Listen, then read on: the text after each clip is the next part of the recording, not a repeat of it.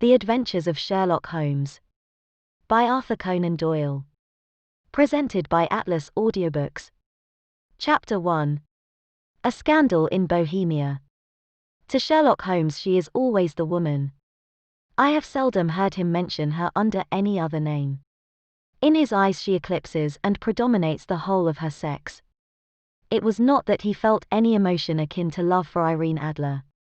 All emotions, and that one particularly, were abhorrent to his cold, precise but admirably balanced mind. He was, I take it, the most perfect reasoning and observing machine that the world has seen, but as a lover he would have placed himself in a false position. He never spoke of the softer passions, save with a jibe and a sneer. They were admirable things for the observer, excellent for drawing the veil from men's motives and actions. But for the trained reasoner to admit such intrusions into his own delicate and finely adjusted temperament was to introduce a distracting factor which might throw a doubt upon all his mental results. Grit in a sensitive instrument, or a crack in one of his own high-power lenses, would not be more disturbing than a strong emotion in a nature such as his. And yet there was but one woman to him, and that woman was the late Irene Adler, of dubious and questionable memory. I had seen little of Holmes lately. My marriage had drifted us away from each other. My own complete happiness, and the home-centered interests which rise up around the man who first finds himself master of his own establishment, were sufficient to absorb all my attention, while Holmes, who loathed every form of society with his whole Bohemian soul, remained in our lodgings in Baker Street, buried among his old books, and alternating from week to week between cocaine and ambition, the drowsiness of the drug, and the fierce energy of his own keen nature. He was still, as ever, deeply attracted by the study of crime, and occupied his immense faculties and extraordinary powers of observation in following out those clues, and clearing up those mysteries which had been abandoned as hopeless by the official police. From time to time I heard some vague account of his doings, of his summons to Odessa in the case of the Trepoff murder, of his clearing up of the singular tragedy of the Atkinson brothers at Trincomalee, and finally of the mission which he had accomplished so delicately and successfully for the reigning family of Holland. Beyond these signs of his activity, however, which I merely shared with all the readers of the daily press, I knew little of my former friend and companion. One night, it was on the 20th of March, 1888, I was returning from a journey to a patient afore I had now returned to civil practice, when my way led me through Baker Street. As I passed the well-remembered door, which must always be associated in my mind with my wooing, and with the dark incidents of the study in scarlet, I was seized with a keen desire to see Holmes again, and to know how he was employing his extraordinary powers. His rooms were brilliantly lit, and even as I looked up, I saw his tall, spare figure pass twice in a dark silhouette against the blind. He was pacing the room swiftly, eagerly, with his head sunk upon his chest and his hands clasped behind him. To me, who knew his every mood and habit, his attitude and manner told their own story. He was at work again. He had risen out of his drug-created dreams, and was hot upon the scent of some new problem. I rang the bell and was shown up to the chamber which had formerly been in part my own. His manner was not effusive. It seldom was, but he was glad, I think, to see me. With hardly a word spoken, but with a kindly eye, he waved me to an armchair, threw across his case of cigars, and indicated a spirit case and a gasogene in the corner. Then he stood before the fire and looked me over in his singular introspective fashion. "Wedlock suits you," he remarked. "I think, Watson, that you have put on 7.5 pounds since I saw you." 7. I answered. "Indeed, I should have thought a little more." "Just a trifle more, I fancy, Watson." "And in practice again, I observe. You did not tell me that you intended to go into harness." "Then, how do you know?" "I see it, I deduce it." "How do I know that you have been getting yourself very wet lately, and that you have a most clumsy and careless servant girl?" "My dear Holmes," said I, "this is too much. You would certainly have been burned, had you lived a few centuries ago. It is true that I had a country walk on Thursday, and came home in a dreadful mess, but as I have changed my clothes I can't imagine how you deduce it. As to Mary Jane, she is incorrigible, and my wife has given her notice, but there again, I fail to see how you work it out." He chuckled to himself, and rubbed his long, nervous hands together. "It is simplicity itself," said he. "My eyes tell me that on the inside of your left shoe, just where the firelight strikes it, the leather is scored by 6 almost parallel cuts. Obviously they have been caused by someone who has very carelessly scraped round the edges of the sole in order to remove crusted mud from it. Hence, you see, my double deduction that you had been out in vile weather, and that you had a particularly malignant boot-slitting specimen of the London slavey.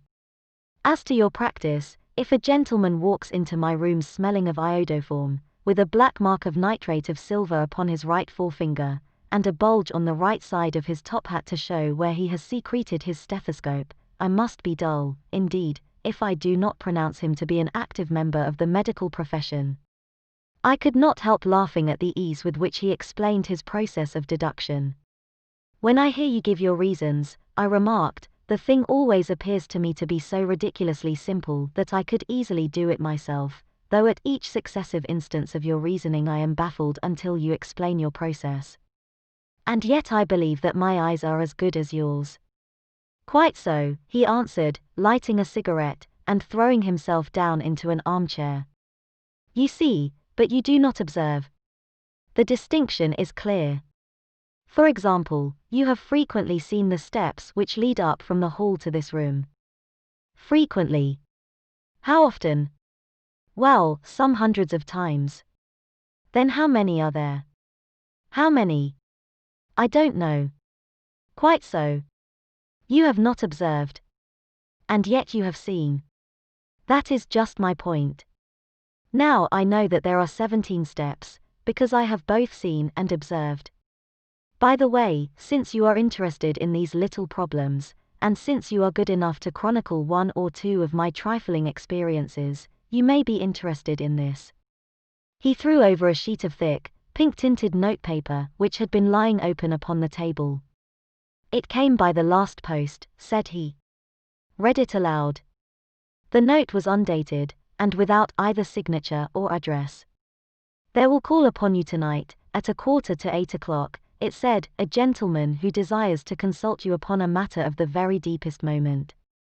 Your recent services to one of the royal houses of Europe have shown that you are one who may safely be trusted with matters which are of an importance which can hardly be exaggerated. This account of you we have from all quarters received. Be in your chamber then at that hour, and do not take it amiss if your visitor wear a mask." "This is indeed a mystery," I remarked. "What do you imagine that it means?" "I have no data yet. It is a capital mistake to theorize before one has data. Insensibly one begins to twist facts to suit theories, instead of theories to suit facts. But the note itself. What do you deduce from it?" I carefully examined the writing, and the paper upon which it was written. "The man who wrote it was presumably well-to-do," I remarked, endeavoring to imitate my companion's processes. "Such paper could not be bought under £0.50 a packet. It is peculiarly strong and stiff." "Peculiar, that is the very word," said Holmes. "It is not an English paper at all. Hold it up to the light." I did so, and saw a large E with a small G a P, and a large G with a small T woven into the texture of the paper. "What do you make of that?" asked Holmes. "The name of the maker, no doubt, or his monogram, rather." "Not at all. The G with the small T stands for a Gesellschaft, which is the German for a company. It is a customary contraction like our Co. P, of course, stands for a papier. Now for example, let us glance at our Continental Gazetteer."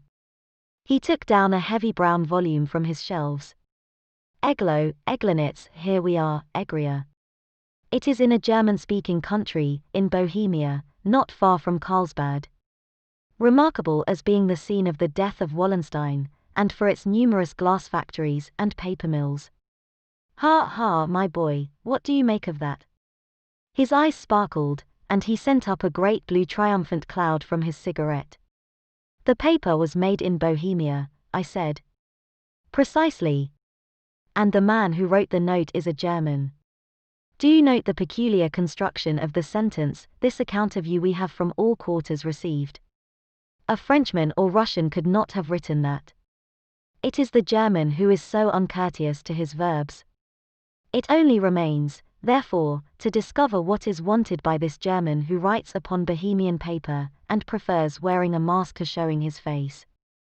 And here he comes, if I am not mistaken, to resolve all our doubts.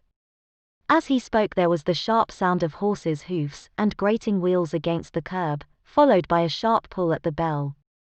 Holmes whistled. A pair, by the sound, said he. Yes, he continued, glancing out of the window. A nice little brougham, and a pair of beauties. 150 guineas apiece.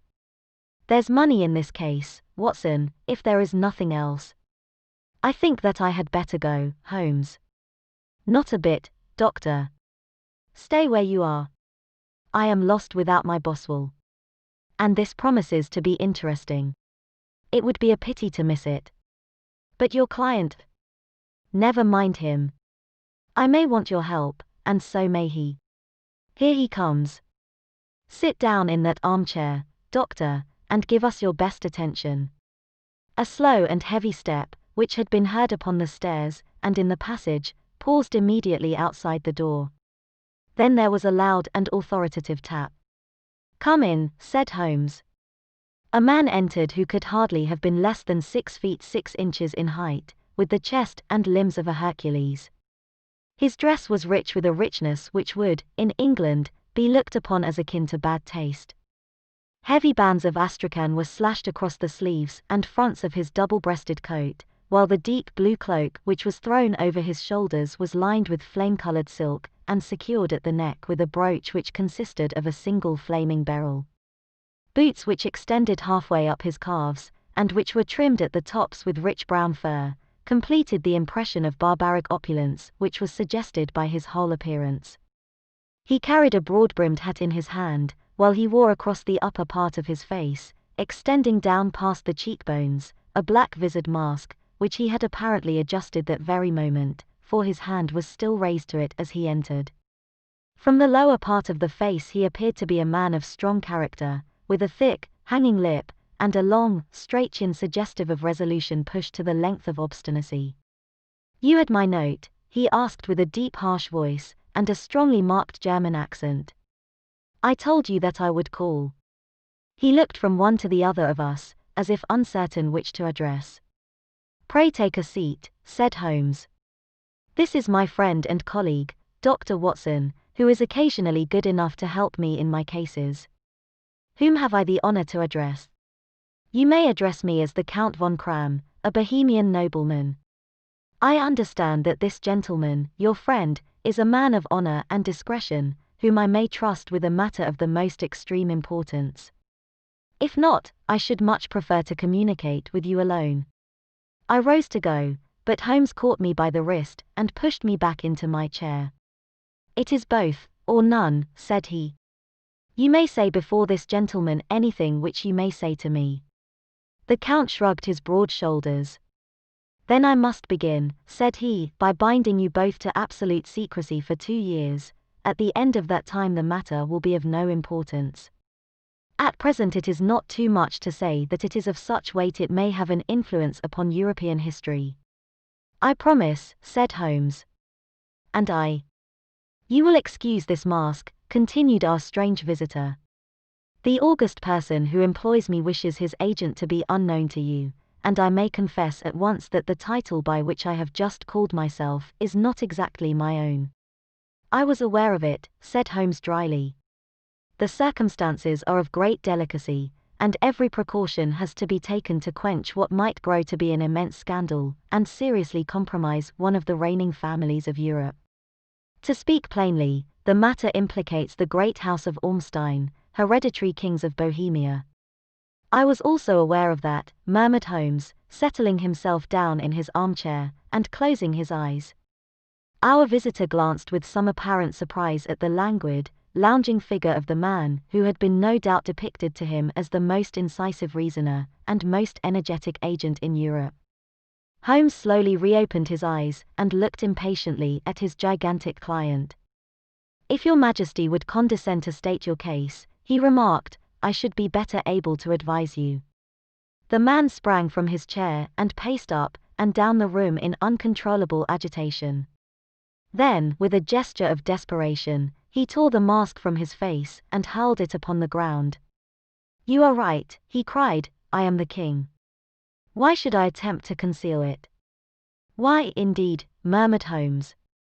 "Your Majesty had not spoken before I was aware that I was addressing Wilhelm Gottsreich Sigismund von Ormstein, Grand Duke of Kassel-Felstein, and hereditary King of Bohemia." "But you can understand," said our strange visitor, sitting down once more and passing his hand over his high white forehead, "you can understand that I am not accustomed to doing such business in my own person. Yet the matter was so delicate that I could not confide it to an agent without putting myself in his power. I have come incognito from Prague for the purpose of consulting you." "Then, pray consult," said Holmes, shutting his eyes once more. "The facts are briefly these. Some 5 years ago, during a lengthy visit to Warsaw, I made the acquaintance of the well-known adventuress, Irene Adler. The name is no doubt familiar to you. Kindly look her up in my index, Doctor," murmured Holmes without opening his eyes.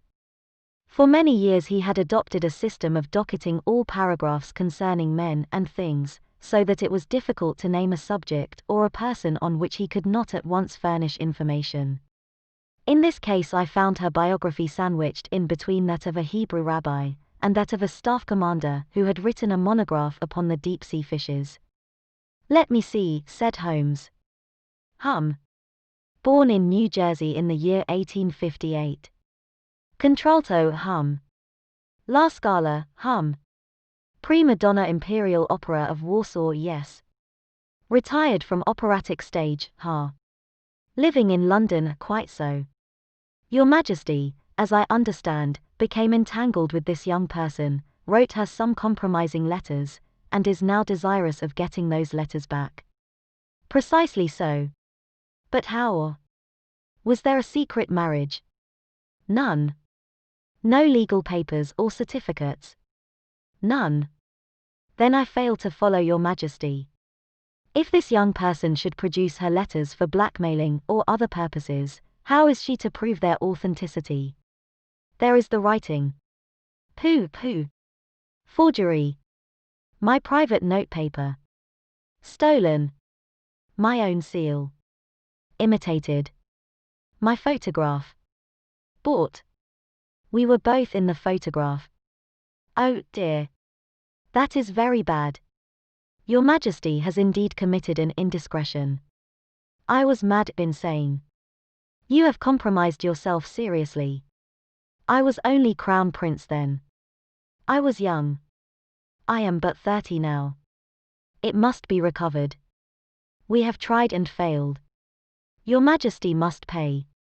It must be bought. She will not sell." "Stolen, then." 5 attempts have been made. Twice burglars in my pay ransacked her house. Once we diverted her luggage when she traveled. Twice she has been waylaid. There has been no result. No sign of it.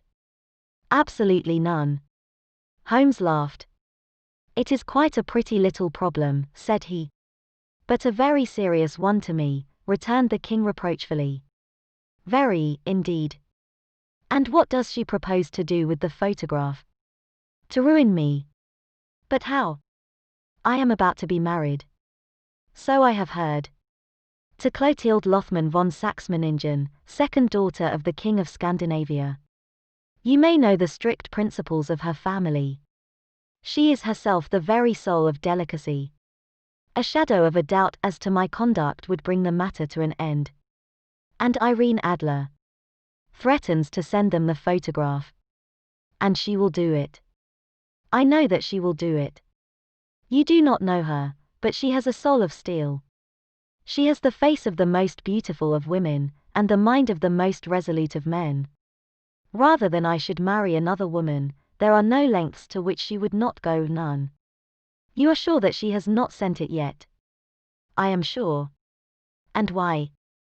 Because she has said that she would send it on the day when the betrothal was publicly proclaimed. That will be next Monday. Oh, then we have 3 days yet, said Holmes with a yawn. That is very fortunate, as I have 1 or 2 matters of importance to look into just at present.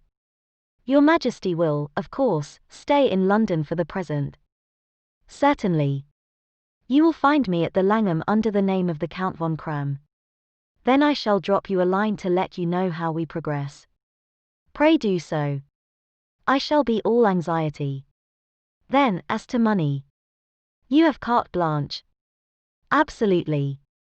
I tell you that I would give one of the provinces of my kingdom to have that photograph.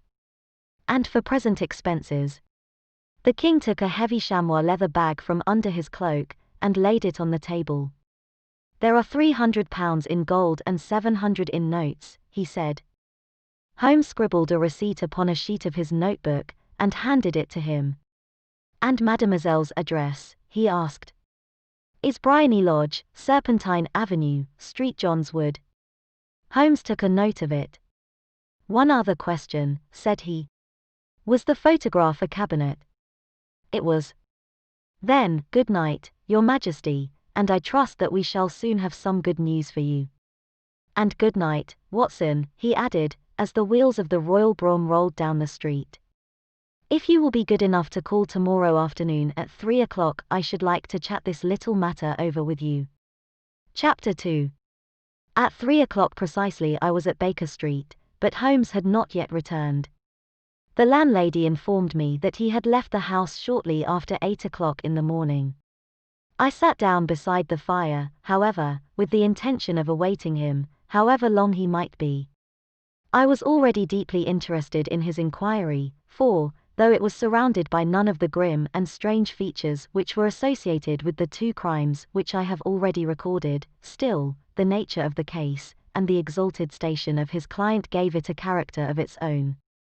Indeed, apart from the nature of the investigation which my friend had on hand, there was something in his masterly grasp of a situation, and his keen, incisive reasoning, which made it a pleasure to me to study his system of work, and to follow the quick, subtle methods by which he disentangled the most inextricable mysteries.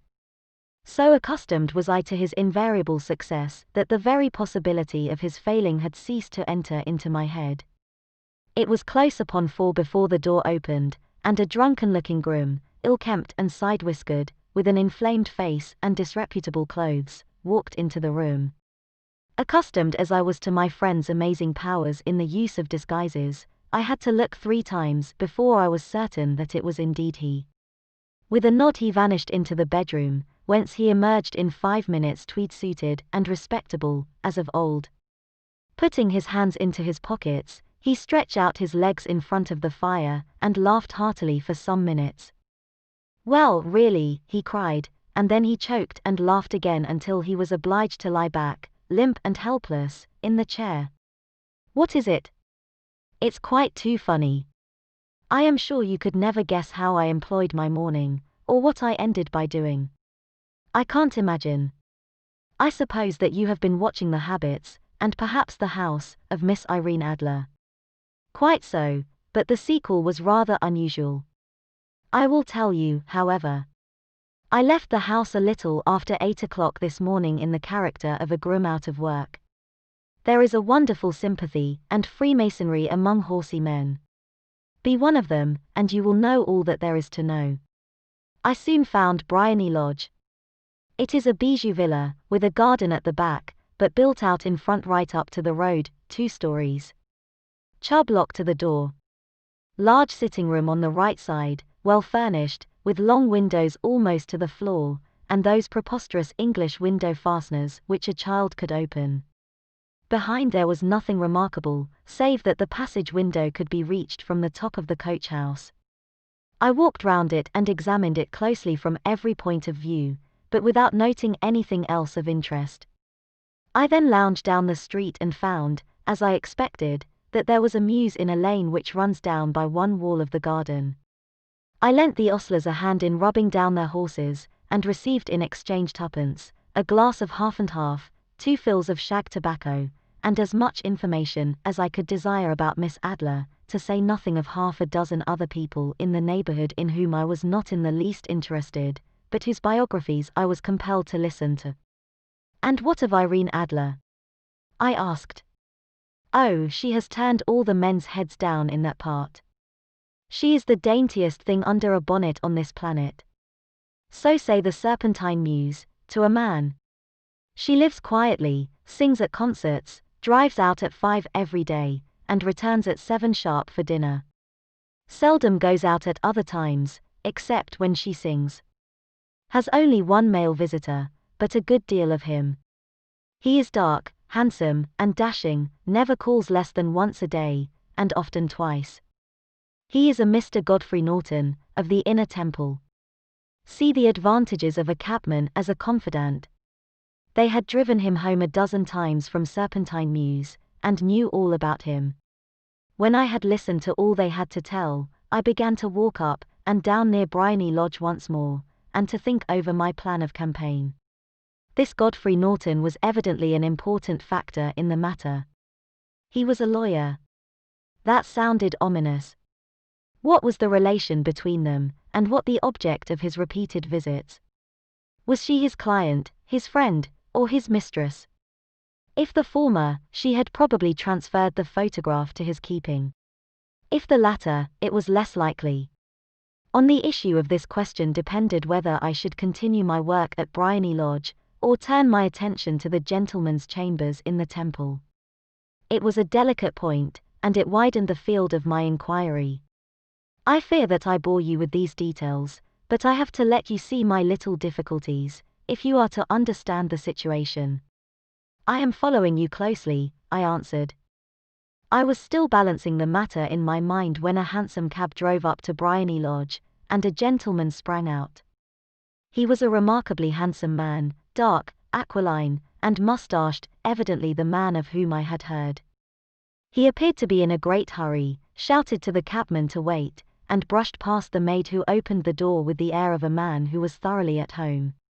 He was in the house about half an hour, and I could catch glimpses of him in the windows of the sitting room, pacing up and down, talking excitedly, and waving his arms. Of her I could see nothing. Presently he emerged, looking even more flurried than before. As he stepped up to the cab, he pulled a gold watch from his pocket, and looked at it earnestly. "Drive like the devil," he shouted, "first to Gross and Hankey's in Regent Street, and then to the Church of St. Monica in the Edgware Road. Half a guinea if you do it in 20 minutes. Away they went, and I was just wondering whether I should not do well to follow them when up the lane came a neat little landau, the coachman with his coat only half buttoned, and his tie under his ear, while all the tags of his harness were sticking out of the buckles. It hadn't pulled up before she shot out of the hall door, and into it. I only caught a glimpse of her at the moment, but she was a lovely woman, with a face that a man might die for. "The Church of St. Monica, John," she cried, "and half a sovereign if you reach it in 20 minutes. This was quite too good to lose, Watson. I was just balancing whether I should run for it, or whether I should perch behind her landau, when a cab came through the street. The driver looked twice at such a shabby fare, but I jumped in before he could object. "The Church of St. Monica," said I, "and half a sovereign if you reach it in 20 minutes. It was 25 minutes to 12, and of course it was clear enough what was in the wind. My cabby drove fast. I don't think I ever drove faster, but the others were there before us. The cab and the landau with their steaming horses were in front of the door when I arrived. I paid the man and hurried into the church. There was not a soul there save the two whom I had followed, and a surpliced clergyman, who seemed to be expostulating with them. They were all three standing in a knot in front of the altar. I lounged up the side aisle like any other idler who has dropped into a church. Suddenly, to my surprise, the three at the altar faced round to me, and Godfrey Norton came running as hard as he could towards me. "Thank God," he cried. "You'll do. Come. Come." "What then?" I asked. "Come, man, come, only 3 minutes, or it won't be legal." I was half dragged up to the altar, and before I knew where I was I found myself mumbling responses which were whispered in my ear, and vouching for things of which I knew nothing, and generally assisting in the secure tying up of Irene Adler, spinster, to Godfrey Norton, bachelor. It was all done in an instant, and there was the gentleman thanking me on the one side, and the lady on the other, while the clergyman beamed on me in front. It was the most preposterous position in which I ever found myself in my life, and it was the thought of it that started me laughing just now. It seems that there had been some informality about their license, that the clergyman absolutely refused to marry them without a witness of some sort, and that my lucky appearance saved the bridegroom from having to sally out into the streets in search of a best man. The bride gave me a sovereign, and I mean to wear it on my watch chain in memory of the occasion. This is a very unexpected turn of affairs, said I, and what then? Well, I found my plans very seriously menaced. It looked as if the pair might take an immediate departure, and so necessitate very prompt and energetic measures on my part. At the church door, however, they separated, he driving back to the temple, and she to her own house. I shall drive out in the park at 5 as usual, she said as she left him. I heard no more. They drove away in different directions, and I went off to make my own arrangements. Which are? Some cold beef and a glass of beer, he answered, ringing the bell. I have been too busy to think of food, and I am likely to be busier still this evening. By the way, Doctor, I shall want your cooperation. I shall be delighted. You don't mind breaking the law? Not in the least. Nor running a chance of arrest? Not in a good cause. Oh, the cause is excellent. Then I am your man. I was sure that I might rely on you. But what is it you wish? When Mrs. Turner has brought in the tray I will make it clear to you. Now, he said as he turned hungrily on the simple fare that our landlady had provided, I must discuss it while I eat, for I have not much time. It is nearly 5 now. In 2 hours we must be on the scene of action. Miss Irene, or Madam, rather, returns from her drive at 7. We must be at Briony Lodge to meet her. And what then? You must leave that to me. I have already arranged what is to occur. There is only one point on which I must insist. You must not interfere, come what may. You understand. I am to be neutral. To do nothing whatever. There will probably be some small unpleasantness. Do not join in it. It will end in my being conveyed into the house. 4 or 5 minutes afterwards the sitting-room window will open. You are to station yourself close to that open window. Yes. You are to watch me, for I will be visible to you. Yes. And when I raise my hand so you will throw into the room what I give you to throw, and will, at the same time, raise the cry of fire. You quite follow me? Entirely. It is nothing very formidable, he said, taking a long cigar-shaped roll from his pocket. It is an ordinary plumber's smoke rocket, fitted with a cap at either end to make it self-lighting. Your task is confined to that. When you raise your cry of fire, it will be taken up by quite a number of people. You may then walk to the end of the street, and I will rejoin you in 10 minutes. I hope that I have made myself clear. I am to remain neutral, to get near the window, to watch you, and at the signal to throw in this object, then to raise the cry of fire, and to wait you at the corner of the street. Precisely. Then you may entirely rely on me. That is excellent. I think, perhaps, it is almost time that I prepare for the new role I have to play. He disappeared into his bedroom and returned in a few minutes in the character of an amiable and simple-minded nonconformist clergyman. His broad black hat, his baggy trousers, his white tie, his sympathetic smile, and general look of peering and benevolent curiosity were such as Mr. John Hare alone could have equalled. It was not merely that Holmes changed his costume. His expression, his manner, his very soul seemed to vary with every fresh part that he assumed. The stage lost a fine actor, even as science lost an acute reasoner, when he became a specialist in crime. It was 6:15 when we left Baker Street, and is still wanted 10 minutes to the hour when we found ourselves in Serpentine Avenue. It was already dusk, and the lamps were just being lighted as we paced up and down in front of Bryony Lodge, waiting for the coming of its occupant. The house was just such as I had pictured it from Sherlock Holmes' succinct description, but the locality appeared to be less private than I expected. On the contrary, for a small street in a quiet neighborhood, it was remarkably animated. There was a group of shabbily dressed men smoking and laughing in a corner, a scissors grinder with his wheel, 2 guardsmen who were flirting with a nurse girl, and several well-dressed young men who were lounging up and down with cigars in their mouths. "You see," remarked Holmes, as we paced to and fro in front of the house, "this marriage rather simplifies matters. The photograph becomes a double-edged weapon now. The chances are that she would be as averse to its being seen by Mr. Godfrey Norton, as our client is to its coming to the eyes of his princess. Now the question is, where are we to find the photograph? Where, indeed? It is most unlikely that she carries it about with her. It is cabinet size. Too large for easy concealment about a woman's dress. She knows that the king is capable of having her waylaid and searched. 2 attempts of the sort have already been made. We may take it, then, that she does not carry it about with her. Where, then? Her banker or her lawyer? There is that double possibility. But I am inclined to think neither. Women are naturally secretive, and they like to do their own secreting. Why should she hand it over to anyone else? She could trust her own guardianship, but she could not tell what indirect or political influence might be brought to bear upon a businessman. Besides, remember that she had resolved to use it within a few days. It must be where she can lay her hands upon it. It must be in her own house.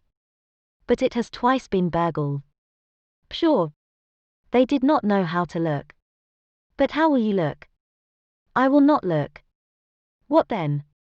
I will get her to show me. But she will refuse. She will not be able to. But I hear the rumble of wheels. It is her carriage. Now carry out my orders to the letter. As he spoke, the gleam of the sidelights of a carriage came round the curve of the avenue.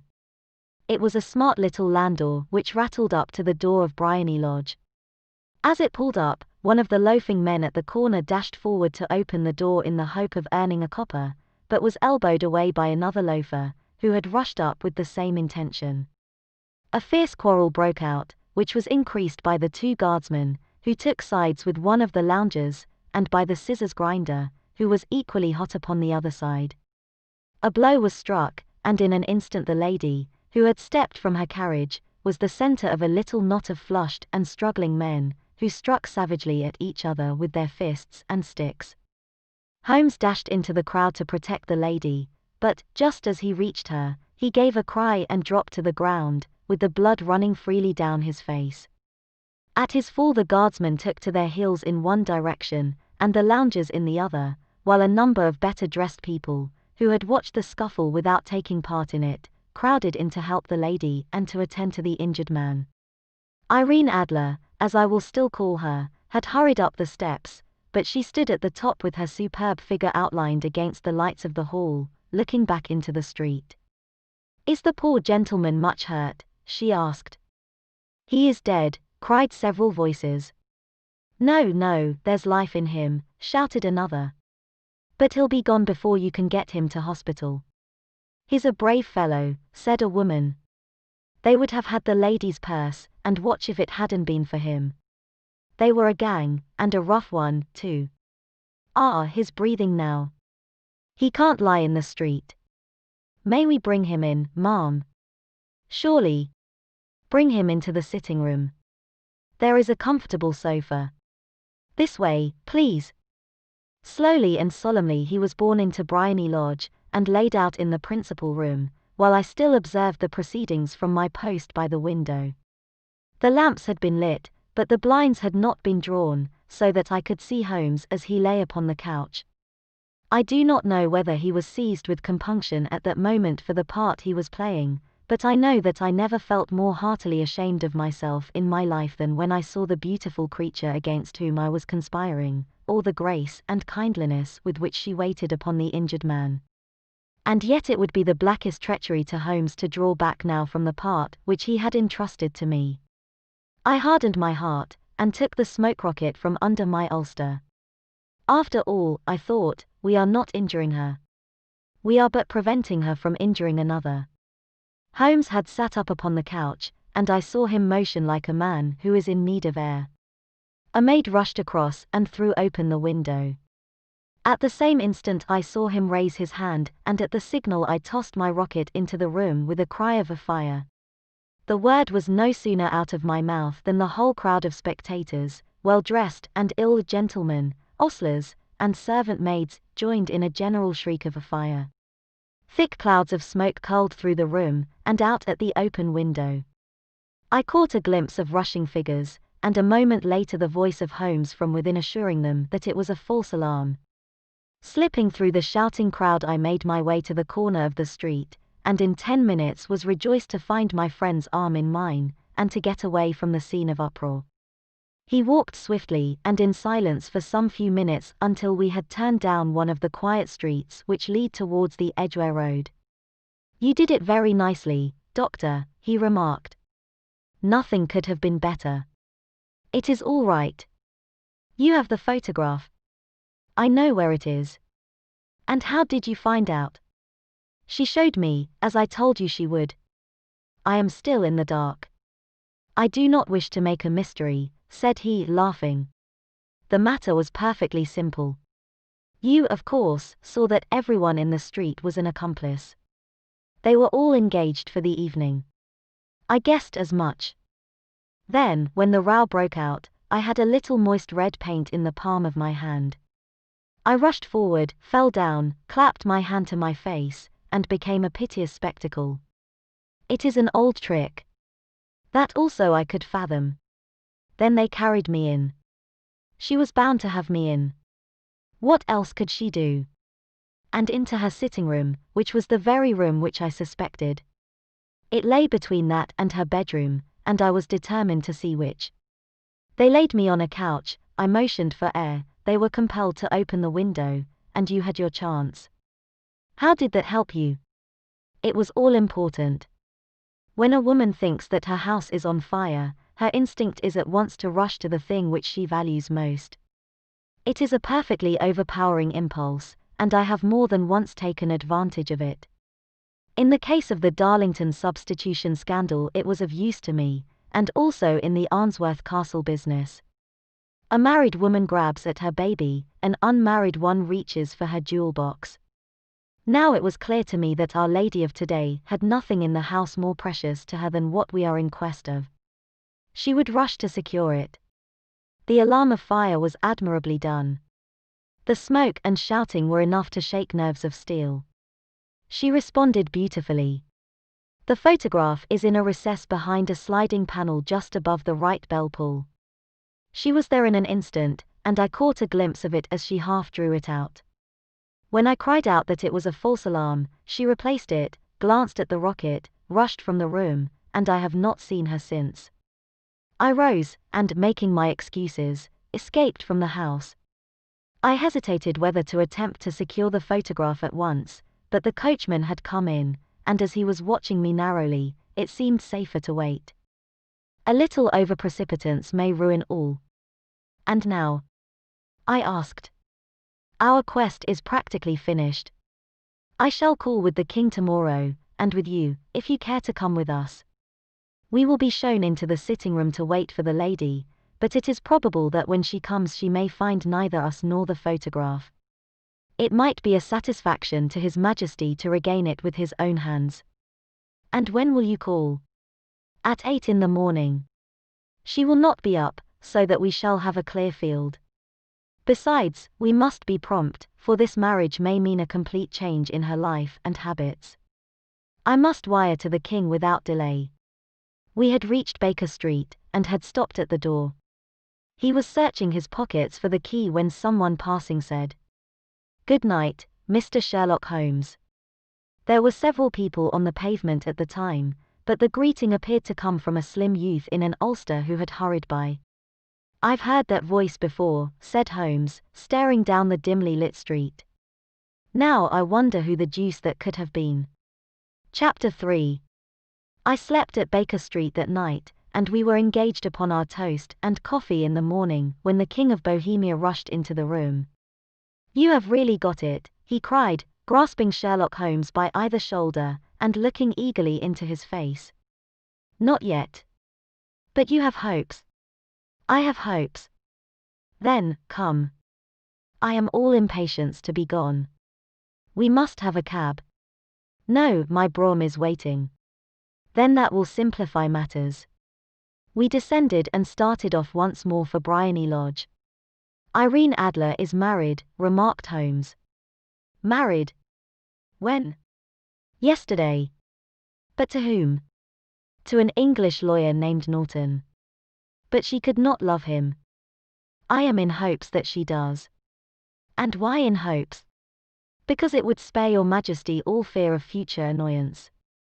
"If the lady loves her husband, she does not love your Majesty."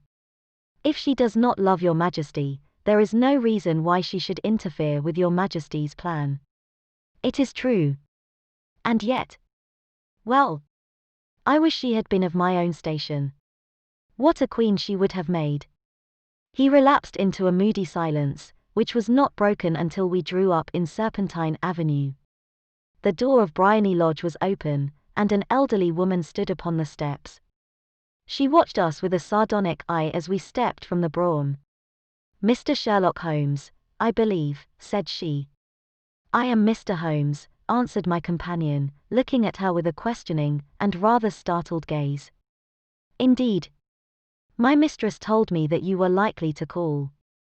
She left this morning with her husband by the 5:15 train from Charing Cross for the Continent." "What?" Sherlock Holmes staggered back, white with chagrin and surprise. "Do you mean that she has left England? Never to return?" "And the papers?" asked the king hoarsely. "All is lost." "We shall see." He pushed past the servant and rushed into the drawing room, followed by the king and myself. The furniture was scattered about in every direction, with dismantled shelves and open drawers, as if the lady had hurriedly ransacked them before her flight. Holmes rushed at the bell-pull, tore back a small sliding shutter, and, plunging in his hand, pulled out a photograph and a letter. The photograph was of Irene Adler herself in evening dress. The letter was superscribed to Sherlock Holmes, Esquire, to be left till called for. My friend tore it open, and we all three read it together. It was dated at midnight of the preceding night and ran in this way. "My dear Mr. Sherlock Holmes, you really did it very well. You took me in completely. Until after the alarm of fire, I had not a suspicion. But then, when I found how I had betrayed myself, I began to think. I had been warned against you months ago. I had been told that, if the king employed an agent, it would certainly be you. And your address had been given me. Yet, with all this, you made me reveal what you wanted to know. Even after I became suspicious, I found it hard to think evil of such a dear, kind old clergyman. But, you know, I have been trained as an actress myself. Male costume is nothing new to me. I often take advantage of the freedom which it gives. I sent John, the coachman, to watch you, ran upstairs, got into my walking clothes, as I call them, and came down just as you departed. Well, I followed you to your door, and so made sure that I was really an object of interest to the celebrated Mr. Sherlock Holmes. Then I, rather imprudently, wished you good night, and started for the temple to see my husband. We both thought the best resource was flight, when pursued by so formidable an antagonist, so you will find the nest empty when you call tomorrow. As to the photograph, your client may rest in peace. I love and am loved by a better man than he. The king may do what he will without hindrance from one whom he has cruelly wronged. I keep it only to safeguard myself, and to preserve a weapon which will always secure me from any steps which he might take in the future. I leave a photograph which he might care to possess, and I remain, dear Mr. Sherlock Holmes, very truly yours, Irene Norton, née Adler. What a woman, oh, what a woman, cried the King of Bohemia, when we had all three read this epistle. Did I not tell you how quick and resolute she was? Would she not have made an admirable queen? Is it not a pity that she was not on my level? From what I have seen of the lady, she seems, indeed, to be on a very different level to your Majesty, said Holmes coldly. I am sorry that I have not been able to bring your Majesty's business to a more successful conclusion. On the contrary, my dear sir, cried the king, nothing could be more successful. I know that her word is inviolate. The photograph is now as safe as if it were in the fire. I am glad to hear your Majesty say so. I am immensely indebted to you. Pray tell me in what way I can reward you. This ring, he slipped an emerald snake ring from his finger, and held it out upon the palm of his hand. Your Majesty has something which I should value even more highly, said Holmes. You have but to name it. This photograph. The king stared at him in amazement. Irene's photograph, he cried. Certainly, if you wish it. I thank your Majesty. Then there is no more to be done in the matter. I have the honor to wish you a very good morning. He bowed, and turning away without observing the hand which the king had stretched out to him, he set off in my company for his chambers. And that was how a great scandal threatened to affect the kingdom of Bohemia, and how the best plans of Mr. Sherlock Holmes were beaten by a woman's wit. He used to make merry over the cleverness of women, but I have not heard him do it of late. And when he speaks of Irene Adler, or when he refers to her photograph, it is always under the honorable title of the woman. 2. The Red-Headed League. I had called upon my friend, Mr. Sherlock Holmes, one day in the autumn of last year, and found him in deep conversation with a very stout, florid-faced, elderly gentleman with fiery red hair. With an apology for my intrusion, I was about to withdraw when Holmes pulled me abruptly into the room, and closed the door behind me. You could not possibly have come at a better time, my dear Watson, he said cordially. I was afraid that you were engaged. So I am. Very much so. Then I can wait in the next room. Not at all. This gentleman, Mr. Wilson, has been my partner and helper in many of my most successful cases, and I have no doubt that he will be of the utmost use to me in yours also. The stout gentleman half rose from his chair, and gave a bob of greeting, with a quick little questioning glance from his small fat encircled eyes. Try the settee, said Holmes, relapsing into his armchair, and putting his fingertips together, as was his custom when in judicial moods. I know, my dear Watson, that you share my love of all that is bizarre and outside the conventions and humdrum routine of everyday life. You have shown your relish for it by the enthusiasm which has prompted you to chronicle, and, if you will excuse my saying so, somewhat to embellish so many of my own little adventures. Your cases have indeed been of the greatest interest to me, I observed. You will remember that I remarked the other day, just before we went into the very simple problem presented by Miss Mary Sutherland, that for strange effects and extraordinary combinations we must go to life itself, which is always far more daring than any effort of the imagination. A proposition which I took the liberty of doubting. You did, Doctor, but none the less you must come round to my view, for otherwise I shall keep on piling fact upon fact on you until your reason breaks down under them, and acknowledges me to be right. Now, Mr. Jabez Wilson here has been good enough to call upon me this morning, and to begin a narrative which promises to be one of the most singular which I have listened to for some time. You have heard me remark that the strangest and most unique things are very often connected not with the larger, but with the smaller crimes, and occasionally, indeed, where there is room for doubt whether any positive crime has been committed. As far as I have heard, it is impossible for me to say whether the present case is an instance of crime or not, but the course of events is certainly among the most singular that I have ever listened to. Perhaps, Mr. Wilson, you would have the great kindness to recommence your narrative. I ask you not merely because my friend Dr. Watson has not heard the opening part, but also because the peculiar nature of the story makes me anxious to have every possible detail from your lips.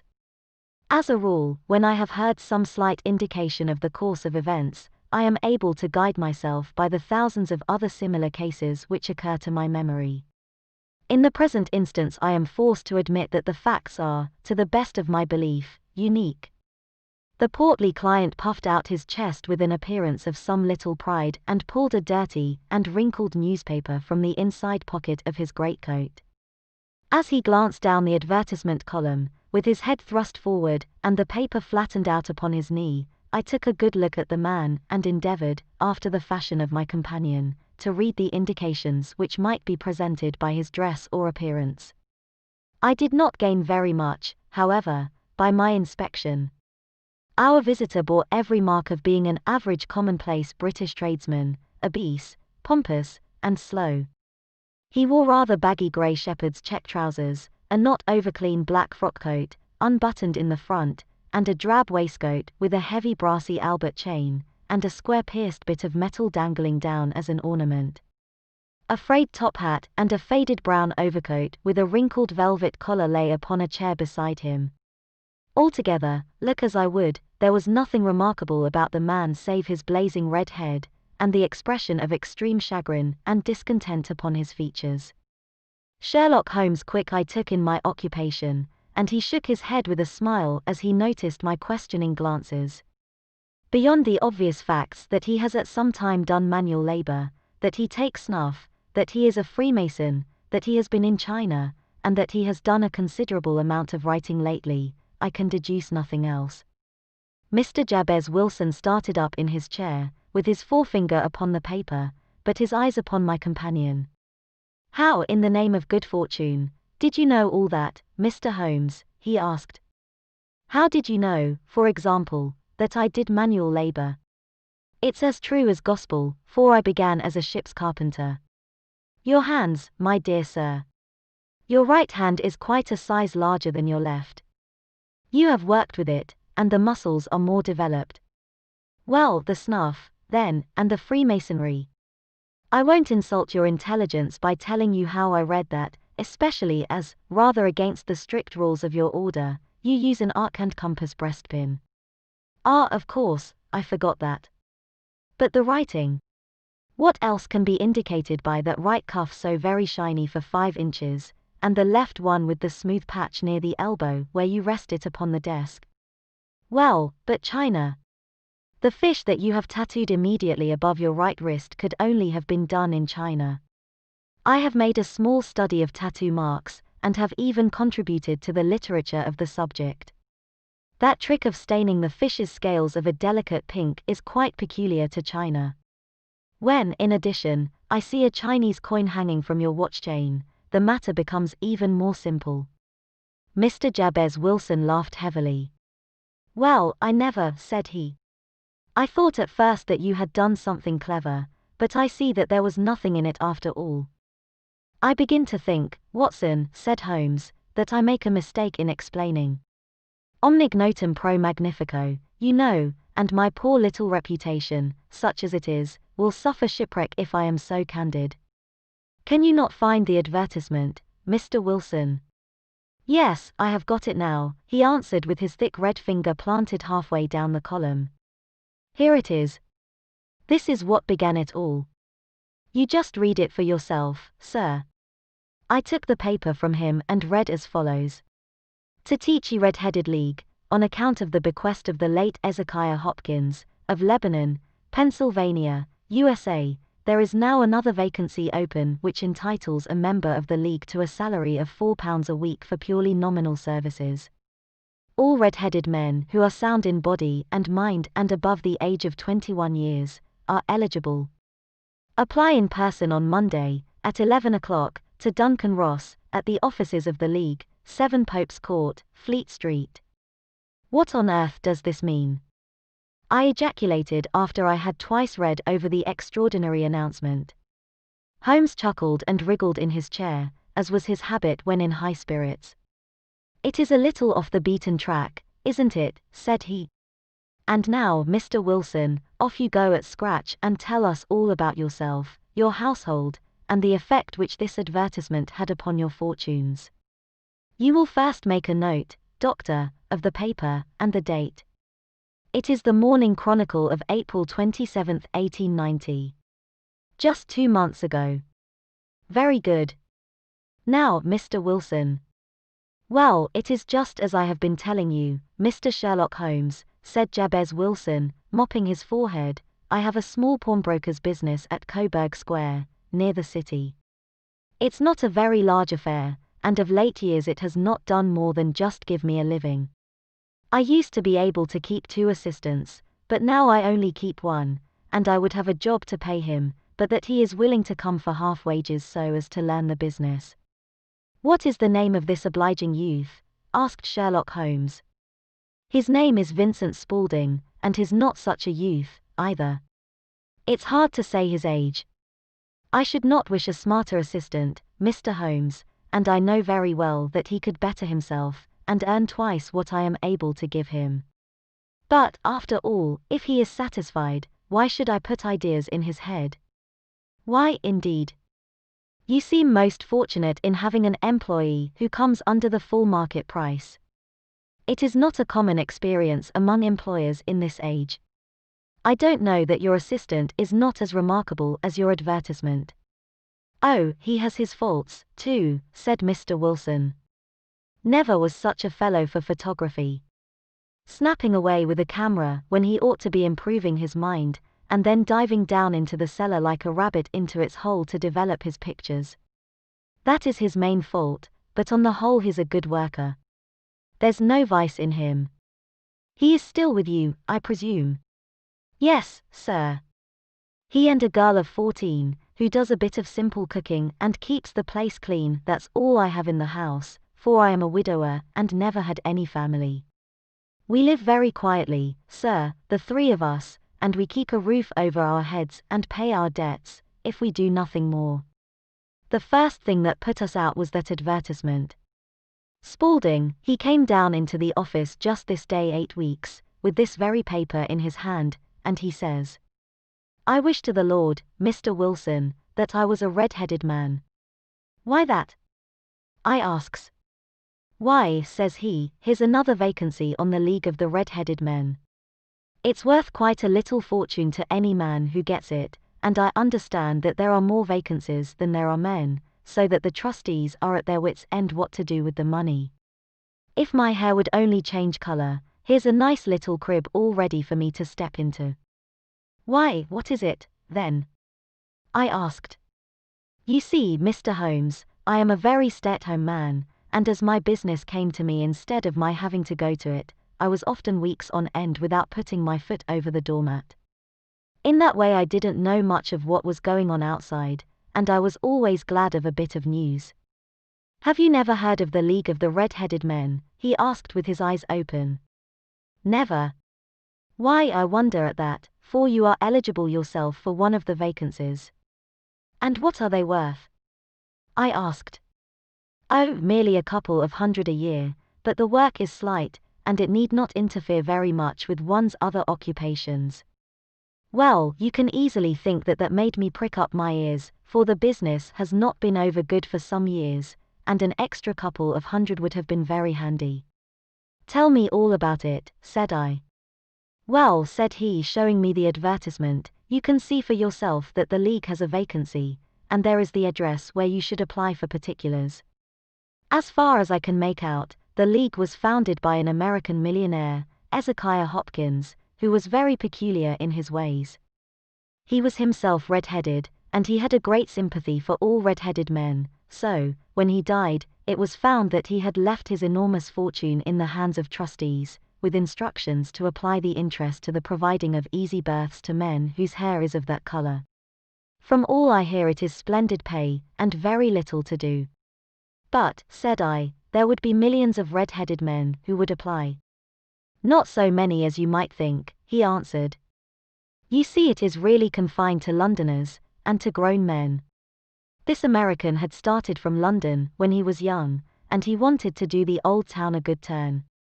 Then, again, I have heard it is no use your applying if your hair is light red, or dark red, or anything but real bright, blazing, fiery red.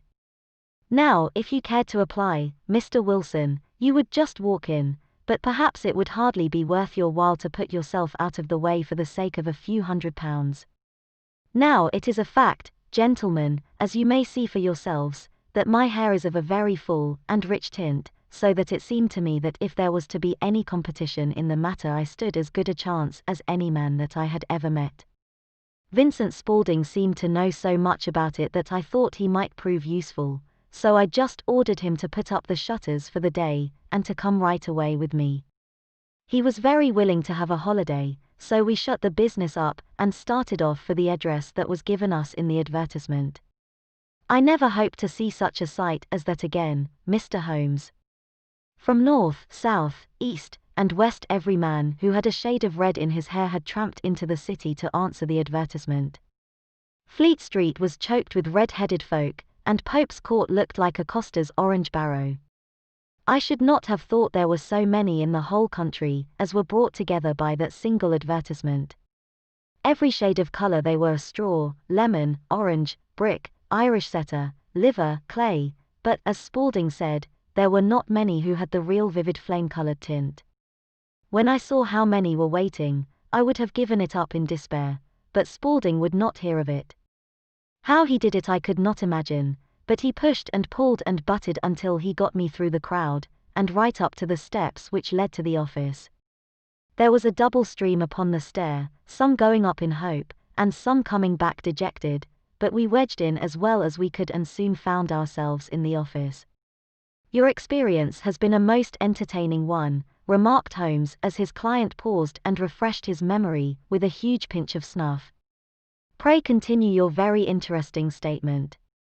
There was nothing in the office but a couple of wooden chairs and a deal table, behind which sat a small man with a head that was even redder than mine.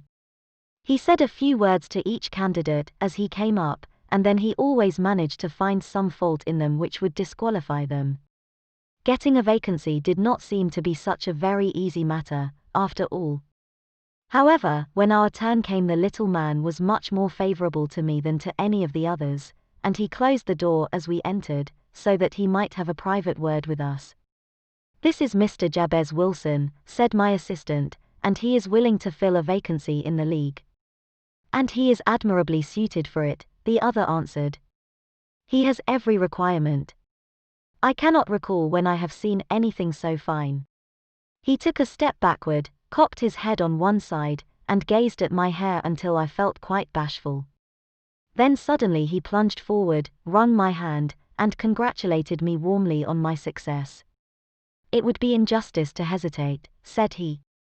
"You will, however, I am sure, excuse me for taking an obvious precaution." With that he seized my hair in both his hands, and tugged until I yelled with the pain. "There is water in your eyes," said he as he released me. "I perceive that all is as it should be. But we have to be careful, for we have twice been deceived by wigs and once by paint. I could tell you tales of cobbler's wax which would disgust you with human nature." He stepped over to the window and shouted through it at the top of his voice that the vacancy was filled. A groan of disappointment came up from below, and the folk all trooped away in different directions until there was not a red head to be seen except my own, and that of the manager. "My name," said he, "is Mr. Duncan Ross, and I am myself one of the pensioners upon the fund left by our noble benefactor. Are you a married man, Mr. Wilson? Have you a family?" I answered that I had not. His face fell immediately. "Dear me," he said gravely, "that is very serious indeed. I am sorry to hear you say that. The fund was, of course, for the propagation and spread of the redheads as well as for their maintenance. It is exceedingly unfortunate that you should be a bachelor." My face lengthened at this, Mr. Holmes, for I thought that I was not to have the vacancy after all, but after thinking it over for a few minutes he said that it would be all right.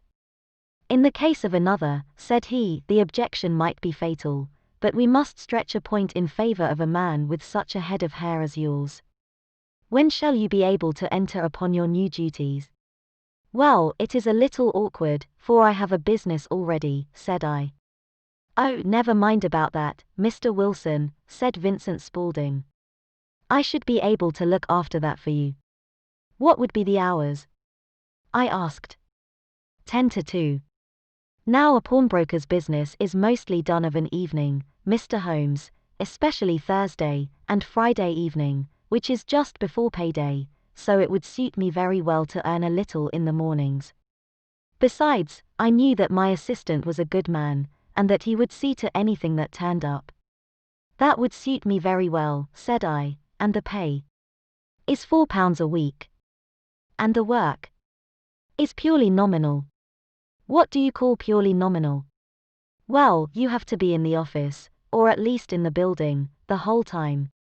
If you leave, you forfeit your whole position forever.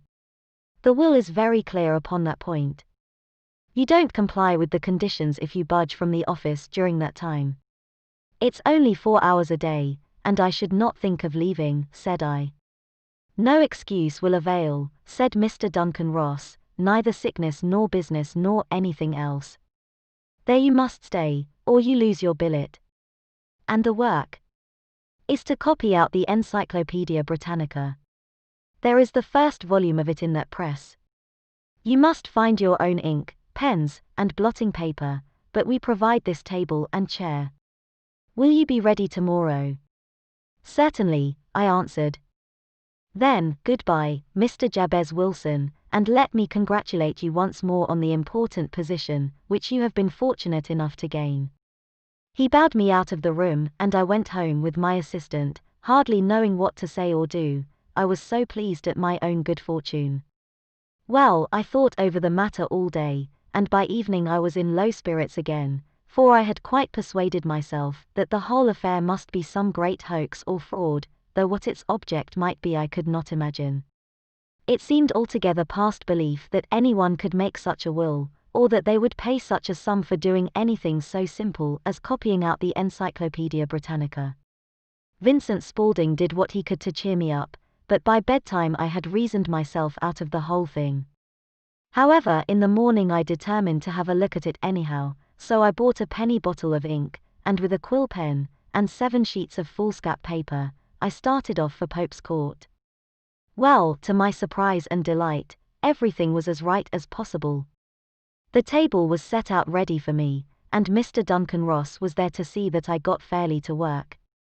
He started me off upon the letter A, and then he left me, but he would drop in from time to time to see that all was right with me. At 2 o'clock he bade me good day, complimented me upon the amount that I had written, and locked the door of the office after me. This went on day after day, Mr. Holmes, and on Saturday the manager came in and planked down 4 golden sovereigns for my week's work. It was the same next week, and the same the week after. Every morning I was there at 10, and every afternoon I left at 2. By degrees Mr. Duncan Ross took to coming in only once of a morning, and then, after a time, he did not come in at all. Still, of course, I never dared to leave the room for an instant, for I was not sure when he might come, and the billet was such a good one, and suited me so well, that I would not risk the loss of it.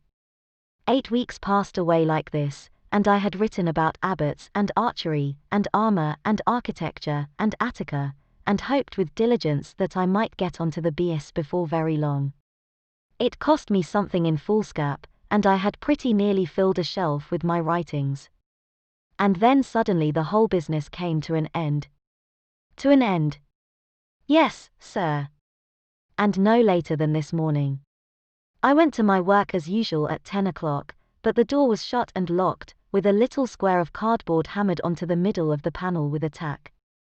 Here it is, and you can read for yourself. He held up a piece of white cardboard about the size of a sheet of notepaper. It read in this fashion: The Red-Headed League is dissolved. October 9, 1890.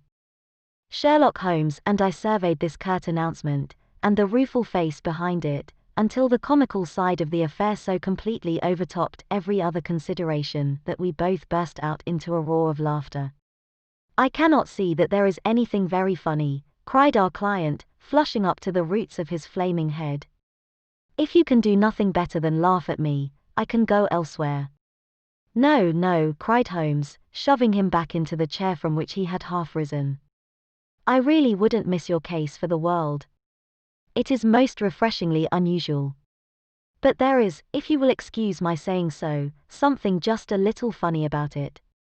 Pray what steps did you take when you found the card upon the door? I was staggered, sir. I did not know what to do. Then I called at the offices round, but none of them seemed to know anything about it.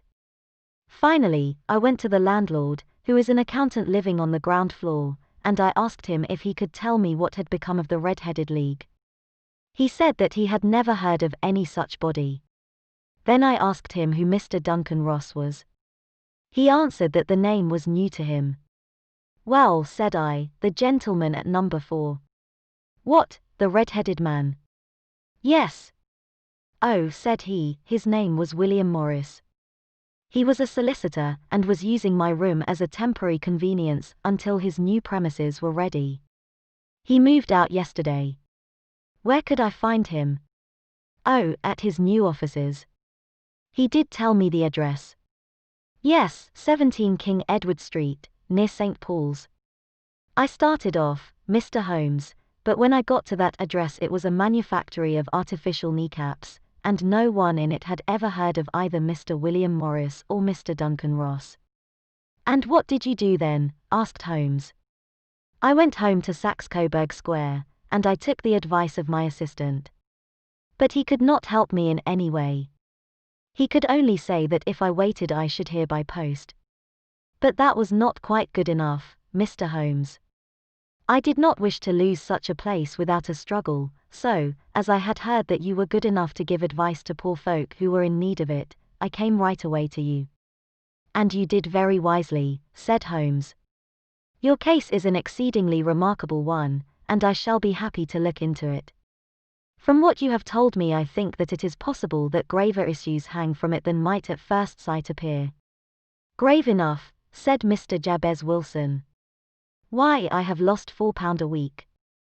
As far as you are personally concerned, remarked Holmes, I do not see that you have any grievance against this extraordinary league. On the contrary, you are, as I understand, richer by some £30, to say nothing of the minute knowledge which you have gained on every subject which comes under the letter A. You have lost nothing by them. No, sir. But I want to find out about them, and who they are, and what their object was in playing this prank, if it was a prank upon me. It was a pretty expensive joke for them, for it cost them £32. We shall endeavour to clear up these points for you. And first, 1 or 2 questions, Mr. Wilson. This assistant of yours who first called your attention to the advertisement, how long had he been with you? About a month then. How did he come? In answer to an advertisement. Was he the only applicant? No, I had a dozen. Why did you pick him? Because he was handy, and would come cheap. At half wages, in fact. Yes. What is he like, this Vincent Spaulding? Small, stout-built, very quick in his ways, no hair on his face, though he's not short of 30. Has a white splash of acid upon his forehead. Holmes sat up in his chair in considerable excitement. I thought as much, said he. Have you ever observed that his ears are pierced for earrings? Yes, sir. He told me that a gypsy had done it for him when he was a lad. Said Holmes, sinking back in deep thought. He is still with you? Oh, yes, sir, I have only just left him. And has your business been attended to in your absence? Nothing to complain of, sir. There's never very much to do of a morning. That will do, Mr. Wilson. I shall be happy to give you an opinion upon the subject in the course of a day or 2. Today is Saturday, and I hope that by Monday we may come to a conclusion. Well, Watson, said Holmes when our visitor had left us, what do you make of it all? I make nothing of it, I answered frankly. It is a most mysterious business. As a rule, said Holmes, the more bizarre a thing is the less mysterious it proves to be. It is your commonplace, featureless crimes which are really puzzling, just as a commonplace face is the most difficult to identify. But I must be prompt over this matter. What are you going to do, then? I asked. To smoke, he answered. It is quite a 3-pipe problem, and I beg that you won't speak to me for 50 minutes. He curled himself up in his chair, with his thin knees drawn up to his hawk-like nose, and there he sat with his eyes closed, and his black clay pipe thrusting out like the bill of some strange bird. I had come to the conclusion that he had dropped asleep, and indeed was nodding myself, when he suddenly sprang out of his chair with the gesture of a man who has made up his mind and put his pipe down upon the mantelpiece. "Sarasate plays at the St. James's Hall this afternoon," he remarked. "What do you think, Watson? Could your patients spare you for a few hours? I have nothing to do today. My practice is never very absorbing. Then put on your hat and come. I am going through the city first, and we can have some lunch on the way. I observe that there is a good deal of German music on the program, which is rather more to my taste than Italian or French. It is introspective, and I want to introspect. Come along." We travelled by the underground as far as Aldersgate, and a short walk took us to Saxe-Coburg Square, the scene of the singular story which we had listened to in the morning. It was a poky, little, shabby-genteel place, where 4 lines of dingy 2-storied brick houses looked out into a small railed-in enclosure, where a lawn of weedy grass and a few clumps of faded laurel bushes made a hard fight against a smoke-laden and uncongenial atmosphere. 3 gilt balls and a brown board with a Jabez Wilson, in white letters, upon a corner house, announced the place where our red-headed client carried on his business. Sherlock Holmes stopped in front of it with his head on one side and looked it all over, with his eyes shining brightly between puckered lids.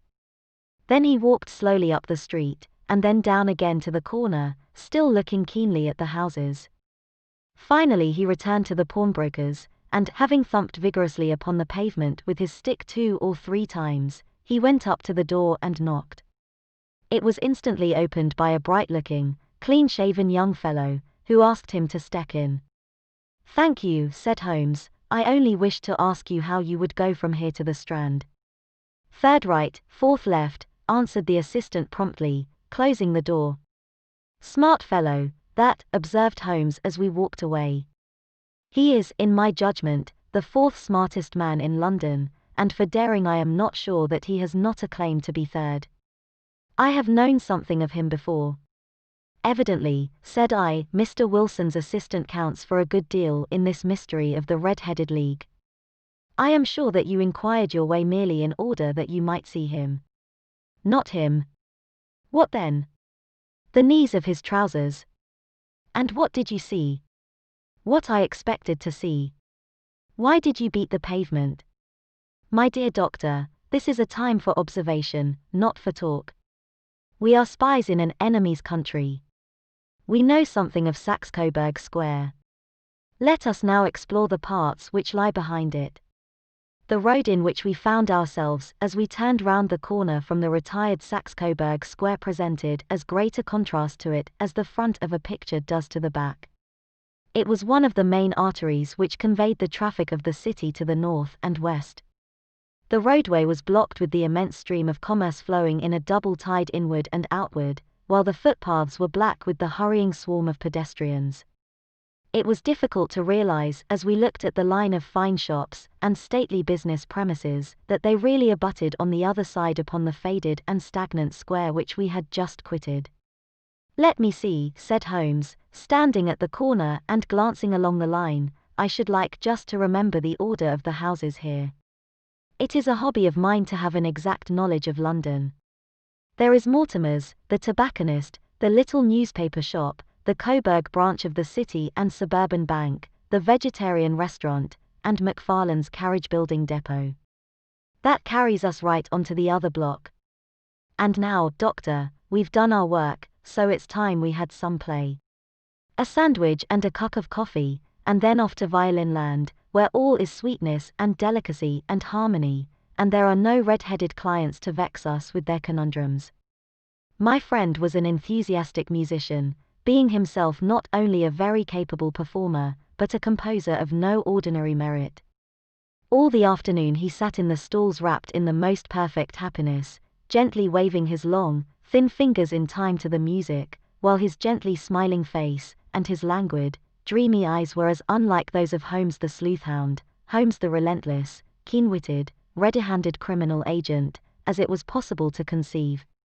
In his singular character the dual nature alternately asserted itself, and his extreme exactness and astuteness represented, as I have often thought, the reaction against the poetic and contemplative mood which occasionally predominated in him. The swing of his nature took him from extreme languor to devouring energy, and as I knew well, he was never so truly formidable as when, for days on end, he had been lounging in his armchair amid his improvisations and his black-letter editions. Then it was that the lust of the chase would suddenly come upon him, and that his brilliant reasoning power would rise to the level of intuition, until those who were unacquainted with his methods would look askance at him as on a man whose knowledge was not that of other mortals. When I saw him that afternoon so enwrapped in the music at St. James's Hall, I felt that an evil time might be coming upon those whom he had set himself to hunt down. "You want to go home, no doubt, Doctor," he remarked as we emerged. "Yes, it would be as well.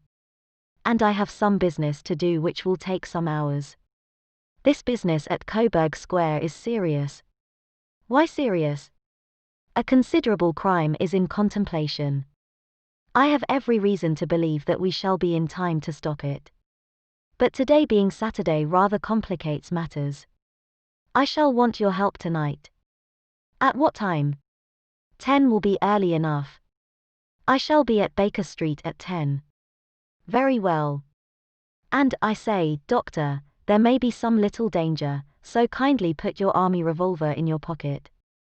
He waved his hand, turned on his heel, and disappeared in an instant among the crowd.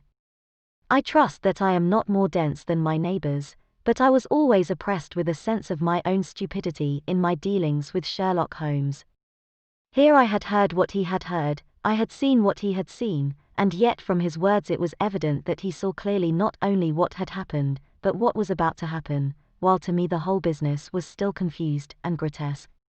As I drove home to my house in Kensington I thought over it all, from the extraordinary story of the red-headed copier of the encyclopedia down to the visit to Saxe-Coburg Square, and the ominous words with which he had parted from me.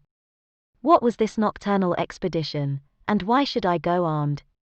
Where were we going, and what were we to do? I had the hint from Holmes that this smooth-faced pawnbroker's assistant was a formidable man, a man who might play a deep game. I tried to puzzle it out, but gave it up in despair, and set the matter aside until night should bring an explanation. It was 9:15 when I started from home, and made my way across the park, and so through Oxford Street to Baker Street. 2 hansoms were standing at the door, and as I entered the passage I heard the sound of voices from above. On entering his room, I found Holmes in animated conversation with 2 men, one of whom I recognized as Peter Jones, the official police agent, while the other was a long, thin, sad-faced man, with a very shiny hat and oppressively respectable frock-coat. "Huh? Our party is complete," said Holmes, buttoning up his pea-jacket, and taking his heavy hunting crop from the rack. "Watson, I think you know Mr. Jones, of Scotland Yard. Let me introduce you to Mr. Merriweather, who is to be our companion in tonight's adventure. We're hunting in couples again, Doctor, you see," said Jones in his consequential way. "Our friend here is a wonderful man for starting a chase. All he wants is an old dog to help him to do the running down." "I hope a wild goose may not prove to be the end of our chase," observed Mr. Merriweather gloomily. "You may place considerable confidence in Mr. Holmes, sir," said the police agent loftily. "He has his own little methods, which are, if he won't mind my saying so, just a little too theoretical and fantastic, but he has the makings of a detective in him. It is not too much to say that once or twice, as in that business of the Sholto murder, and the Agra treasure, he has been more nearly correct than the official force." "Oh, if you say so, Mr. Jones, it is all right," said the stranger with deference. "Still, I confess that I miss my rubber. It is the first Saturday night for 27 years that I have not had my rubber."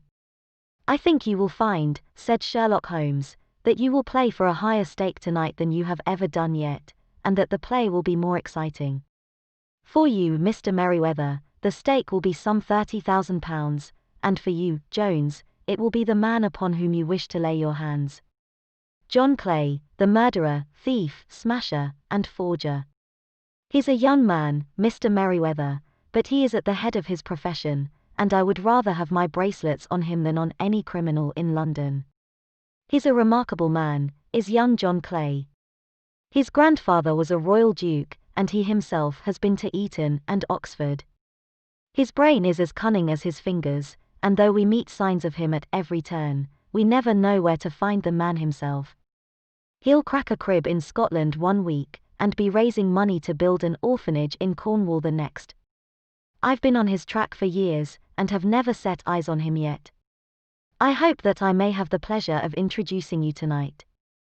I've had one or two little turns also with Mr. John Clay, and I agree with you that he is at the head of his profession.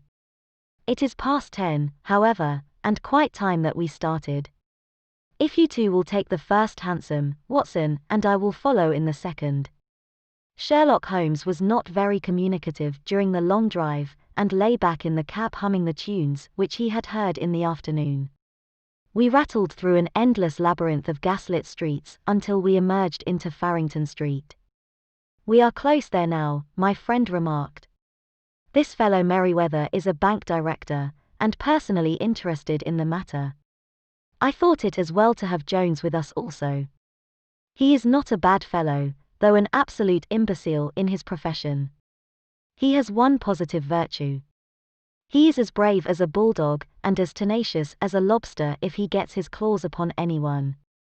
Here we are, and they are waiting for us." We had reached the same crowded thoroughfare in which we had found ourselves in the morning.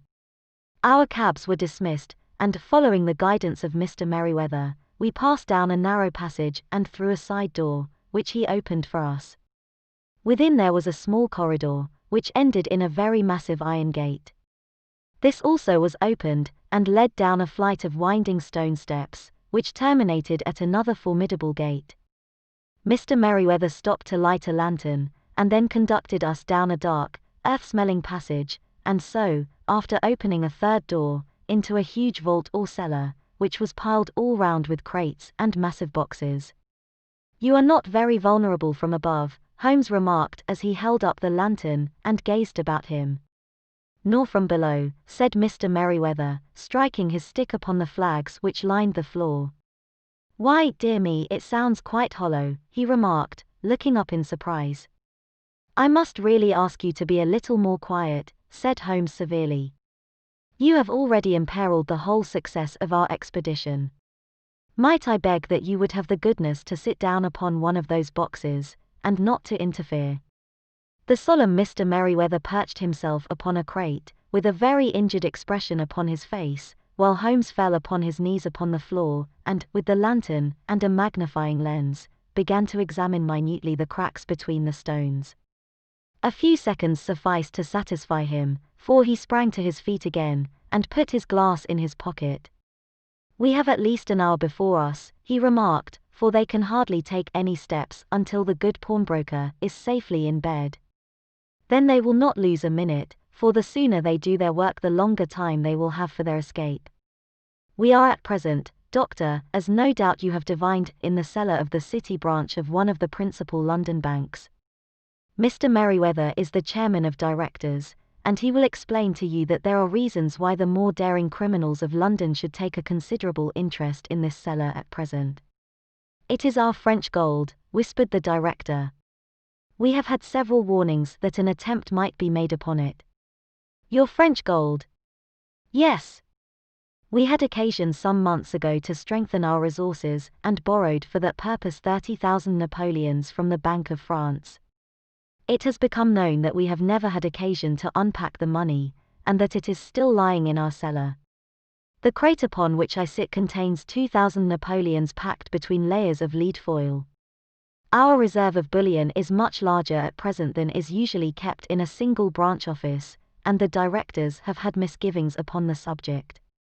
"Which were very well justified," observed Holmes. "And now it is time that we arranged our little plans. I expect that within an hour matters will come to a head. In the meantime, Mr. Merriweather, we must put the screen over that dark lantern." "And sit in the dark?" I am afraid so. I had brought a pack of cards in my pocket, and I thought that, as we were a par I carry, you might have your rubber after all. But I see that the enemy's preparations have gone so far that we cannot risk the presence of a light. And, first of all, we must choose our positions. These are daring men, and though we shall take them at a disadvantage, they may do us some harm unless we are careful. I shall stand behind this crate, and do you conceal yourselves behind those. Then, when I flash a light upon them, close in swiftly. If they fire, Watson, have no compunction about shooting them down. I placed my revolver, cocked, upon the top of the wooden case behind which I crouched. Holmes shot the slide across the front of his lantern, and left us in pitch darkness, such an absolute darkness as I have never before experienced. The smell of hot metal remained to assure us that the light was still there, ready to flash out at a moment's notice. To me, with my nerves worked up to a pitch of expectancy, there was something depressing and subduing in the sudden gloom, and in the cold dank air of the vault. They have but one retreat, whispered Holmes. That is back through the house into Saxe-Coburg Square. I hope that you have done what I asked you, Jones. I have an inspector and 2 officers waiting at the front door. Then we have stopped all the holes. And now we must be silent and wait. What a time it seemed. From comparing notes afterwards it was but an hour and a quarter, yet it appeared to me that the night must have almost gone, and the dawn be breaking above us. My limbs were weary and stiff, for I feared to change my position, yet my nerves were worked up to the highest pitch of tension, and my hearing was so acute that I could not only hear the gentle breathing of my companions, but I could distinguish the deeper, heavier in-breath of the bulky Jones from the thin, sighing note of the bank director. From my position I could look over the case in the direction of the floor. Suddenly my eyes caught the glint of a light. At first it was but a lurid spark upon the stone pavement. Then it lengthened out until it became a yellow line, and then, without any warning or sound, a gash seemed to open and a hand appeared, a white, almost womanly hand, which felt about in the center of the little area of light. For a minute or more the hand, with its writhing fingers, protruded out of the floor. Then it was withdrawn as suddenly as it appeared, and all was dark again save the single lurid spark which marked a chink between the stones. Its disappearance, however, was but momentary. With a rending, tearing sound, one of the broad, white stones turned over upon its side and left a square, gaping hole, through which streamed the light of a lantern. Over the edge there peeped a clean-cut, boyish face, which looked keenly about it, and then, with a hand on either side of the aperture, drew itself shoulder-high and waist-high, until one knee rested upon the edge. In another instant he stood at the side of the hole, and was hauling after him a companion, lithe and small like himself, with a pale face and a shock of very red hair. "It's all clear," he whispered. "Have you the chisel and the bags?" "Great Scott! Jump, Archie, jump, and I'll swing for it." Sherlock Holmes had sprung out and seized the intruder by the collar. The other dived down the hole, and I heard the sound of rending cloth as Jones clutched at his skirts. The light flashed upon the barrel of a revolver, but Holmes' hunting crop came down on the man's wrist, and the pistol clinked upon the stone floor. "It's no use, John Clay," said Holmes blandly. "You have no chance at all." "So I see," the other answered with the utmost coolness. "I fancy that my pal is all right, though I see you have got his coattails." "There are 3 men waiting for him at the door," said Holmes. "Oh, indeed. You seem to have done the thing very completely.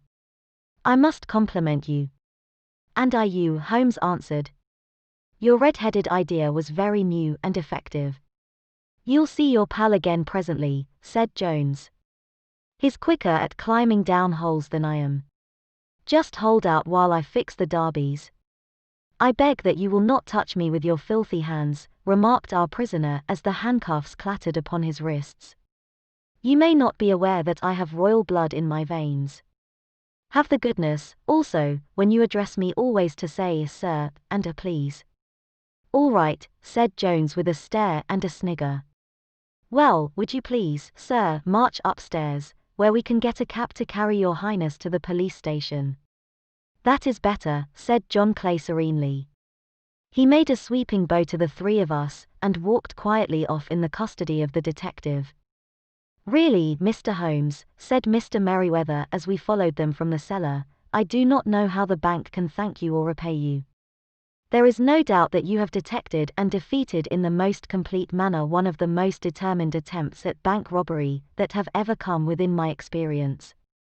I have had one or two little scores of my own to settle with Mr. John Clay," said Holmes. "I have been at some small expense over this matter, which I shall expect the bank to refund, but beyond that I am amply repaid by having had an experience which is in many ways unique, and by hearing the very remarkable narrative of the Red-Headed League. You see, Watson," he explained in the early hours of the morning as we sat over a glass of whiskey and soda in Baker Street, "it was perfectly obvious from the first that the only possible object of this rather fantastic business of the advertisement of the League, and the copying of the encyclopedia, must be to get this not overbright pawnbroker out of the way for a number of hours every day. It was a curious way of managing it, but really, it would be difficult to suggest a better. The method was no doubt suggested to Clay's ingenious mind by the color of his accomplice's hair.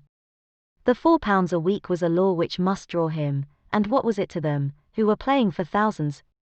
They put in the advertisement, one rogue has the temporary office, the other rogue incites the man to apply for it, and together they manage to secure his absence every morning in the week. From the time that I heard of the assistant having come for half wages, it was obvious to me that he had some strong motive for securing the situation. But how could you guess what the motive was? Had there been women in the house, I should have suspected a mere vulgar intrigue. That, however, was out of the question. The man's business was a small one, and there was nothing in his house which could account for such elaborate preparations, and such an expenditure as they were at. It must, then, be something out of the house. What could it be? I thought of the assistant's fondness for photography, and his trick of vanishing into the cellar. The cellar? There was the end of this tangled clue. Then I made inquiries as to this mysterious assistant and found that I had to deal with one of the coolest and most daring criminals in London. He was doing something in the cellar, something which took many hours a day for months on end. What could it be, once more? I could think of nothing save that he was running a tunnel to some other building. So far I had got when we went to visit the scene of action. I surprised you by beating upon the pavement with my stick. I was ascertaining whether the cellar stretched out in front or behind. It was not in front. Then I rang the bell, and as I hoped, the assistant answered it. We have had some skirmishes, but we had never set eyes upon each other before. I hardly looked at his face. His knees were what I wished to see. You must yourself have remarked how worn, wrinkled, and stained they were. They spoke of those hours of borrowing. The only remaining point was what they were borrowing for. I walked round the corner, saw the City and Suburban Bank abutted on our friend's premises, and felt that I had solved my problem. When you drove home after the concert I called upon Scotland Yard, and upon the chairman of the bank directors, with the result that you have seen. And how could you tell that they would make their attempt tonight? I asked. Well, when they closed their League offices that was a sign that they cared no longer about Mr. Jabez Wilson's presence, in other words, that they had completed their tunnel. But it was essential that they should use it soon, as it might be discovered, or the bullion might be removed. Saturday would suit them better than any other day, as it would give them 2 days for their escape. For all these reasons I expected them to come tonight. You reasoned it out beautifully, I exclaimed in unfeigned admiration. It is so long a chain, and yet every link rings true.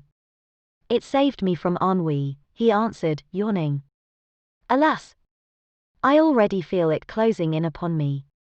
My life is spent in one long effort to escape from the commonplaces of existence. These little problems help me to do so. And you are a benefactor of the race, said I. He shrugged his shoulders. Well, perhaps, after all, it is of some little use, he remarked. El homme c'est rien, l'œuvre c'est tout, as Gustave Flaubert wrote to George Sand. 3. A case of identity.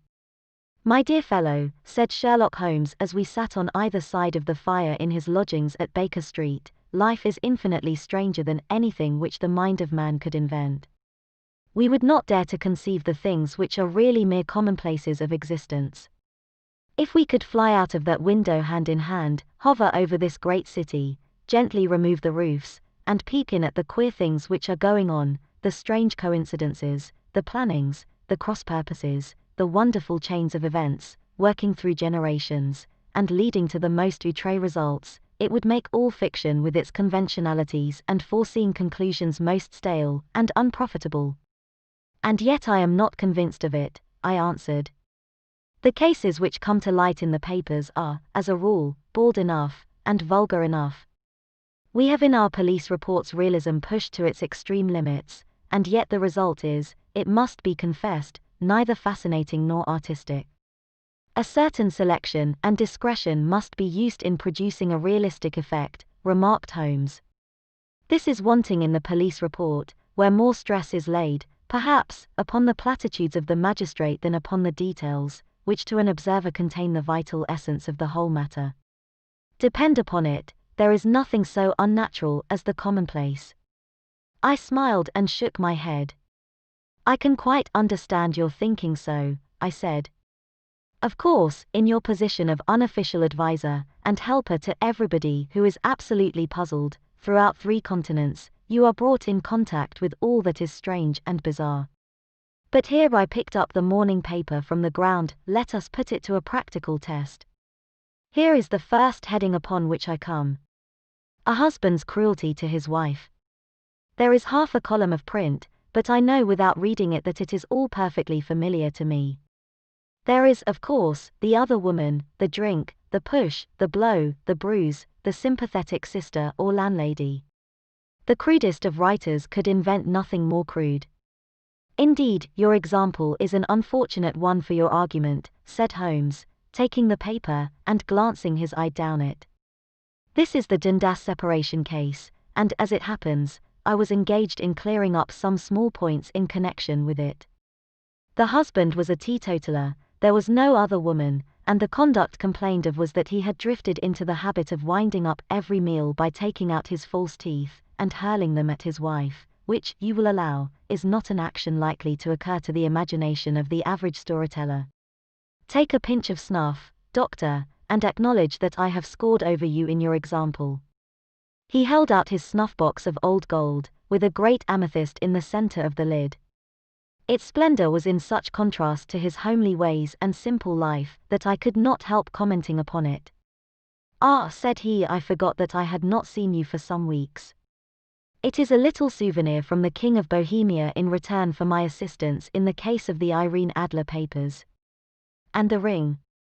I asked, glancing at a remarkable brilliant which sparkled upon his finger. It was from the reigning family of Holland, though the matter in which I served them was of such delicacy that I cannot confide it even to you, who have been good enough to chronicle 1 or 2 of my little problems. And have you any on hand just now? I asked with interest. Some 10 or 12, but none which present any feature of interest. They are important, you understand, without being interesting. Indeed, I have found that it is usually in unimportant matters that there is a field for the observation, and for the quick analysis of cause and effect which gives the charm to an investigation. The larger crimes are apt to be the simpler, for the bigger the crime the more obvious, as a rule, is the motive. In these cases, save for one rather intricate matter which has been referred to me from Marseilles, there is nothing which presents any features of interest. It is possible, however, that I may have something better before very many minutes are over, for this is one of my clients, or I am much mistaken. He had risen from his chair, and was standing between the parted blinds gazing down into the dull neutral-tinted London street. Looking over his shoulder, I saw that on the pavement opposite there stood a large woman with a heavy fur bow around her neck, and a large curling red feather in a broad-brimmed hat which was tilted in a coquettish Duchess of Devonshire fashion over her ear. From under this great panoply she peeped up in a nervous, hesitating fashion at our windows, while her body oscillated backward and forward, and her fingers fidgeted with her glove buttons. Suddenly, with a plunge, as of the swimmer who leaves the bank, she hurried across the road, and we heard the sharp clang of the bell. "I have seen those symptoms before," said Holmes, throwing his cigarette into the fire. "Oscillation upon the pavement always means an affaire de cœur. She would like advice, but is not sure that the matter is not too delicate for communication. And yet even here we may discriminate. When a woman has been seriously wronged by a man, she no longer oscillates, and the usual symptom is a broken bell wire. Here we may take it that there is a love matter, but that the maiden is not so much angry as perplexed, or grieved. But here she comes in person to resolve our doubts." As he spoke there was a tap at the door, and the boy in buttons entered to announce Miss Mary Sutherland, while the lady herself loomed behind his small black figure like a full-sailed merchantman behind a tiny pilot boat. Sherlock Holmes welcomed her with the easy courtesy for which he was remarkable, and having closed the door and bowed her into an armchair, he looked her over in the minute and yet abstracted fashion which was peculiar to him. "Do you not find," he said, "that with your short sight it is a little trying to do so much typewriting?" "I did at first," she answered, "but now I know where the letters are without looking." Then, suddenly realizing the full purport of his words, she gave a violent start, and looked up, with fear and astonishment upon her broad, good-humored face. "You've heard about me, Mr. Holmes," she cried, "else how could you know all that?" "Never mind," said Holmes, laughing, "it is my business to know things. Perhaps I have trained myself to see what others overlook. If not, why should you come to consult me?" "I came to you, sir, because I heard of you from Mrs. Etheridge, whose husband you found so easy when the police and everyone had given him up for dead. Oh, Mr. Holmes, I wish you would do as much for me. I'm not rich, but still I have 100 a year in my own right, besides the little that I make by the machine, and I would give it all to know what has become of Mr. Hosmer Angel." "Why did you come away to consult me in such a hurry?" asked Sherlock Holmes, with his fingertips together, and his eyes to the ceiling. Again a startled look came over the somewhat vacuous face of Miss Mary Sutherland. "Yes, I did bang out of the house," she said, "for it made me angry to see the easy way in which Mr. Windibank, that is, my father, took it all. He would not go to the police, and he would not go to you, and so at last, as he would do nothing and kept on saying that there was no harm done, it made me mad, and I just on with my things and came right away to you." "Your father," said Holmes, "your stepfather, surely, since the name is different." "Yes, my stepfather. I call him father, though it sounds funny, too, for he is only 5 years and 2 months older than myself." "And your mother is alive?" "Oh, yes, mother is alive and well. I wasn't best pleased, Mr. Holmes, when she married again so soon after father's death, and a man who was nearly 15 years younger than herself. Father was a plumber in the Tottenham Court Road, and he left a tidy business behind him, which mother carried on with Mr. Hardy, the foreman, but when Mr. Windibank came he made her sell the business, for he was very superior, being a traveller in wines. They got £4,700 for the goodwill and interest, which wasn't near as much as father could have got if he had been alive." I had expected to see Sherlock Holmes impatient under this rambling and inconsequential narrative, but on the contrary, he had listened with the greatest concentration of attention. "Your own little income," he asked, "does it come out of the business?" "Oh, no, sir. It is quite separate, and was left me by my Uncle Ned in Auckland. It is in New Zealand stock, paying 4.5%. £2,500 was the amount, but I can only touch the interest." "You interest me extremely," said Holmes. "And since you draw so large a sum as 100 a year, with what you earn into the bargain, you no doubt travel a little and indulge yourself in every way. I believe that a single lady can get on very nicely upon an income of about £60. I could do with much less than that, Mr. Holmes, but you understand that as long as I live at home I don't wish to be a burden to them, and so they have the use of the money just while I am staying with them. Of course, that is only just for the time. Mr. Windibank draws my interest every quarter, and pays it over to mother, and I find that I can do pretty well with what I earn at typewriting. It brings me twopence a sheet, and I can often do from 15 to 20 sheets in a day. You have made your position very clear to me, said Holmes. This is my friend, Dr. Watson, before whom you can speak as freely as before myself. Kindly tell us now all about your connection with Mr. Hosmer Angel. A flush stole over Miss Sutherland's face, and she picked nervously at the fringe of her jacket. I met him first at the gasfitters' ball, she said. They used to send father tickets when he was alive, and then afterwards they remembered us, and sent them to mother. Mr. Windibank did not wish us to go. He never did wish us to go anywhere. He would get quite mad if I wanted so much as to join a Sunday school treat. But this time I was set on going, and I would go, for what right had he to prevent? He said the folk were not fit for us to know, when all father's friends were to be there. And he said that I had nothing fit to wear, when I had my purple plush that I had never so much as taken out of the drawer. At last, when nothing else would do, he went off to France upon the business of the firm, but we went, mother and I, with Mr. Hardy, who used to be our foreman, and it was there I met Mr. Hosmer Angel. I suppose, said Holmes, that when Mr. Windibank came back from France he was very annoyed at your having gone to the ball. Oh, well, he was very good about it. He laughed, I remember, and shrugged his shoulders, and said there was no use denying anything to a woman, for she would have her way. I see. Then at the gasfitters' ball you met, as I understand, a gentleman called Mr. Hosmer Angel. Yes, sir.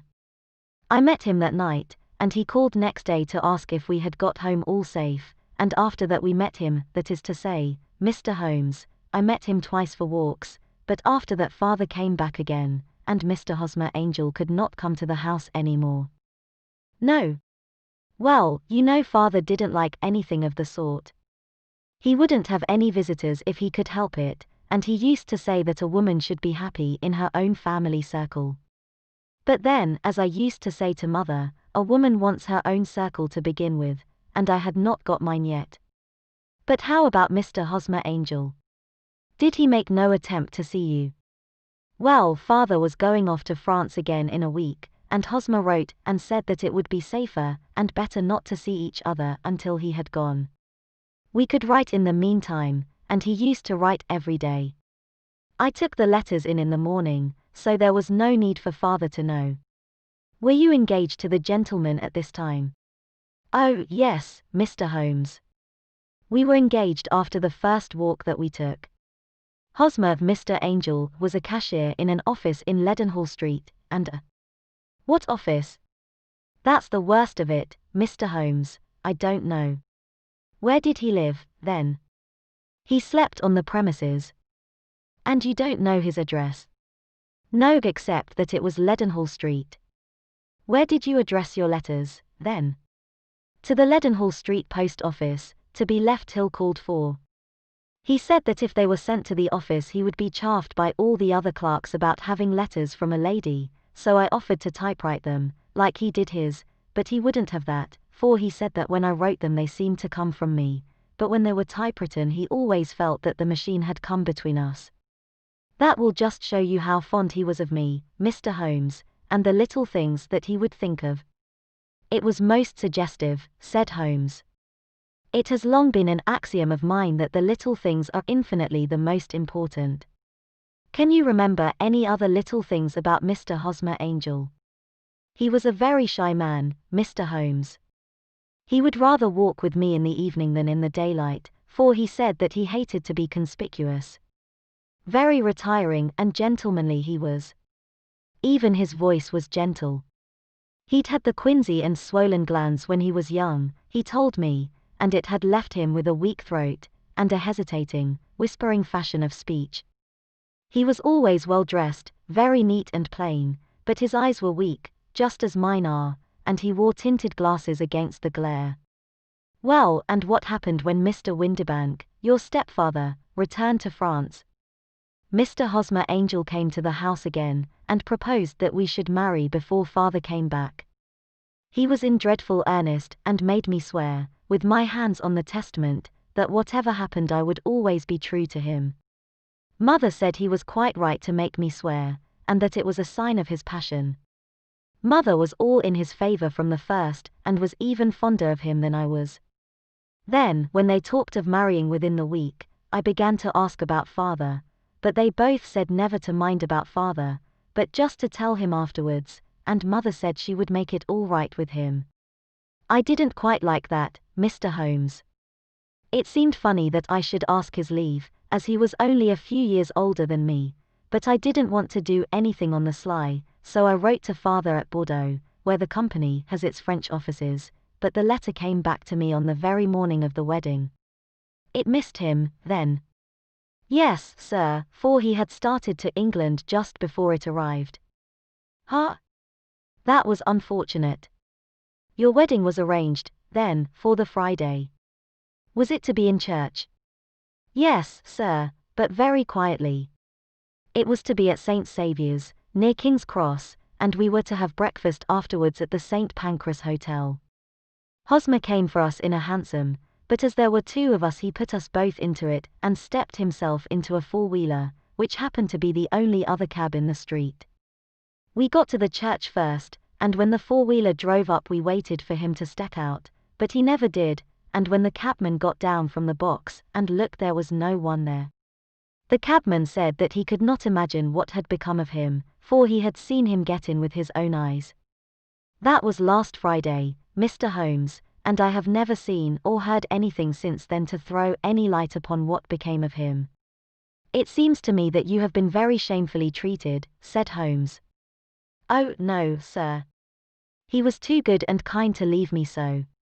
Why, all the morning he was saying to me that, whatever happened, I was to be true, and that even if something quite unforeseen occurred to separate us, I was always to remember that I was pledged to him, and that he would claim his pledge sooner or later.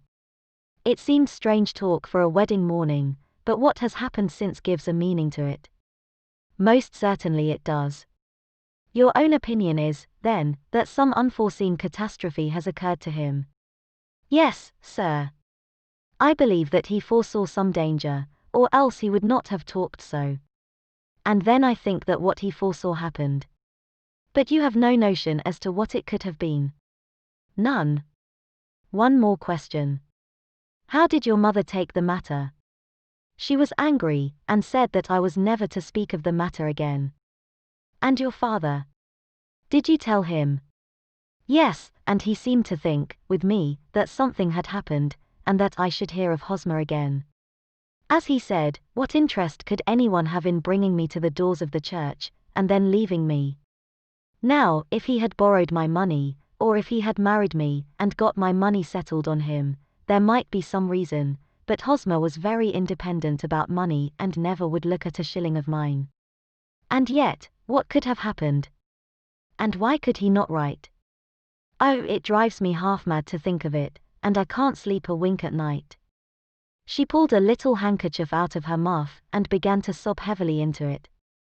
I shall glance into the case for you, said Holmes, rising, and I have no doubt that we shall reach some definite result. Let the weight of the matter rest upon me now, and do not let your mind dwell upon it further. Above all, try to let Mr. Hosmer Angel vanish from your memory, as he has done from your life. Then you don't think I'll see him again? I fear not. Then what has happened to him? You will leave that question in my hands. I should like an accurate description of him and any letters of his which you can spare. I advertised for him in last Saturday's Chronicle, said she. Here is the slip, and here are 4 letters from him. Thank you. And your address? Number 31 Leon Place, Camberwell. Mr. Angel's address you never had, I understand. Where is your father's place of business? He travels for Westhouse and Marbank, the great claret importers of Fenchurch Street. Thank you. You have made your statement very clearly. You will leave the papers here, and remember the advice which I have given you. Let the whole incident be a sealed book, and do not allow it to affect your life. You are very kind, Mr. Holmes, but I cannot do that. I shall be true to Hosmer. He shall find me ready when he comes back. For all the preposterous hat and the vacuous face, there was something noble in the simple faith of our visitor which compelled our respect. She laid her little bundle of papers upon the table, and went her way, with a promise to come again whenever she might be summoned. Sherlock Holmes sat silent for a few minutes with his fingertips still pressed together, his legs stretched out in front of him, and his gaze directed upward to the ceiling. Then he took down from the rack the old and oily clay pipe, which was to him as a counselor, and, having lit it, he leaned back in his chair, with the thick blue cloud wreaths spinning up from him, and a look of infinite languor in his face. Quite an interesting study, that maiden, he observed. I found her more interesting than her little problem, which, by the way, is rather a trite one. You will find parallel cases, if you consult my index, in Andover in '77, and there was something of the sort at The Hague last year. Old as is the idea, however, there were one or two details which were new to me. But the maiden herself was most instructive. You appeared to read a good deal upon her which was quite invisible to me, I remarked. Not invisible but unnoticed, Watson. You did not know where to look, and so you missed all that was important. I can never bring you to realize the importance of sleeves, the suggestiveness of thumbnails, or the great issues that may hang from a bootlace. Now, what did you gather from that woman's appearance? Describe it. Well, she had a slate-colored, broad-brimmed straw hat, with a feather of a brickish red. Her jacket was black, with black beads sewn upon it, and a fringe of little black jet ornaments.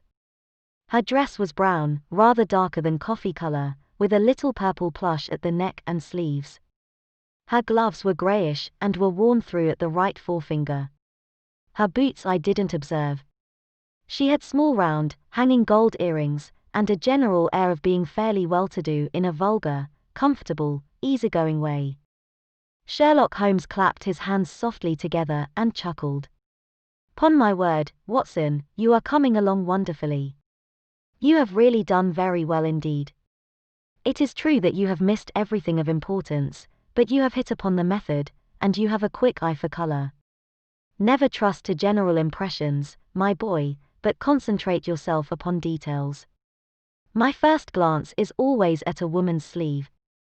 In a man it is perhaps better first to take the knee of the trouser. As you observe, this woman had plush upon her sleeves, which is a most useful material for showing traces. The double line a little above the wrist, where the typewritist presses against the table, was beautifully defined. The sewing machine, of the hand type, leaves a similar mark, but only on the left arm, and on the side of it farthest from the thumb, instead of being right across the broadest part, as this was. I then glanced at her face, and observing the dint of a pince-nez at either side of her nose, I ventured a remark upon short sight and typewriting, which seemed to surprise her. It surprised me. But, surely, it was obvious. I was then much surprised and interested on glancing down to observe that, though the boots which she was wearing were not unlike each other, they were really odd ones, the one having a slightly decorated toe cap, and the other a plain one. One was buttoned only in the 2 lower buttons out of 5, and the other at the 1st, 3rd, and 5th. Now, when you see that a young lady, otherwise neatly dressed, has come away from home with odd boots, half-buttoned, it is no great deduction to say that she came away in a hurry. And what else? I asked, keenly interested, as I always was, by my friend's incisive reasoning. I noted, in passing, that she had written a note before leaving home, but after being fully dressed. You observed that her right glove was torn at the forefinger, but you did not apparently see that both glove and finger were stained with violet ink. She had written in a hurry, and dipped her pen too deep. It must have been this morning, or the mark would not remain clear upon the finger. All this is amusing, though rather elementary, but I must go back to business, Watson. Would you mind reading me the advertised description of Mr. Hosmer Angel? I held the little printed slip to the light.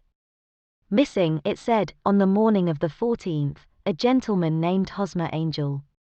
About 5'7" in height, strongly built, sallow complexion, black hair, a little bald in the center, bushy, black side whiskers and moustache, tinted glasses, slight infirmity of speech.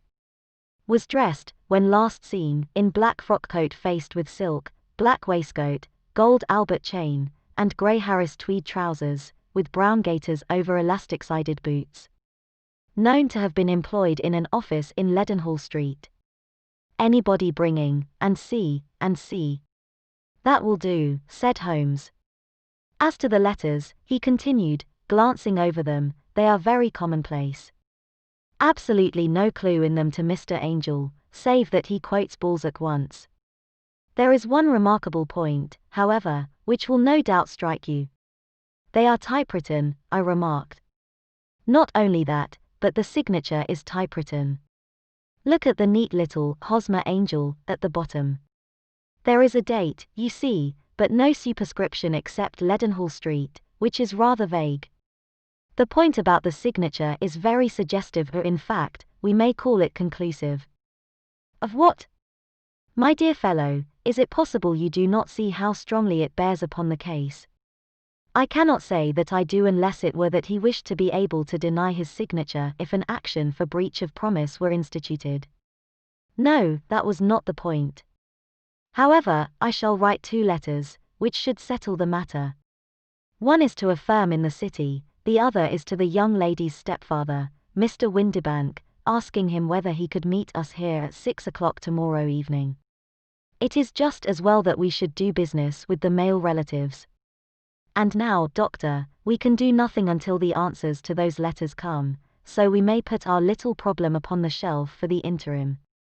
I had had so many reasons to believe in my friend's subtle powers of reasoning, and extraordinary energy in action, that I felt that he must have some solid grounds for the assured and easy demeanor with which he treated the singular mystery, which he had been called upon to fathom. Once only had I known him to fail, in the case of the King of Bohemia, and of the Irene Adler photograph, but when I looked back to the weird business of the sign of 4, and the extraordinary circumstances connected with the study in scarlet, I felt that it would be a strange tangle indeed which he could not unravel. I left him then, still puffing at his black clay pipe, with the conviction that when I came again on the next evening I would find that he held in his hands all the clues which would lead up to the identity of the disappearing bridegroom of Miss Mary Sutherland. A professional case of great gravity was engaging my own attention at the time, and the whole of next day I was busy at the bedside of the sufferer. It was not until close upon 6 o'clock that I found myself free, and was able to spring into a hansom and drive to Baker Street, half afraid that I might be too late to assist at the denouement of the little mystery. I found Sherlock Holmes alone, however, half asleep, with his long, thin form curled up in the recesses of his armchair. A formidable array of bottles and test tubes, with the pungent cleanly smell of hydrochloric acid, told me that he had spent his day in the chemical work which was so dear to him. Well, have you solved it? I asked as I entered. Yes. It was the bisulfate of baryta. No, the mystery. I cried. Oh, that. I thought of the salt that I have been working upon. There was never any mystery in the matter, though, as I said yesterday, some of the details are of interest. The only drawback is that there is no law, I fear, that can touch the scoundrel. Who was he then, and what was his object in deserting Miss Sutherland? The question was hardly out of my mouth, and Holmes had not yet opened his lips to reply, when we heard a heavy footfall in the passage, and a tap at the door. "This is the girl's stepfather, Mr. James Windibank," said Holmes. "He has written to me to say that he would be here at 6. Come in." The man who entered was a sturdy, middle-sized fellow, some 30 years of age, clean-shaven, and sallow-skinned, with a bland, insinuating manner, and a pair of wonderfully sharp and penetrating grey eyes. He shot a questioning glance at each of us, placed his shiny top hat upon the sideboard, and with a slight bow sidled down into the nearest chair. "Good evening, Mr. James Windibank," said Holmes. "I think that this typewritten letter is from you, in which you made an appointment with me for 6 o'clock. "Yes, sir. I am afraid that I am a little late, but I am not quite my own master, you know. I am sorry that Miss Sutherland has troubled you about this little matter, for I think it is far better not to wash linen of the sort in public. It was quite against my wishes that she came, but she is a very excitable, impulsive girl, as you may have noticed, and she is not easily controlled when she has made up her mind on a point. Of course, I did not mind you so much, as you are not connected with the official police, but it is not pleasant to have a family misfortune like this noised abroad. Besides, it is a useless expense, for how could you possibly find this Hosmer Angel? On the contrary, said Holmes quietly, I have every reason to believe that I will succeed in discovering Mr. Hosmer Angel. Mr. Windibank gave a violent start, and dropped his gloves. I am delighted to hear it, he said. It is a curious thing, remarked Holmes, that a typewriter has really quite as much individuality as a man's handwriting. Unless they are quite new, no two of them write exactly alike. Some letters get more worn than others, and some wear only on one side. Now you remark in this note of yours, Mr. Windibank, that in every case there is some little slurring over of the d, and a slight defect in the tail of the r. There are 14 other characteristics, but those are the more obvious.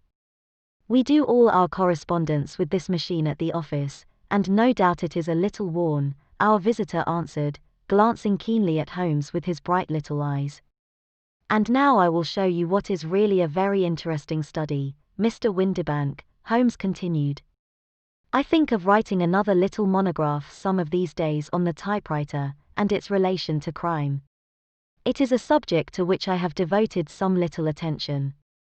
I have here 4 letters which purport to come from the missing man. They are all typewritten.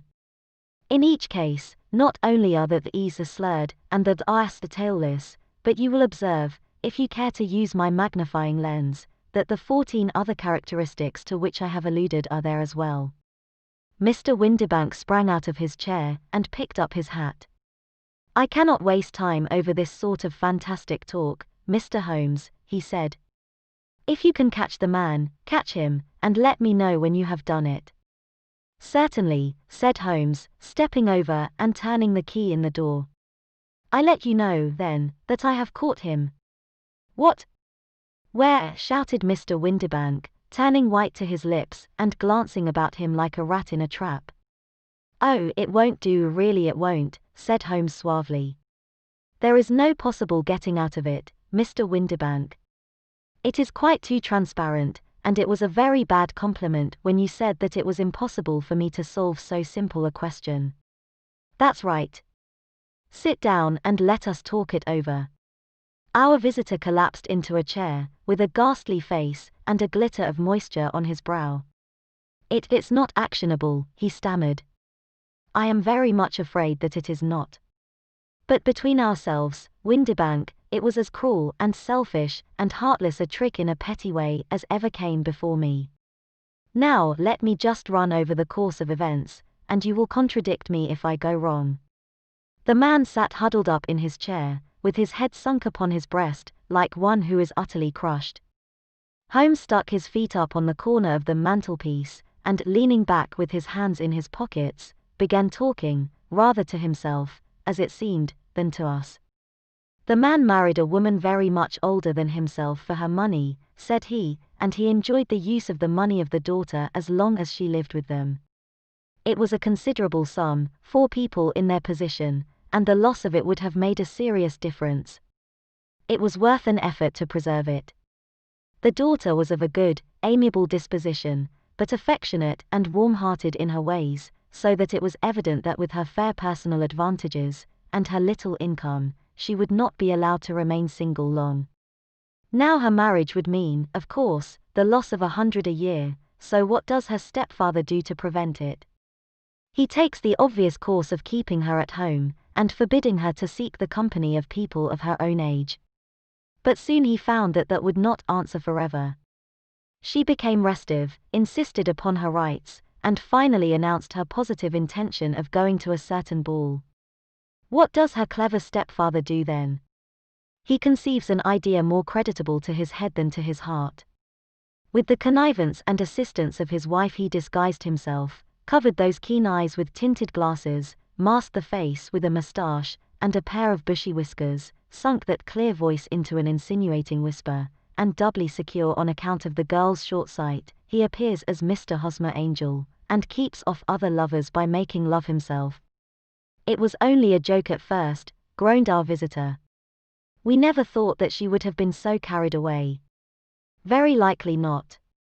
However that may be, the young lady was very decidedly carried away, and, having quite made up her mind that her stepfather was in France, the suspicion of treachery never for an instant entered her mind.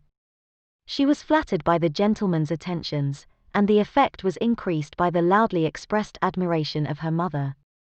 Then Mr. Angel began to call, for it was obvious that the matter should be pushed as far as it would go if a real effect were to be produced.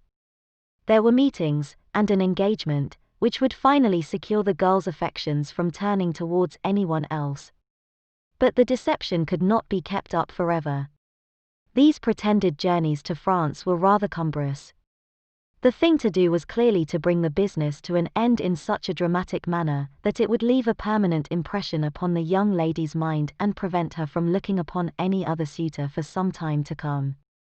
Hence those vows of fidelity exacted upon a testament, and hence also the allusions to a possibility of something happening on the very morning of the wedding. James Windibank wished Miss Sutherland to be so bound to Hosmer Angel, and so uncertain as to his fate, that for 10 years to come, at any rate, she would not listen to another man. As far as the church door he brought her, and then, as he could go no farther, he conveniently vanished away by the old trick of stepping in at one door of a four-wheeler, and out at the other. I think that was the chain of events, Mr. Windibank. Our visitor had recovered something of his assurance while Holmes had been talking, and he rose from his chair now with a cold sneer upon his pale face. It may be so, or it may not, Mr. Holmes, said he, but if you are so very sharp you ought to be sharp enough to know that it is you who are breaking the law now, and not me. I have done nothing actionable from the first, but as long as you keep that door locked you lay yourself open to an action for assault and illegal constraint. The law cannot, as you say, touch you, said Holmes, unlocking and throwing open the door, yet there never was a man who deserved punishment more. If the young lady has a brother or a friend, he ought to lay a whip across your shoulders. By Jove, he continued, flushing up at the sight of the bitter sneer upon the man's face, it is not part of my duties to my client, but here's a hunting crop handy, and I think I shall just treat myself till he took 2 swift steps to the whip, but before he could grasp it there was a wild clatter of steps upon the stairs, the heavy hall door banged, and from the window we could see Mr. James Windibank running at the top of his speed down the road. There's a cold-blooded scoundrel, said Holmes, laughing, as he threw himself down into his chair once more. That fellow will rise from crime to crime until he does something very bad, and ends on a gallows. The case has, in some respects, been not entirely devoid of interest. I cannot now entirely see all the steps of your reasoning, I remarked. Well, of course it was obvious from the first that this Mr. Hosmer Angel must have some strong object for his curious conduct, and it was equally clear that the only man who really profited by the incident, as far as we could see, was the stepfather. Then the fact that the 2 men were never together, but that the one always appeared when the other was away, was suggestive. So were the tinted spectacles, and the curious voice, which both hinted at a disguise, as did the bushy whiskers. My suspicions were all confirmed by his peculiar action in typewriting his signature, which, of course, inferred that his handwriting was so familiar to her that she would recognize even the smallest sample of it. You see, all these isolated facts, together with many minor ones, all pointed in the same direction. And how did you verify them? Having once spotted my man, it was easy to get corroboration. I knew the firm for which this man worked. Having taken the printed description, I eliminated everything from it which could be the result of a disguise, the whiskers, the glasses, the voice, and I sent it to the firm, with a request that they would inform me whether it answered to the description of any of their travelers. I had already noticed the peculiarities of the typewriter, and I wrote to the man himself at his business address asking him if he would come here. As I expected, his reply was typewritten and revealed the same trivial, but characteristic defects. The same post brought me a letter from Westhouse and Marbank, of Fenchurch Street, to say that the description tallied in every respect with that of their employee, James Windibank. Voila tout. And Miss Sutherland. If I tell her, she will not believe me. You may remember the old Persian saying, there is danger for him who taketh the tiger cub, and danger also for whoso snatches a delusion from a woman. There is as much sense in Hafiz as in Horace, and as much knowledge of the world.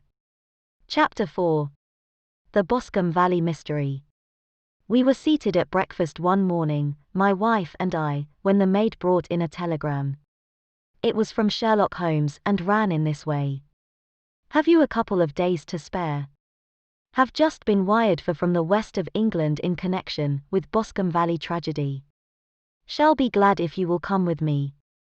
Air and scenery perfect. Leave Paddington by the 11:15. What do you say, dear, said my wife, looking across at me. Will you go? I really don't know what to say. I have a fairly long list at present. Oh, and Struther would do your work for you.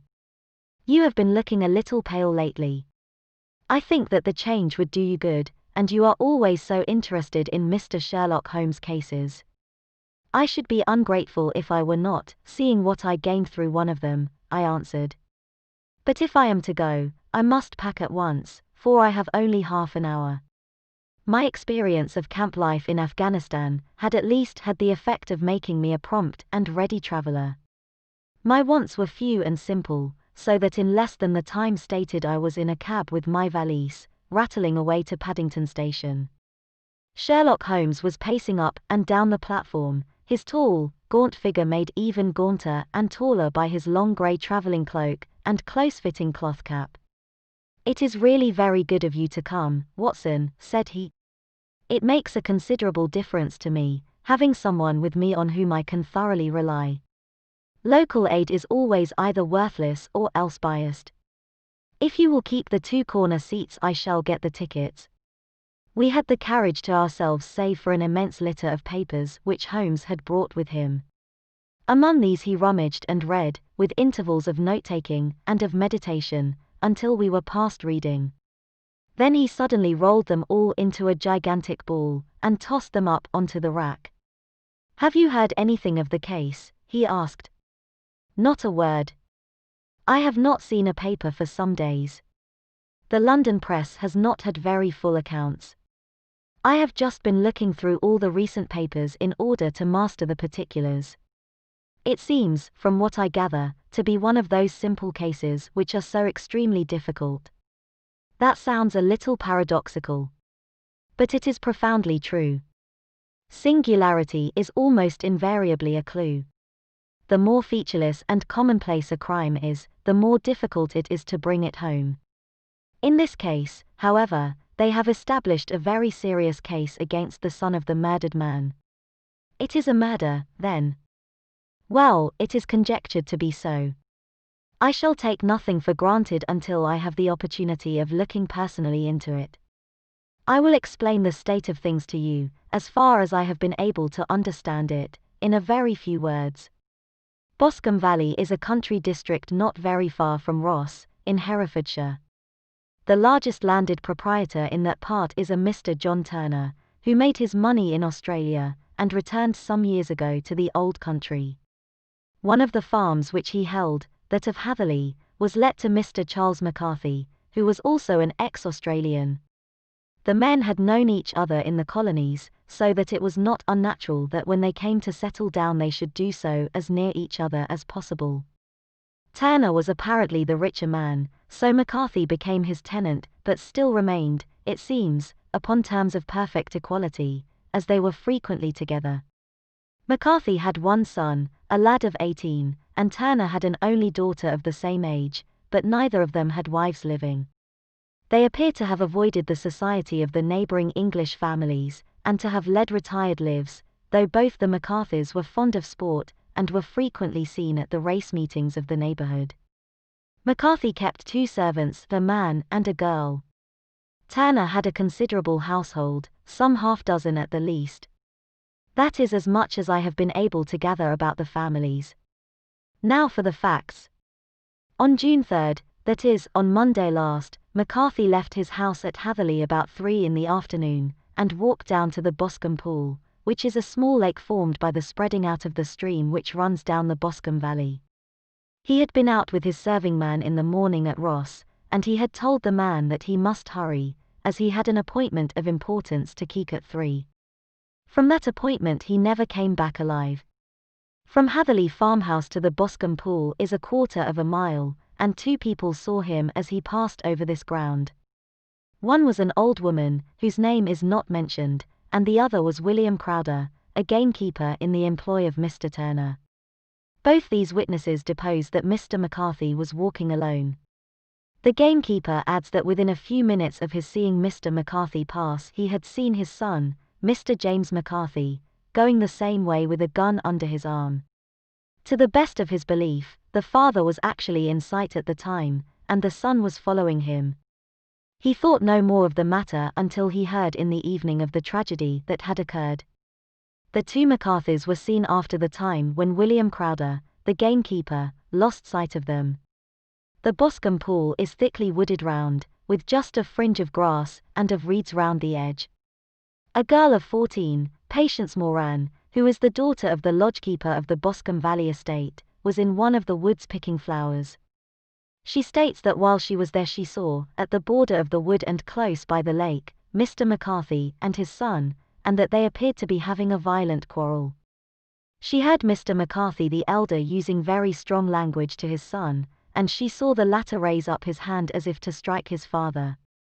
She was so frightened by their violence that she ran away, and told her mother when she reached home that she had left the 2 McCarthys quarreling near Boscombe Pool, and that she was afraid that they were going to fight. She had hardly said the words when young Mr. McCarthy came running up to the lodge to say that he had found his father dead in the wood, and to ask for the help of the lodgekeeper. He was much excited, without either his gun or his hat, and his right hand and sleeve were observed to be stained with fresh blood. On following him they found the dead body stretched out upon the grass beside the pool. The head had been beaten in by repeated blows of some heavy and blunt weapon.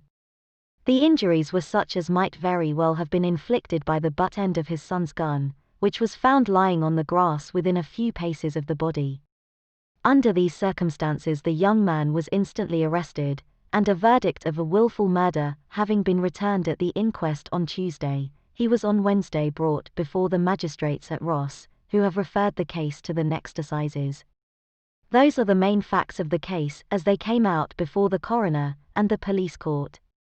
I could hardly imagine a more damning case, I remarked. If ever circumstantial evidence pointed to a criminal, it does so here. Circumstantial evidence is a very tricky thing, answered Holmes thoughtfully. It may seem to point very straight to one thing, but if you shift your own point of view a little, you may find it pointing in an equally uncompromising manner to something entirely different. It must be confessed, however, that the case looks exceedingly grave against the young man, and it is very possible that he is indeed the culprit. There are several people in the neighborhood, however, and among them Miss Turner, the daughter of the neighboring landowner, who believe in his innocence, and who have retained Lesrade, whom you may recollect in connection with the study in Scarlet, to work out the case in his interest. Lesrade, being rather puzzled, has referred the case to me, and hence it is that 2 middle-aged gentlemen are flying westward at 50 miles an hour instead of quietly digesting their breakfasts at home. I am afraid, said I, that the facts are so obvious that you will find little credit to be gained out of this case. There is nothing more deceptive than an obvious fact, he answered, laughing. Besides, we may chance to hit upon some other obvious facts, which may have been by no means obvious to Mr. Lesrade. You know me too well to think that I am boasting when I say that I shall either confirm or destroy his theory by means which he is quite incapable of employing, or even of understanding. To take the first example to hand, I very clearly perceive that in your bedroom the window is upon the right-hand side, and yet I question whether Mr. Lesrade would have noted even so self-evident a thing as that. How on earth? My dear fellow, I know you well. I know the military neatness which characterizes you. You shave every morning, and in this season you shave by the sunlight, but since your shaving is less and less complete as we get farther back on the left side, until it becomes positively slovenly as we get round the angle of the jaw, it is surely very clear that that side is less illuminated than the other. I could not imagine a man of your habits looking at himself in an equal light and being satisfied with such a result. I only quote this as a trivial example of observation and inference. Therein lies my métier, and it is just possible that it may be of some service in the investigation which lies before us. There are one or two minor points which were brought out in the inquest, and which are worth considering. What are they?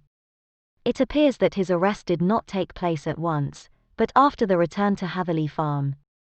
On the inspector of constabulary informing him that he was a prisoner, he remarked that he was not surprised to hear it, and that it was no more than his deserts. This observation of his had the natural effect of removing any traces of doubt which might have remained in the minds of the coroner's jury. It was a confession, I ejaculated. No, for it was followed by a protestation of innocence. Coming on the top of such a damning series of events, it was at least a most suspicious remark.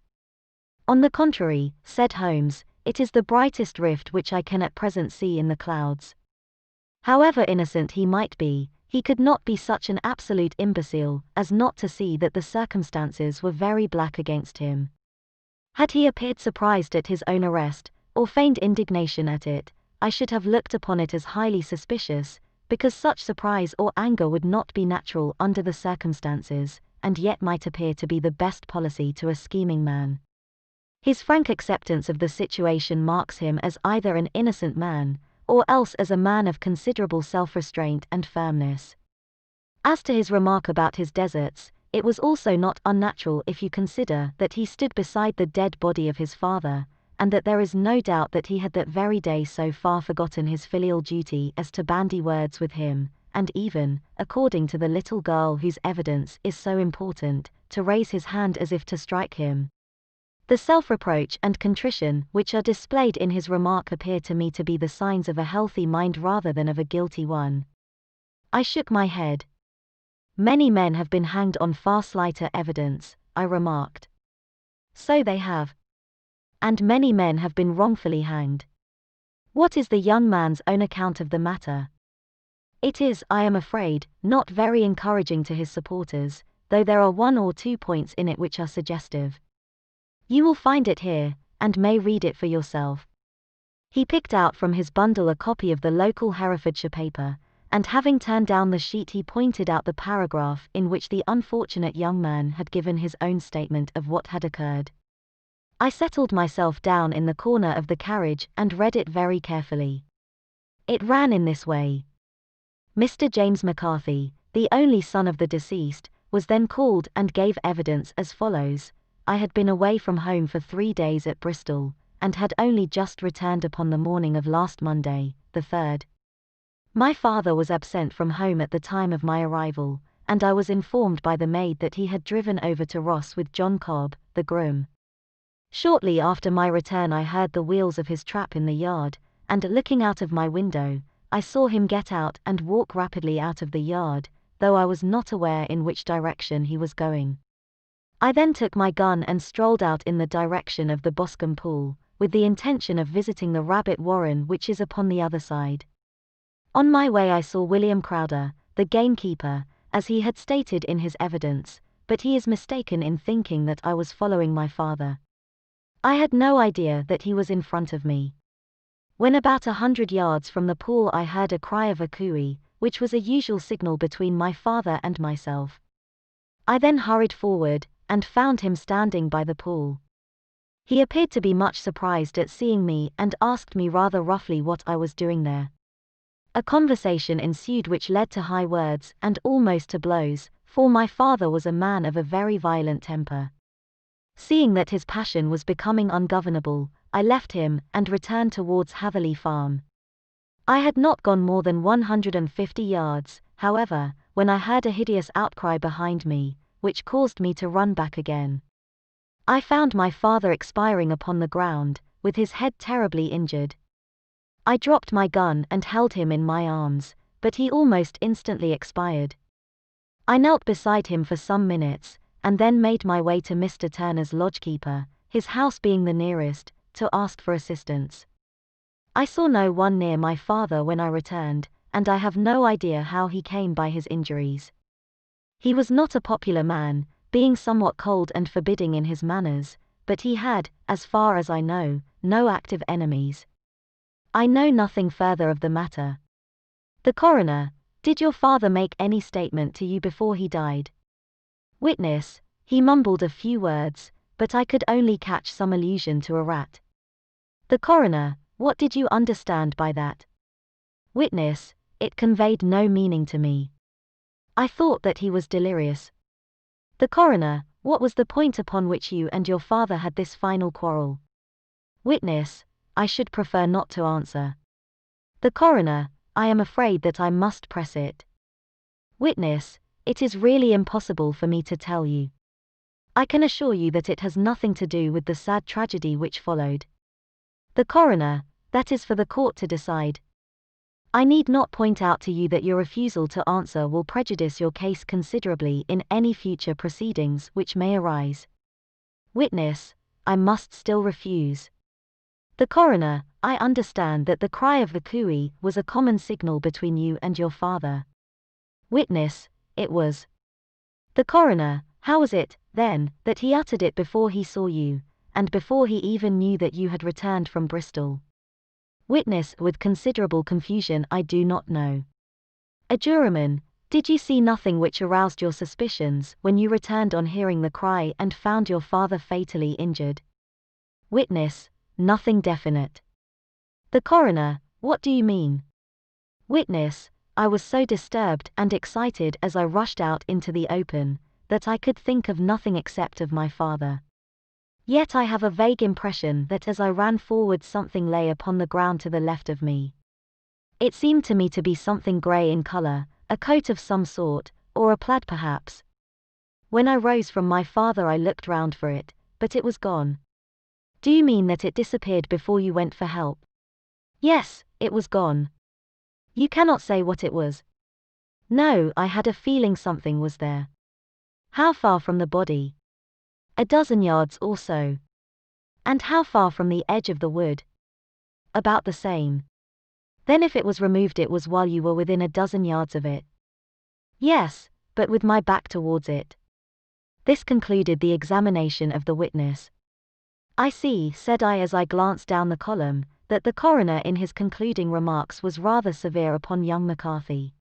He calls attention, and with reason, to the discrepancy about his father having signalled to him before seeing him, also to his refusal to give details of his conversation with his father, and his singular account of his father's dying words. They are all, as he remarks, very much against the sun. Holmes laughed softly to himself, and stretched himself out upon the cushioned seat. Both you and the coroner have been at some pains, said he, to single out the very strongest points in the young man's favour. Don't you see that you alternately give him credit for having too much imagination, and too little? Too little, if he could not invent a cause of quarrel which would give him the sympathy of the jury; too much, if he evolved from his own inner consciousness anything so outre as a dying reference to a rat, and the incident of the vanishing cloth. No, sir, I shall approach this case from the point of view that what this young man says is true, and we shall see whither that hypothesis will lead us. And now here is my pocket pet arch, and not another word shall I say of this case until we are on the scene of action. We lunch at Swindon, and I see that we shall be there in 20 minutes. It was nearly 4 o'clock when we at last, after passing through the beautiful Stroud Valley, and over the broad gleaming Severn, found ourselves at the pretty little country town of Ross. A lean, ferret-like man, furtive and sly-looking, was waiting for us upon the platform.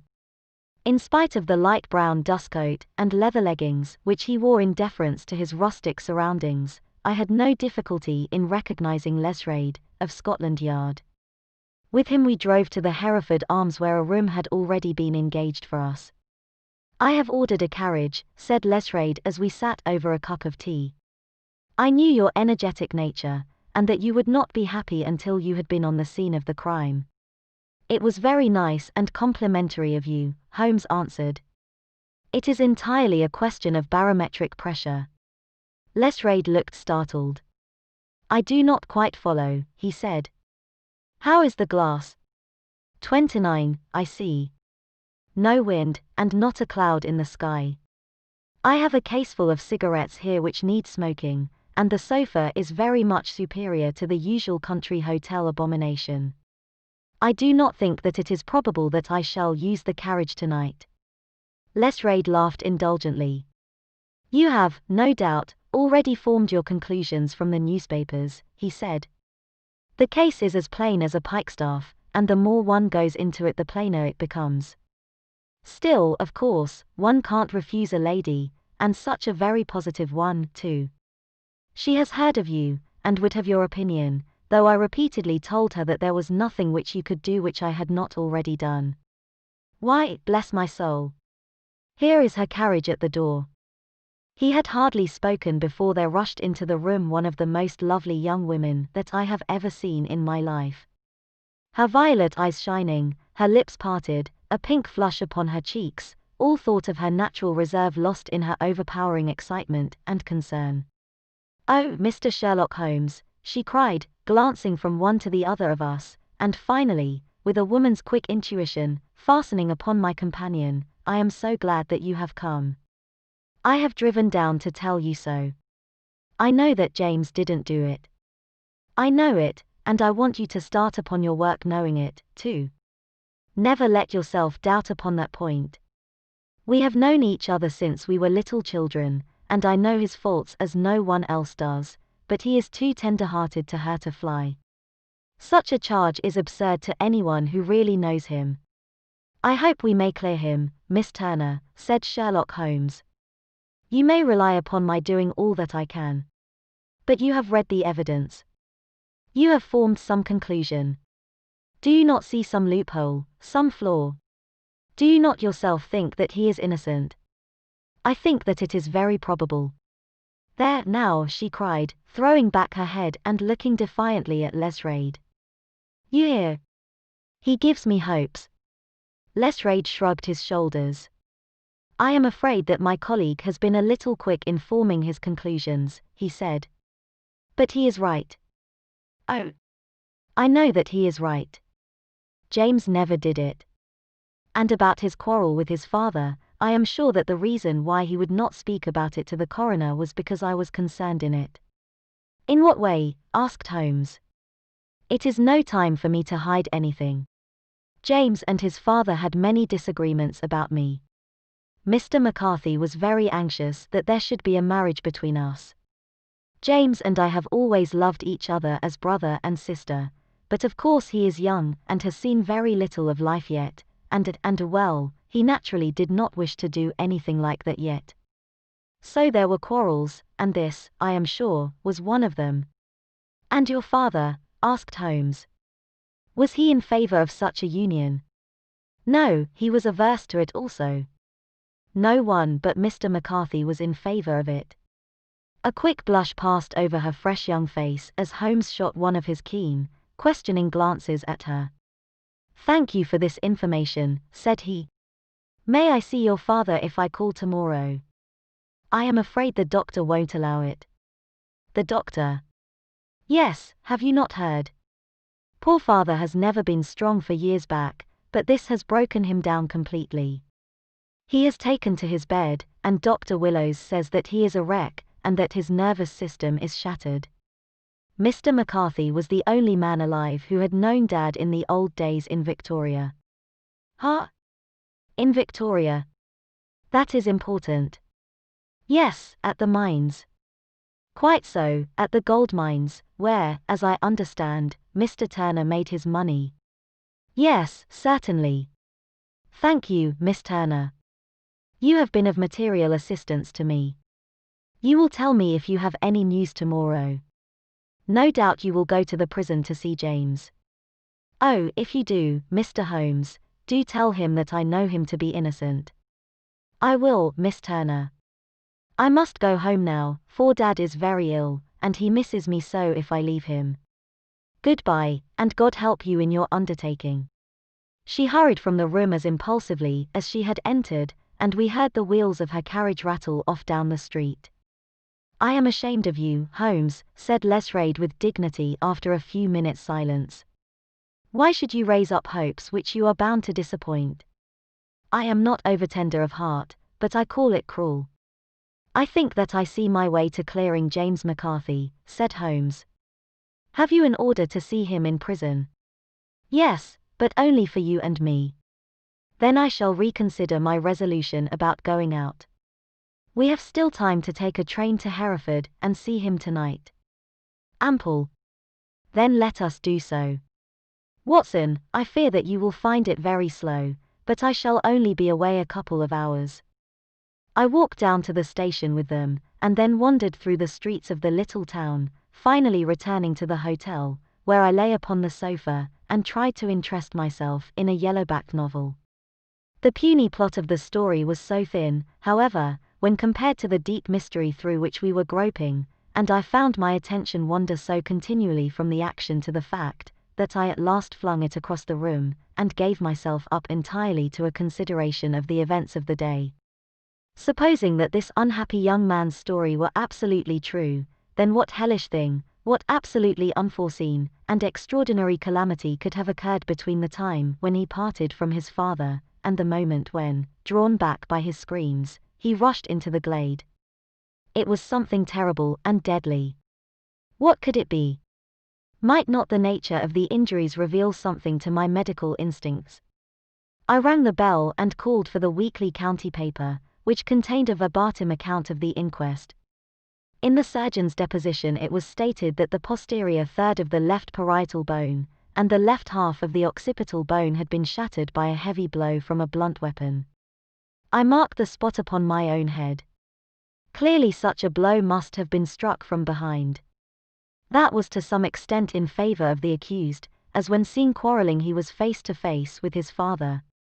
Still, it did not go for very much, for the older man might have turned his back before the blow fell. Still, it might be worthwhile to call Holmes' attention to it. Then there was the peculiar dying reference to a rat. What could that mean? It could not be delirium. A man dying from a sudden blow does not commonly become delirious. No, it was more likely to be an attempt to explain how he met his fate. But what could it indicate?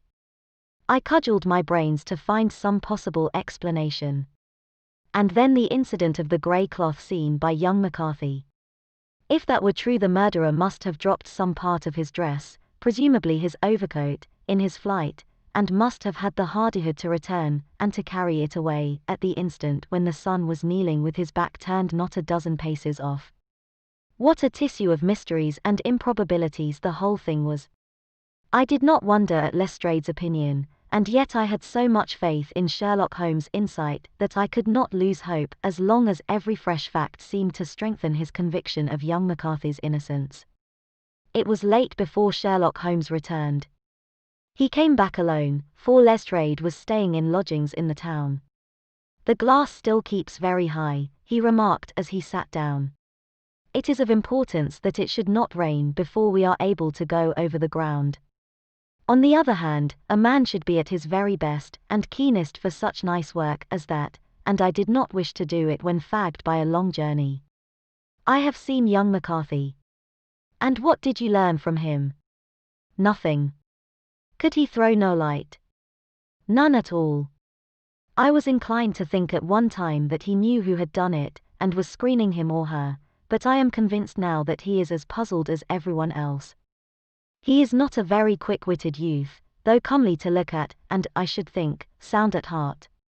I cannot admire his taste," I remarked, "if it is indeed a fact that he was averse to a marriage with so charming a young lady as this Miss Turner.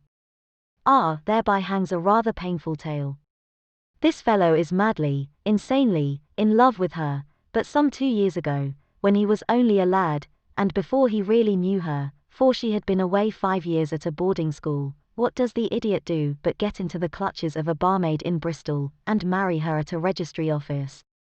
No one knows a word of the matter, but you can imagine how maddening it must be to him to be upbraided for not doing what he would give his very eyes to do, but what he knows to be absolutely impossible. It was sheer frenzy of this sort which made him throw his hands up into the air when his father, at their last interview, was goading him on to propose to Miss Turner.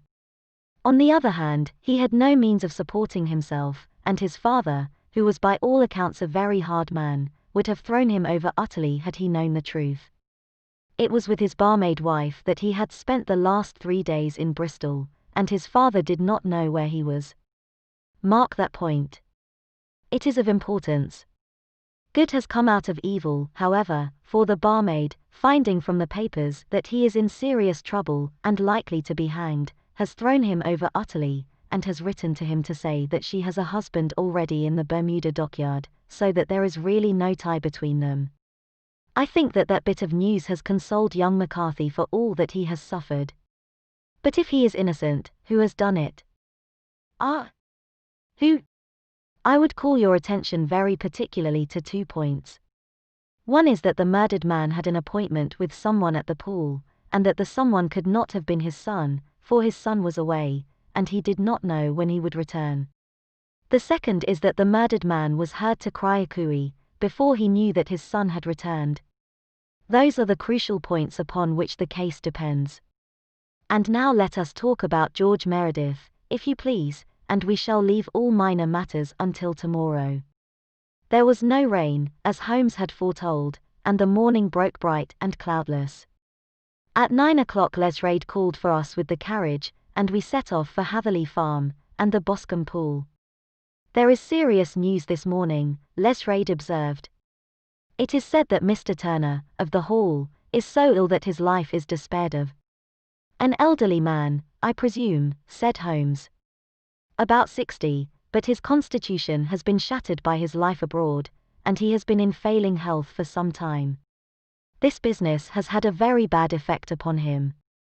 He was an old friend of McCarthy's, and I may add, a great benefactor to him, for I have learned that he gave him Hatherley Farm rent-free. Indeed. That is interesting, said Holmes. Oh, yes.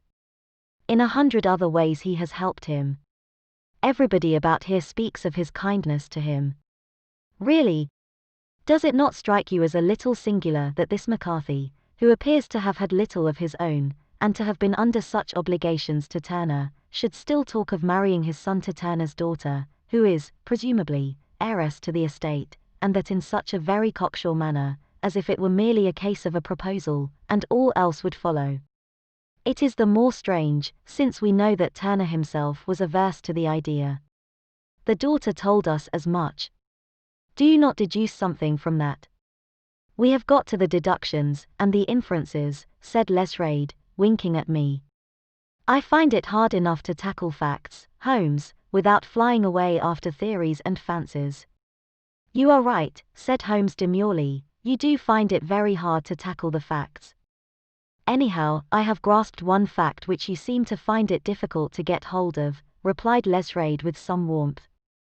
And that is that McCarthy Sr. met his death from McCarthy Jr., and that all theories to the contrary are the merest moonshine.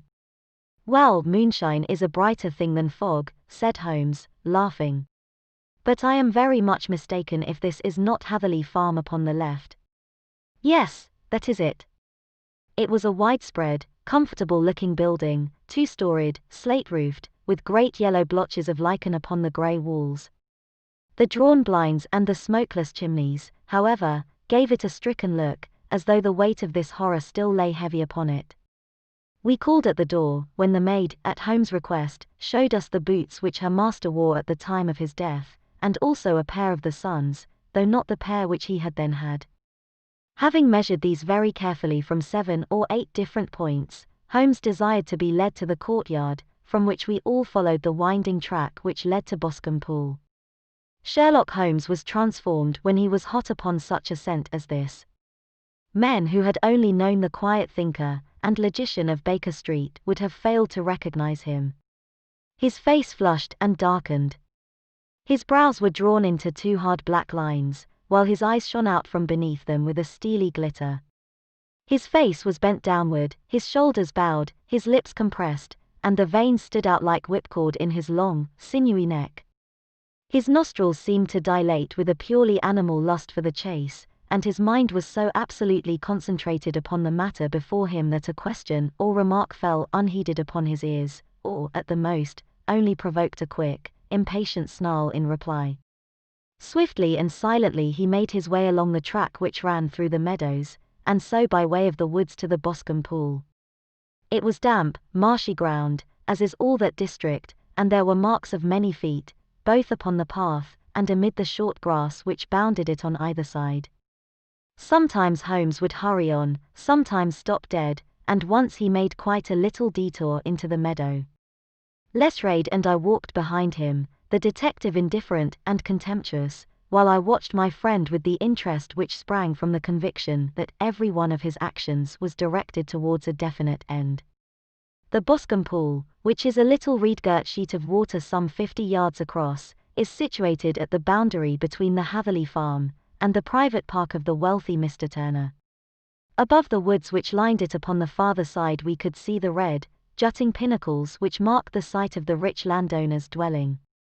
On the Hatherley side of the pool the woods grew very thick, and there was a narrow belt of sodden grass 20 paces across between the edge of the trees and the reeds which lined the lake.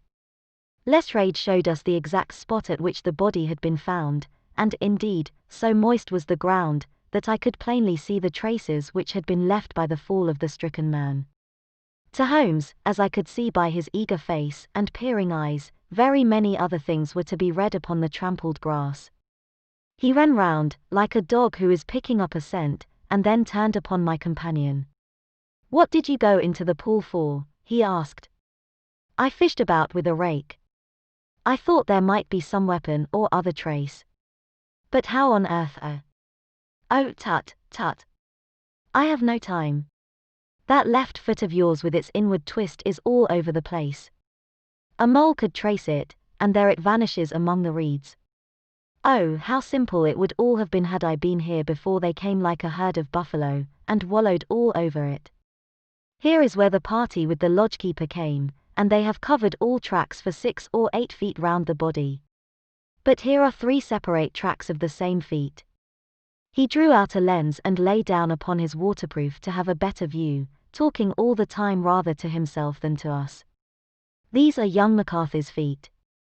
Twice he was walking, and once he ran swiftly, so that the soles are deeply marked, and the heels hardly visible. That bears out his story. He ran when he saw his father on the ground. Then here are the father's feet as he paced up and down. What is this, then? It is the butt end of the gun as the son stood listening. And this? Ha ha! What have we here? Tiptoes. Tiptoes. Square, too, quite unusual boots. They come, they go, they come again. Of course that was for the cloak. Now where did they come from?" He ran up and down, sometimes losing, sometimes finding the track until we were well within the edge of the wood and under the shadow of a great beech, the largest tree in the neighborhood. Holmes traced his way to the farther side of this, and lay down once more upon his face, with a little cry of satisfaction.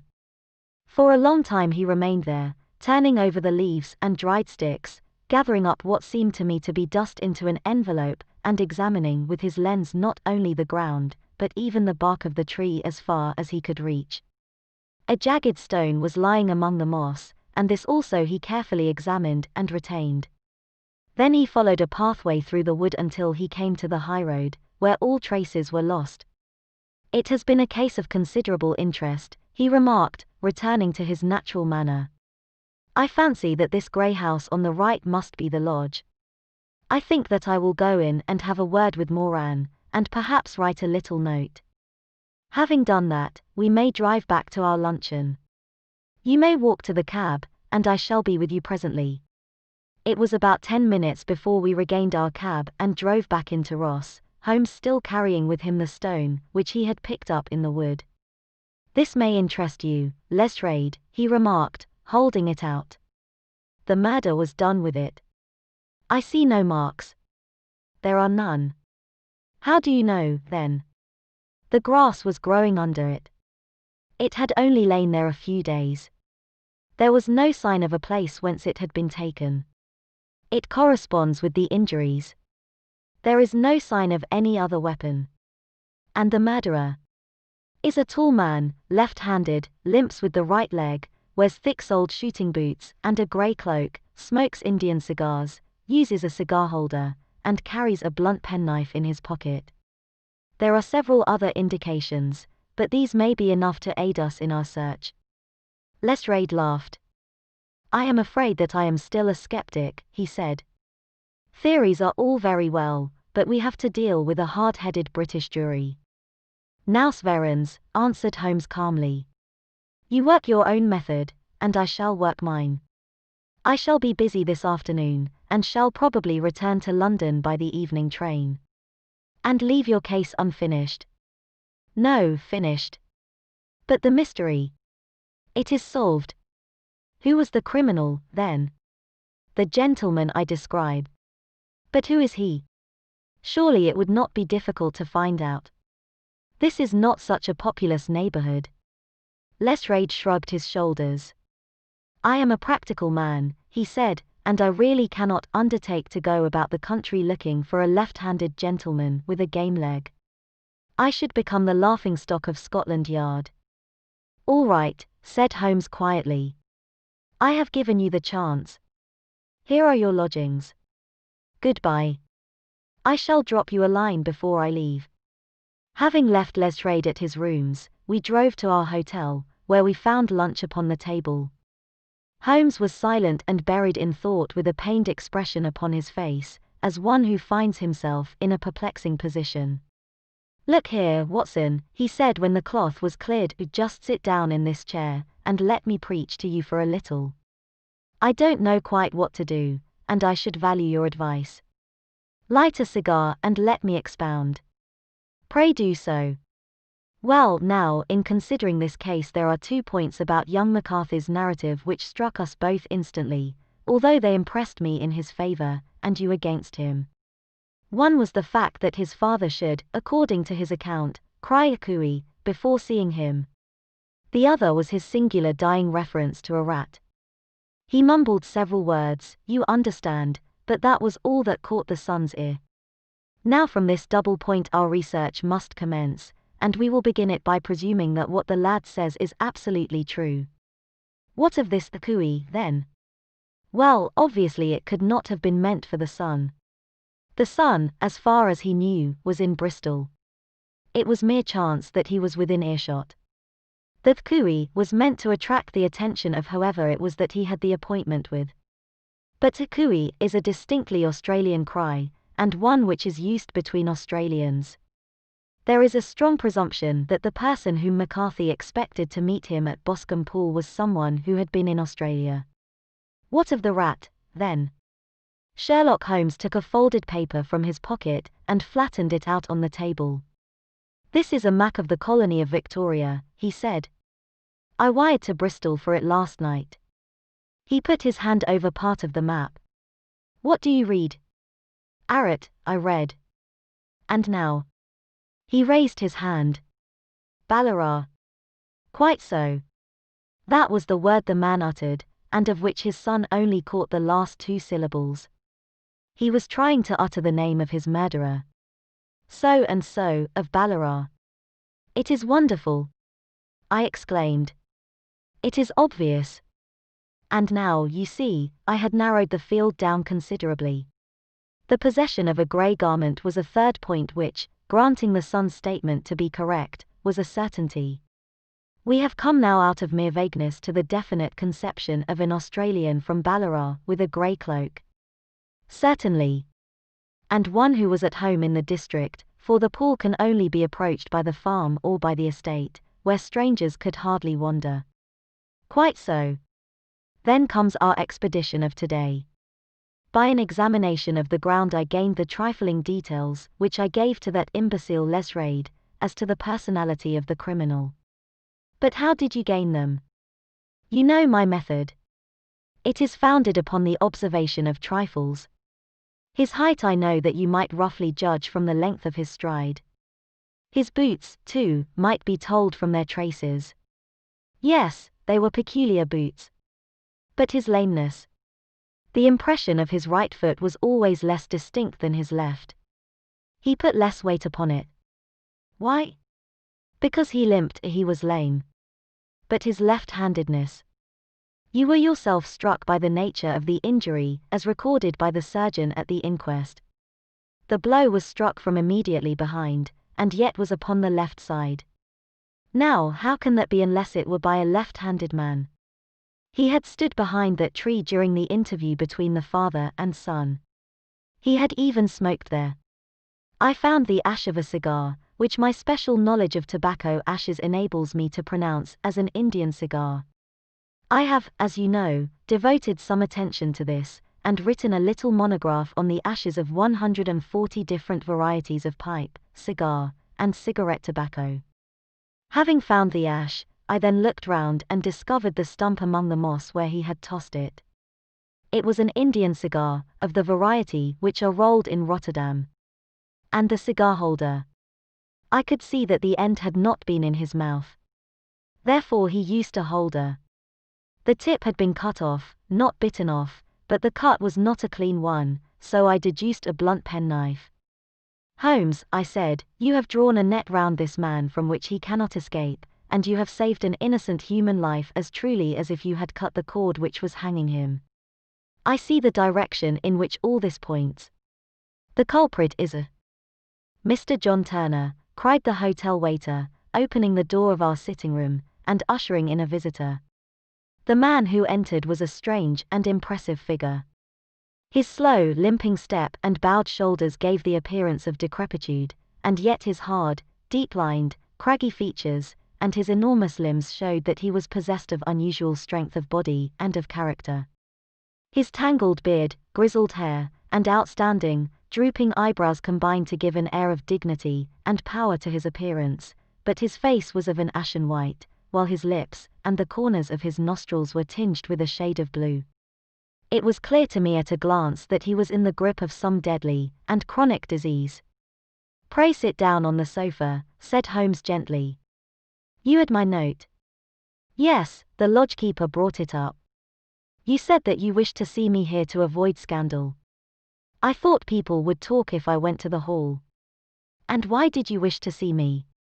He looked across at my companion with despair in his weary eyes, as though his question was already answered. Yes, said Holmes, answering the look rather than the words. It is so. I know all about McCarthy. The old man sank his face in his hands. God help me, he cried. But I would not have let the young man come to harm. I give you my word that I would have spoken out if it went against him at the assizes. I am glad to hear you say so, said Holmes gravely. I would have spoken now had it not been for my dear girl. It would break her heart if it will break her heart when she hears that I am arrested. It may not come to that, said Holmes. What? I am no official agent. I understand that it was your daughter who required my presence here, and I am acting in her interests. Young McCarthy must be got off, however. I am a dying man, said old Turner. I have had diabetes for years. My doctor says it is a question whether I shall live a month.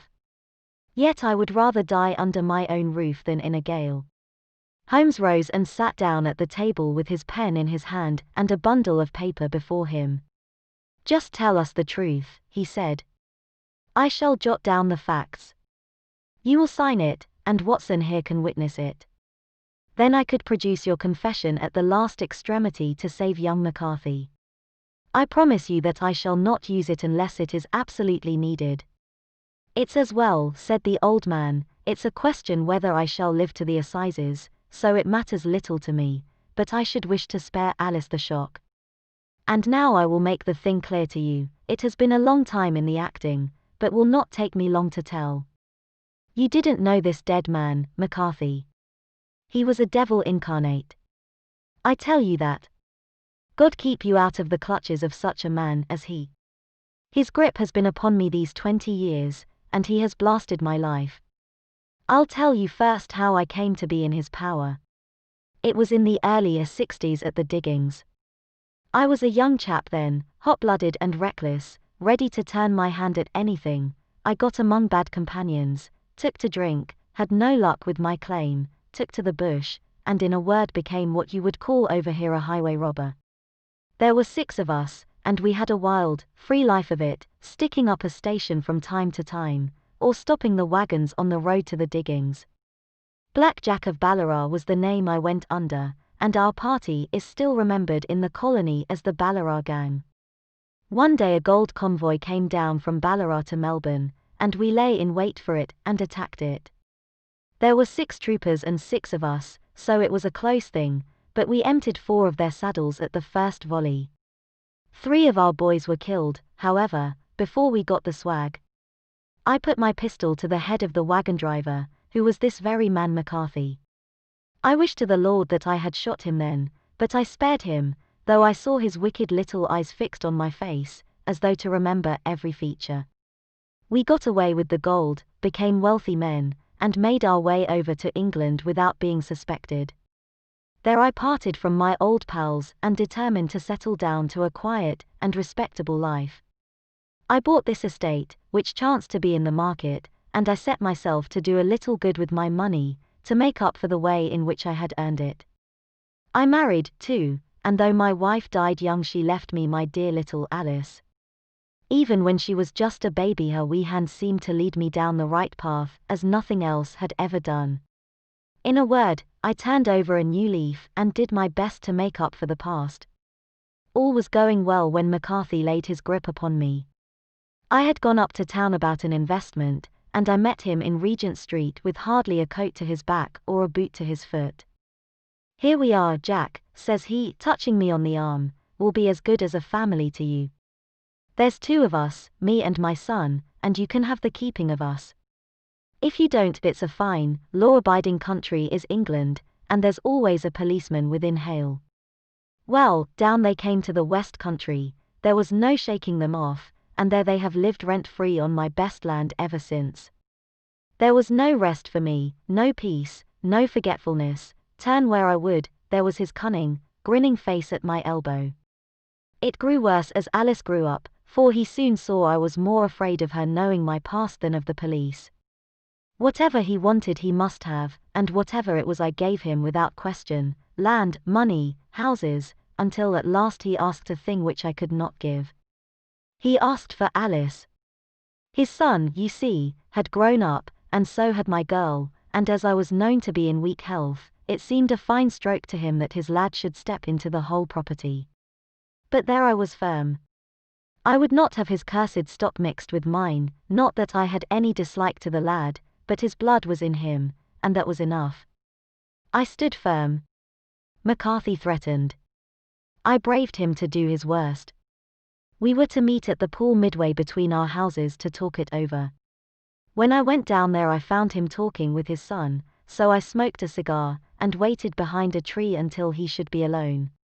But as I listened to his talk all that was black and bitter in me seemed to come uppermost. He was urging his son to marry my daughter with as little regard for what she might think as if she were a slut from off the streets. It drove me mad to think that I and all that I held most dear should be in the power of such a man as this. Could I not snap the bond? I was already a dying and a desperate man. Though clear of mind and fairly strong of limb, I knew that my own fate was sealed. But my memory and my girl, both could be saved if I could but silence that foul tongue. I did it, Mr. Holmes. I would do it again.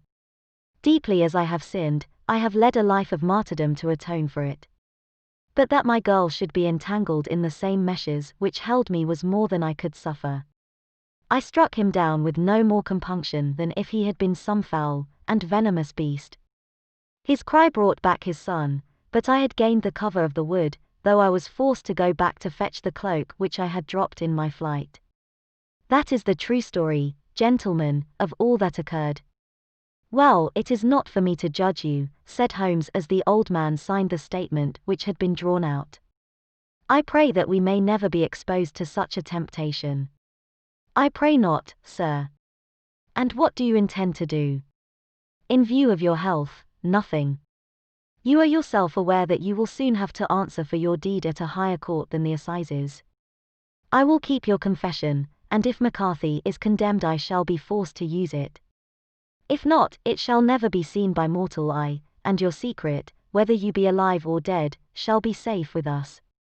Farewell, then, said the old man solemnly. Your own deathbeds, when they come, will be the easier for the thought of the peace which you have given to mine. Tottering and shaking in all his giant frame, he stumbled slowly from the room. God help us, said Holmes after a long silence. Why does fate play such tricks with poor, helpless worms? I never hear of such a case as this that I do not think of Baxter's words, and say, there, but for the grace of God, goes Sherlock Holmes. James McCarthy was acquitted at the assizes on the strength of a number of objections which had been drawn out by Holmes and submitted to the defending counsel. Old Turner lived for 7 months after our interview, but he is now dead, and there is every prospect that the son and daughter may come to live happily together in ignorance of the black cloud which rests upon their past. Chapter 5: The 5 Orange Pips. When I glance over my notes and records of the Sherlock Holmes cases between the years 82 and 90, I am faced by so many which present strange and interesting features that it is no easy matter to know which to choose, and which to leave. Some, however, have already gained publicity through the papers, and others have not offered a field for those peculiar qualities which my friend possessed in so high a degree, and which it is the object of these papers to illustrate. Some, too, have baffled his analytical skill, and would be, as narratives, beginnings without an ending, while others have been but partially cleared up, and have their explanations founded rather upon conjecture and surmise than on that absolute logical proof which was so dear to him. There is, however, one of these last which was so remarkable in its details, and so startling in its results that I am tempted to give some account of it in spite of the fact that there are points in connection with it which never have been, and probably never will be, entirely cleared up. The year 87 furnished us with a long series of cases of greater or less interest, of which I retain the records. Among my headings under this one 12 months I find an account of the adventure of the Paradol Chamber, of the Amateur Mendicant Society, who held a luxurious club in the lower vault of a furniture warehouse, of the facts connected with the loss of the British bark Sophie Anderson, of the singular adventures of the Grice Pattersons in the island of Uffa, and finally of the Camberwell poisoning case. In the latter, as may be remembered, Sherlock Holmes was able, by winding up the dead man's watch, to prove that it had been wound up 2 hours before, and that therefore the deceased had gone to bed within that time, a deduction which was of the greatest importance in clearing up the case. All these I may sketch out at some future date, but none of them present such singular features as the strange train of circumstances which I have now taken up my pen to describe. It was in the latter days of September, and the equinoctial gales had set in with exceptional violence. All day the wind had screamed, and the rain had beaten against the windows, so that even here in the heart of great, handmade London we were forced to raise our minds for the instant from the routine of life, and to recognize the presence of those great elemental forces which shriek at mankind through the bars of his civilization, like untamed beasts in a cage. As evening drew in, the storm grew higher and louder, and the wind cried and sobbed like a child in the chimney. Sherlock Holmes sat moodily at one side of the fireplace cross-indexing his records of crime, while I at the other was deep in one of Clark Russell's fine sea stories until the howl of the gale from without seemed to blend with the text, and the splash of the rain to lengthen out into the long swash of the sea waves. My wife was on a visit to her mother's, and for a few days I was a dweller once more in my old quarters at Baker Street. Why, said I, glancing up at my companion, that was surely the bell. Who could come tonight? Some friend of yours, perhaps. Except yourself I have none, he answered. I do not encourage visitors. A client, then? If so, it is a serious case. Nothing less would bring a man out on such a day, and at such an hour. But I take it that it is more likely to be some crony of the landlady's. Sherlock Holmes was wrong in his conjecture, however, for there came a step in the passage, and a tapping at the door. He stretched out his long arm to turn the lamp away from himself, and towards the vacant chair upon which a newcomer must sit. Come in, said he. The man who entered was young, some 22 at the outside, well-groomed and trimly clad, with something of refinement and delicacy in his bearing. The streaming umbrella which he held in his hand, and his long shining waterproof told of the fierce weather through which he had come. He looked about him anxiously in the glare of the lamp, and I could see that his face was pale, and his eyes heavy, like those of a man who is weighed down with some great anxiety. "I owe you an apology," he said, raising his golden pince-nez to his eyes. "I trust that I am not intruding. I fear that I have brought some traces of the storm and rain into your snug chamber." "Give me your coat and umbrella," said Holmes. "They may rest here on the hook, and will be dry presently. You have come up from the southwest, I see." "Yes, from Horsham. That clay and chalk mixture which I see upon your toe-caps is quite distinctive. I have come for advice." "That is easily got." "And help."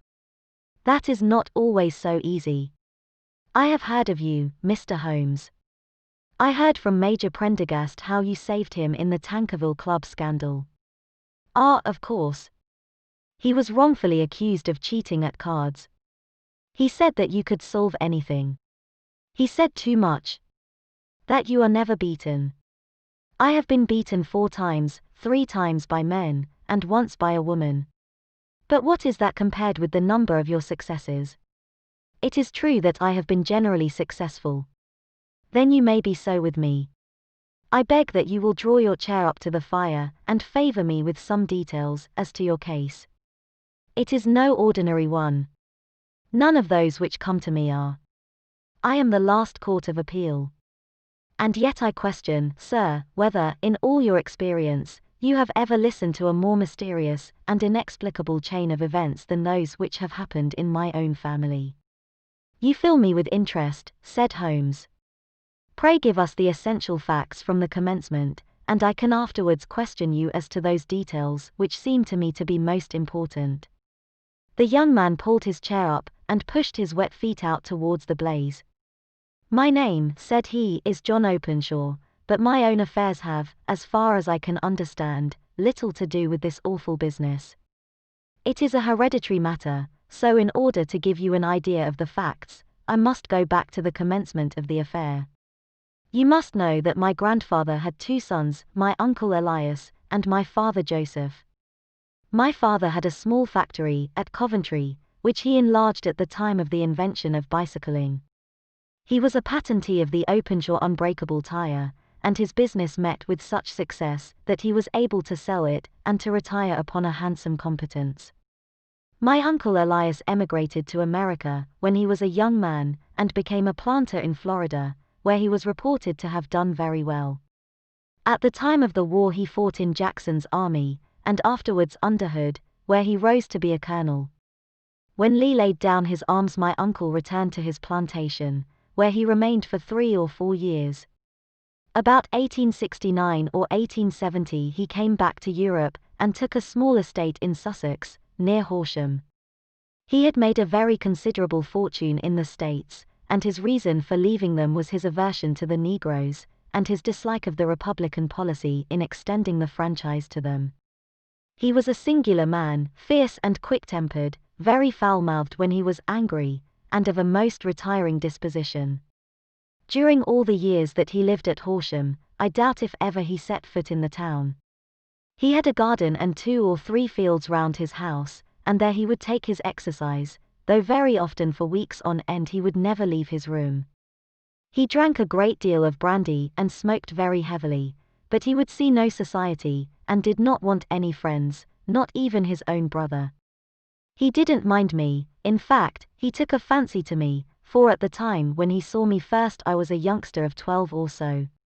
This would be in the year 1878, after he had been 8 or 9 years in England. He begged my father to let me live with him, and he was very kind to me in his way. When he was sober he used to be fond of playing backgammon and draughts with me, and he would make me his representative both with the servants and with the tradespeople, so that by the time that I was 16 I was quite master of the house. I kept all the keys and could go where I liked, and do what I liked, so long as I did not disturb him in his privacy. There was one singular exception, however, for he had a single room, a lumber room up among the attics, which was invariably locked, and which he would never permit either me or anyone else to enter. With a boy's curiosity I have peeped through the keyhole, but I was never able to see more than such a collection of old trunks and bundles as would be expected in such a room. One day, it was in March, 1883, a letter with a foreign stamp lay upon the table in front of the Colonel's plate.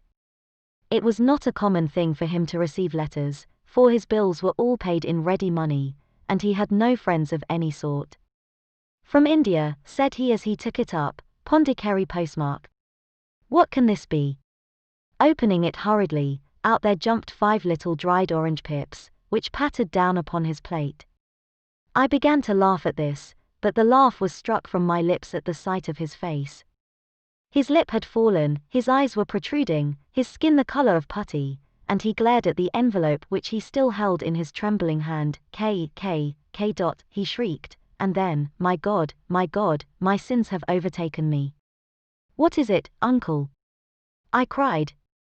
"Death," said he, and rising from the table he retired to his room, leaving me palpitating with horror. I took up the envelope, and saw scrawled in red ink upon the inner flap, just above the gum, the letter K 3 times repeated.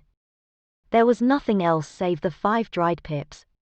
What could be the reason of his overpowering terror? I left the breakfast table, and as I ascended the stair I met him coming down with an old rusty key, which must have belonged to the attic, in one hand, and a small brass box, like a cash box, in the other. "They may do what they like, but I'll checkmate them still," said he with an oath. "Tell Mary that I shall want a fire in my room today, and send down to Fordham, the Horsham lawyer." I did as he ordered, and when the lawyer arrived I was asked to step up to the room. The fire was burning brightly, and in the grate there was a mass of black, fluffy ashes, as of burned paper, while the brass box stood open and empty beside it. As I glanced at the box I noticed, with a start, that upon the lid was printed the treble K which I had read in the morning upon the envelope. "I wish you, John," said my uncle, "to witness my will. I leave my estate, with all its advantages and all its disadvantages, to my brother, your father, whence it will, no doubt, descend to you. If you can enjoy it in peace, well and good. If you find you cannot, take my advice, my boy, and leave it to your deadliest enemy. I am sorry to give you such a two-edged thing, but I can't say what turn things are going to take. Kindly sign the paper where Mr. Fordham shows you." I signed the paper as directed, and the lawyer took it away with him. The singular incident made, as you may think, the deepest impression upon me, and I pondered over it and turned it every way in my mind without being able to make anything of it. Yet I could not shake off the vague feeling of dread which it left behind, though the sensation grew less keen as the weeks passed and nothing happened to disturb the usual routine of our lives. I could see a change in my uncle, however. He drank more than ever, and he was less inclined for any sort of society. Most of his time he would spend in his room, with the door locked upon the inside, but sometimes he would emerge in a sort of drunken frenzy, and would burst out of the house and tear about the garden with a revolver in his hand, screaming out that he was afraid of no man, and that he was not to be cooped up, like a sheep in a pen, by man or devil. When these hot fits were over, however, he would rush tumultuously in at the door and lock and bar it behind him, like a man who can brazen it out no longer against the terror which lies at the roots of his soul. At such times I have seen his face, even on a cold day, glisten with moisture, as though it were new raised from a basin. Well, to come to an end of the matter, Mr. Holmes, and not to abuse your patience, there came a night when he made one of those drunken sallies from which he never came back. We found him, when we went to search for him, face downward in a little greenscummed pool, which lay at the foot of the garden.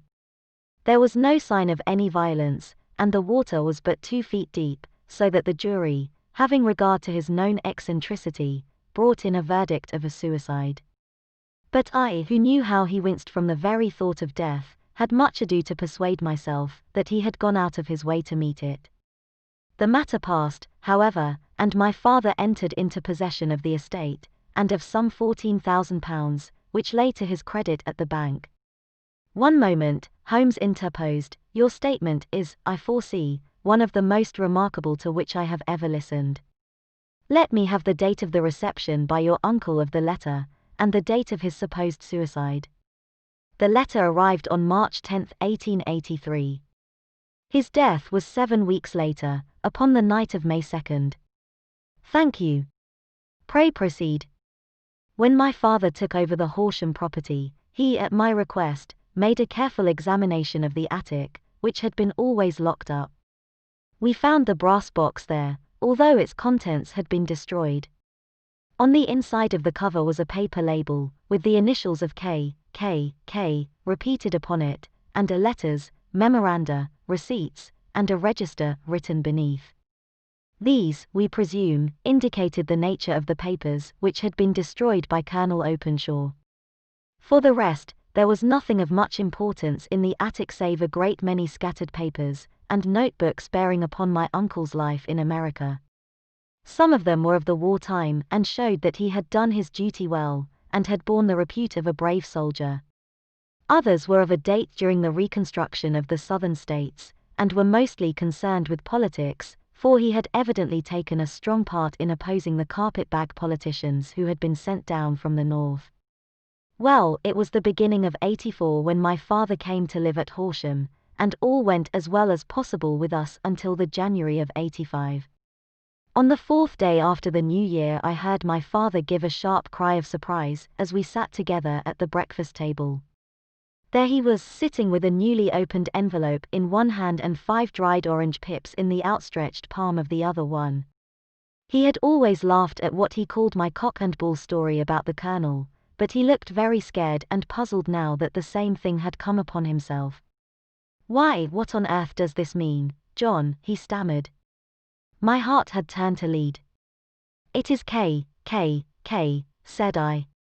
He looked inside the envelope. "So it is," he cried. "Here are the very letters. But what is this written above them?" "Put the papers on the sundial," I read, peeping over his shoulder. "What papers? What sundial?" he asked. "The sundial in the garden." "There is no other," said I, "but the papers must be those that are destroyed." "Pooh," said he, gripping hard at his courage. "We are in a civilized land here, and we can't have tomfoolery of this kind. Where does the thing come from?" "From Dundee," I answered, glancing at the postmark. "Some preposterous practical joke," said he. "What have I to do with sundials and papers? I shall take no notice of such nonsense." "I should certainly speak to the police," I said. "And be laughed at for my pains." "Nothing of the sort." "Then let me do so." "No, I forbid you. I won't have a fuss made about such nonsense." It was in vain to argue with him, for he was a very obstinate man. I went about, however, with a heart which was full of forebodings. On the 3rd day after the coming of the letter my father went from home to visit an old friend of his, Major Freebody, who is in command of one of the forts upon Portsdown Hill. I was glad that he should go, for it seemed to me that he was farther from danger when he was away from home. In that, however, I was in error. Upon the 2nd day of his absence I received a telegram from the Major, imploring me to come at once. My father had fallen over one of the deep chalk pits which abound in the neighborhood, and was lying senseless, with a shattered skull. I hurried to him, but he passed away without having ever recovered his consciousness. He had, as it appears, been returning from Fareham in the twilight, and as the country was unknown to him, and the chalk pit unfenced, the jury had no hesitation in bringing in a verdict of death from accidental causes. Carefully as I examined every fact connected with his death, I was unable to find anything which could suggest the idea of murder. There were no signs of violence, no footmarks, no robbery, no record of strangers having been seen upon the roads. And yet I need not tell you that my mind was far from at ease, and that I was well nigh certain that some foul plot had been woven round him. In this sinister way I came into my inheritance. You will ask me why I did not dispose of it. I answer, because I was well convinced that our troubles were in some way dependent upon an incident in my uncle's life, and that the danger would be as pressing in one house as in another. It was in January, 85, that my poor father met his end, and 2 years and 8 months have elapsed since then. During that time I have lived happily at Horsham, and I had begun to hope that this curse had passed away from the family, and that it had ended with the last generation. I had begun to take comfort too soon. However, yesterday morning the blow fell in the very shape in which it had come upon my father. The young man took from his waistcoat a crumpled envelope, and turning to the table he shook out upon it 5 little dried orange pips. "This is the envelope," he continued. "The postmark is London, Eastern Division. Within are the very words which were upon my father's last message, K, and then put the papers on the sundial." "What have you done?" asked Holmes. Nothing. To tell the truth, he sank his face into his thin, white hands. I have felt helpless. I have felt like one of those poor rabbits when the snake is writhing towards it. I seem to be in the grasp of some resistless, inexorable evil, which no foresight and no precautions can guard against. "Tut! Tut!" cried Sherlock Holmes. "You must act, man, or you are lost. Nothing but energy can save you. This is no time for despair. I have seen the police. Ah! But they listened to my story with a smile. I am convinced that the inspector has formed the opinion that the letters are all practical jokes, and that the deaths of my relations were really accidents, as the jury stated, and were not to be connected with the warnings." Holmes shook his clenched hands in the air. "Incredible imbecility," he cried. "They have, however, allowed me a policeman, who may remain in the house with me. Has he come with you tonight?" "No. His orders were to stay in the house." Again Holmes raved in the air. "Why did you come to me?" he said, "and above all, why did you not come at once?" "I did not know. It was only today that I spoke to Major Prendergast about my troubles, and was advised by him to come to you. It is really 2 days since you had the letter. We should have acted before this. You have no further evidence, I suppose, than that which you have placed before us, no suggestive detail, which might help us." "There is one thing," said John Openshaw. He rummaged in his coat pocket, and drawing out a piece of discolored, blue-tinted paper, he laid it out upon the table. "I have some remembrance," said he, "that on the day when my uncle burned the papers I observed that the small, unburned margins which lay amid the ashes were of this particular color. I found this single sheet upon the floor of his room, and I am inclined to think that it may be one of the papers which has, perhaps, fluttered out from among the others, and in that way has escaped destruction. Beyond the mention of pips, I do not see that it helps us much. I think myself that it is a page from some private diary. The writing is undoubtedly my uncle's." Holmes moved the lamp, and we both bent over the sheet of paper, which showed by its ragged edge that it had indeed been torn from a book. It was headed, March, 1869, and beneath were the following enigmatical notices. 4th, Hudson came. Same old platform. 7th, set the pips on Macaulay, Paramore, and John Swain of St. Augustine. 9th, Macaulay cleared. 10th, John Swain cleared. 12th, visited Paramore. All well. Thank you, said Holmes, folding up the paper and returning it to our visitor. And now you must on no account lose another instant. We cannot spare time even to discuss what you have told me. You must get home instantly and act. What shall I do? There is but one thing to do. It must be done at once. You must put this piece of paper which you have shown us into the brass box which you have described. You must also put in a note to say that all the other papers were burned by your uncle, and that this is the only one which remains. You must assert that in such words as will carry conviction with them. Having done this, you must at once put the box out upon the sundial, as directed. Do you understand? Entirely. Do not think of revenge, or anything of the sort, at present. I think that we may gain that by means of the law, but we have our web to weave, while theirs is already woven. The first consideration is to remove the pressing danger which threatens you. The second is to clear up the mystery, and to punish the guilty parties. I thank you, said the young man, rising and pulling on his overcoat. You have given me fresh life and hope. I shall certainly do as you advise. Do not lose an instant. And, above all, take care of yourself in the meanwhile, for I do not think that there can be a doubt that you are threatened by a very real and imminent danger. How do you go back? By train from Waterloo. It is not yet 9. The streets will be crowded, so I trust that you may be in safety. And yet you cannot guard yourself too closely. I am armed. That is well. Tomorrow I shall set to work upon your case. I shall see you at Horsham, then. No, your secret lies in London.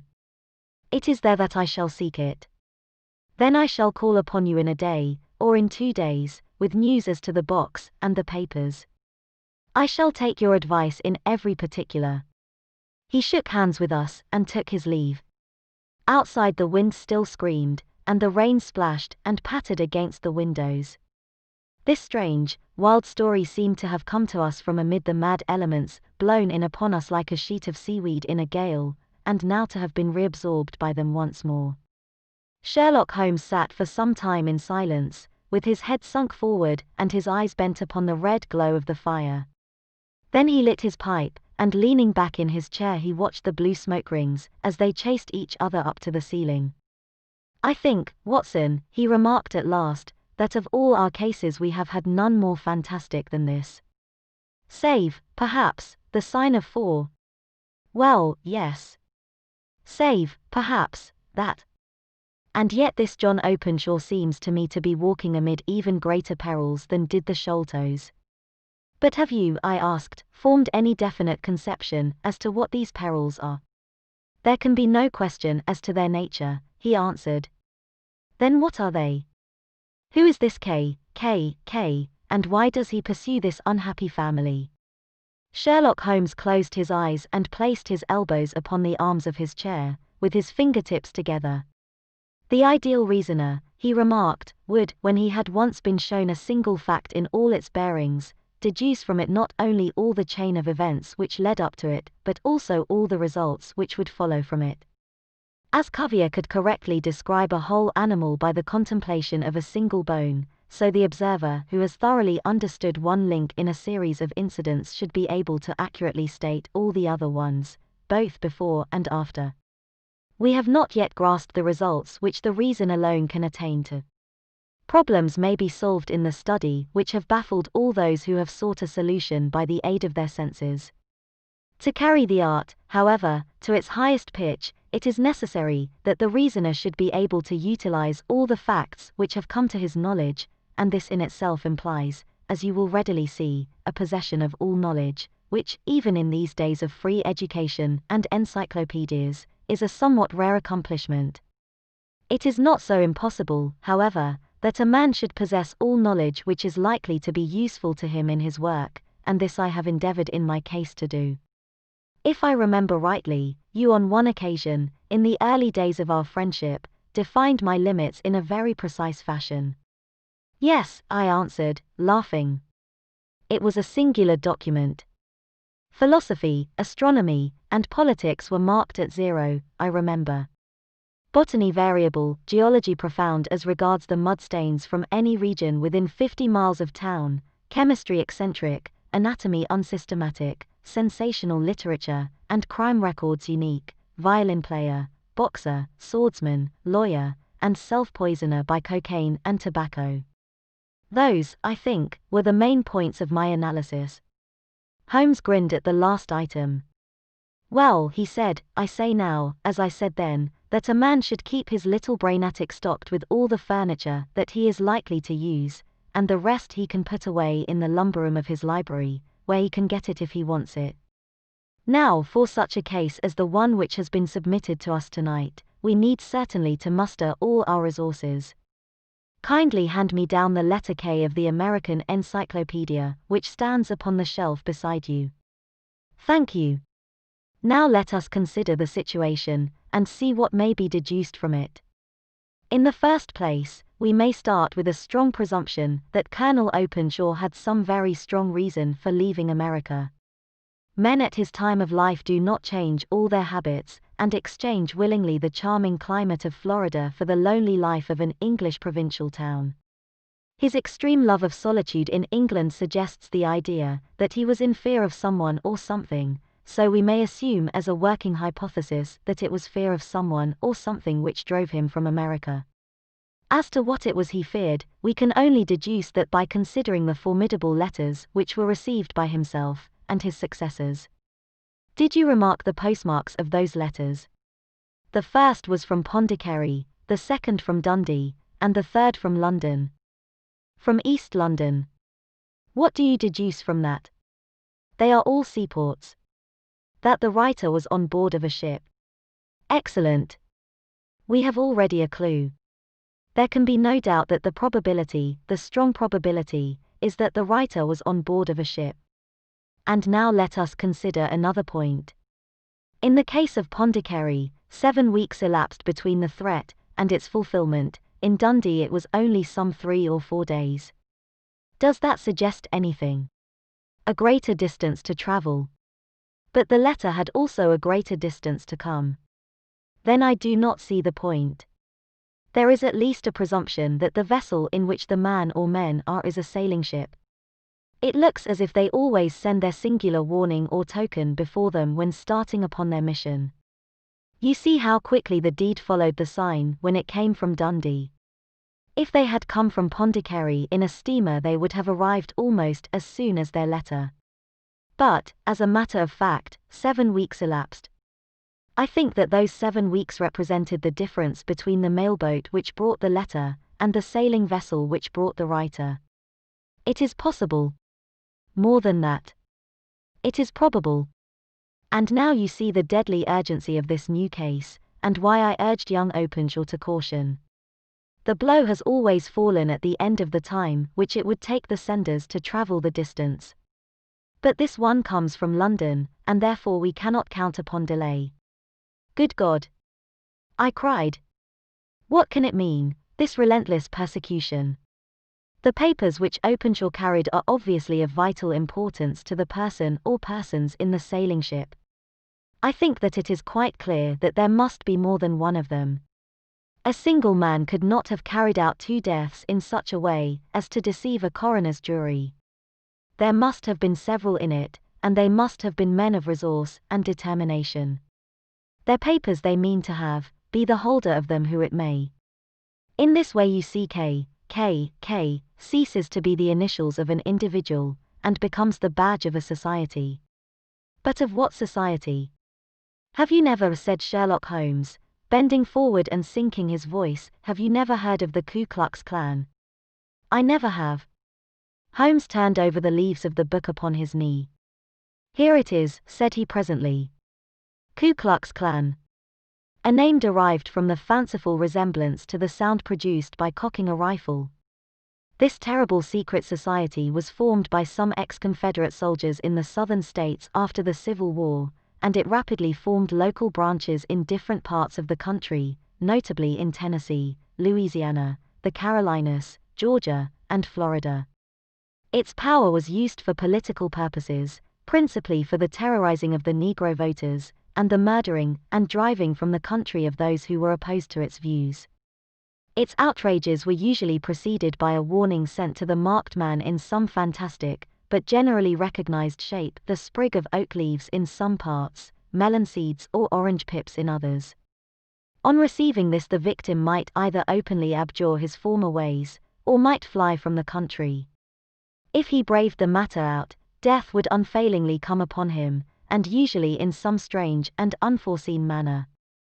So perfect was the organization of the society, and so systematic its methods, that there is hardly a case upon record where any man succeeded in braving it with impunity, or in which any of its outrages were traced home to the perpetrators. For some years the organization flourished in spite of the efforts of the United States government and of the better classes of the community in the South. Eventually, in the year 1869, the movement rather suddenly collapsed, although there have been sporadic outbreaks of the same sort since that date.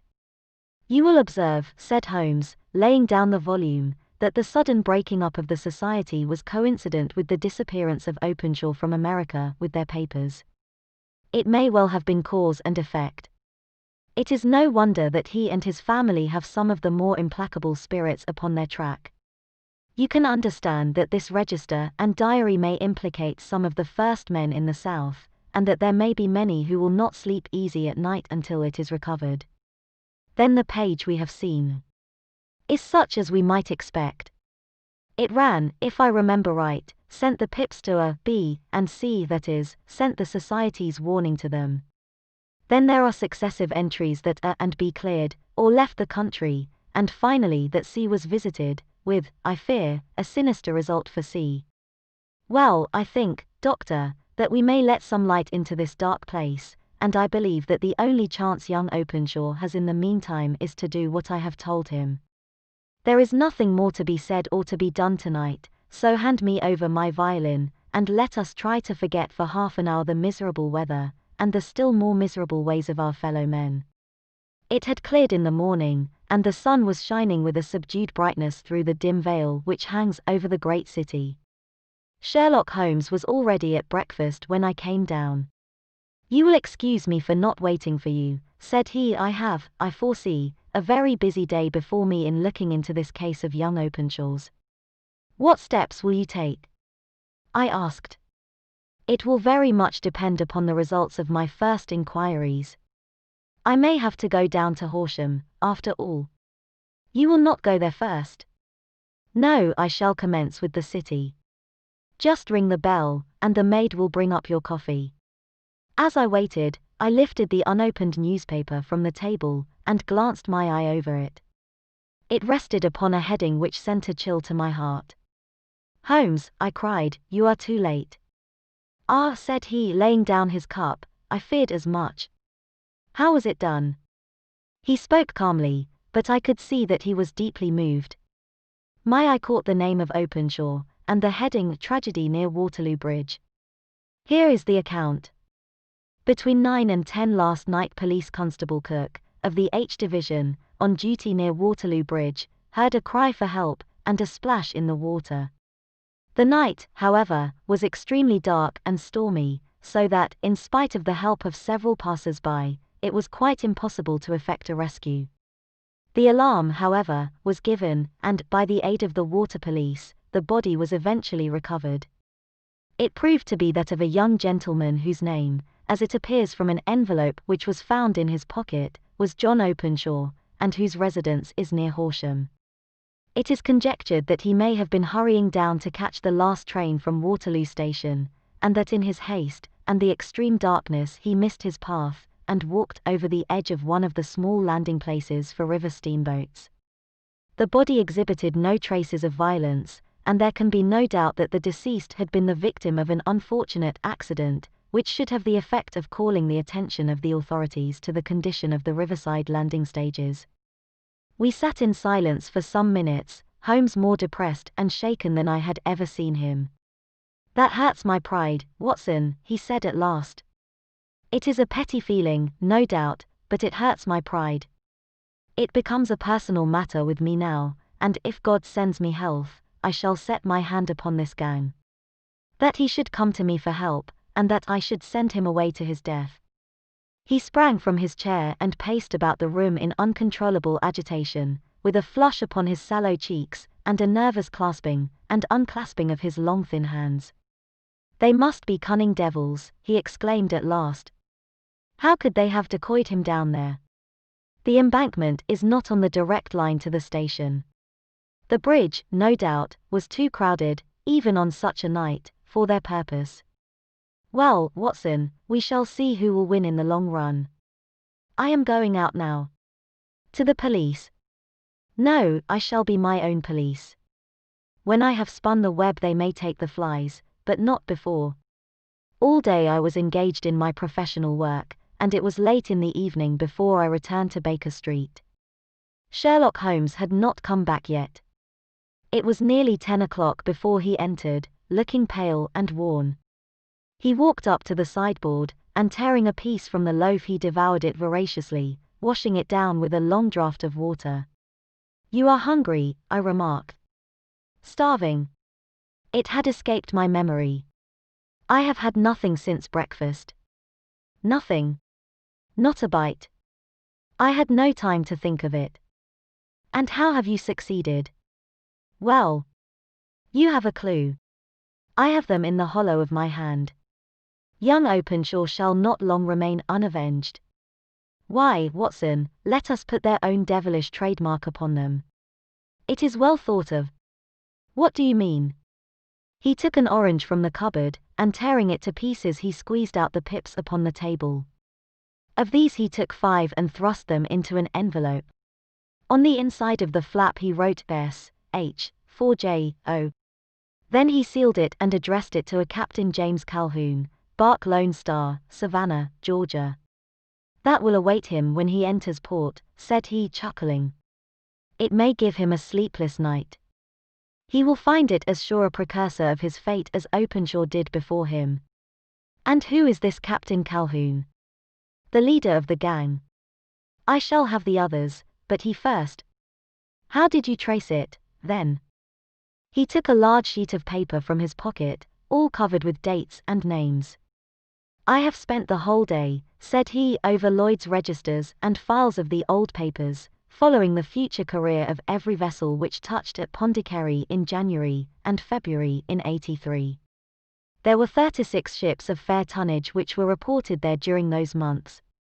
Of these, one, the Lone Star, instantly attracted my attention, since, although it was reported as having cleared from London, the name is that which is given to one of the states of the Union. Texas, I think. I was not and am not sure which, but I knew that the ship must have an American origin. What then? I searched the Dundee records, and when I found that the bark Lone Star was there in January, '85, my suspicion became a certainty. I then inquired as to the vessels which lay at present in the port of London. Yes. The Lone Star had arrived here last week. I went down to the Albert Dock and found that she had been taken down the river by the early tide this morning, homeward bound to Savannah. I wired to Gravesend and learned that she had passed some time ago, and as the wind is easterly I have no doubt that she is now past the Goodwins and not very far from the Isle of Wight. What will you do, then? Oh, I have my hand upon him. He and the 2 mates are, as I learn, the only native-born Americans in the ship. The others are Finns and Germans. I know, also, that they were all 3 away from the ship last night. I had it from the stevedore who has been loading their cargo. By the time that their sailing ship reaches Savannah the mailboat will have carried this letter, and the cable will have informed the police of Savannah that these 3 gentlemen are badly wanted here upon a charge of murder. There is ever a flaw, however, in the best laid of human plans, and the murderers of John Openshaw were never to receive the orange pips which would show them that another, as cunning and as resolute as themselves, was upon their track. Very long and very severe were the equinoctial gales that year. We waited long for news of the Lone Star of Savannah, but none ever reached us. We did at last hear that somewhere far out in the Atlantic a shattered sternpost of a boat was seen swinging in the trough of a wave, with the letters L.S. carved upon it, and that is all which we shall ever know of the fate of the Lone Star. Chapter 6. The Man with the Twisted Lip. I.S.A. Whitney, brother of the late Elias Whitney, D.E., principal of the Theological College of St. George's, was much addicted to opium. The habit grew upon him, as I understand, from some foolish freak, when he was at college, for having read De Quince's description of his dreams and sensations, he had drenched his tobacco with laudanum in an attempt to produce the same effects.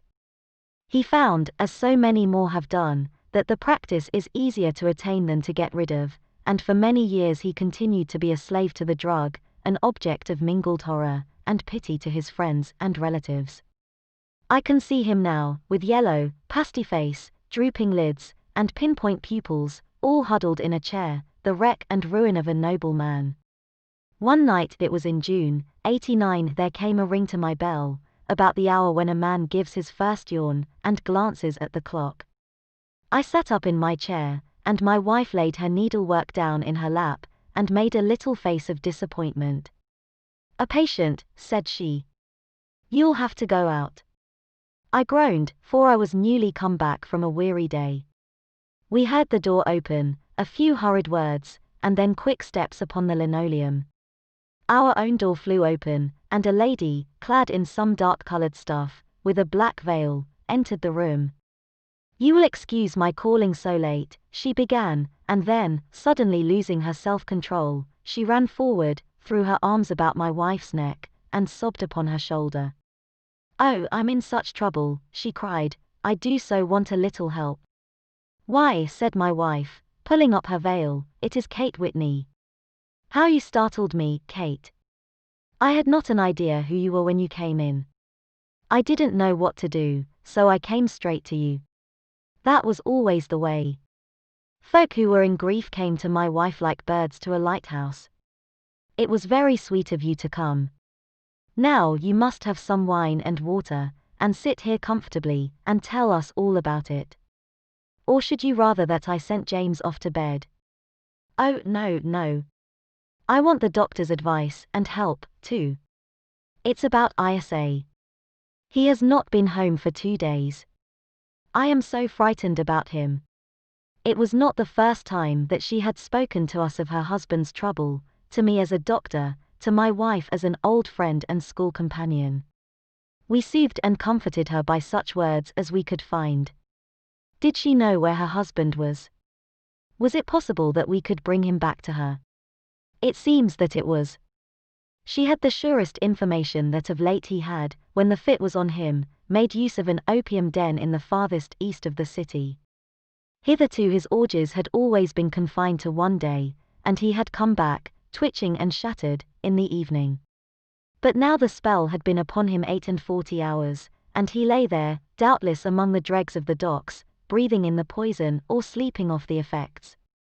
There he was to be found, she was sure of it, at the Bar of Gold, in Upper Swanham Lane. But what was she to do? How could she, a young and timid woman, make her way into such a place and pluck her husband out from among the ruffians who surrounded him? There was the case, and of course there was but one way out of it. Might I not escort her to this place? And then, as a second thought, why should she come at all? I was Isa Whitney's medical adviser, and as such I had influence over him. I could manage it better if I were alone. I promised her on my word that I would send him home in a cab within 2 hours if he were indeed at the address which she had given me. And so in 10 minutes I had left my armchair and cheery sitting room behind me, and was speeding eastward in a hansom on a strange errand, as it seemed to me at the time, though the future only could show how strange it was to be. But there was no great difficulty in the first stage of my adventure. Upper Swanham Lane is a vile alley lurking behind the high wharves which line the north side of the river to the east of London Bridge. Between a slop shop and a gin shop, approached by a steep flight of steps leading down to a black gap like the mouth of a cave, I found the den of which I was in search. Ordering my cab to wait, I passed down the steps, worn hollow in the centre by the ceaseless tread of drunken feet, and by the light of a flickering oil lamp above the door I found the latch, and made my way into a long, low room, thick and heavy with the brown opium smoke, and terraced with wooden berths, like the forecastle of an emigrant ship. Through the gloom one could dimly catch a glimpse of bodies lying in strange fantastic poses, bowed shoulders, bent knees, heads thrown back, and chins pointing upward, with here and there a dark, lackluster eye turned upon the newcomer. Out of the black shadows there glimmered little red circles of light, now bright, now faint, as the burning poison waxed or waned in the bowls of the metal pipes. The most lay silent, but some muttered to themselves, and others talked together in a strange, low, monotonous voice, their conversation coming in gushes, and then suddenly tailing off into silence, each mumbling out his own thoughts, and paying little heed to the words of his neighbor. At the farther end was a small brazier of burning charcoal, beside which on a 3-legged wooden stool there sat a tall, thin old man, with his jaw resting upon his 2 fists, and his elbows upon his knees, staring into the fire. As I entered, a sallow Malay attendant had hurried up with a pipe for me, and a supply of the drug, beckoning me to an empty berth. Thank you. I have not come to stay, said I. There is a friend of mine here, Mr. Isa Whitney, and I wish to speak with him. There was a movement and an exclamation from my right, and peering through the gloom, I saw Whitney, pale, haggard, and unkempt, staring out at me.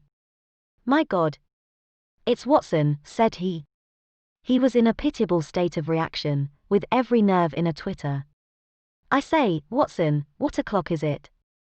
Nearly 11. Of what day? Of Friday, June 19th.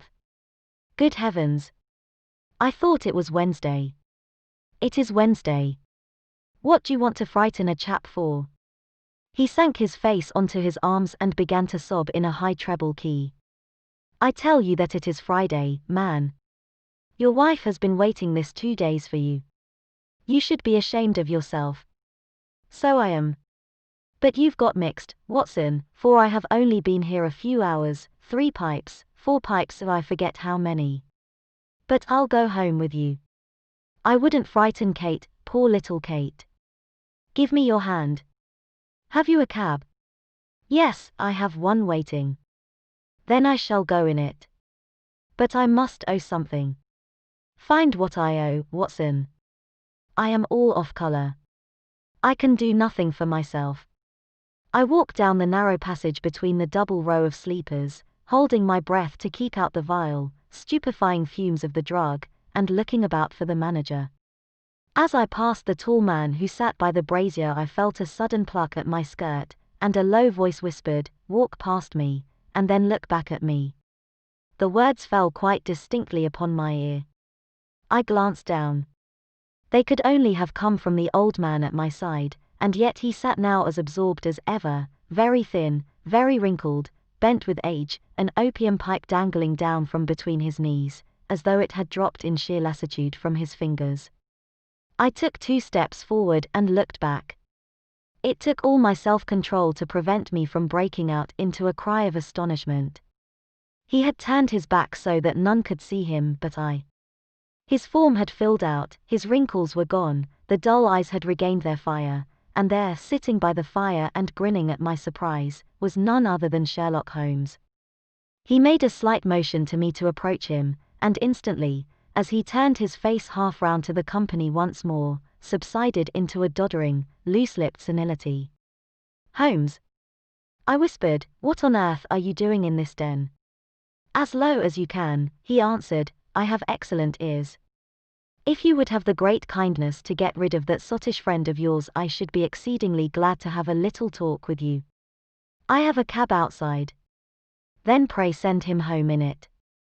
You may safely trust him, for he appears to be too limp to get into any mischief. I should recommend you also to send a note by the cabman to your wife to say that you have thrown in your lot with me. If you will wait outside, I shall be with you in 5 minutes."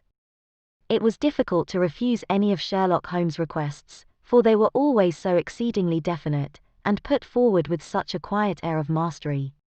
I felt, however, that when Whitney was once confined in the cab my mission was practically accomplished, and for the rest, I could not wish anything better than to be associated with my friend in one of those singular adventures which were the normal condition of his existence.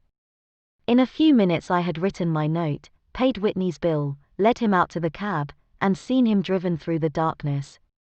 In a very short time a decrepit figure had emerged from the opium den, and I was walking down the street with Sherlock Holmes. For 2 streets he shuffled along with a bent back and an uncertain foot. Then, glancing quickly round, he straightened himself out and burst into a hearty fit of laughter. "I suppose, Watson," said he, "that you imagine that I have added opium smoking to cocaine injections, and all the other little weaknesses on which you have favored me with your medical views. I was certainly surprised to find you there. But not more so than I to find you. I came to find a friend. And I to find an enemy." "An enemy?" "Yes, one of my natural enemies, or, shall I say, my natural prey. Briefly, Watson, I am in the midst of a very remarkable inquiry, and I have hoped to find a clue in the incoherent ramblings of these sorts, as I have done before now. Had I been recognized in that den my life would not have been worth an hour's purchase, for I have used it before now for my own purposes, and the rascally Lascar who runs it has sworn to have vengeance upon me. There is a trapdoor at the back of that building, near the corner of Paul's Wharf, which could tell some strange tales of what has passed through it upon the moonless nights. What? You do not mean bodies? Bodies, Watson. We should be rich men if we had £1,000 for every poor devil who has been done to death in that den. It is the vilest murder trap on the whole riverside, and I fear that Neville St. Clair has entered it never to leave it more. But our trap should be here. He put his 2 forefingers between his teeth, and whistled shrilly a signal which was answered by a similar whistle from the distance, followed shortly by the rattle of wheels, and the clink of horses' hoofs.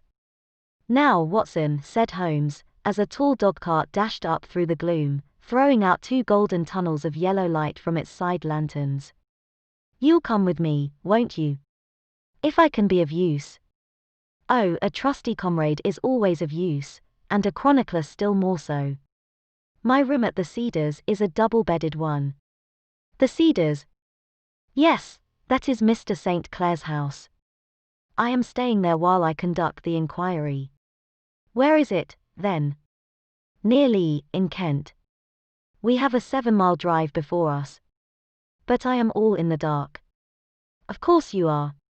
You'll know all about it presently. Jump up here. All right, John, we shall not need you. Here's £half-a-crown. Look out for me tomorrow, about 11. Give her her head. So long, then. He flicked the horse with his whip, and we dashed away through the endless succession of sombre and deserted streets, which widened gradually, until we were flying across a broad balustraded bridge, with the murky river flowing sluggishly beneath us. Beyond lay another dull wilderness of bricks and mortar, its silence broken only by the heavy, regular footfall of the policeman, or the songs and shouts of some belated party of revellers. A dull rack was drifting slowly across the sky, and a star or 2 twinkled dimly here and there through the rifts of the clouds.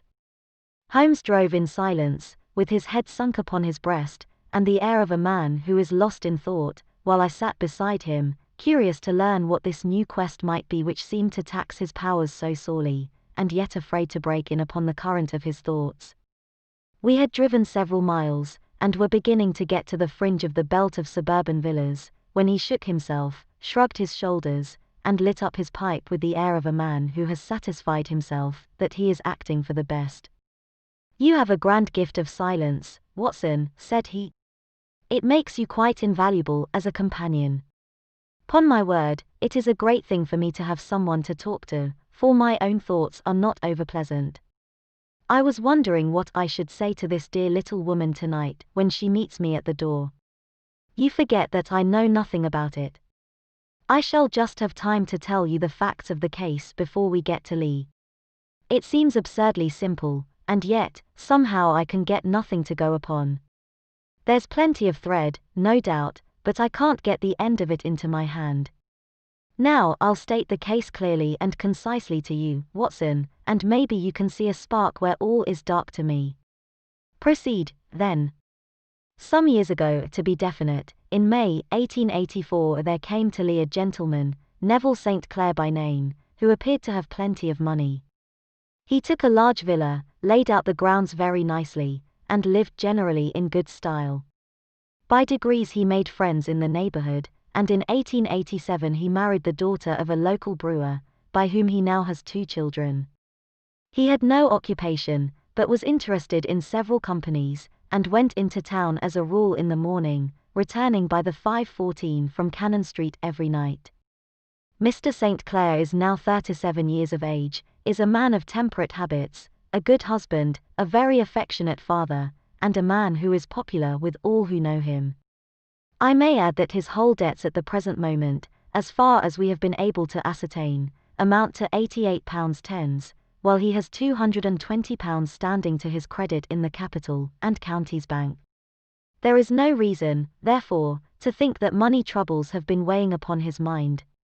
Last Monday Mr. Neville St. Clair went into town rather earlier than usual, remarking before he started that he had 2 important commissions to perform, and that he would bring his little boy home a box of bricks. Now, by the merest chance, his wife received a telegram upon this same Monday, very shortly after his departure, to the effect that a small parcel of considerable value, which she had been expecting, was waiting for her at the offices of the Aberdeen Shipping Company.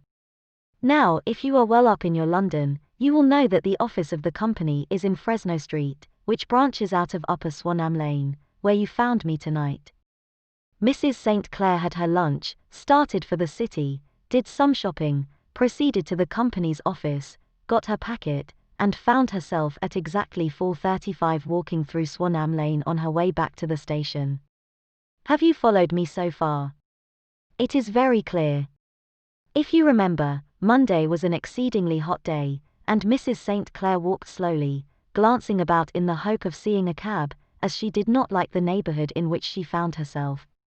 While she was walking in this way down Swanham Lane, she suddenly heard an ejaculation or cry, and was struck cold to see her husband looking down at her, and, as it seemed to her, beckoning to her from a second-floor window.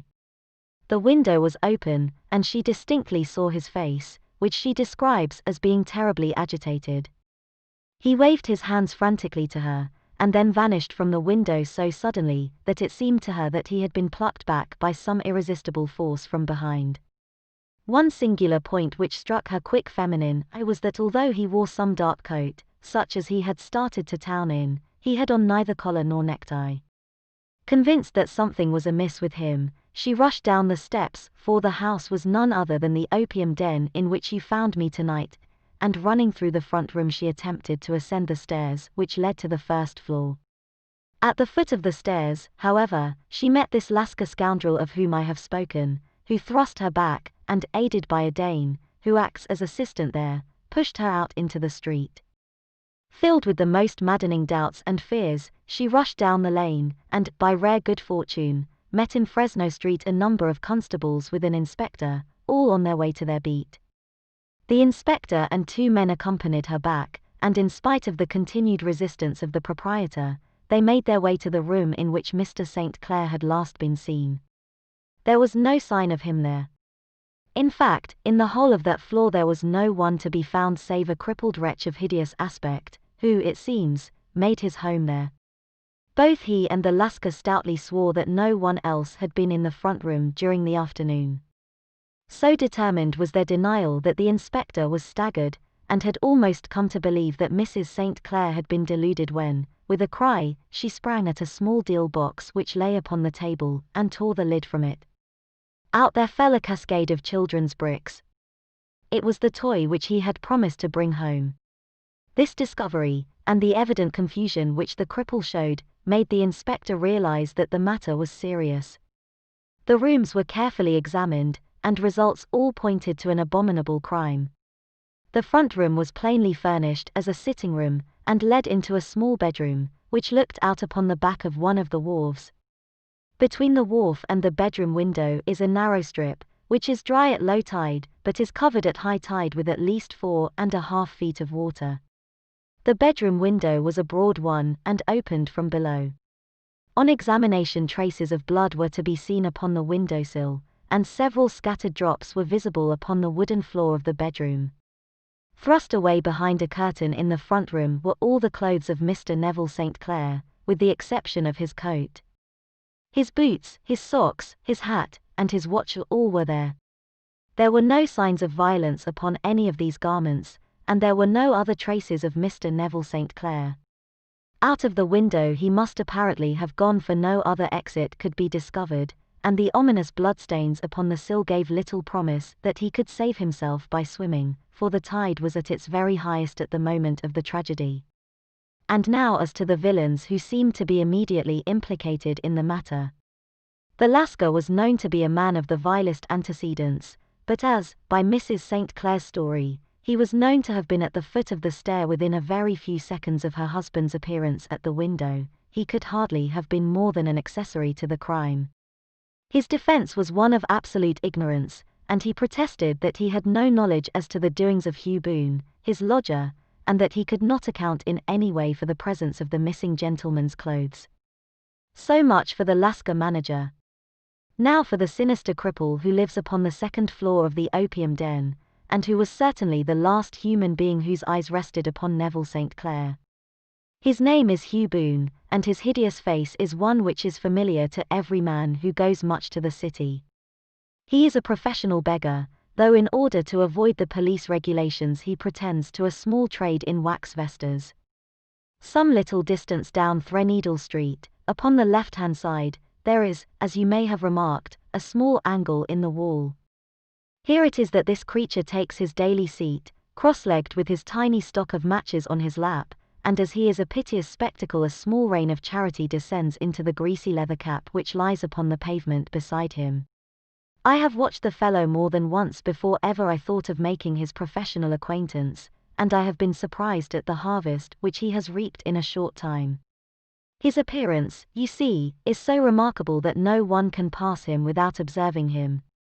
A shock of orange hair, a pale face disfigured by a horrible scar, which, by its contraction, has turned up the outer edge of his upper lip, a bulldog chin, and a pair of very penetrating dark eyes, which present a singular contrast to the color of his hair, all mark him out from amid the common crowd of mendicants, and so, too, does his wit, for he is ever ready with a reply to any piece of chaff which may be thrown at him by the passers-by. This is the man whom we now learn to have been the lodger at the opium den, and to have been the last man to see the gentleman of whom we are in quest. But a cripple, said I, what could he have done single-handed against a man in the prime of life? He is a cripple in the sense that he walks with a limp, but in other respects he appears to be a powerful and well-nurtured man. Surely your medical experience would tell you, Watson, that weakness in one limb is often compensated for by exceptional strength in the others. Pray continue your narrative. Mrs. St. Clair had fainted at the sight of the blood upon the window, and she was escorted home in a cab by the police, as her presence could be of no help to them in their investigations. Inspector Barton, who had charge of the case, made a very careful examination of the premises, but without finding anything which threw any light upon the matter. One mistake had been made in not arresting Boone instantly, as he was allowed some few minutes during which he might have communicated with his friend the Lascar, but this fault was soon remedied, and he was seized and searched, without anything being found which could incriminate him. There were, it is true, some blood-stains upon his right shirt sleeve, but he pointed to his ring finger, which had been cut near the nail, and explained that the bleeding came from there, adding that he had been to the window not long before, and that the stains which had been observed there came doubtless from the same source. He denied strenuously having ever seen Mr. Neville St. Clair, and swore that the presence of the clothes in his room was as much a mystery to him as to the police. As to Mrs. St. Clair's assertion that she had actually seen her husband at the window, he declared that she must have been either mad or dreaming. He was removed, loudly protesting, to the police station, while the inspector remained upon the premises in the hope that the ebbing tide might afford some fresh clue. And it did, though they hardly found upon the mudbank what they had feared to find. It was Neville St. Clair's coat, and not Neville St. Clair, which lay uncovered as the tide receded. And what do you think they found in the pockets? I cannot imagine. No, I don't think you would guess.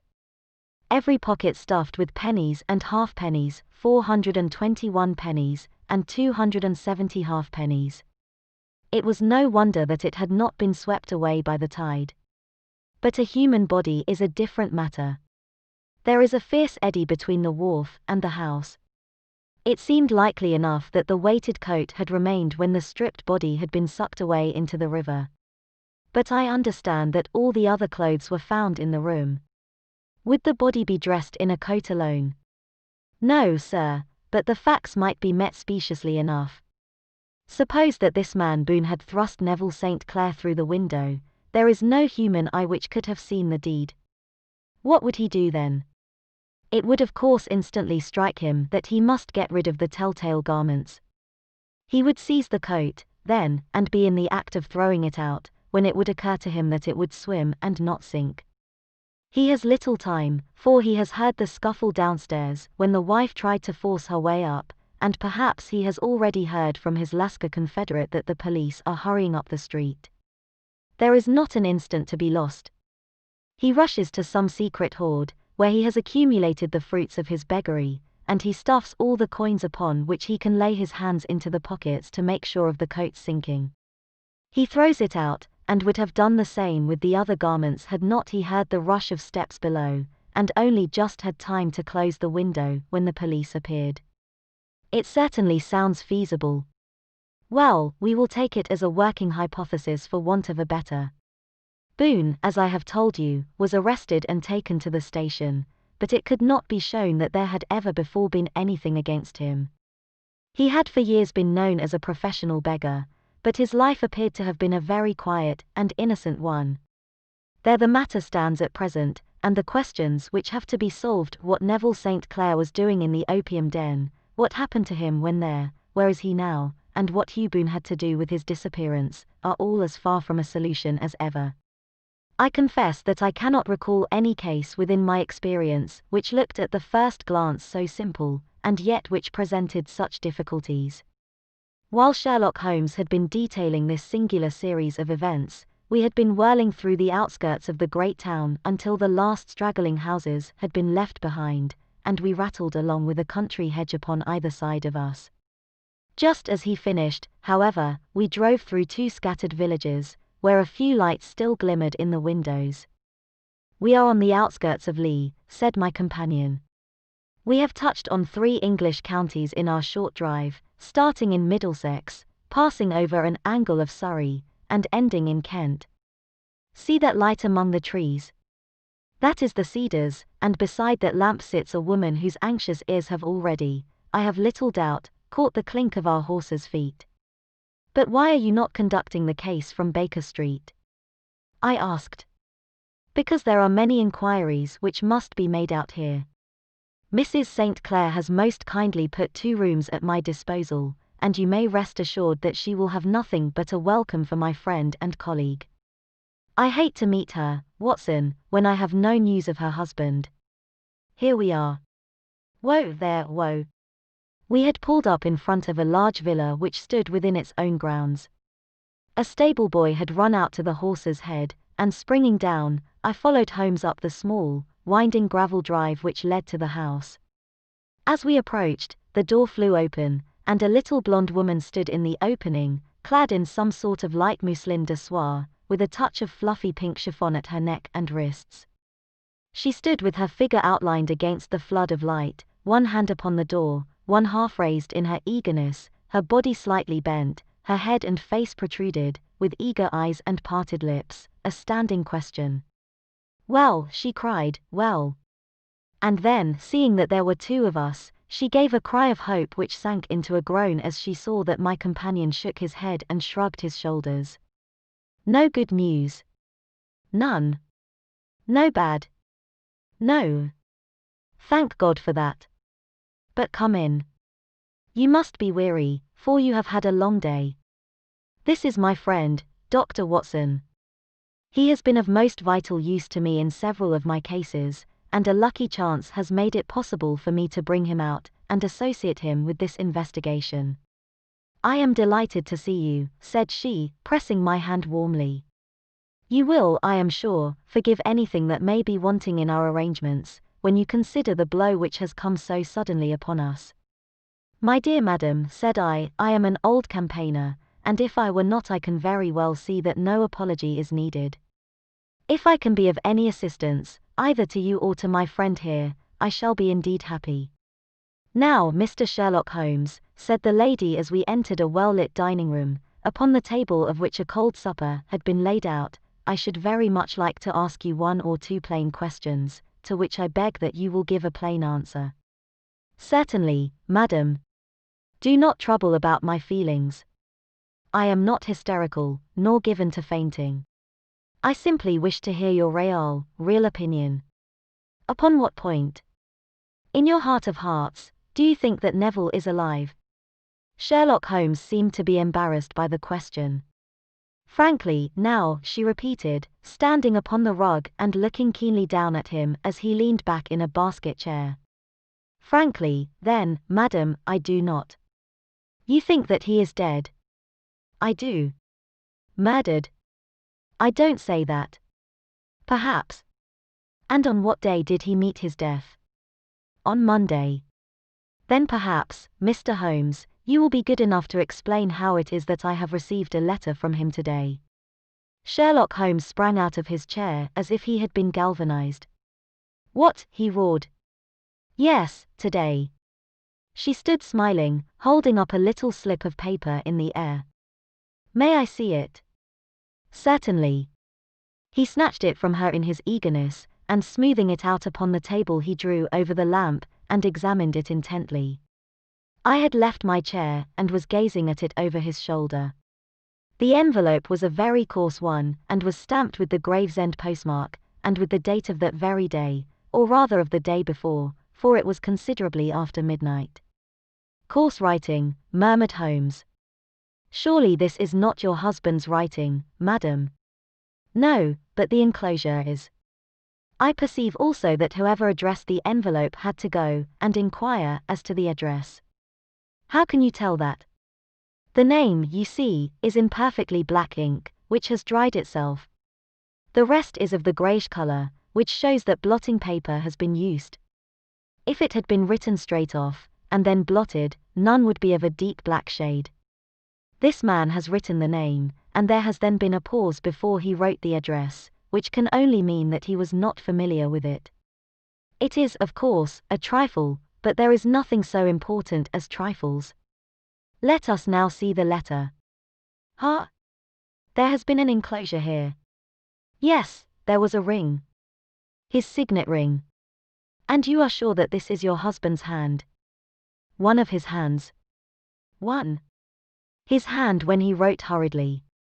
It is very unlike his usual writing, and yet I know it well. Dearest, do not be frightened. All will come well. There is a huge error which it may take some little time to rectify. Wait in patience. Dr. Neville." Written in pencil upon the flyleaf of a book, octavo size, no watermark.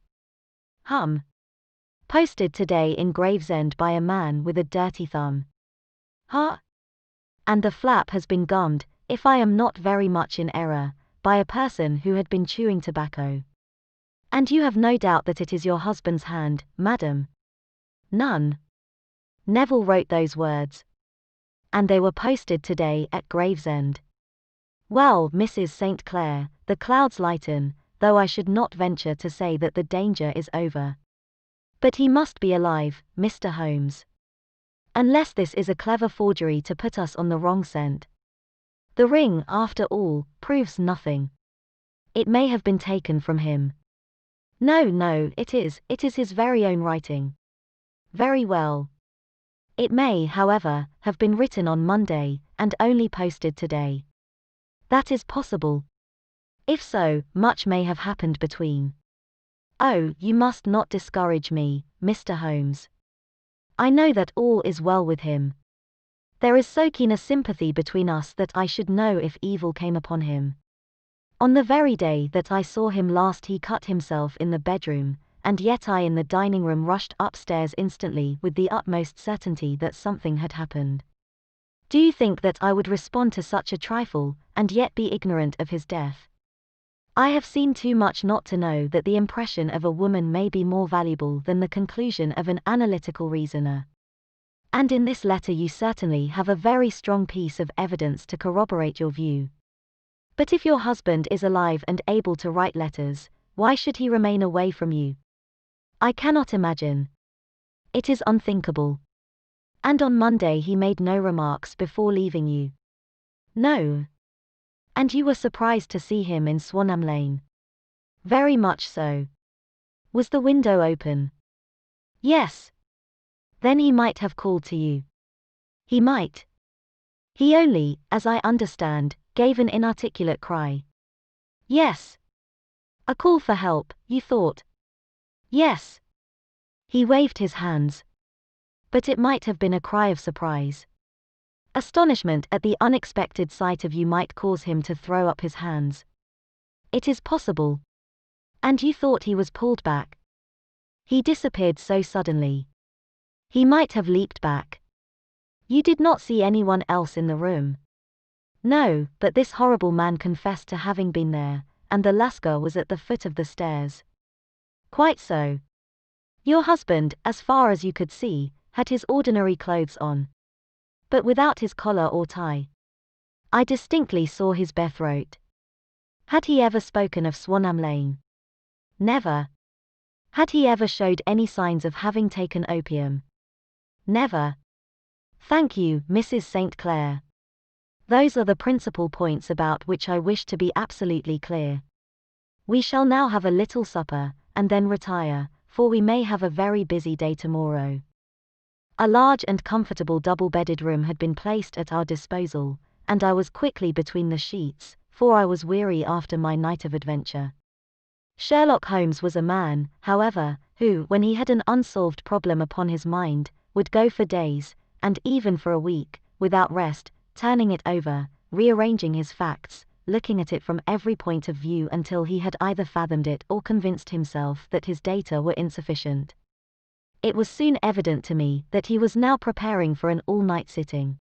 He took off his coat and waistcoat, put on a large blue dressing gown, and then wandered about the room collecting pillows from his bed and cushions from the sofa, and armchairs. With these he constructed a sort of Eastern divan, upon which he perched himself cross-legged, with an ounce of shag tobacco, and a box of matches laid out in front of him. In the dim light of the lamp I saw him sitting there, an old briar pipe between his lips, his eyes fixed vacantly upon the corner of the ceiling, the blue smoke curling up from him, silent, motionless, with the light shining upon his strong-set aquiline features. So he sat as I dropped off to sleep, and so he sat when a sudden ejaculation caused me to wake up, and I found the summer sun shining into the apartment. The pipe was still between his lips, the smoke still curled upward, and the room was full of a dense tobacco haze, but nothing remained of the heap of shag which I had seen upon the previous night. "Awake, Watson?" he asked. "Yes." "Game for a morning drive?" "Certainly." "Then dress." "No one is stirring yet, but I know where the stable boy sleeps, and we shall soon have the trap out." He chuckled to himself as he spoke, his eyes twinkled, and he seemed a different man to the somber thinker of the previous night. As I dressed I glanced at my watch. It was no wonder that no one was stirring. It was 25 minutes past 4. I had hardly finished when Holmes returned with the news that the boy was putting in the horse. "I want to test a little theory of mine," said he, pulling on his boots. "I think, Watson, that you are now standing in the presence of one of the most absolute fools in Europe. I deserve to be kicked from here to Charing Cross. But I think I have the key of the affair now." "And where is it?" I asked, smiling. "In the bathroom," he answered. "Oh yes, I am not joking," he continued, seeing my look of incredulity. "I have just been there, and I have taken it out, and I have got it in this Gladstone bag.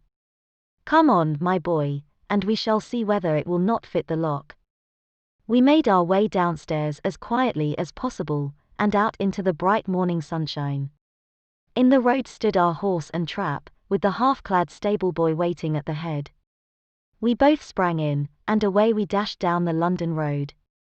A few country carts were stirring, bearing in vegetables to the metropolis, but the lines of villas on either side were as silent and lifeless as some city in a dream. "It has been in some points a singular case," said Holmes, flicking the horse on into a gallop. "I confess that I have been as blind as a mole, but it is better to learn wisdom late than never to learn it at all." In town the earliest risers were just beginning to look sleepily from their windows as we drove through the streets of the Surrey side. Passing down the Waterloo Bridge Road we crossed over the river, and dashing up Wellington Street wheeled sharply to the right and found ourselves in Bow Street. Sherlock Holmes was well known to the force, and the two constables at the door saluted him. One of them held the horse's head while the other led us in. "Who is on duty?" asked Holmes. "Inspector Bradstreet, sir." "Ah, Bradstreet, how are you?" A tall, stout official had come down the stone-flagged passage, in a peaked cap and frogged jacket. "I wish to have a quiet word with you, Bradstreet." "Certainly, Mr. Holmes. Step into my room here." It was a small, office-like room, with a huge ledger upon the table, and a telephone projecting from the wall. The inspector sat down at his desk. "What can I do for you, Mr. Holmes?" "I called about that beggarman, Boone, the one who was charged with being concerned in the disappearance of Mr. Neville St. Clair, of Lee." "Yes. He was brought up and remanded for further inquiries." "So I heard." "You have him here?" "In the cells." "Is he quiet?" "Oh, he gives no trouble." "But he is a dirty scoundrel." "Dirty?" "Yes, it is all we can do to make him wash his hands, and his face is as black as a tinker's." "Well, when once his case has been settled, he will have a regular prison bath, and I think, if you saw him, you would agree with me that he needed it." "I should like to see him very much." "Would you?" "That is easily done. Come this way." "You can leave your bag." "No, I think that I'll take it." "Very good. Come this way, if you please." He led us down a passage, opened a barred door, passed down a winding stair, and brought us to a whitewashed corridor with a line of doors on each side. "The third on the right is his," said the inspector. "Here it is." He quietly shot back a panel in the upper part of the door, and glanced through. "He is asleep," said he. "You can see him very well." We both put our eyes to the grating. The prisoner lay with his face towards us, in a very deep sleep, breathing slowly and heavily. He was a middle-sized man, coarsely clad as became his calling, with a coloured shirt protruding through the rent in his tattered coat. He was, as the inspector had said, extremely dirty, but the grime which covered his face could not conceal its repulsive ugliness. A broad weal from an old scar ran right across it from eye to chin, and by its contraction had turned up one side of the upper lip, so that 3 teeth were exposed in a perpetual snarl. A shock of very bright red hair grew low over his eyes and forehead. "He's a beauty, isn't he?" said the inspector. "He certainly needs a wash," remarked Holmes. I had an idea that he might, and I took the liberty of bringing the tools with me. He opened the Gladstone bag as he spoke, and took out, to my astonishment, a very large bath sponge. He. You are a funny one," chuckled the inspector. "Now, if you will have the great goodness to open that door very quietly, we will soon make him cut a much more respectable figure." "Well, I don't know why not," said the inspector. "He doesn't look a credit to the Bow Street cells, does he?" He slipped his key into the lock, and we all very quietly entered the cell. The sleeper half turned, and then settled down once more into a deep slumber. Holmes stooped to the water jug, moistened his sponge, and then rubbed it twice vigorously across and down the prisoner's face. "Let me introduce you," he shouted, "to Mr. Neville St. Clair, of Lee, in the county of Kent." Never in my life have I seen such a sight. The man's face peeled off under the sponge like the bark from a tree. Gone was the coarse brown tint. Gone, too, was the horrid scar which had seamed it across, and the twisted lip which had given the repulsive sneer to the face. A twitch brought away the tangled red hair, and there, sitting up in his bed, was a pale, sad-faced, refined-looking man, black-haired and smooth-skinned, rubbing his eyes and staring about him with sleepy bewilderment.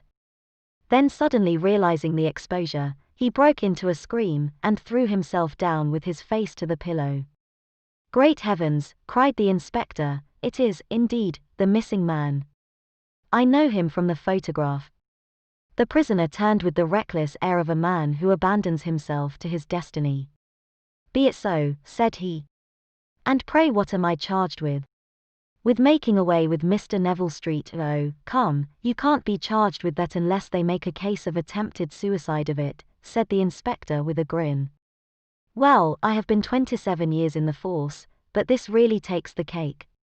If I am Mr. Neville St. Clair, then it is obvious that no crime has been committed, and that, therefore, I am illegally detained." "No crime, but a very great error has been committed," said Holmes. "You would have done better to have trusted your wife." "It was not the wife, it was the children," groaned the prisoner. "God help me, I would not have them ashamed of their father. My God! What an exposure! What can I do?" Sherlock Holmes sat down beside him on the couch and patted him kindly on the shoulder. "If you leave it to a court of law to clear the matter up," said he, "of course you can hardly avoid publicity. On the other hand, if you convince the police authorities that there is no possible case against you, I do not know that there is any reason that the details should find their way into the papers. Inspector Bradstreet would, I am sure, make notes upon anything which you might tell us and submit it to the proper authorities. The case would then never go into court at all." "God bless you," cried the prisoner passionately. "I would have endured imprisonment, even execution, rather than have left my miserable secret as a family blot to my children. You are the first who have ever heard my story. My father was a schoolmaster in Chesterfield, where I received an excellent education. I traveled in my youth, took to the stage, and finally became a reporter on an evening paper in London. One day my editor wished to have a series of articles upon begging in the metropolis, and I volunteered to supply them. There was the point from which all my adventures started. It was only by trying begging as an amateur that I could get the facts upon which to base my articles. When an actor I had, of course, learned all the secrets of making up, and had been famous in the green room for my skill. I took advantage now of my attainments.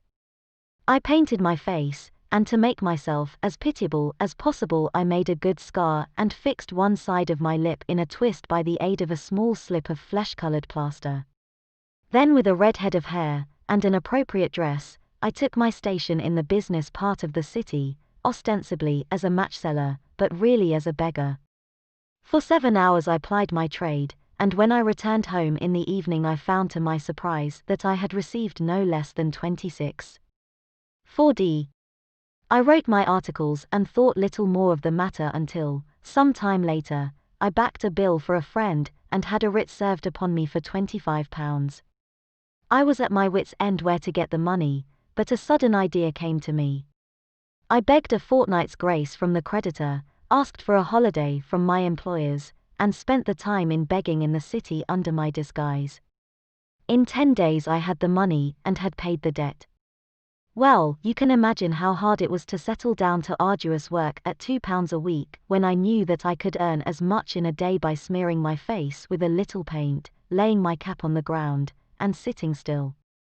It was a long fight between my pride and the money, but the dollars won at last, and I threw up reporting and sat day after day in the corner which I had first chosen, inspiring pity by my ghastly face and filling my pockets with coppers. Only one man knew my secret. He was the keeper of a low den in which I used to lodge in Swanham Lane, where I could every morning emerge as a squalid beggar, and in the evenings transform myself into a well-dressed man about town. This fellow, Alaska, was well paid by me for his rooms, so that I knew that my secret was safe in his possession. Well, very soon I found that I was saving considerable sums of money. I do not mean that any beggar in the streets of London could earn £700 a year, which is less than my average takings, but I had exceptional advantages in my power of making up, and also in a facility of repartee, which improved by practice and made me quite a recognized character in the city. All day a stream of pennies, varied by silver, poured in upon me, and it was a very bad day in which I failed to take £2. As I grew richer I grew more ambitious, took a house in the country, and eventually married, without anyone having a suspicion as to my real occupation. My dear wife knew that I had business in the city. She little knew what. Last Monday I had finished for the day, and was dressing in my room above the opium den, when I looked out of my window and saw, to my horror and astonishment, that my wife was standing in the street, with her eyes fixed full upon me. I gave a cry of surprise, threw up my arms to cover my face, and rushing to my confidant, the Lascar, entreated him to prevent anyone from coming up to me. I heard her voice downstairs, but I knew that she could not ascend. Swiftly I threw off my clothes, pulled on those of a beggar, and put on my pigments and wig. Even a wife's eyes could not pierce so complete a disguise. But then it occurred to me that there might be a search in the room, and that the clothes might betray me. I threw open the window, reopening by my violence a small cut which I had inflicted upon myself in the bedroom that morning. Then I seized my coat, which was weighted by the coppers which I had just transferred to it from the leather bag in which I carried my takings. I hurled it out of the window, and it disappeared into the Thames. The other clothes would have followed, but at that moment there was a rush of constables up the stair, and a few minutes after I found, rather, I confess, to my relief, that instead of being identified as Mr. Neville St. Clair, I was arrested as his murderer. I do not know that there is anything else for me to explain. I was determined to preserve my disguise as long as possible, and hence my preference for a dirty face. Knowing that my wife would be terribly anxious, I slipped off my ring and confided it to the Lascar at a moment when no constable was watching me, together with a hurried scrawl, telling her that she had no cause to fear. That note only reached her yesterday, said Holmes. Good God! What a week she must have spent. The police have watched this Lascar, said Inspector Bradstreet, and I can quite understand that he might find it difficult to post a letter unobserved. Probably he handed it to some sailor customer of his, who forgot all about it for some days. That was it, said Holmes, nodding approvingly, I have no doubt of it. But have you never been prosecuted for begging? Many times, but what was a fine to me? It must stop here, however, said Bradstreet. If the police are to hush this thing up, there must be no more of Hugh Boone. I have sworn it by the most solemn oaths which a man can take. In that case I think that it is probable that no further steps may be taken. But if you are found again, then all must come out. I am sure, Mr. Holmes, that we are very much indebted to you for having cleared the matter up. I wish I knew how you reach your results. I reach this one, said my friend, by sitting upon 5 pillows and consuming an ounce of shag. I think, Watson, that if we drive to Baker Street we shall just be in time for breakfast. Chapter 7. The Adventure of the Blue Carbuncle. I had called upon my friend Sherlock Holmes upon the second morning after Christmas, with the intention of wishing him the compliments of the season. He was lounging upon the sofa in a purple dressing-gown, a pipe-rack within his reach upon the right, and a pile of crumpled morning papers, evidently newly studied, near at hand. Beside the couch was a wooden chair, and on the angle of the back hung a very seedy and disreputable hard felt hat, much the worse for wear, and cracked in several places. A lens and a forceps lying upon the seat of the chair suggested that the hat had been suspended in this manner for the purpose of examination. You are engaged, said I, perhaps I interrupt you. Not at all. I am glad to have a friend with whom I can discuss my results. The matter is a perfectly trivial one. He jerked his thumb in the direction of the old hat, but there are points in connection with it which are not entirely devoid of interest, and even of instruction. I seated myself in his armchair, and warmed my hands before his crackling fire, for a sharp frost had set in, and the windows were thick with the ice crystals.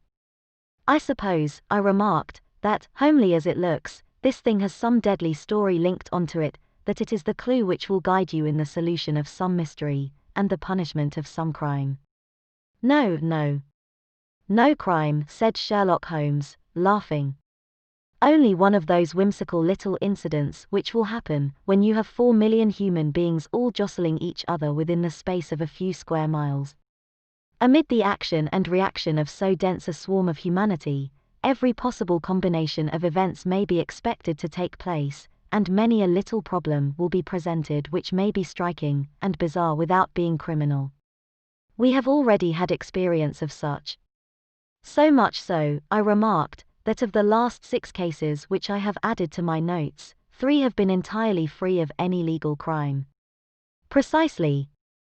You allude to my attempt to recover the Irene Adler papers, to the singular case of Miss Mary Sutherland, and to the adventure of the man with the twisted lip.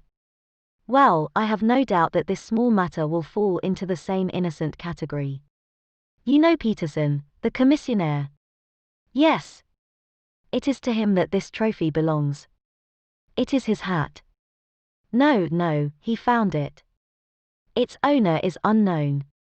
I beg that you will look upon it not as a battered billycock, but as an intellectual problem.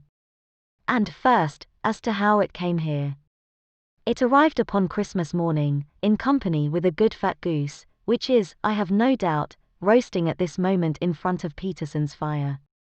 The facts are these: about 4 o'clock on Christmas morning, Peterson, who, as you know, is a very honest fellow, was returning from some small jollification, and was making his way homeward down Tottenham Court Road. In front of him he saw, in the gaslight, a tallish man, walking with a slight stagger, and carrying a white goose slung over his shoulder. As he reached the corner of Goodge Street, a row broke out between this stranger and a little knot of roughs. One of the latter knocked off the man's hat, on which he raised his stick to defend himself, and swinging it over his head, smashed the shop window behind him. Peterson had rushed forward to protect the stranger from his assailants, but the man, shocked at having broken the window, and seeing an official-looking person in uniform rushing towards him, dropped his goose, took to his heels, and vanished amid the labyrinth of small streets which lie at the back of Tottenham Court Road. The roughs had also fled at the appearance of Peterson, so that he was left in possession of the field of battle, and also of the spoils of victory in the shape of this battered hat, and a most unimpeachable Christmas goose, which surely he restored to their owner. My dear fellow, there lies the problem. It is true that "For Mrs. Henry Baker" was printed upon a small card which was tied to the bird's left leg, and it is also true that the initials H. B. are legible upon the lining of this hat, but as there are some thousands of Bakers, and some hundreds of Henry Bakers in this city of ours, it is not easy to restore lost property to any one of them. What, then, did Peterson do? He brought round both hat and goose to me on Christmas morning, knowing that even the smallest problems are of interest to me. The goose we retained until this morning, when there were signs that, in spite of the slight frost, it would be well that it should be eaten without unnecessary delay. Its finder has carried it off, therefore, to fulfill the ultimate destiny of a goose, while I continue to retain the hat of the unknown gentleman who lost his Christmas dinner. Did he not advertise? No. Then, what clue could you have as to his identity? Only as much as we can deduce. From his hat. Precisely. But you are joking. What can you gather from this old battered felt? Here is my lens. You know my methods. What can you gather yourself as to the individuality of the man who has worn this article? I took the tattered object in my hands and turned it over rather ruefully. It was a very ordinary black hat of the usual round shape, hard and much the worse for wear. The lining had been of red silk, but was a good deal discolored. There was no maker's name, but, as Holmes had remarked, the initials H. B. were scrawled upon one side. It was pierced in the brim for a hat securer, but the elastic was missing. For the rest, it was cracked, exceedingly dusty, and spotted in several places, although there seemed to have been some attempt to hide the discolored patches by smearing them with ink. I can see nothing, said I, handing it back to my friend. On the contrary, Watson, you can see everything. You fail, however, to reason from what you see. You are too timid in drawing your inferences. Then, pray tell me what it is that you can infer from this hat. He picked it up and gazed at it in the peculiar introspective fashion which was characteristic of him. It is perhaps less suggestive than it might have been, he remarked, and yet there are a few inferences which are very distinct, and a few others which represent at least a strong balance of probability. That the man was highly intellectual is of course obvious upon the face of it, and also that he was fairly well-to-do within the last 3 years, although he has now fallen upon evil days. He had foresight, but has less now than formerly, pointing to a moral retrogression, which, when taken with the decline of his fortunes, seems to indicate some evil influence, probably drink, at work upon him. This may account also for the obvious fact that his wife has ceased to love him. My dear Holmes. He has, however, retained some degree of self-respect, he continued, disregarding my remonstrance. He is a man who leads a sedentary life, goes out little, is out of training entirely, is middle-aged, has grizzled hair which he has had cut within the last few days, and which he anoints with lime cream. These are the more patent facts which are to be deduced from his hat. Also, by the way, that it is extremely improbable that he has gas laid on in his house. You are certainly joking, Holmes. Not in the least. Is it possible that even now, when I give you these results, you are unable to see how they are attained? I have no doubt that I am very stupid, but I must confess that I am unable to follow you. For example, how did you deduce that this man was intellectual? For answer, Holmes clapped the hat upon his head. It came right over the forehead and settled upon the bridge of his nose. It is a question of cubic capacity, said he. A man with so large a brain must have something in it. The decline of his fortunes, then. This hat is 3 years old. These flat brims curled at the edge came in then. It is a hat of the very best quality. Look at the band of ribbed silk, and the excellent lining. If this man could afford to buy so expensive a hat 3 years ago, and has had no hat since, then he has assuredly gone down in the world. Well, that is clear enough, certainly. But how about the foresight, and the moral retrogression? Sherlock Holmes laughed. Here is the foresight, said he, putting his finger upon the little disc and loop of the hat securer. They are never sold upon hats. If this man ordered one, it is a sign of a certain amount of foresight, since he went out of his way to take this precaution against the wind. But since we see that he has broken the elastic, and has not troubled to replace it, it is obvious that he has less foresight now than formerly, which is a distinct proof of a weakening nature. On the other hand, he has endeavored to conceal some of these stains upon the felt by daubing them with ink, which is a sign that he has not entirely lost his self-respect. Your reasoning is certainly plausible. The further points, that he is middle-aged, that his hair is grizzled, that it has been recently cut, and that he uses lime cream, are all to be gathered from a close examination of the lower part of the lining. The lens discloses a large number of hair ends, clean cut by the scissors of the barber. They all appear to be adhesive, and there is a distinct odor of lime cream. This dust, you will observe, is not the gritty, grey dust of the street, but the fluffy brown dust of the house, showing that it has been hung up indoors most of the time, while the marks of moisture upon the inside are proof positive that the wearer perspired very freely, and could therefore hardly be in the best of training. But his wife, you said that she had ceased to love him. This hat has not been brushed for weeks.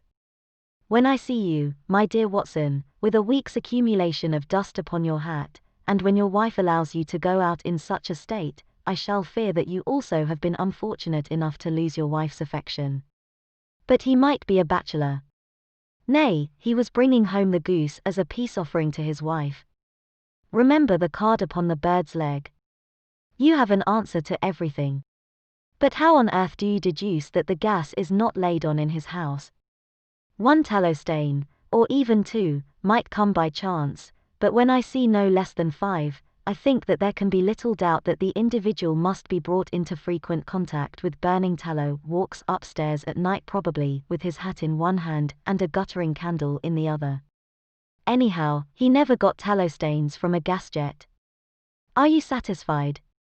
Well, it is very ingenious, said I, laughing, but since, as you said just now, there has been no crime committed, and no harm done save the loss of a goose, all this seems to be rather a waste of energy.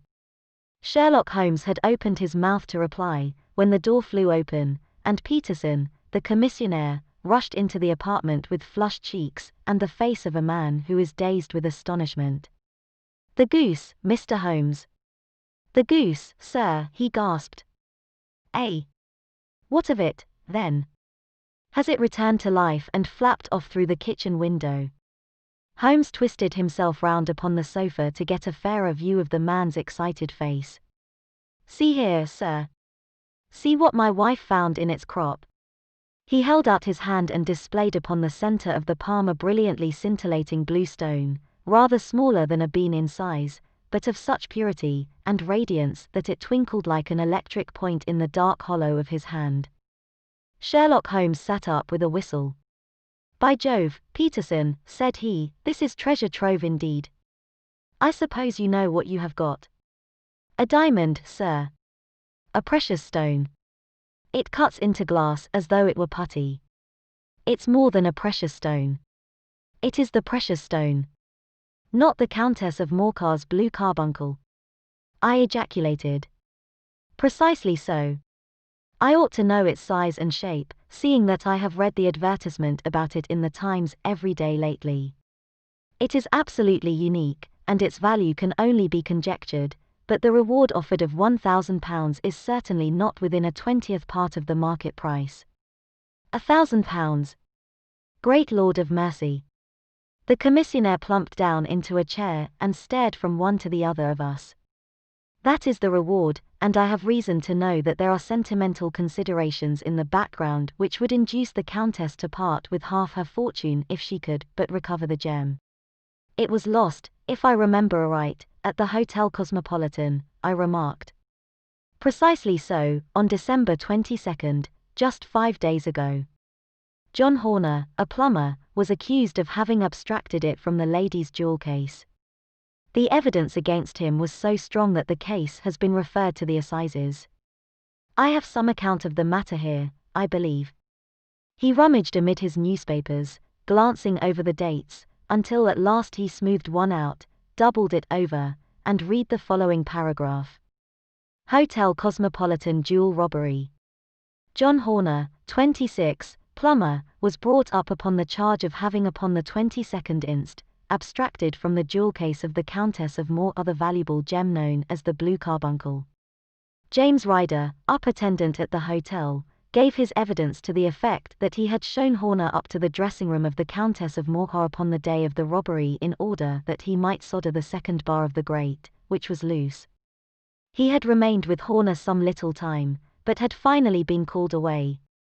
On returning, he found that Horner had disappeared, that the bureau had been forced open, and that the small morocco casket in which, as it afterwards transpired, the Countess was accustomed to keep her jewel, was lying empty upon the dressing-table.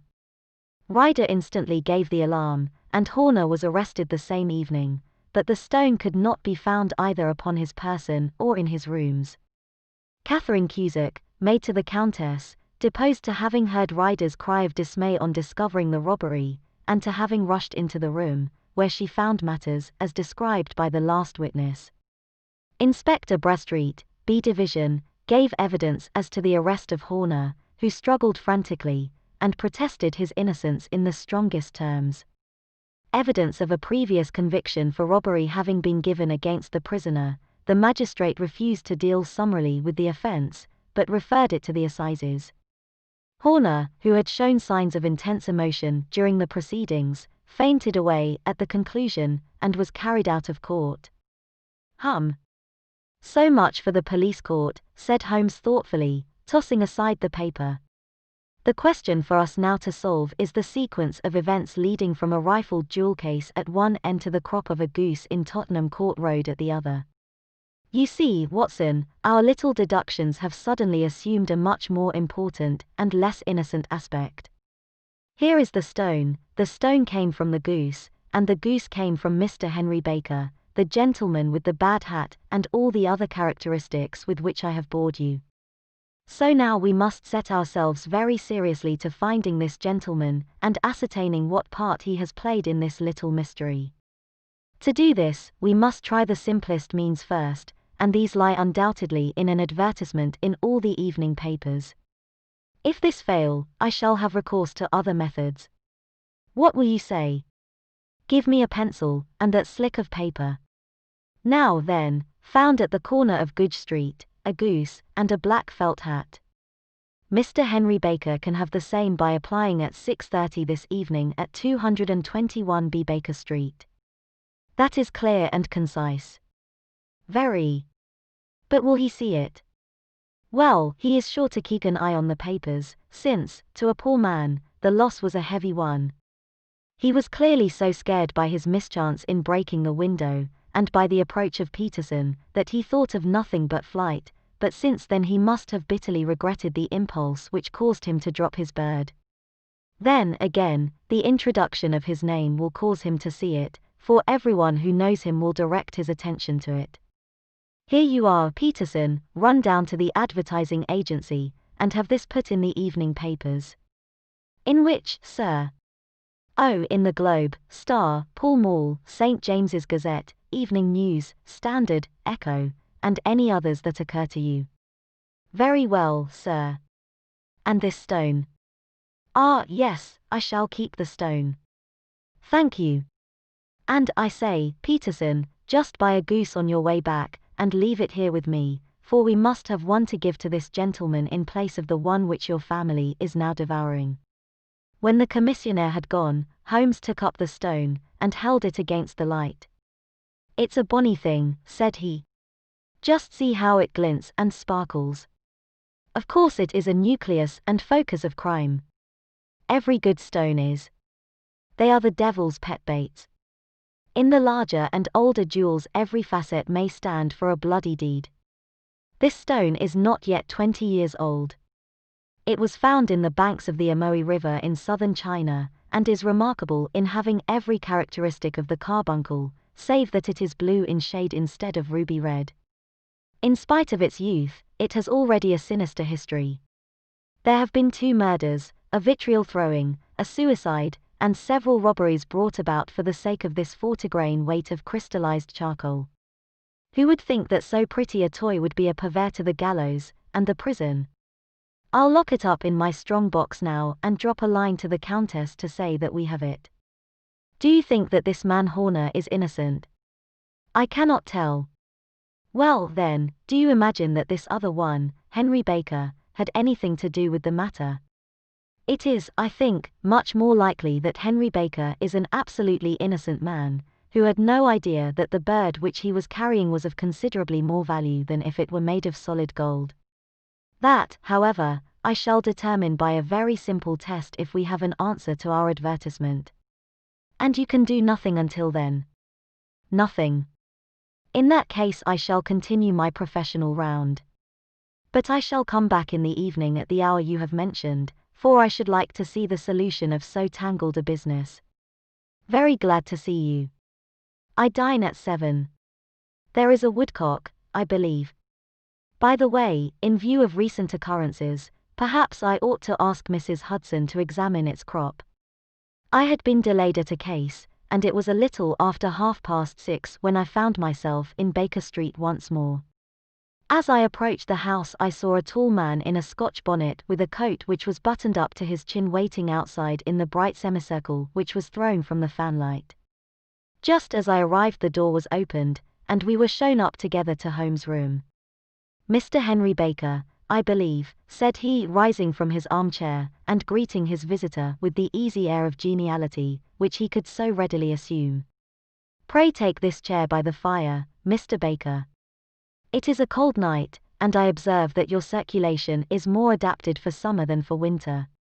Ah, Watson, you have just come at the right time. Is that your hat, Mr. Baker? Yes, sir, that is undoubtedly my hat. He was a large man with rounded shoulders, a massive head, and a broad, intelligent face, sloping down to a pointed beard of grizzled brown. A touch of red in nose and cheeks, with a slight tremor of his extended hand, recalled Holmes' surmise as to his habits. His rusty black frockcoat was buttoned right up in front, with the collar turned up, and his lank wrists protruded from his sleeves without a sign of cuff or shirt. He spoke in a slow staccato fashion, choosing his words with care, and gave the impression generally of a man of learning and letters who had had ill usage at the hands of fortune. We have retained these things for some days, said Holmes, because we expected to see an advertisement from you giving your address. I am at a loss to know now why you did not advertise. Our visitor gave a rather shamefaced laugh. Shillings have not been so plentiful with me as they once were, he remarked. I had no doubt that the gang of roughs who assaulted me had carried off both my hat and the bird. I did not care to spend more money in a hopeless attempt at recovering them. Very naturally. By the way, about the bird, we were compelled to eat it. To eat it? Our visitor half rose from his chair in his excitement. Yes, it would have been of no use to anyone had we not done so. But I presume that this other goose upon the sideboard, which is about the same weight and perfectly fresh, will answer your purpose equally well. Oh, certainly, certainly, answered Mr. Baker with a sigh of relief. Of course, we still have the feathers, legs, crop, and so on of your own bird, so if you wish. The man burst into a hearty laugh. They might be useful to me as relics of my adventure, said he, but beyond that I can hardly see what use the disjecta membra of my late acquaintance are going to be to me. No, sir, I think that, with your permission, I will confine my attentions to the excellent bird which I perceive upon the sideboard. Sherlock Holmes glanced sharply across at me with a slight shrug of his shoulders. There is your hat, then, and there your bird, said he. By the way, would it bore you to tell me where you got the other one from? I am somewhat of a fowl fancier, and I have seldom seen a better grown goose. Certainly, sir, said Baker, who had risen and tucked his newly gained property under his arm. There are a few of us who frequent the Alpha Inn, near the museum. We are to be found in the museum itself during the day, you understand. This year our good host, Windigate by name, instituted a goose club, by which, on consideration of some few pence every week, we were each to receive a bird at Christmas. My pence were duly paid, and the rest is familiar to you. I am much indebted to you, sir, for a Scotch bonnet is fitted neither to my years nor my gravity. With a comical pomposity of manner he bowed solemnly to both of us, and strode off upon his way. So much for Mr. Henry Baker, said Holmes when he had closed the door behind him. It is quite certain that he knows nothing whatever about the matter. Are you hungry, Watson? Not particularly. Then I suggest that we turn our dinner into a supper, and follow up this clue while it is still hot. By all means. It was a bitter night, so we drew on our ulsters and wrapped cravats about our throats. Outside, the stars were shining coldly in a cloudless sky, and the breath of the passers-by blew out into smoke like so many pistol shots. Our footfalls rang out crisply and loudly as we swung through the Doctor's Quarter, Wimpole Street, Harley Street, and so through Wigmore Street into Oxford Street. In a quarter of an hour we were in Bloomsbury at the Alpha Inn, which is a small public house at the corner of one of the streets which runs down into Holborn. Holmes pushed open the door of the private bar and ordered 2 glasses of beer from the ruddy-faced, white-aproned landlord. Your beer should be excellent if it is as good as your geese, said he. My geese? The man seemed surprised. Yes. I was speaking only half an hour ago to Mr. Henry Baker, who was a member of your goose club. Ah. Yes, I see. But you see, sir, them's not our geese. Indeed. Whose, then?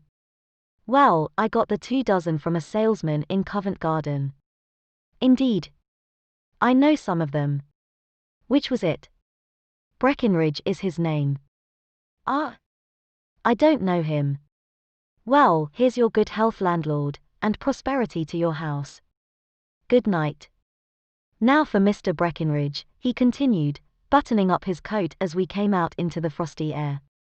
Remember, Watson, that though we have so homely a thing as a goose at one end of this chain, we have at the other a man who will certainly get 7 years penal servitude unless we can establish his innocence. It is possible that our inquiry may but confirm his guilt, but in any case, we have a line of investigation which has been missed by the police, and which a singular chance has placed in our hands. Let us follow it out to the bitter end. Faces to the south, then, and quick march. We passed across Holborn, down Endell Street, and so through a zigzag of slums to Covent Garden Market. One of the largest stalls bore the name of Breckinridge upon it, and the proprietor, a horsey-looking man, with a sharp face and trim side whiskers, was helping a boy to put up the shutters. Good evening. It's a cold night, said Holmes. The salesman nodded and shot a questioning glance at my companion. Sold out of geese, I see, continued Holmes, pointing at the bare slabs of marble. Let you have 500 tomorrow morning. That's no good. Well, there are some on the stall with the gas flare. Ah, but I was recommended to you. Who by? The landlord of the Alpha. Oh, yes, I sent him a couple of dozen. Fine birds they were, too. Now where did you get them from? To my surprise the question provoked a burst of anger from the salesman. Now then, mister, said he, with his head cocked and his arms akimbo, what are you driving at? Let's have it straight, now. It is straight enough. I should like to know who sold you the geese which you supplied to the Alpha. Well then, I shan't tell you. So now. Oh, it is a matter of no importance, but I don't know why you should be so warm over such a trifle. Warm? You'd be as warm, maybe, if you were as pestered as I am. When I pay good money for a good article there should be an end of the business, but it's where are the geese, and who did you sell the geese to, and what will you take for the geese? One would think they were the only geese in the world, to hear the fuss that is made over them. Well, I have no connection with any other people who have been making inquiries, said Holmes carelessly. If you won't tell us the bet is off, that is all. But I'm always ready to back my opinion on a matter of fowls, and I have a fiver on it that the bird I ate is country bred. Well, then, you've lost your fiver, for it's town bred, snapped the salesman. It's nothing of the kind. I say it is. I don't believe it. Do you think you know more about fowls than I, who have handled them ever since I was a nipper? I tell you, all those birds that went to the Alpha were town bred. You'll never persuade me to believe that. Will you bet, then?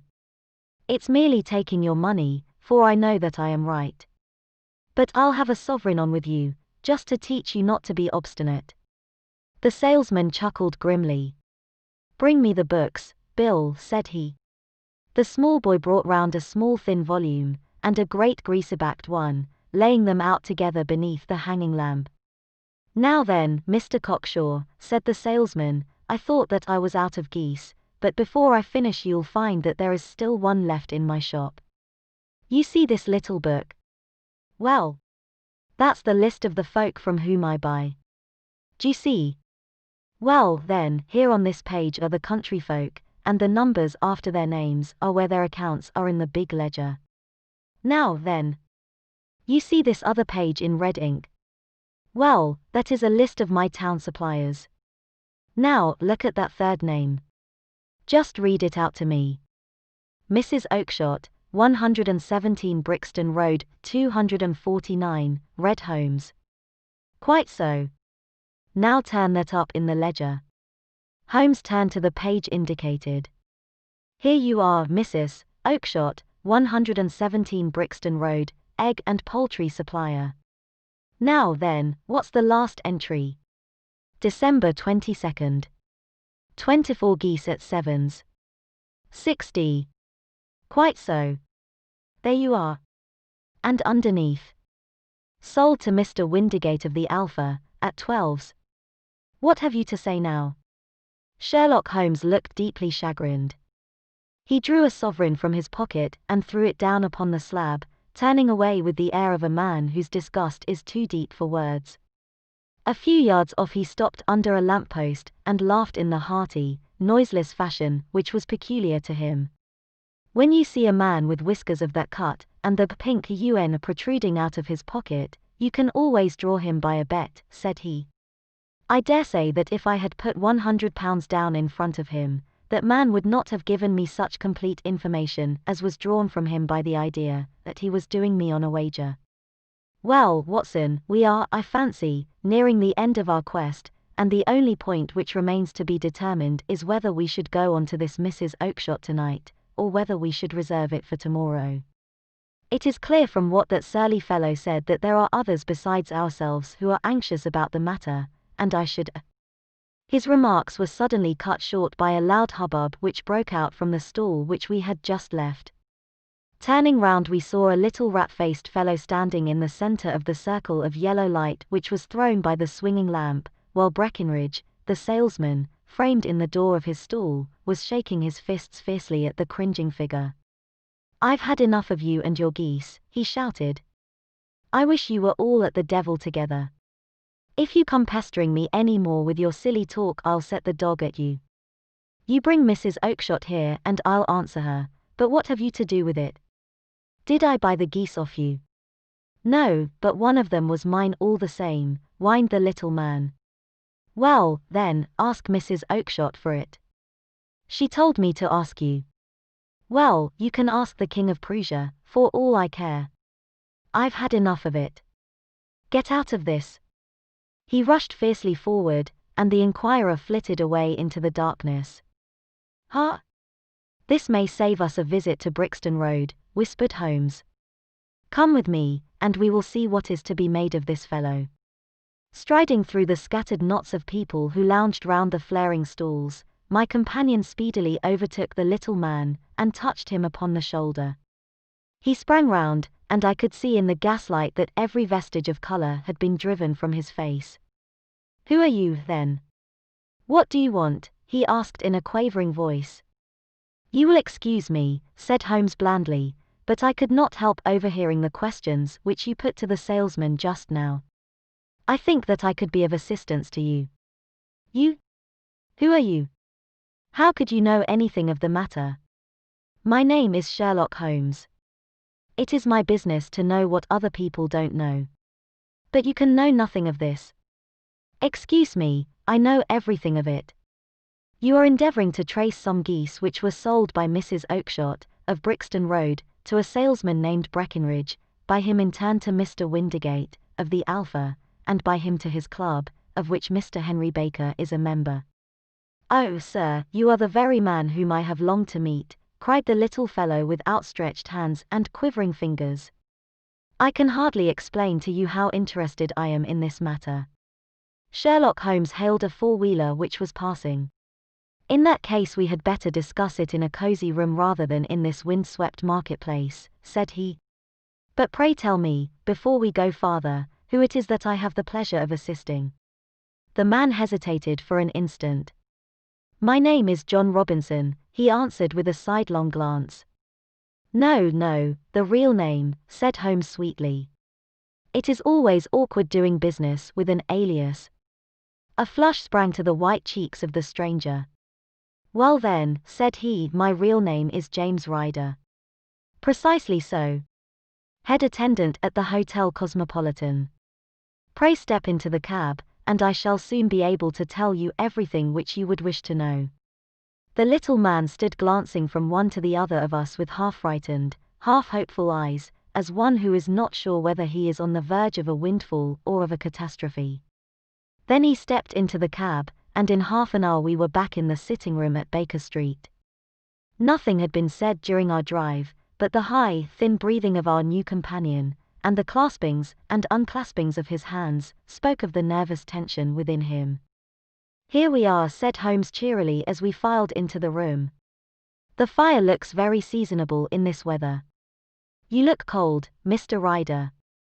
Pray take the basket chair. I will just put on my slippers before we settle this little matter of yours. Now then. You want to know what became of those geese? Yes, sir. Or rather, I fancy, of that goose. It was one bird, I imagine, in which you were interested, white, with a black bar across the tail. Ryder quivered with emotion. Oh, sir, he cried, can you tell me where it went to? It came here. Here? Yes, and a most remarkable bird it proved. I don't wonder that you should take an interest in it. It laid an egg after it was dead, the bonniest, brightest little blue egg that ever was seen. I have it here in my museum.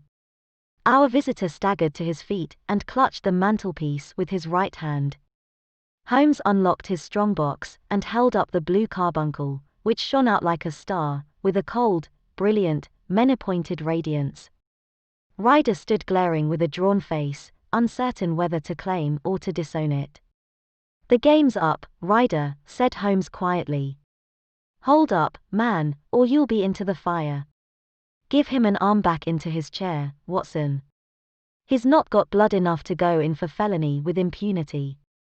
Give him a dash of brandy. So. Now he looks a little more human. What a shrimp it is, to be sure. For a moment he had staggered and nearly fallen, but the brandy brought a tinge of colour into his cheeks, and he sat staring with frightened eyes at his accuser. I have almost every link in my hands, and all the proofs which I could possibly need, so there is little which you need tell me. Still, that little may as well be cleared up to make the case complete. You had heard, Ryder, of this blue stone of the Countess of Morcar's. It was Catherine Cusack who told me of it, said he in a crackling voice. I seed her ladyship's waiting maid. Well, the temptation of sudden wealth so easily acquired was too much for you, as it has been for better men before you, but you were not very scrupulous in the means you used. It seems to me, Ryder, that there is the making of a very pretty villain in you. You knew that this man Horner, the plumber, had been concerned in some such matter before, and that suspicion would rest the more readily upon him. What did you do, then? You made some small job in my lady's room, you and your confederate Cusack, and you managed that he should be the man sent for. Then, when he had left, you rifled the jewel case, raised the alarm, and had this unfortunate man arrested. You then... Ryder threw himself down suddenly upon the rug and clutched at my companion's knees. For God's sake, have mercy, he shrieked. Think of my father. Of my mother. It would break their hearts. I never went wrong before. I never will again. I swear it. I'll swear it on a Bible. Oh, don't bring it into court. For Christ's sake, don't. Get back into your chair, said Holmes sternly. It is very well to cringe and crawl now, but you thought little enough of this poor Horner in the dock for a crime of which he knew nothing. I will fly, Mr. Holmes. I will leave the country, sir. Then the charge against him will break down. We will talk about that. And now let us hear a true account of the next act. How came the stone into the goose, and how came the goose into the open market? Tell us the truth, for there lies your only hope of safety. Ryder passed his tongue over his parched lips. I will tell you it just as it happened, sir, said he. When Horner had been arrested, it seemed to me that it would be best for me to get away with the stone at once, for I did not know at what moment the police might not take it into their heads to search me and my room. There was no place about the hotel where it would be safe. I went out, as if on some commission, and I made for my sister's house. She had married a man named Oakshott, and lived in Brixton Road, where she fattened fowls for the market. All the way there every man I met seemed to me to be a policeman, or a detective, and for all that it was a cold night, the sweat was pouring down my face before I came to the Brixton Road.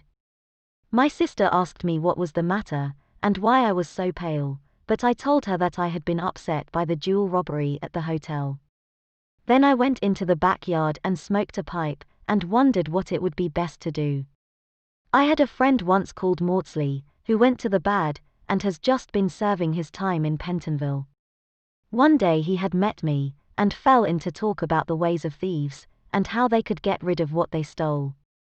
I knew that he would be true to me, for I knew one or two things about him, so I made up my mind to go right on to Kilburn, where he lived, and take him into my confidence. He would show me how to turn the stone into money. But how to get to him in safety? I thought of the agonies I had gone through in coming from the hotel. I might at any moment be seized and searched, and there would be the stone in my waistcoat pocket.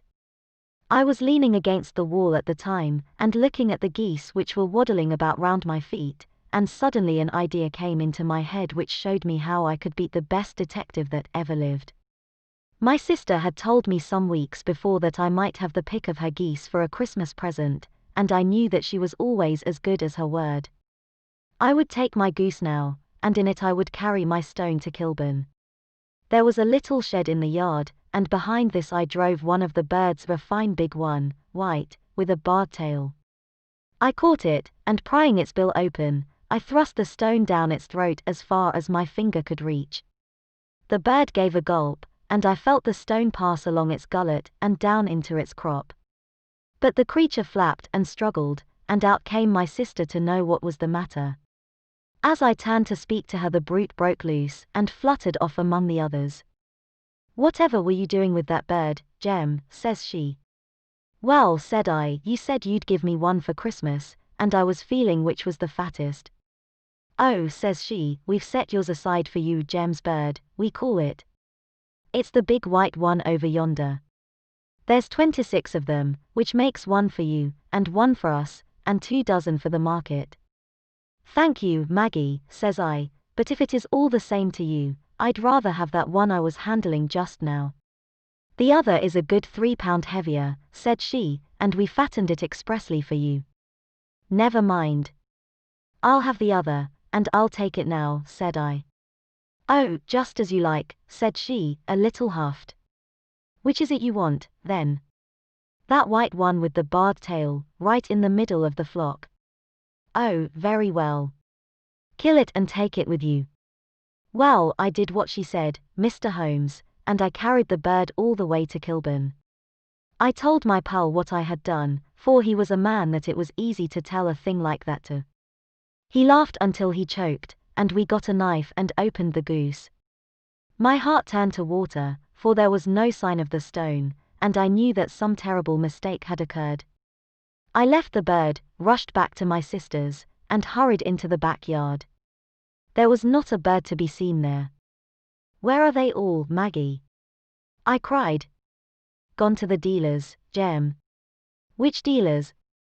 "Breckenridge, of Covent Garden." "But was there another with a barred tail?" I asked, "the same as the one I chose?" "Yes, Jem, there were 2 barred-tailed ones, and I could never tell them apart." Well, then of course I saw it all, and I ran off as hard as my feet would carry me to this man Breckenridge, but he had sold the lot at once, and not one word would he tell me as to where they had gone. You heard him yourselves tonight. Well, he has always answered me like that. My sister thinks that I am going mad. Sometimes I think that I am myself. And now I am myself a branded thief, without ever having touched the wealth for which I sold my character. God help me! God help me! He burst into convulsive sobbing, with his face buried in his hands. There was a long silence, broken only by his heavy breathing, and by the measured tapping of Sherlock Holmes' fingertips upon the edge of the table. Then my friend rose and threw open the door. "Get out," said he. "What, sir?" "Oh, heaven bless you! No more words. Get out." And no more words were needed. There was a rush, a clatter upon the stairs, the bang of a door, and the crisp rattle of running footfalls from the street. "After all, Watson," said Holmes, reaching up his hand for his clay pipe, "I am not retained by the police to supply their deficiencies. If Horner were in danger it would be another thing, but this fellow will not appear against him, and the case must collapse. I suppose that I am commuting a felony, but it is just possible that I am saving a soul. This fellow will not go wrong again, he is too terribly frightened. Send him to gaol now, and you make him a gaol bird for life. Besides, it is the season of forgiveness. Chance has put in our way a most singular and whimsical problem, and its solution is its own reward. If you will have the goodness to touch the bell, Doctor, we will begin another investigation, in which, also a bird will be the chief feature." Chapter 8. The Adventure of the Speckled Band. On glancing over my notes of the 70-odd cases in which I have during the last 8 years studied the methods of my friend Sherlock Holmes, I find many tragic, some comic, a large number merely strange, but none commonplace, for, working as he did rather for the love of his art than for the acquirement of wealth, he refused to associate himself with any investigation which did not tend towards the unusual, and even the fantastic. Of all these varied cases, however, I cannot recall any which presented more singular features than that which was associated with the well-known Surrey family of the Roylotts of Stoke Moran. The events in question occurred in the early days of my association with Holmes, when we were sharing rooms as bachelors in Baker Street. It is possible that I might have placed them upon record before, but a promise of secrecy was made at the time, from which I have only been freed during the last month by the untimely death of the lady to whom the pledge was given. It is perhaps as well that the facts should now come to light, for I have reasons to know that there are widespread rumors as to the death of Dr. Grimesby Roylott which tend to make the matter even more terrible than the truth.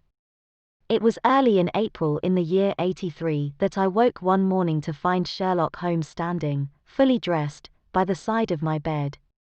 He was a late riser, as a rule, and as the clock on the mantelpiece showed me that it was only 7:15, I blinked up at him in some surprise, and perhaps just a little resentment, for I was myself regular in my habits. "Very sorry to knock you up, Watson," said he, "but it's the common lot this morning." "Mrs. Hudson has been knocked up," she retorted upon me, "and I on you." "What is it, then, a fire?" "No, a client. It seems that a young lady has arrived in a considerable state of excitement, who insists upon seeing me. She is waiting now in the sitting room."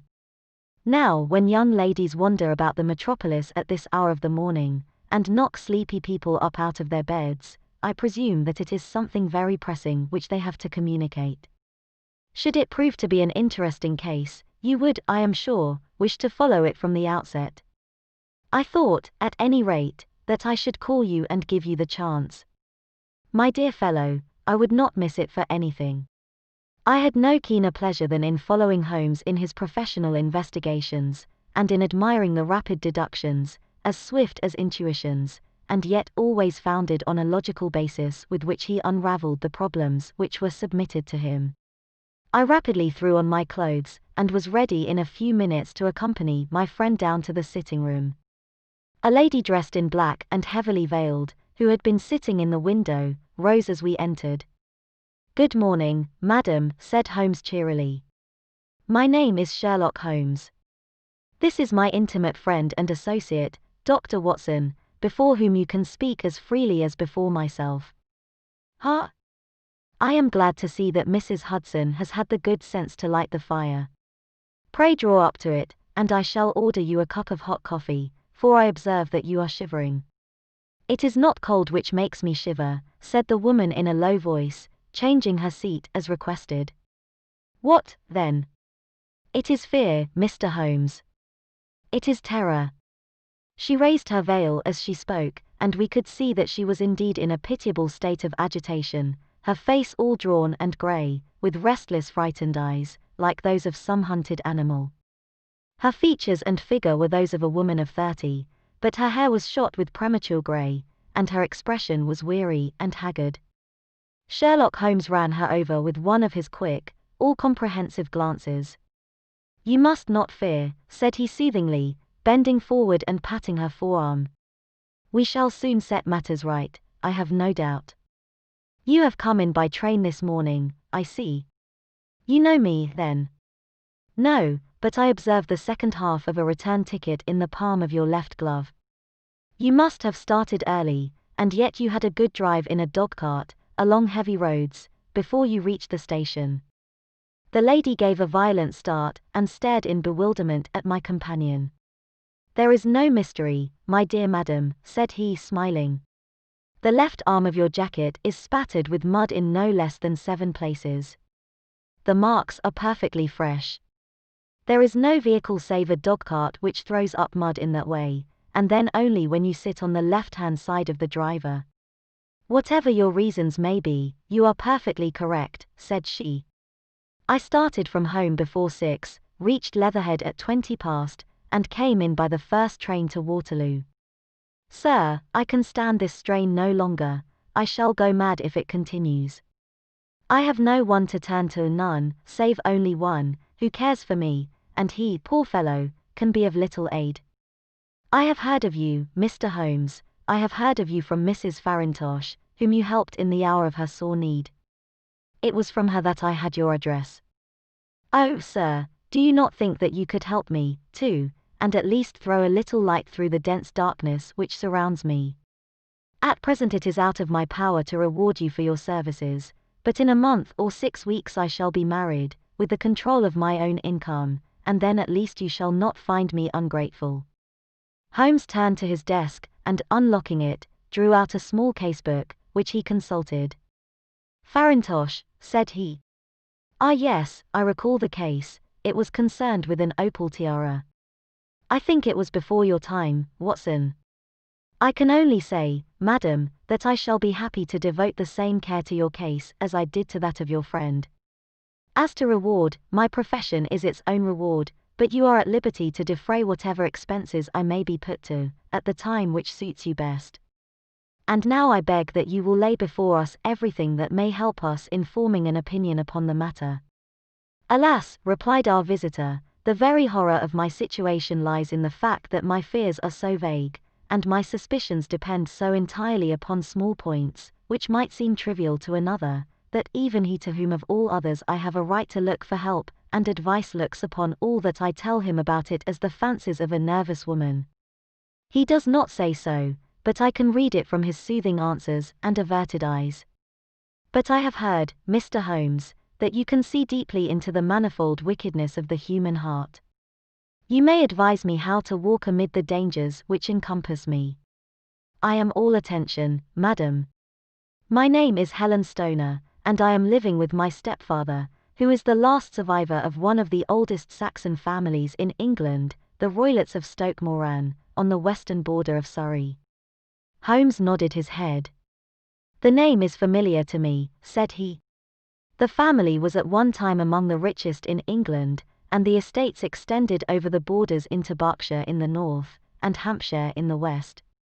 In the last century, however, 4 successive heirs were of a dissolute and wasteful disposition, and the family ruin was eventually completed by a gambler in the days of the Regency. Nothing was left save a few acres of ground, and the 200-year-old house, which is itself crushed under a heavy mortgage.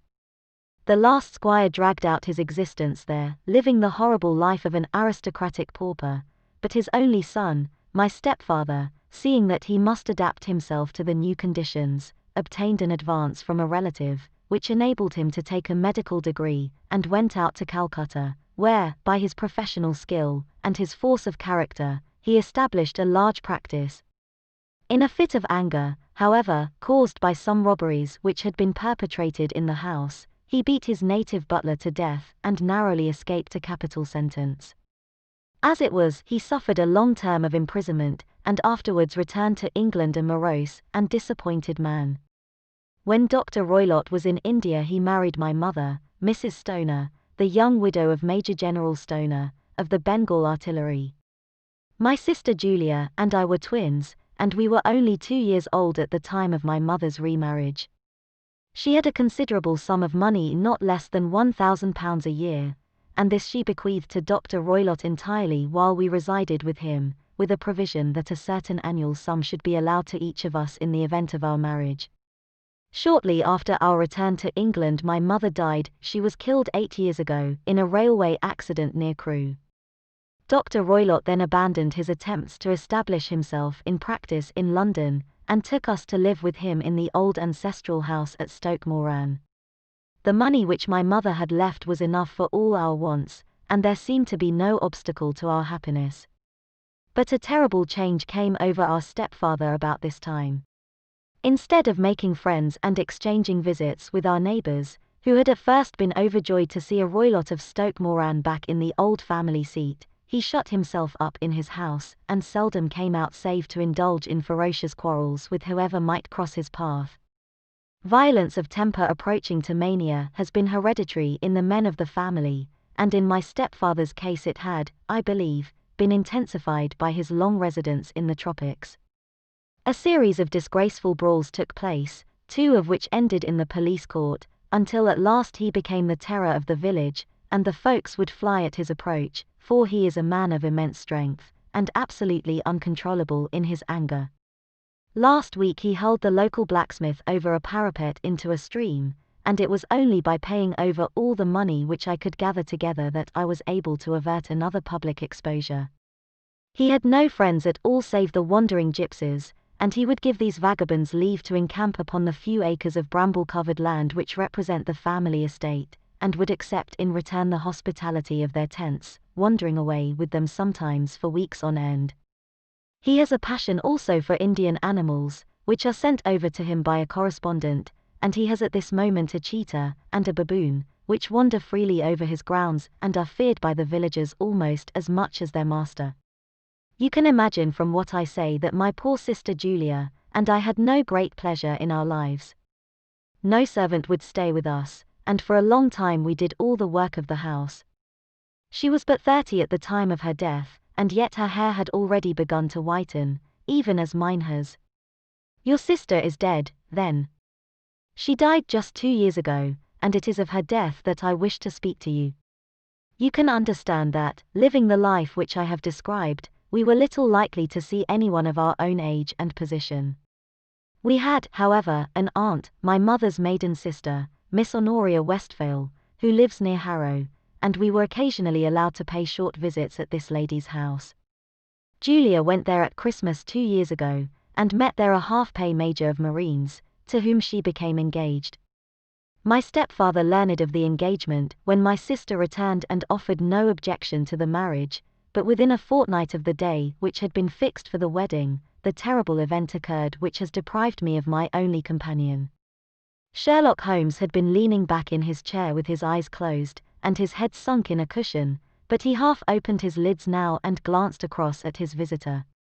"Pray be precise as to details," said he. "It is easy for me to be so, for every event of that dreadful time is seared into my memory.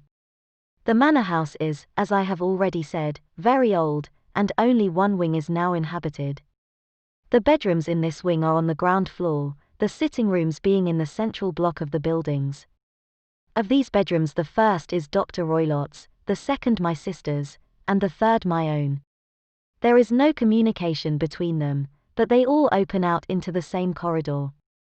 Do I make myself plain?" "Perfectly so. The windows of the 3 rooms open out upon the lawn. That fatal night Dr. Roylott had gone to his room early, though we knew that he had not retired to rest, for my sister was troubled by the smell of the strong Indian cigars which it was his custom to smoke. She left her room, therefore, and came into mine, where she sat for some time, chatting about her approaching wedding.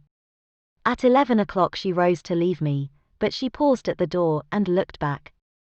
"Tell me, Helen," said she, "have you ever heard anyone whistle in the dead of the night?" "Never," said I. "I suppose that you could not possibly whistle, yourself, in your sleep?" "Certainly not." "But why?"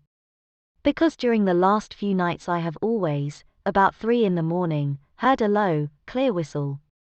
I am a light sleeper, and it has awakened me. I cannot tell where it came from, perhaps from the next room, perhaps from the lawn. I thought that I would just ask you whether you had heard it." "No, I have not." "It must be those wretched gypsies in the plantation." "Very likely. And yet if it were on the lawn, I wonder that you did not hear it also." "Ah, but I sleep more heavily than you." "Well, it is of no great consequence, at any rate."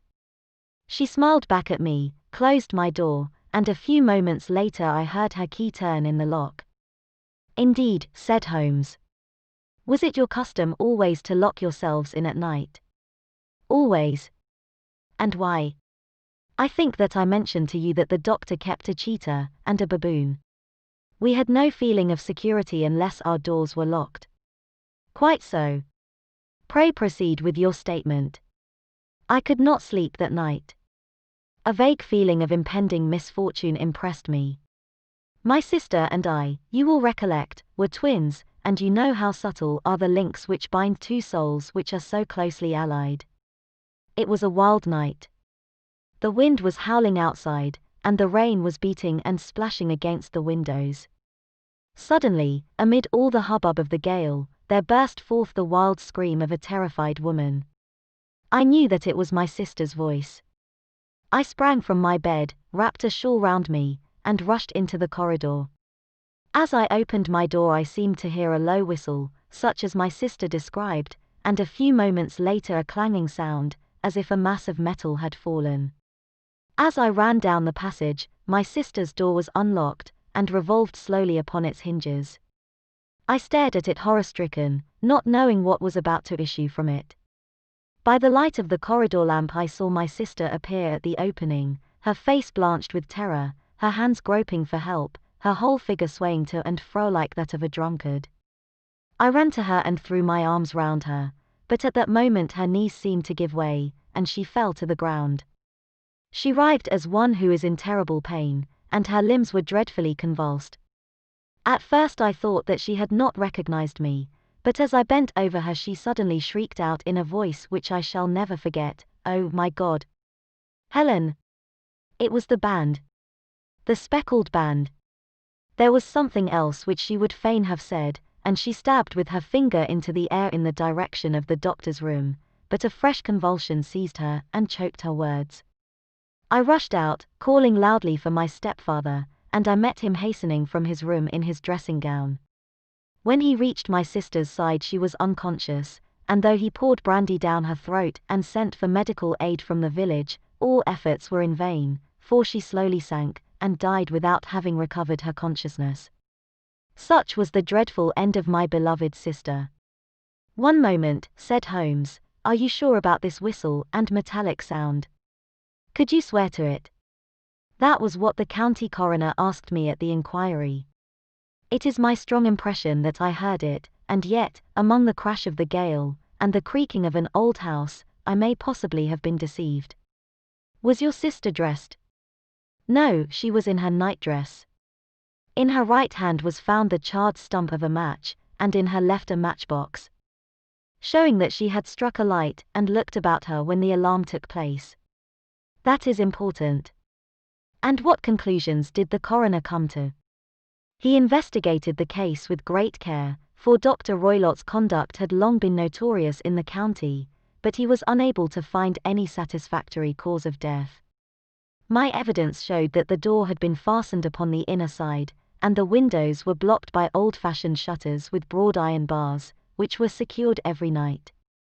The walls were carefully sounded, and were shown to be quite solid all round, and the flooring was also thoroughly examined, with the same result. The chimney is wide, but is barred up by 4 large staples. It is certain, therefore, that my sister was quite alone when she met her end. Besides, there were no marks of any violence upon her. How about poison? The doctors examined her for it, but without success. What do you think that this unfortunate lady died of, then? It is my belief that she died of pure fear and nervous shock, though what it was that frightened her I cannot imagine. Were there gypsies in the plantation at the time? Yes, there are nearly always some there. Ah, and what did you gather from this allusion to a band of a speckled band? Sometimes I have thought that it was merely the wild talk of delirium, sometimes that it may have referred to some band of people, perhaps to these very gypsies in the plantation. I do not know whether the spotted handkerchiefs, which so many of them wear over their heads, might have suggested the strange adjective which she used. Holmes shook his head like a man who is far from being satisfied. "These are very deep waters," said he. "Pray go on with your narrative." 2 years have passed since then, and my life has been until lately lonelier than ever. A month ago, however, a dear friend, whom I have known for many years, has done me the honor to ask my hand in marriage. His name is Armitage, Percy Armitage, the second son of Mr. Armitage, of Crane Water, near Reading. My stepfather has offered no opposition to the match, and we are to be married in the course of the spring. 2 days ago some repairs were started in the west wing of the building, and my bedroom wall has been pierced, so that I have had to move into the chamber in which my sister died, and to sleep in the very bed in which she slept. Imagine, then, my thrill of terror when last night, as I lay awake, thinking over her terrible fate, I suddenly heard in the silence of the night the low whistle which had been the herald of her own death. I sprang up and lit the lamp, but nothing was to be seen in the room. I was too shaken to go to bed again, however, so I dressed, and as soon as it was daylight I slipped down, got a dog-cart at the Crown Inn, which is opposite, and drove to Leatherhead, from whence I have come on this morning with the one object of seeing you and asking your advice. You have done wisely, said my friend. But have you told me all? Yes, all. Miss Roylott, you have not. You are screening your stepfather. Why, what do you mean? For answer Holmes pushed back the frill of black lace which fringed the hand that lay upon our visitor's knee. 5 little livid spots, the marks of 4 fingers and a thumb, were printed upon the white wrist. You have been cruelly used, said Holmes. The lady colored deeply and covered over her injured wrist. He is a hard man, she said, and perhaps he hardly knows his own strength. There was a long silence, during which Holmes leaned his chin upon his hands and stared into the crackling fire. This is a very deep business, he said at last. There are 1,000 details which I should desire to know before I decide upon our course of action. Yet we have not a moment to lose.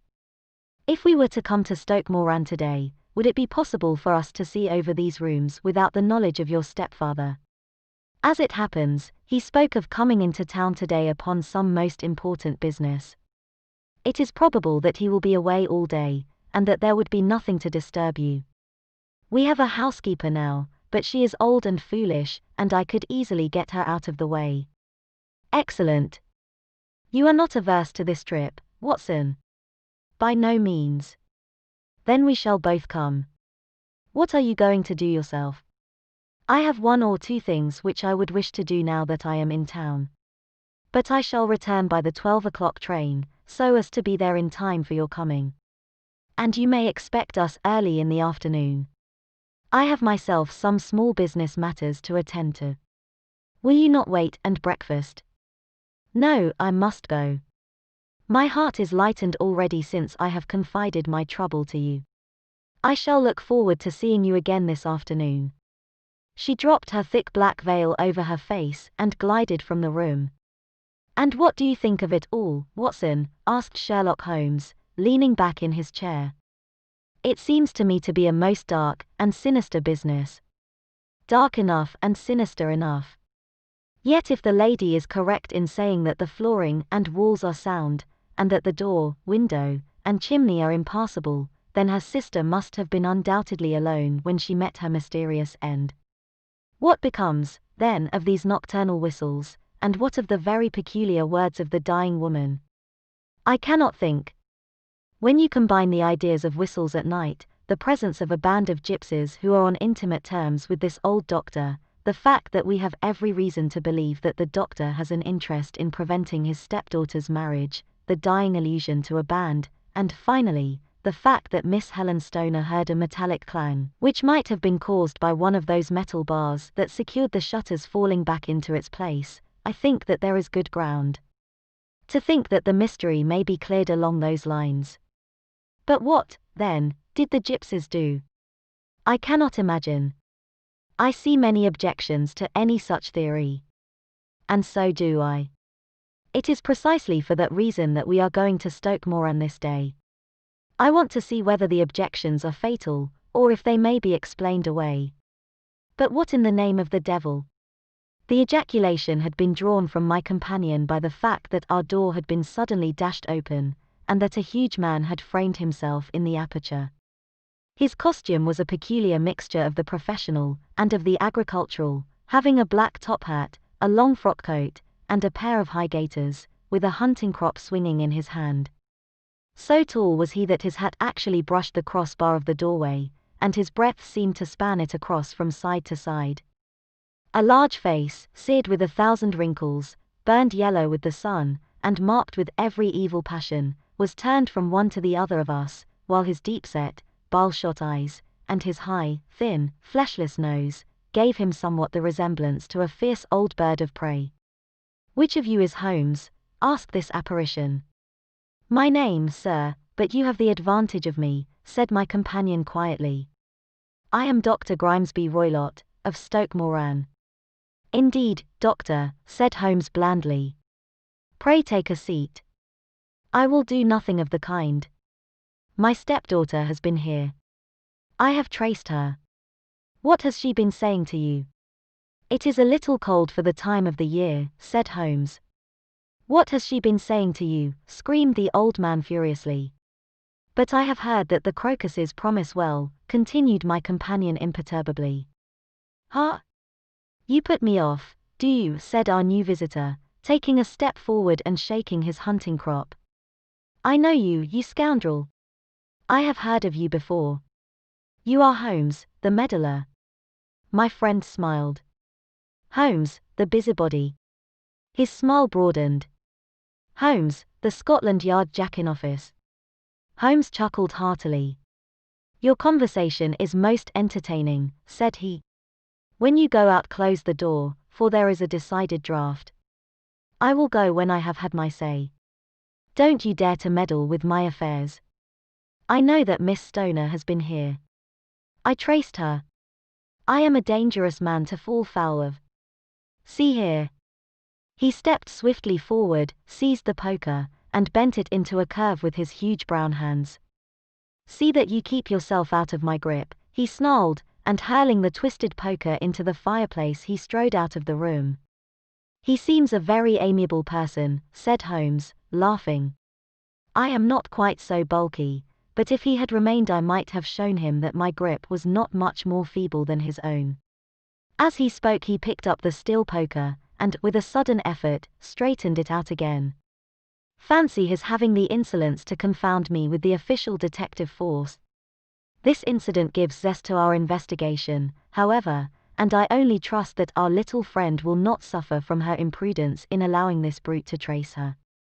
And now, Watson, we shall order breakfast, and afterwards I shall walk down to Doctors' Commons, where I hope to get some data which may help us in this matter.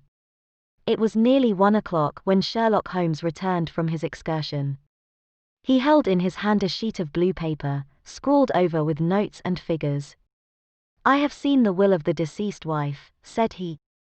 To determine its exact meaning I have been obliged to work out the present prices of the investments with which it is concerned. The total income, which at the time of the wife's death was little short of £1,100, is now, through the fall in agricultural prices, not more than £750. Each daughter can claim an income of £250, in case of marriage. It is evident, therefore, that if both girls had married, this beauty would have had a mere pittance, while even one of them would cripple him to a very serious extent. My morning's work has not been wasted, since it has proved that he has the very strongest motives for standing in the way of anything of the sort. And now, Watson, this is too serious for dawdling, especially as the old man is aware that we are interesting ourselves in his affairs, so if you are ready, we shall call a cab and drive to Waterloo. I should be very much obliged if you would slip your revolver into your pocket. An Ellie's number 2 is an excellent argument with gentlemen who can twist steel pokers into knots. That and a toothbrush are, I think, all that we need. At Waterloo we were fortunate in catching a train for Leatherhead, where we hired a trap at the station inn and drove for 4 or 5 miles through the lovely Surrey lanes. It was a perfect day, with a bright sun and a few fleecy clouds in the heavens. The trees and wayside hedges were just throwing out their first green shoots, and the air was full of the pleasant smell of the moist earth. To me at least there was a strange contrast between the sweet promise of the spring, and this sinister quest upon which we were engaged. My companion sat in the front of the trap, his arms folded, his hat pulled down over his eyes, and his chin sunk upon his breast, buried in the deepest thought. Suddenly, however, he started, tapped me on the shoulder, and pointed over the meadows. Look there, said he.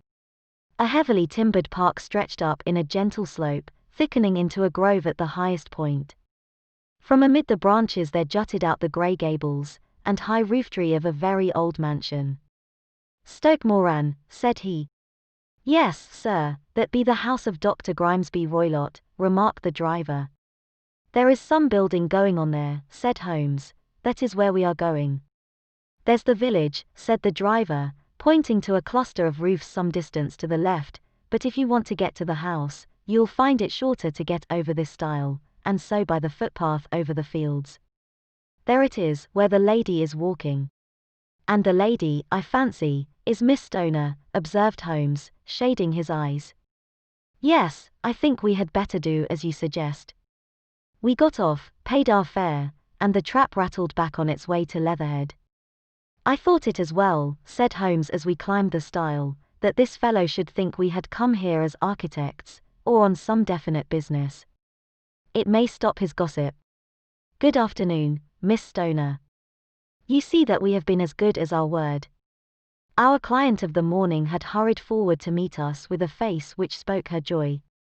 I have been waiting so eagerly for you, she cried, shaking hands with us warmly. All has turned out splendidly. Dr. Roylott has gone to town, and it is unlikely that he will be back before evening.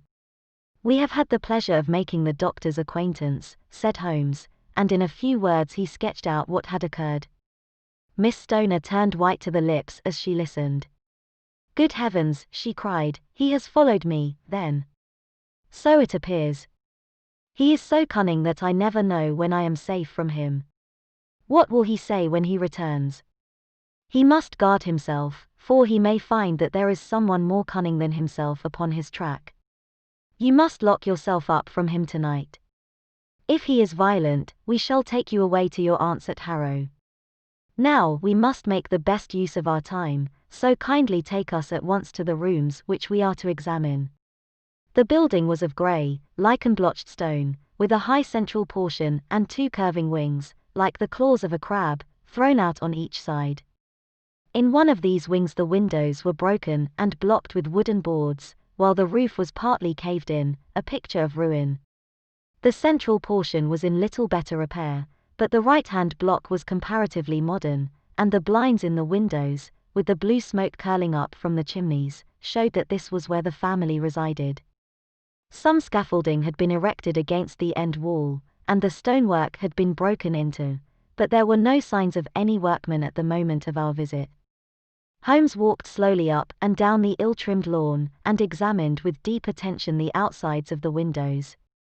This, I take it, belongs to the room in which you used to sleep, the centre one to your sister's, and the one next to the main building to Dr. Roylott's chamber.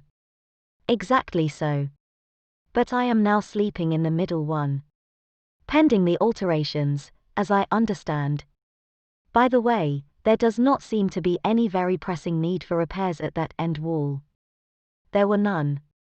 I believe that it was an excuse to move me from my room. Ah! That is suggestive. Now on the other side of this narrow wing runs the corridor from which these 3 rooms open.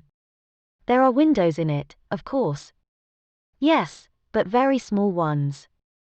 Too narrow for anyone to pass through. As you both locked your doors at night, your rooms were unapproachable from that side. Now would you have the kindness to go into your room and bar your shutters?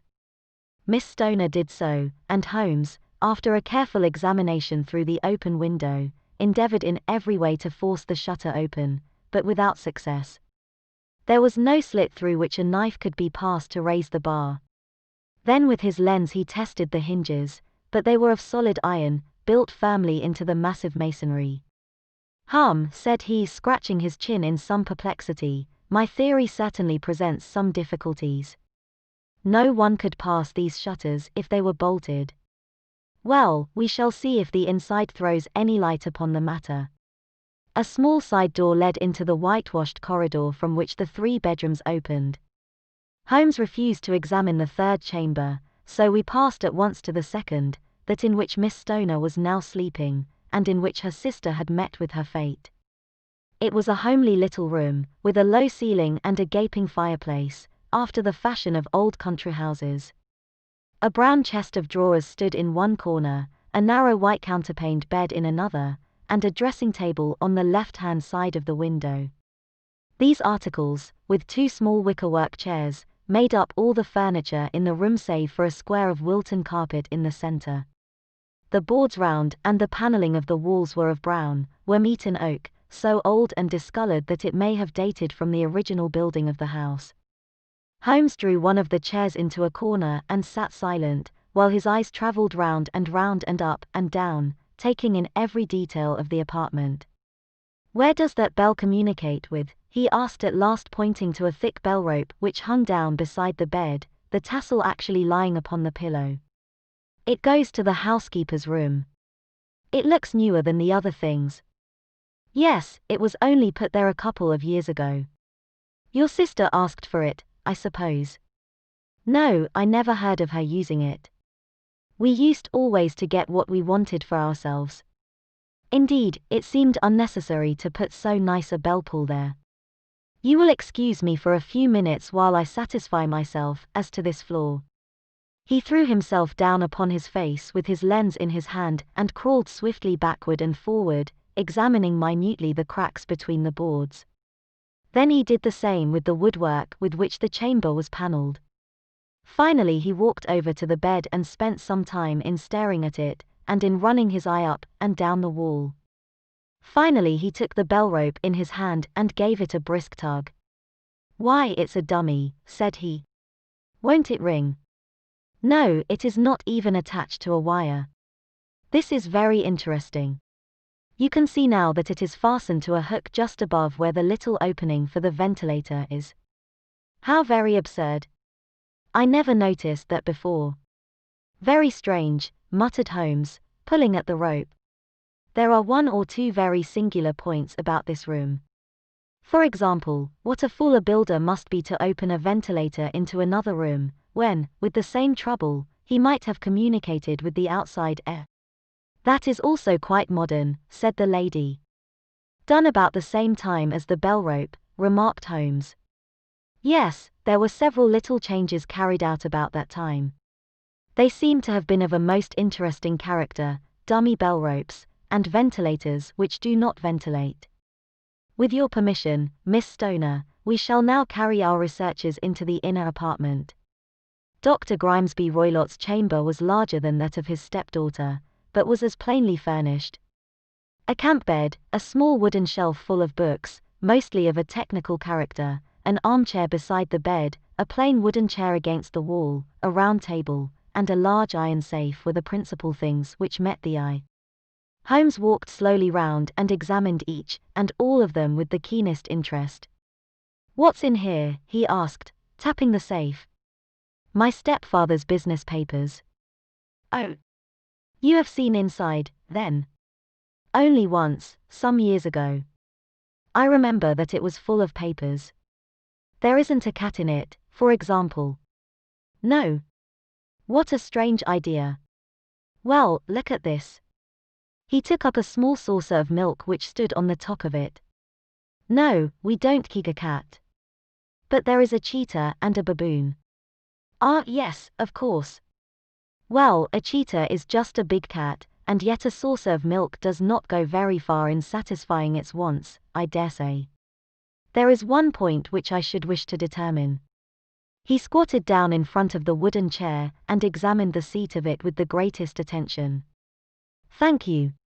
That is quite settled, said he, rising and putting his lens in his pocket. Hello.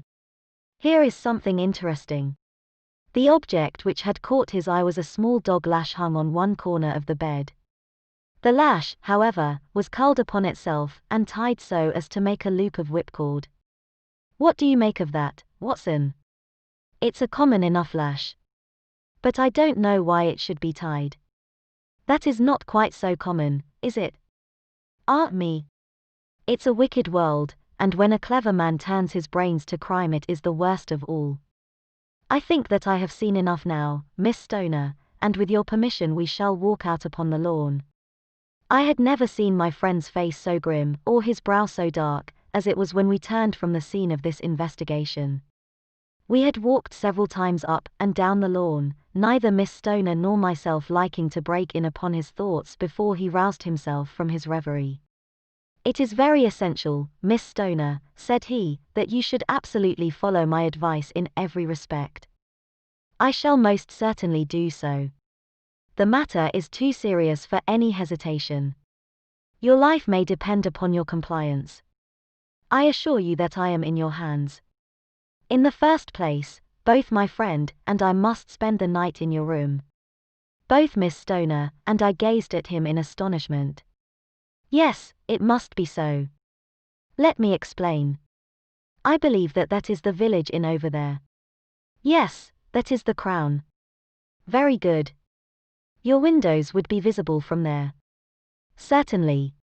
You must confine yourself to your room, on pretense of a headache, when your stepfather comes back. Then when you hear him retire for the night, you must open the shutters of your window, undo the hasp, put your lamp there as a signal to us, and then withdraw quietly with everything which you are likely to want into the room which you used to occupy. I have no doubt that, in spite of the repairs, you could manage there for one night. Oh, yes, easily. The rest you will leave in our hands. But what will you do? We shall spend the night in your room, and we shall investigate the cause of this noise which has disturbed you. I believe, Mr. Holmes, that you have already made up your mind, said Miss Stoner, laying her hand upon my companion's sleeve. Perhaps I have. Then, for pity's sake, tell me what was the cause of my sister's death. I should prefer to have clearer proofs before I speak. You can at least tell me whether my own thought is correct, and if she died from some sudden fright. No, I do not think so. I think that there was probably some more tangible cause. And now, Miss Stoner, we must leave you, for if Dr. Roylott returned and saw us, our journey would be in vain. Goodbye, and be brave, for if you will do what I have told you, you may rest assured that we shall soon drive away the dangers that threaten you.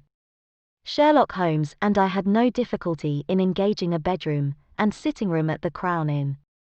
They were on the upper floor, and from our window we could command a view of the avenue gate, and of the inhabited wing of Stoke Moran Manor House. At dusk we saw Dr. Grimesby Roylott drive past, his huge form looming up beside the little figure of the lad who drove him. The boy had some slight difficulty in undoing the heavy iron gates, and we heard the hoarse roar of the doctor's voice, and saw the fury with which he shook his clenched fists at him.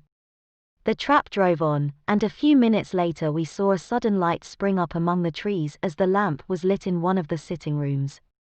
Do you know, Watson, said Holmes as we sat together in the gathering darkness, I have really some scruples as to taking you tonight. There is a distinct element of danger. Can I be of assistance? Your presence might be invaluable. Then I shall certainly come. It is very kind of you. You speak of danger. You have evidently seen more in these rooms than was visible to me. No, but I fancy that I may have deduced a little more. I imagine that you saw all that I did. I saw nothing remarkable save the bell rope, and what purpose that could answer, I confess, is more than I can imagine. You saw the ventilator, too. Yes, but I do not think that it is such a very unusual thing to have a small opening between two rooms. It was so small that a rat could hardly pass through. I knew that we should find a ventilator before ever we came to Stoke Moran. My dear Holmes. Oh, yes, I did. You remember in her statement she said that her sister could smell Dr. Roylott's cigar. Now, of course, that suggested at once that there must be a communication between the two rooms. It could only be a small one, or it would have been remarked upon at the coroner's inquiry. I deduced a ventilator. But what harm can there be in that? Well, there is at least a curious coincidence of dates. A ventilator is made, a cord is hung, and a lady who sleeps in the bed dies. Does not that strike you? I cannot as yet see any connection. Did you observe anything very peculiar about that bed? No. It was clamped to the floor. Did you ever see a bed fastened like that before? I cannot say that I have. The lady could not move her bed. It must always be in the same relative position to the ventilator, and to the rope, or so we may call it, since it was clearly never meant for a bell pull. Holmes, I cried, I seem to see dimly what you are hinting at. We are only just in time to prevent some subtle and horrible crime. Subtle enough and horrible enough. When a doctor does go wrong, he is the first of criminals. He has nerve and he has knowledge. Palmer and Pritchard were among the heads of their profession. This man strikes even deeper, but I think, Watson, that we shall be able to strike deeper still. But we shall have horrors enough before the night is over. For goodness sake, let us have a quiet pipe, and turn our minds for a few hours to something more cheerful. About 9 o'clock the light among the trees was extinguished, and all was dark in the direction of the manor house. 2 hours passed slowly away, and then, suddenly, just at the stroke of 11, a single bright light shone out right in front of us. That is our signal, said Holmes, springing to his feet. It comes from the middle window. As we passed out he exchanged a few words with the landlord, explaining that we were going on a late visit to an acquaintance, and that it was possible that we might spend the night there. A moment later we were out on the dark road, a chill wind blowing in our faces, and one yellow light twinkling in front of us through the gloom to guide us on our somber errand. There was little difficulty in entering the grounds, for unrepaired breaches gaped in the old park wall. Making our way among the trees, we reached the lawn, crossed it, and were about to enter through the window when out from a clump of laurel bushes there darted what seemed to be a hideous and distorted child, who threw itself upon the grass with writhing limbs, and then ran swiftly across the lawn into the darkness. "My God!" I whispered, "did you see it?" Holmes was for the moment as startled as I. His hand closed like a vice upon my wrist in his agitation. Then he broke into a low laugh, and put his lips to my ear. "It is a nice household," he murmured. "That is the baboon." I had forgotten the strange pets which the doctor affected. There was a cheetah, too. Perhaps we might find it upon our shoulders at any moment. I confess that I felt easier in my mind when, after following Holmes' example and slipping off my shoes, I found myself inside the bedroom. My companion noiselessly closed the shutters, moved the lamp onto the table, and cast his eyes round the room. All was as we had seen it in the daytime. Then creeping up to me and making a trumpet of his hand, he whispered into my ear again so gently that it was all that I could do to distinguish the words. The least sound would be fatal to our plans. I nodded to show that I had heard. "We must sit without light. He would see it through the ventilator." I nodded again. "Do not go asleep, your very life may depend upon it. Have your pistol ready in case we should need it. I will sit on the side of the bed, and you in that chair." I took out my revolver, and laid it on the corner of the table. Holmes had brought up a long thin cane, and this he placed upon the bed beside him. By it he laid the box of matches, and the stump of a candle. Then he turned down the lamp, and we were left in darkness. How shall I ever forget that dreadful vigil? I could not hear a sound, not even the drawing of a breath, and yet I knew that my companion sat open-eyed, within a few feet of me, in the same state of nervous tension in which I was myself. The shutters cut off the least ray of light, and we waited in absolute darkness. From outside came the occasional cry of a night bird, and once at our very window a long-drawn cat-like whine, which told us that the cheetah was indeed at liberty. Far away we could hear the deep tones of the parish clock, which boomed out every quarter of an hour.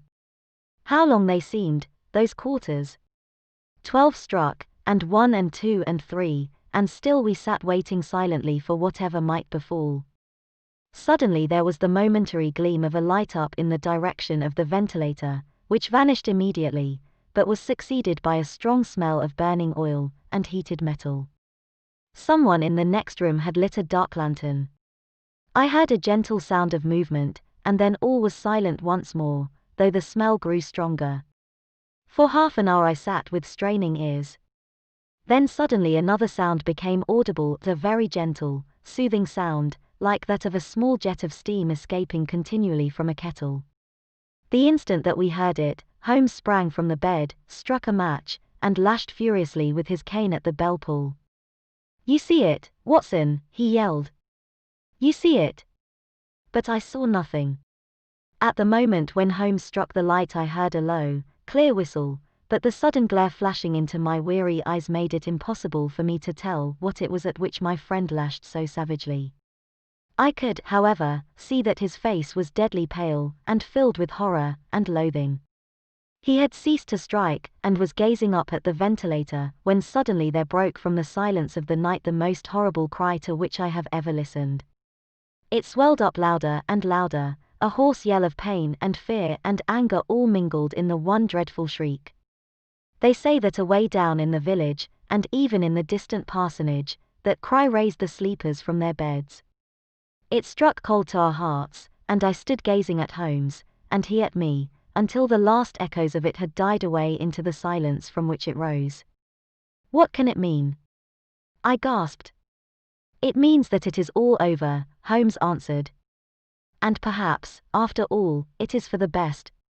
Take your pistol, and we will enter Dr. Roylott's room."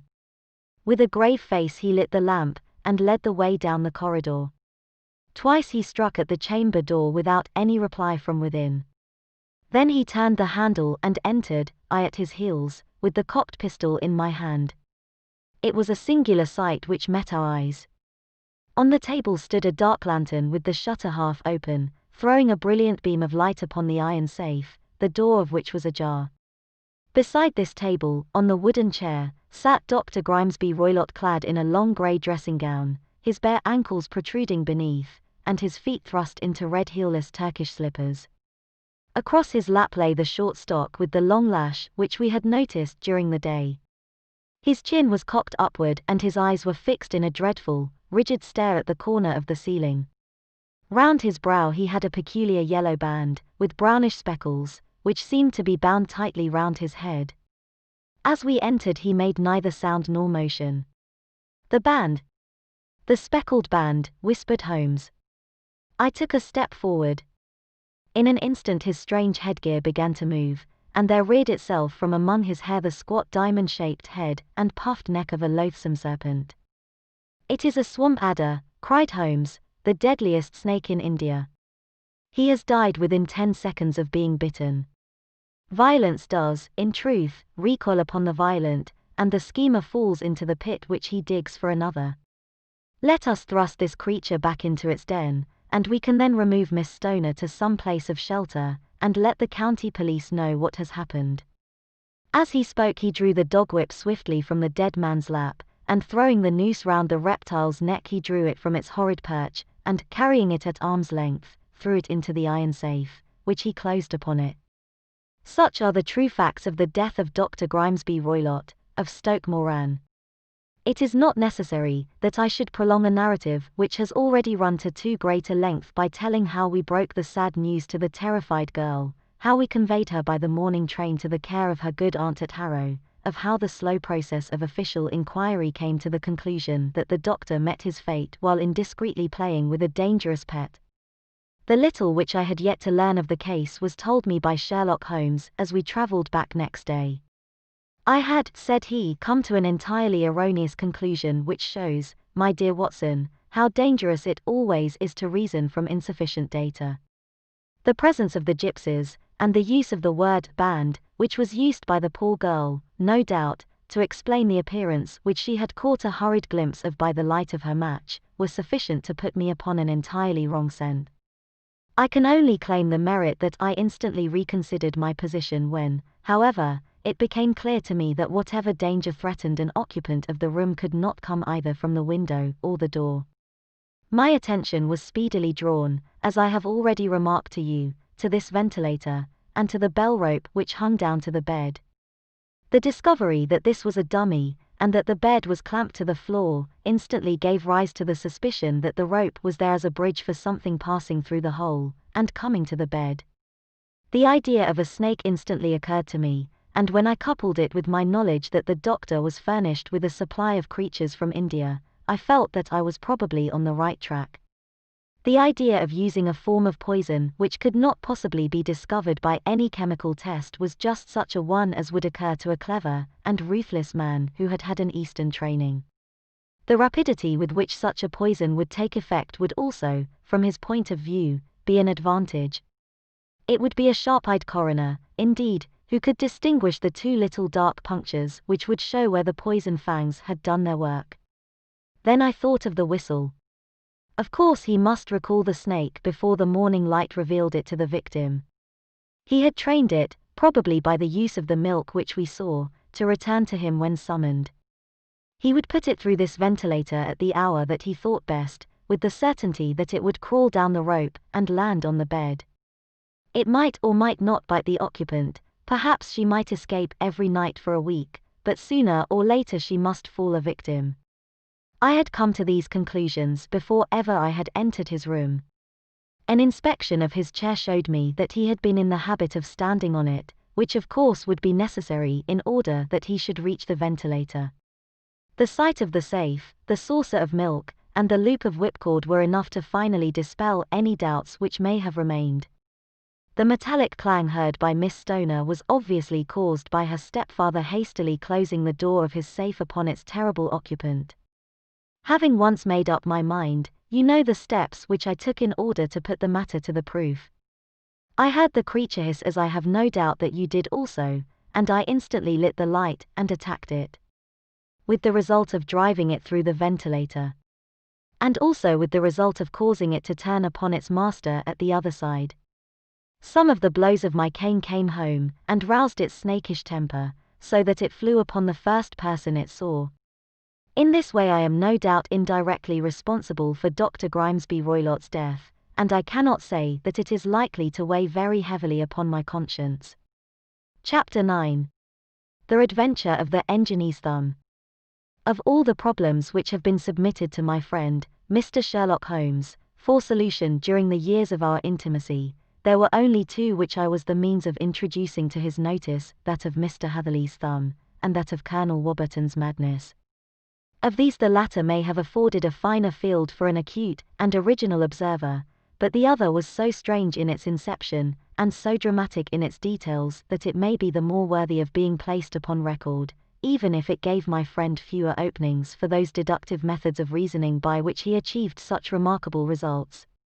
The story has, I believe, been told more than once in the newspapers, but, like all such narratives, its effect is much less striking when set forth en bloc in a single half-column of print than when the facts slowly evolve before your own eyes, and the mystery clears gradually away, as each new discovery furnishes a step which leads on to the complete truth.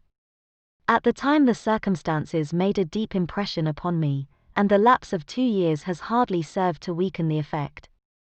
It was in the summer of '89, not long after my marriage, that the events occurred which I am now about to summarize. I had returned to civil practice, and had finally abandoned Holmes in his Baker Street rooms, although I continually visited him and occasionally even persuaded him to forego his bohemian habits so far as to come and visit us. My practice had steadily increased, and as I happened to live at no very great distance from Paddington Station, I got a few patients from among the officials. One of these, whom I had cured of a painful and lingering disease, was never weary of advertising my virtues, and of endeavoring to send me on every sufferer over whom he might have any influence. One morning, at a little before 7 o'clock, I was awakened by the maid tapping at the door to announce that 2 men had come from Paddington, and were waiting in the consulting room. I dressed hurriedly, for I knew by experience that railway cases were seldom trivial, and hastened downstairs. As I descended, my old ally, the guard, came out of the room and closed the door tightly behind him. "I've got him here," he whispered, jerking his thumb over his shoulder. "He's all right." "What is it, then?" I asked, for his manner suggested that it was some strange creature, which he had caged up in my room. "It's a new patient," he whispered. I thought I'd bring him round myself, then he couldn't slick away. There he is, all safe and sound. "I must go now, doctor, I have my duties, just the same as you."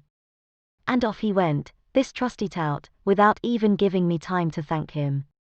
I entered my consulting room, and found a gentleman seated by the table. He was quietly dressed in a suit of heather tweed with a soft cloth cap which he had laid down upon my books. Round one of his hands he had a handkerchief wrapped, which was mottled all over with bloodstains. He was young, not more than 25, I should say, with a strong, masculine face, but he was exceedingly pale, and gave me the impression of a man who was suffering from some strong agitation, which it took all his strength of mind to control. "I am sorry to knock you up so early, doctor," said he, "but I have had a very serious accident during the night. I came in by train this morning, and on inquiring at Paddington as to where I might find a doctor, a worthy fellow very kindly escorted me here. I gave the maid a card, but I see that she has left it upon the side table." I took it up and glanced at it. "Mr. Victor Hatherley, hydraulic engineer, 16A Victoria Street, 3rd floor. That was the name, style, and abode of my morning visitor. "I regret that I have kept you waiting," said I, sitting down in my library chair. "You are fresh from a night journey, I understand, which is in itself a monotonous occupation." "Oh, my night could not be called monotonous," said he, and laughed. He laughed very heartily, with a high, ringing note, leaning back in his chair and shaking his sides. All my medical instincts rose up against that laugh. "Stop it!" I cried, "pull yourself together," and I poured out some water from a carafe. It was useless, however. He was often one of those hysterical outbursts which come upon a strong nature when some great crisis is over and gone. Presently he came to himself once more, very weary, and pale-looking. I have been making a fool of myself, he gasped. Not at all. Drink this. I dashed some brandy into the water, and the color began to come back to his bloodless cheeks. That's better, said he. And now, doctor, perhaps you would kindly attend to my thumb, or rather to the place where my thumb used to be. He unwound the handkerchief, and held out his hand. It gave even my hardened nerves a shudder to look at it. There were 4 protruding fingers and a horrid red, spongy surface where the thumb should have been. It had been hacked or torn right out from the roots. Good heavens! I cried, this is a terrible injury. It must have bled considerably. Yes, it did. I fainted when it was done, and I think that I must have been senseless for a long time. When I came to, I found that it was still bleeding, so I tied one end of my handkerchief very tightly round the wrist and braced it up with a twig. Excellent. You should have been a surgeon. It is a question of hydraulics, you see, and came within my own province. This has been done, said I, examining the wound, by a very heavy and sharp instrument. A thing like a cleaver, said he. An accident, I presume. By no means. What? A murderous attack. Very murderous indeed. You horrify me.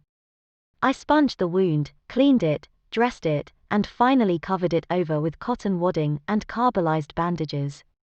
He lay back without wincing, though he bit his lip from time to time. How is that? I asked when I had finished. Capital. Between your brandy and your bandage, I feel a new man.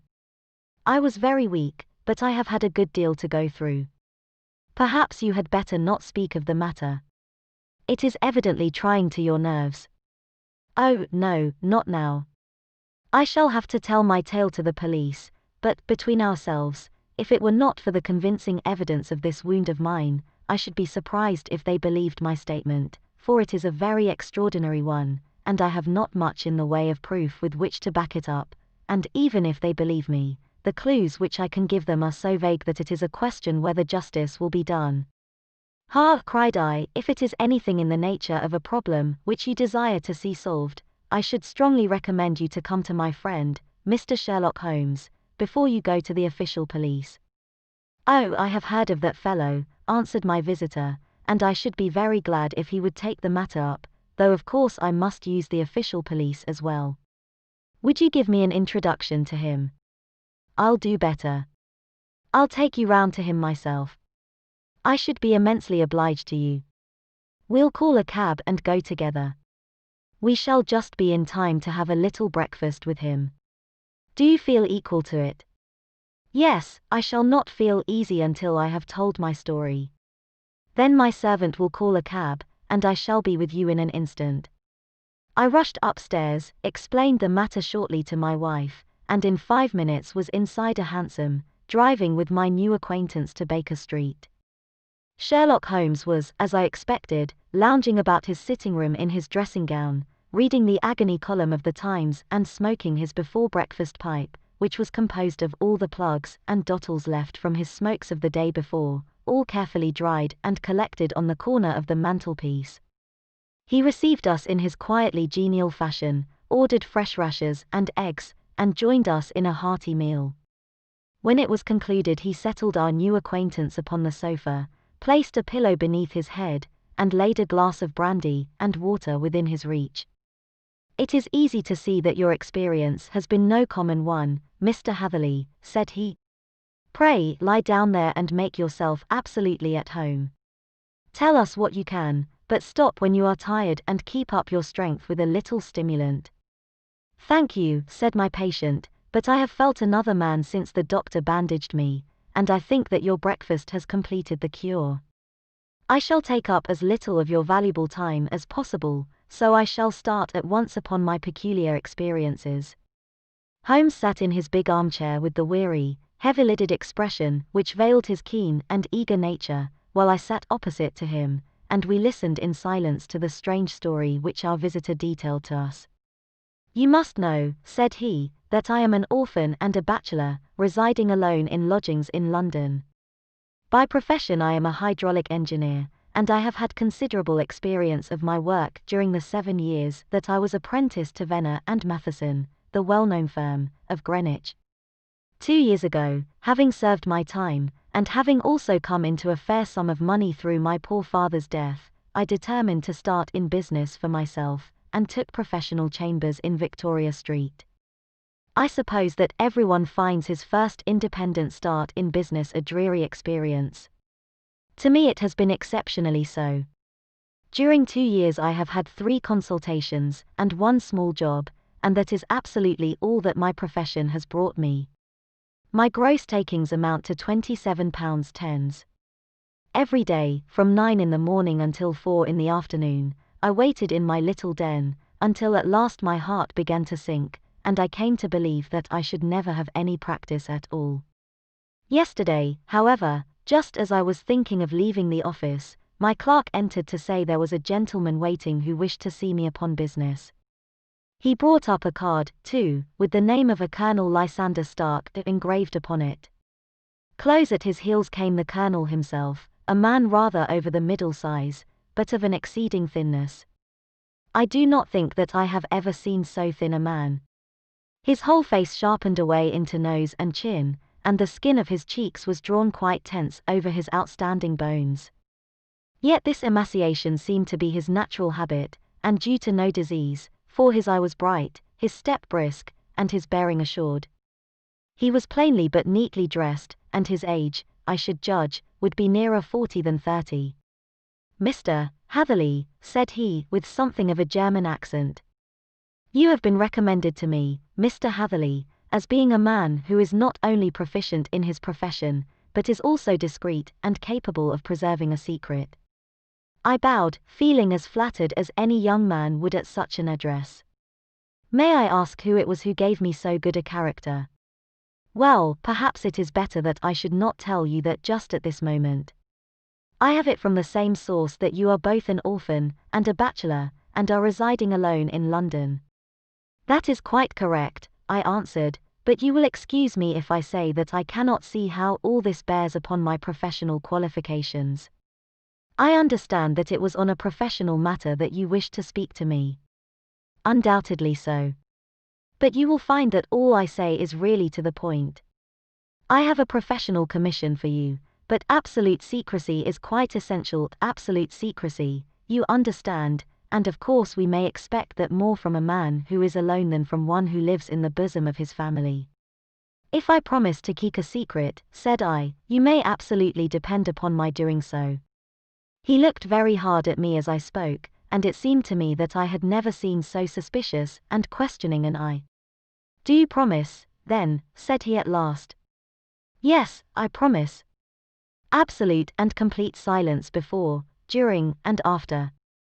No reference to the matter at all, either in word or writing. "I have already given you my word." "Very good." He suddenly sprang up, and darting like lightning across the room he flung open the door. The passage outside was empty. "That's all right," said he, coming back. "I know that clerks are sometimes curious as to their master's affairs. Now we can talk in safety." He drew up his chair very close to mine and began to stare at me again, with the same questioning and thoughtful look. A feeling of repulsion, and of something akin to fear had begun to rise within me at the strange antics of this fleshless man. Even my dread of losing a client could not restrain me from showing my impatience. "I beg that you will state your business, sir," said I, "my time is of value." Heaven forgive me for that last sentence, but the words came to my lips. "How would 50 guineas for a night's work suit you?" he asked. "Most admirably." "I say a night's work, but an hour's would be nearer the mark. I simply want your opinion about a hydraulic stamping machine, which has got out of gear. If you show us what is wrong we shall soon set it right ourselves. What do you think of such a commission as that? The work appears to be light, and the pay munificent." "Precisely so. We shall want you to come tonight by the last train." "Where to?" "To Ayford, in Berkshire. It is a little place near the borders of Oxfordshire, and within 7 miles of Reading." There is a train from Paddington which would bring you there at about 11:15. Very good. I shall come down in a carriage to meet you. There is a drive, then? Yes, our little place is quite out in the country. It is a good 7 miles from Ayford Station. Then we can hardly get there before midnight. I suppose there would be no chance of a train back. I should be compelled to stop the night. Yes, we could easily give you a shakedown. That is very awkward. Could I not come at some more convenient hour? We have judged it best that you should come late. It is to recompense you for any inconvenience that we are paying to you, a young and unknown man, a fee which would buy an opinion from the very heads of your profession. Still, of course, if you would like to draw out of the business, there is plenty of time to do so. I thought of the 50 guineas, and of how very useful they would be to me. Not at all, said I shall be very happy to accommodate myself to your wishes. I should like, however, to understand a little more clearly what it is that you wish me to do. Quite so. It is very natural that the pledge of secrecy which we have exacted from you should have aroused your curiosity. I have no wish to commit you to anything without your having it all laid before you. I suppose that we are absolutely safe from eavesdroppers. Entirely. Then the matter stands thus. You are probably aware that Fuller's Earth is a valuable product, and that it is only found in 1 or 2 places in England. I have heard so. Some little time ago I bought a small place, a very small place, within 10 miles of Reading. I was fortunate enough to discover that there was a deposit of Fuller's Earth in one of my fields. On examining it, however, I found that this deposit was a comparatively small one, and that it formed a link between 2 very much larger ones upon the right and left of both of them, however, in the grounds of my neighbors. These good people were absolutely ignorant that their land contained that which was quite as valuable as a gold mine. Naturally, it was to my interest to buy their land before they discovered its true value, but unfortunately I had no capital by which I could do this. I took a few of my friends into the secret, however, and they suggested that we should quietly and secretly work our own little deposit, and that in this way we should earn the money which would enable us to buy the neighboring fields. This we have now been doing for some time, and in order to help us in our operations we erected a hydraulic press. This press, as I have already explained, has got out of order, and we wish your advice upon the subject. We guard our secret very jealously, however, and if it once became known that we had hydraulic engineers coming to our little house, it would soon rouse inquiry, and then, if the facts came out, it would be goodbye to any chance of getting these fields and carrying out our plans.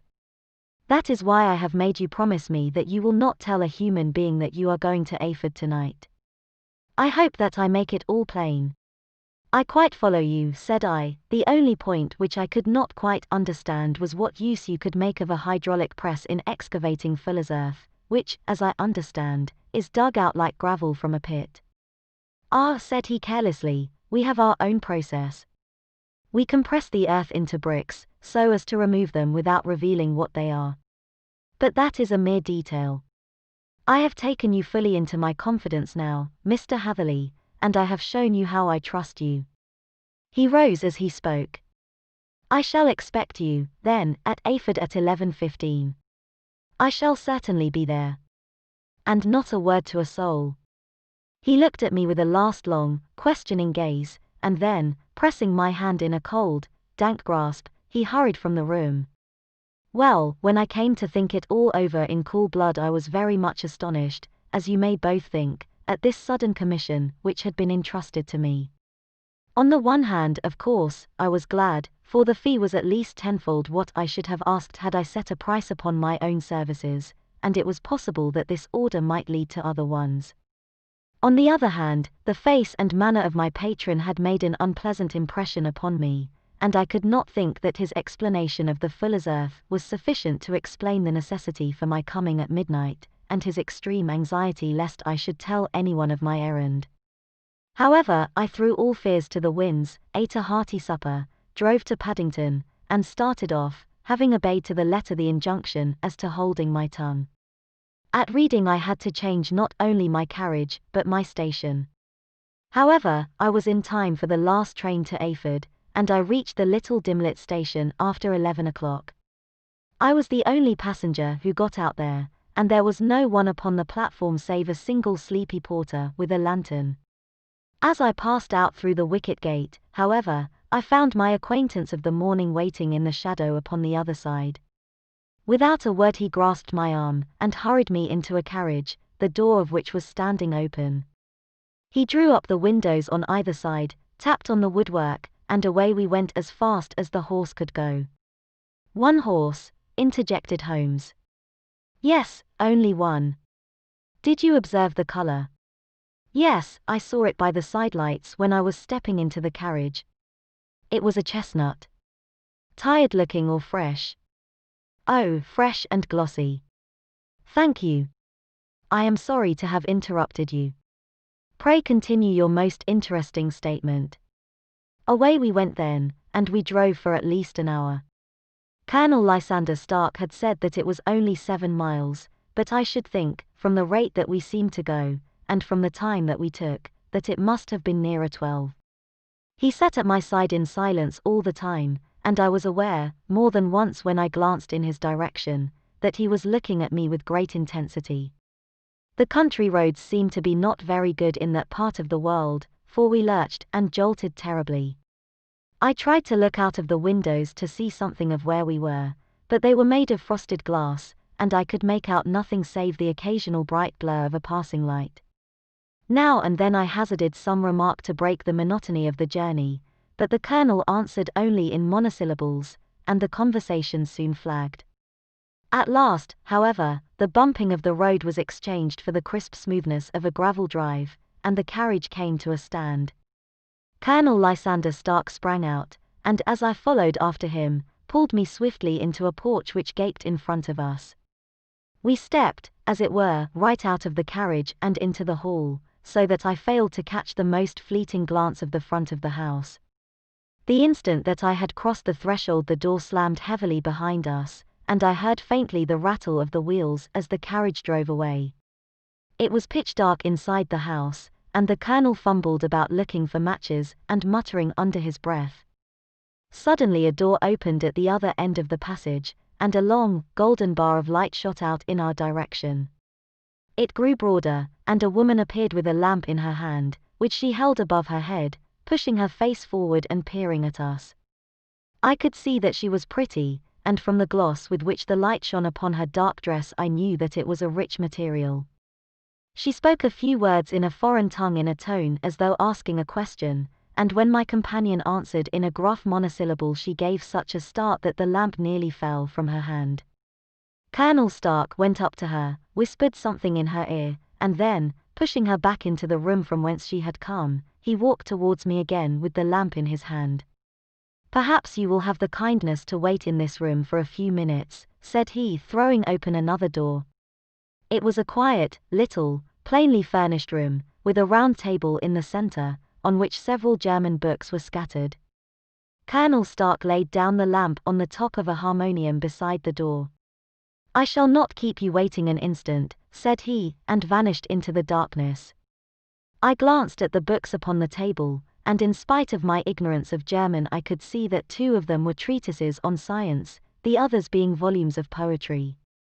Then I walked across to the window, hoping that I might catch some glimpse of the countryside, but an oak shutter, heavily barred, was folded across it. It was a wonderfully silent house. There was an old clock ticking loudly somewhere in the passage, but otherwise everything was deadly still. A vague feeling of uneasiness began to steal over me. Who were these German people, and what were they doing living in this strange, out-of-the-way place? And where was the place? I was 10 miles or so from Ayford, that was all I knew, but whether north, south, east, or west I had no idea. For that matter, Reading, and possibly other large towns, were within that radius, so the place might not be so secluded, after all. Yet it was quite certain, from the absolute stillness, that we were in the country. I paced up and down the room, humming a tune under my breath to keep up my spirits, and feeling that I was thoroughly earning my 50-guinea fee. Suddenly, without any preliminary sound in the midst of the utter stillness, the door of my room swung slowly open. The woman was standing in the aperture, the darkness of the hall behind her, the yellow light from my lamp beating upon her eager and beautiful face. I could see at a glance that she was sick with fear, and the sight sent a chill to my own heart. She held up one shaking finger to warn me to be silent, and she shot a few whispered words of broken English at me, her eyes glancing back, like those of a frightened horse, into the gloom behind her. "I would go," said she, trying hard, as it seemed to me, to speak calmly. "I would go. I should not stay here. There is no good for you to do." "But, madam," said I have not yet done what I came for. I cannot possibly leave until I have seen the machine." "It is not worth your while to wait," she went on. "You can pass through the door, no one hinders." And then, seeing that I smiled and shook my head, she suddenly threw aside her constraint, and made a step forward, with her hands wrung together. "For the love of heaven," she whispered, "get away from here before it is too late." But I am somewhat headstrong by nature, and the more ready to engage in an affair when there is some obstacle in the way. I thought of my 50-guinea fee, of my wearisome journey, and of the unpleasant night which seemed to be before me. Was it all to go for nothing? Why should I slink away without having carried out my commission, and without the payment which was my due? This woman might, for all I knew, be a monomaniac. With a stout bearing, therefore, though her manner had shaken me more than I cared to confess, I still shook my head and declared my intention of remaining where I was. She was about to renew her entreaties when a door slammed overhead, and the sound of several footsteps was heard upon the stairs. She listened for an instant, threw up her hands with a despairing gesture, and vanished as suddenly and as noiselessly as she had come. The newcomers were Colonel Lysander Stark, and a short thick man with a chinchilla beard growing out of the creases of his double chin, who was introduced to me as Mr. Ferguson. "This is my secretary and manager," said the colonel. "By the way, I was under the impression that I left this door shut just now. I fear that you have felt the draught." "On the contrary," said I opened the door myself, because I felt the room to be a little close. He shot one of his suspicious looks at me. "Perhaps we had better proceed to business, then," said he. "Mr. Ferguson and I will take you up to see the machine. I had better put my hat on, I suppose." "Oh, no, it is in the house." "What, you dig Fuller's earth in the house?" "No, no. This is only where we compress it. But never mind that. All we wish you to do is to examine the machine, and to let us know what is wrong with it." We went upstairs together, the colonel first with the lamp, the fat manager, and I behind him. It was a labyrinth of an old house, with corridors, passages, narrow winding staircases, and little low doors, the thresholds of which were hollowed out by the generations who had crossed them. There were no carpets and no signs of any furniture above the ground floor, while the plaster was peeling off the walls, and the damp was breaking through in green, unhealthy blotches. I tried to put on as unconcerned an air as possible, but I had not forgotten the warnings of the lady, even though I disregarded them, and I kept a keen eye upon my two companions. Ferguson appeared to be a morose and silent man, but I could see from the little that he said that he was at least a fellow countryman. Colonel Lysander Stark stopped at last before a low door, which he unlocked. Within was a small, square room, in which the three of us could hardly get at one time. Ferguson remained outside, and the colonel ushered me in. "We are now," said he, "actually within the hydraulic press, and it would be a particularly unpleasant thing for us if anyone were to turn it on. The ceiling of this small chamber is really the end of the descending piston, and it comes down with the force of many tons upon this metal floor. There are small lateral columns of water outside which receive the force, and which transmit and multiply it in the manner which is familiar to you. The machine goes readily enough, but there is some stiffness in the working of it, and it has lost a little of its force. Perhaps you will have the goodness to look it over, and to show us how we can set it right." I took the lamp from him, and I examined the machine very thoroughly. It was indeed a gigantic one, and capable of exercising enormous pressure. When I passed outside, however, and pressed down the levers which controlled it. I knew at once by the whooshing sound that there was a slight leakage, which allowed a regurgitation of water through one of the side cylinders. An examination showed that one of the indurubber bands which was round the head of a driving rod had shrunk so as not quite to fill the socket along which it worked. This was clearly the cause of the loss of power, and I pointed it out to my companions, who followed my remarks very carefully, and asked several practical questions as to how they should proceed to set it right. When I had made it clear to them, I returned to the main chamber of the machine, and took a good look at it to satisfy my own curiosity. It was obvious at a glance that the story of the fuller's earth was the merest fabrication, for it would be absurd to suppose that so powerful an engine could be designed for so inadequate a purpose. The walls were of wood, but the floor consisted of a large iron trough, and when I came to examine it I could see a crust of metallic deposit all over it. I had stooped and was scraping at this to see exactly what it was when I heard a muttered exclamation in German, and saw the cadaverous face of the colonel looking down at me. "What are you doing there?" he asked. I felt angry at having been tricked by so elaborate a story as that which he had told me. "I was admiring your fuller's earth," said I. "I think that I should be better able to advise you as to your machine if I knew what the exact purpose was for which it was used." The instant that I uttered the words I regretted the rashness of my speech. His face set hard, and a baleful light sprang up in his grey eyes. "Very well," said he, "you shall know all about the machine." He took a step backward, slammed the little door, and turned the key in the lock.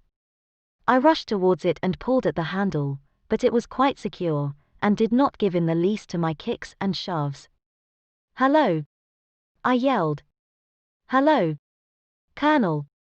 Let me out!" And then suddenly in the silence I heard a sound which sent my heart into my mouth. It was the clank of the levers, and the swish of the leaking cylinder. He had set the engine at work. The lamp still stood upon the floor where I had placed it when examining the trough. By its light I saw that the black ceiling was coming down upon me, slowly, jerkily, but as none knew better than myself, with a force which must within a minute grind me to a shapeless pulp. I threw myself, screaming, against the door, and dragged with my nails at the lock. I implored the colonel to let me out, but the remorseless clanking of the levers drowned my cries. The ceiling was only a foot or two above my head, and with my hand upraised I could feel its hard, rough surface. Then it flashed through my mind that the pain of my death would depend very much upon the position in which I met it. If I lay on my face the weight would come upon my spine, and I shuddered to think of that dreadful snap. Easier the other way, perhaps, and yet, had I the nerve to lie and look up at that deadly black shadow wavering down upon me? Already I was unable to stand erect, when my eye caught something which brought a gush of hope back to my heart. I have said that though the floor and ceiling were of iron, the walls were of wood. As I gave a last hurried glance around, I saw a thin line of yellow light between two of the boards, which broadened and broadened as a small panel was pushed backward. For an instant I could hardly believe that here was indeed a door which led away from death. The next instant I threw myself through, and lay half fainting upon the other side. The panel had closed again behind me, but the crash of the lamp, and a few moments afterwards the clang of the two slabs of metal, told me how narrow had been my escape. I was recalled to myself by a frantic plucking at my wrist, and I found myself lying upon the stone floor of a narrow corridor, while a woman bent over me and tugged at me with her left hand, while she held a candle in her right. It was the same good friend whose warning I had so foolishly rejected. "Come! Come!" she cried breathlessly. "They will be here in a moment. They will see that you are not there. Oh, do not waste the so precious time, but come."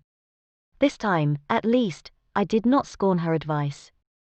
I staggered to my feet and ran with her along the corridor, and down a winding stair. The latter led to another broad passage, and just as we reached it we heard the sound of running feet, and the shouting of two voices, one answering the other from the floor on which we were and from the one beneath. My guide stopped and looked about her like one who is at her wit's end. Then she threw open a door which led into a bedroom, through the window of which the moon was shining brightly. "It is your only chance," said she. It is high, but it may be that you can jump it." As she spoke, a light sprang into view at the further end of the passage, and I saw the lean figure of Colonel Lysander Stark rushing forward with a lantern in one hand and a weapon like a butcher's cleaver in the other.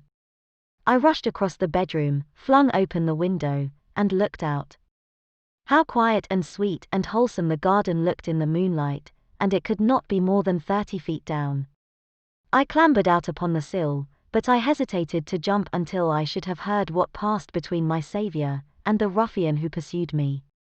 If she were ill-used, then at any risks I was determined to go back to her assistance. The thought had hardly flashed through my mind before he was at the door, pushing his way past her, but she threw her arms round him and tried to hold him back. "Fritz! Fritz," she cried in English, "remember your promise after the last time. You said it should not be again. He will be silent. Oh, he will be silent." "You are mad, Elise," he shouted, struggling to break away from her. "You will be the ruin of us. He has seen too much. Let me pass, I say." He dashed her to one side, and, rushing to the window, cut at me with his heavy weapon. I had let myself go, and was hanging by the hands to the sill, when his blow fell. I was conscious of a dull pain, my grip loosened, and I fell into the garden below. I was shaken but not hurt by the fall, so I picked myself up, and rushed off among the bushes as hard as I could run, for I understood that I was far from being out of danger yet. Suddenly, however, as I ran, a deadly dizziness and sickness came over me. I glanced down at my hand, which was throbbing painfully, and then, for the first time, saw that my thumb had been cut off, and that the blood was pouring from my wound. I endeavored to tie my handkerchief round it, but there came a sudden buzzing in my ears, and next moment I fell in a dead faint among the rose bushes. How long I remained unconscious I cannot tell. It must have been a very long time, for the moon had sunk, and a bright morning was breaking when I came to myself. My clothes were all sodden with dew, and my coat sleeve was drenched with blood from my wounded thumb. The smarting of it recalled in an instant all the particulars of my night's adventure, and I sprang to my feet with the feeling that I might hardly yet be safe from my pursuers. But to my astonishment, when I came to look round me, neither house nor garden were to be seen.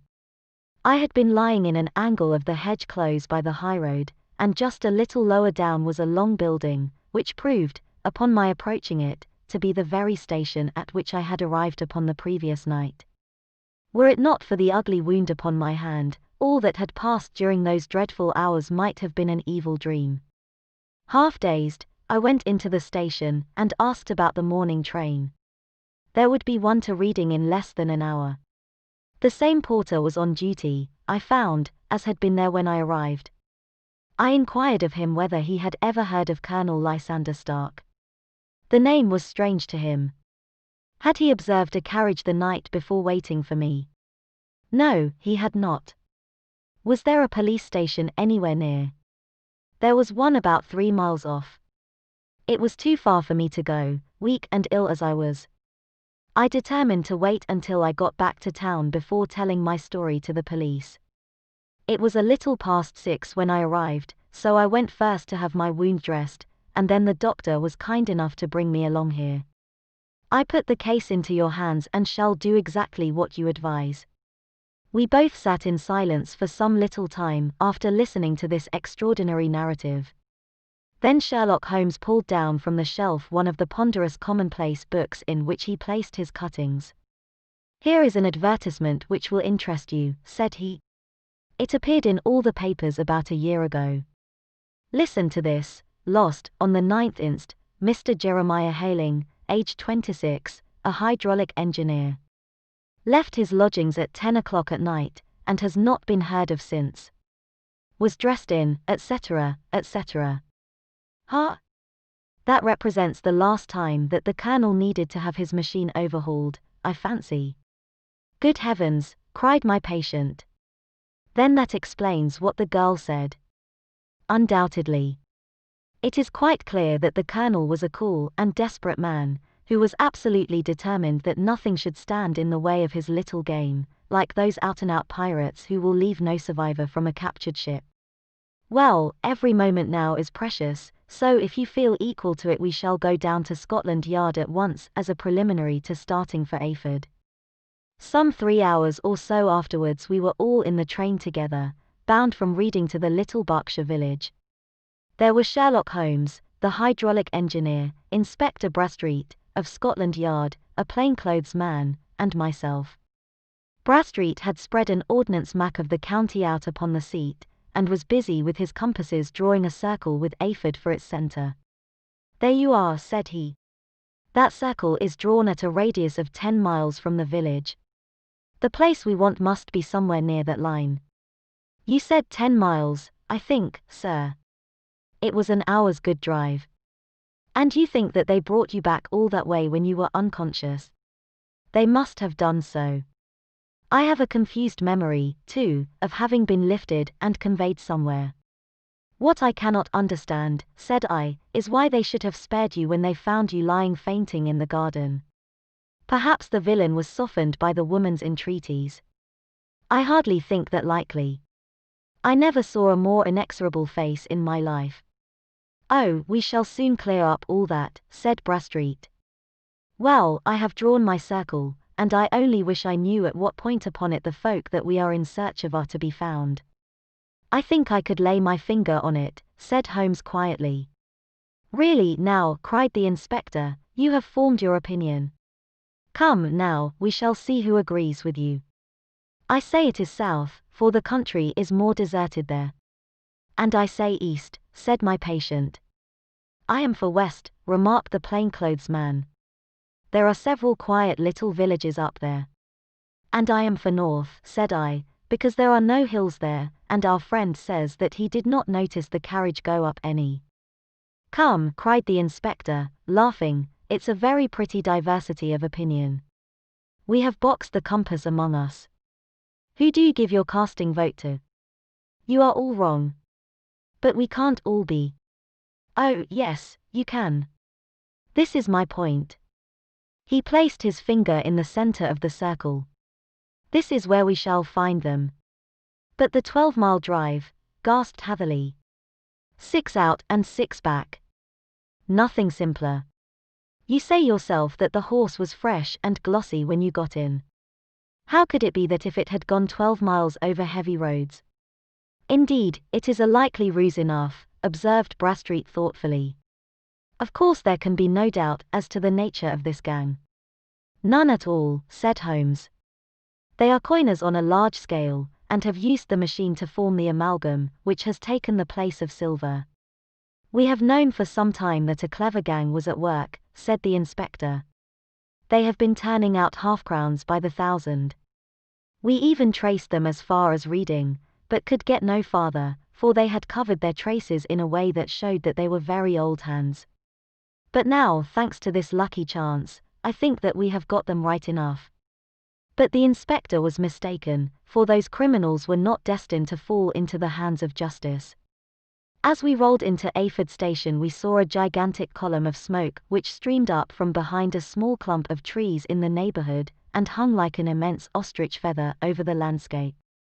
"A house on fire?" asked Bradstreet, as the train steamed off again on its way. "Yes, sir," said the station master. "When did it break out?" "I hear that it was during the night, sir, but it has got worse, and the whole place is in a blaze." "Whose house is it?" "Dr. Becher's." "Tell me," broke in the engineer, "is Dr. Becher a German, very thin, with a long, sharp nose?" The station master laughed heartily. "No, sir, Dr. Becher is an Englishman, and there isn't a man in the parish who has a better lined waistcoat. But he has a gentleman staying with him, a patient, as I understand, who is a foreigner, and he looks as if a little good Berkshire beef would do him no harm." The station master had not finished his speech before we were all hastening in the direction of the fire. The road topped a low hill, and there was a great widespread whitewashed building in front of us, spouting fire at every chink and window, while in the garden in front 3 fire engines were vainly striving to keep the flames under. "That's it," cried Hatherley, in intense excitement. "There is the gravel drive, and there are the rose bushes where I lay."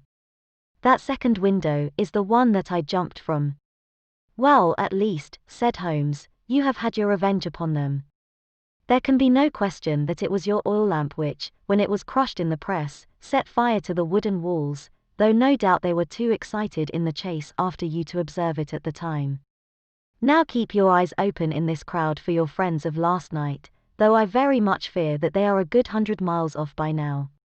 And Holmes' fears came to be realized, for from that day to this no word has ever been heard either of the beautiful woman, the sinister German, or the morose Englishman. Early that morning a peasant had met a cart containing several people, and some very bulky boxes driving rapidly in the direction of Reading, but there all traces of the fugitives disappeared, and even Holmes' ingenuity failed ever to discover the least clue as to their whereabouts. The firemen had been much perturbed at the strange arrangements which they had found within, and still more so by discovering a newly severed human thumb upon a windowsill of the second floor. About sunset, however, their efforts were at last successful, and they subdued the flames, but not before the roof had fallen in, and the whole place been reduced to such absolute ruin that, save some twisted cylinders, and iron piping, not a trace remained of the machinery which had cost our unfortunate acquaintance so dearly. Large masses of nickel and of tin were discovered stored in an outhouse, but no coins were to be found, which may have explained the presence of those bulky boxes which have been already referred to. How our hydraulic engineer had been conveyed from the garden to the spot where he recovered his senses might have remained forever a mystery were it not for the soft mould, which told us a very plain tale. He had evidently been carried down by two persons, one of whom had remarkably small feet, and the other unusually large ones. On the whole, it was most probable that the silent Englishman, being less bold or less murderous than his companion, had assisted the woman to bear the unconscious man out of the way of danger. Well, said our engineer ruefully as we took our seats to return once more to London, it has been a pretty business for me. I have lost my thumb and I have lost a 50-guinea fee, and what have I gained? Experience, said Holmes, laughing. Indirectly it may be of value, you know, you have only to put it into words to gain the reputation of being excellent company for the remainder of your existence. Chapter 10, The Adventure of the Noble Bachelor. The Lord St. Simon marriage, and its curious termination, have long ceased to be a subject of interest in those exalted circles in which the unfortunate bridegroom moves. Fresh scandals have eclipsed it, and their more piquant details have drawn the gossips away from this 4-year-old drama. As I have reason to believe, however, that the full facts have never been revealed to the general public, and as my friend Sherlock Holmes had a considerable share in clearing the matter up, I feel that no memoir of him would be complete without some little sketch of this remarkable episode. It was a few weeks before my own marriage, during the days when I was still sharing rooms with Holmes in Baker Street, that he came home from an afternoon stroll to find a letter on the table waiting for him. I had remained indoors all day, for the weather had taken a sudden turn to rain, with high autumnal winds, and the Jezail bullet which I had brought back in one of my limbs as a relic of my Afghan campaign throbbed with dull persistence. With my body in one easy chair, and my legs upon another, I had surrounded myself with a cloud of newspapers until at last, saturated with the news of the day, I tossed them all aside, and lay listless, watching the huge crest and monogram upon the envelope upon the table, and wondering lazily who my friend's noble correspondent could be. Here is a very fashionable epistle, I remarked as he entered. Your morning letters, if I remember right, were from a fishmonger and a tide waiter.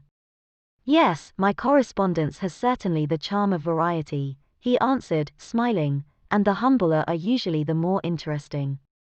This looks like one of those unwelcome social summonses which call upon a man either to be bored or to lie. He broke the seal and glanced over the contents. Oh, come, it may prove to be something of interest, after all. Not social, then? No, distinctly professional. And from a noble client. One of the highest in England. My dear fellow, I congratulate you. I assure you, Watson, without affectation, that the status of my client is a matter of less moment to me than the interest of his case. It is just possible, however, that also may not be wanting in this new investigation. You have been reading the papers diligently of late, have you not? It looks like it, said I ruefully, pointing to a huge bundle in the corner.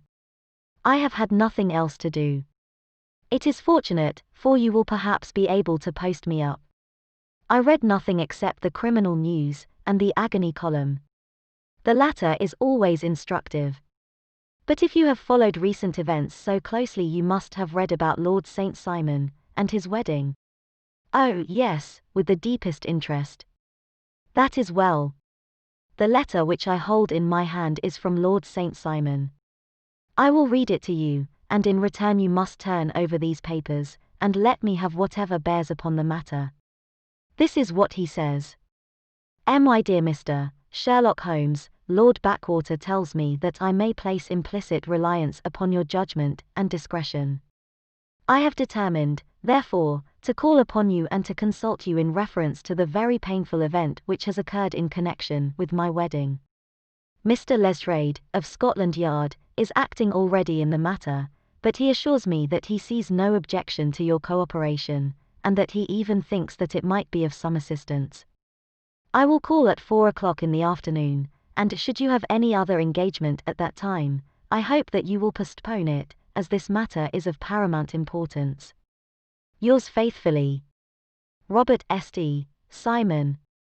It is dated from Grosvenor Mansions, written with a quill pen, and the noble lord has had the misfortune to get a smear of ink upon the outer side of his right little finger, remarked Holmes, as he folded up the epistle. He says 4 o'clock. It is 3 now. He will be here in an hour. Then I have just time, with your assistance, to get clear upon the subject. Turn over those papers and arrange the extracts in their order of time, while I take a glance as to who our client is.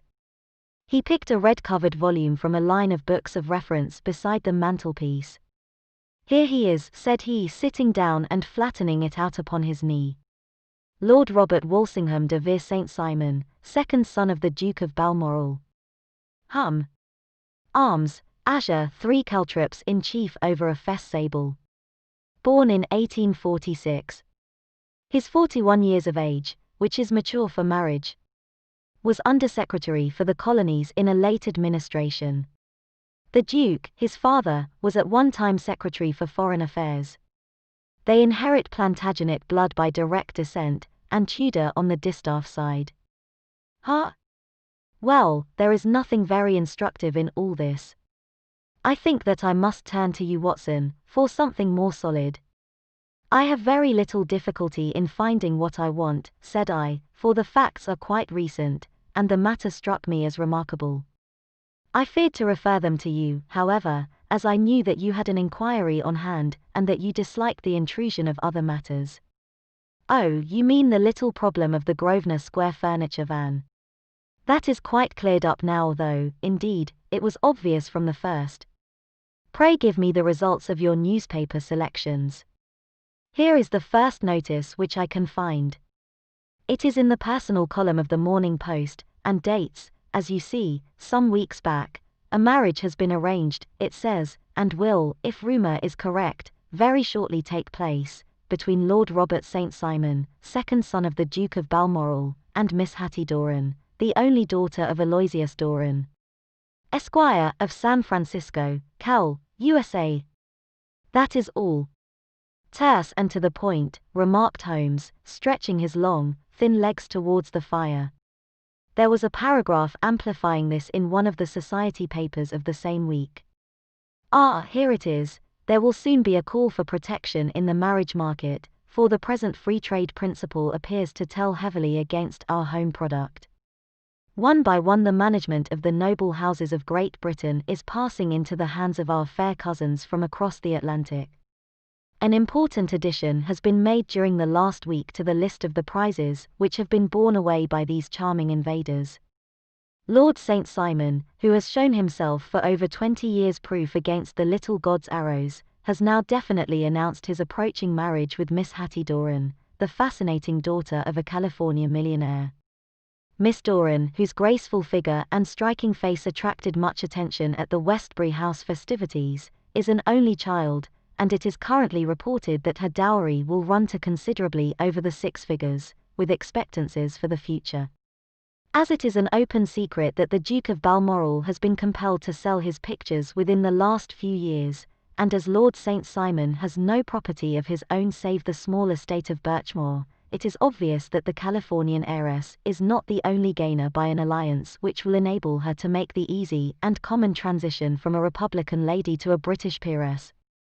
"Anything else?" asked Holmes, yawning. "Oh, yes, plenty. Then there is another note in the Morning Post to say that the marriage would be an absolutely quiet one, that it would be at St. George's, Hanover Square, that only half a dozen intimate friends would be invited, and that the party would return to the furnished house at Lancaster Gate which has been taken by Mr. Aloysius Doran. 2 days later, that is, on Wednesday last, there is a curt announcement that the wedding had taken place, and that the honeymoon would be passed at Lord Backwater's place, near Petersfield. Those are all the notices which appeared before the disappearance of the bride." "Before the what?" asked Holmes with a start. "The vanishing of the lady." "When did she vanish, then?" "At the wedding breakfast." "Indeed. This is more interesting than it promised to be, quite dramatic, in fact." "Yes, it struck me as being a little out of the common. They often vanish before the ceremony, and occasionally during the honeymoon, but I cannot call to mind anything quite so prompt as this. Pray let me have the details. I warn you that they are very incomplete. Perhaps we may make them less so. Such as they are set forth in a single article of a morning paper of yesterday, which I will read to you. It is headed, "Singular Occurrence at a Fashionable Wedding." "The family of Lord Robert St. Simon has been thrown into the greatest consternation by the strange and painful episodes which have taken place in connection with his wedding. The ceremony, as shortly announced in the papers of yesterday, occurred on the previous morning, but it is only now that it has been possible to confirm the strange rumors which have been so persistently floating about. In spite of the attempts of the friends to hush the matter up, so much public attention has now been drawn to it that no good purpose can be served by affecting to disregard what is a common subject for conversation. The ceremony, which was performed at St. George's, Hanover Square, was a very quiet one, no one being present save the father of the bride, Mr. Aloysius Doran, the Duchess of Balmoral, Lord Backwater, Lord Eustace, and Lady Clara St. Simon, the younger brother and sister of the bridegroom, and Lady Alicia Whittington. The whole party proceeded afterwards to the house of Mr. Aloysius Doran, at Lancaster Gate, where breakfast had been prepared. It appears that some little trouble was caused by a woman, whose name has not been ascertained, who endeavored to force her way into the house after the bridal party, alleging that she had some claim upon Lord St. Simon. It was only after a painful and prolonged scene that she was ejected by the butler and the footman. The bride, who had fortunately entered the house before this unpleasant interruption, had sat down to breakfast with the rest, when she complained of a sudden indisposition, and retired to her room.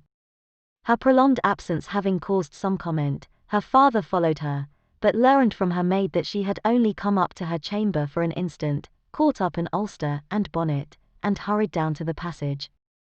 One of the footmen declared that he had seen a lady leave the house thus apparelled, but had refused to credit that it was his mistress, believing her to be with the company. On ascertaining that his daughter had disappeared, Mr. Aloysius Doran, in conjunction with the bridegroom, instantly put themselves in communication with the police, and very energetic inquiries are being made, which will probably result in a speedy clearing up of this very singular business. Up to a late hour last night, however, nothing had transpired as to the whereabouts of the missing lady. There are rumors of foul play in the matter, and it is said that the police have caused the arrest of the woman who had caused the original disturbance, in the belief that, from jealousy or some other motive, she may have been concerned in the strange disappearance of the bride. And is that all? Only one little item in another of the morning papers, but it is a suggestive one. And it is that Miss Flora Miller, the lady who had caused the disturbance, has actually been arrested. It appears that she was formerly a danseuse at the Allegro, and that she has known the bridegroom for some years. There are no further particulars, and the whole case is in your hands now so far as it has been set forth in the public press. And an exceedingly interesting case it appears to be. I would not have missed it for worlds. But there is a ring at the bell, Watson, and as the clock makes it a few minutes after 4, I have no doubt that this will prove to be our noble client. Do not dream of going, Watson, for I very much prefer having a witness, if only as a check to my own memory. Lord Robert St. Simon, announced our page boy, throwing open the door. A gentleman entered, with a pleasant, cultured face, high-nosed and pale, with something perhaps of petulance about the mouth, and with the steady, well-opened eye of a man whose pleasant lot it had ever been to command and to be obeyed. His manner was brisk, and yet his general appearance gave an undue impression of age, for he had a slight forward stoop, and a little bend of the knees as he walked.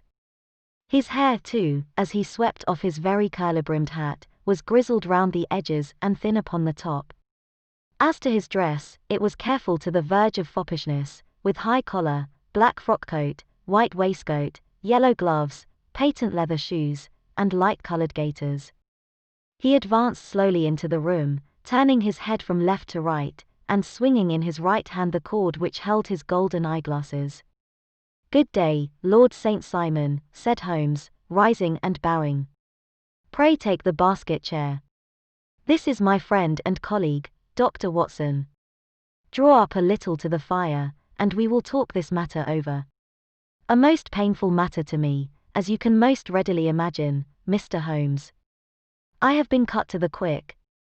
I understand that you have already managed several delicate cases of this sort, sir, though I presume that they were hardly from the same class of society." "No, I am descending." "I beg pardon. My last client of the sort was a king." "Oh, really? I had no idea." "And which king?" "The King of Scandinavia."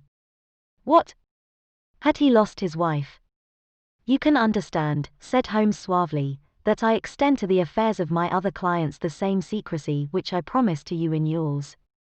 "Of course. Very right. Very right. I'm sure I beg pardon. As to my own case, I am ready to give you any information which may assist you in forming an opinion." "Thank you. I have already learned all that is in the public prints, nothing more. I presume that I may take it as correct this article, for example, as to the disappearance of the bride." Lord St. Simon glanced over it. "Yes, it is correct, as far as it goes. But it needs a great deal of supplementing before anyone could offer an opinion. I think that I may arrive at my facts most directly by questioning you." "Pray do so. When did you first meet Miss Hattie Doran?" "In San Francisco, a year ago." "You were traveling in the States?" "Yes." "Did you become engaged then?" "No." "But you were on a friendly footing." "I was amused by her society, and she could see that I was amused."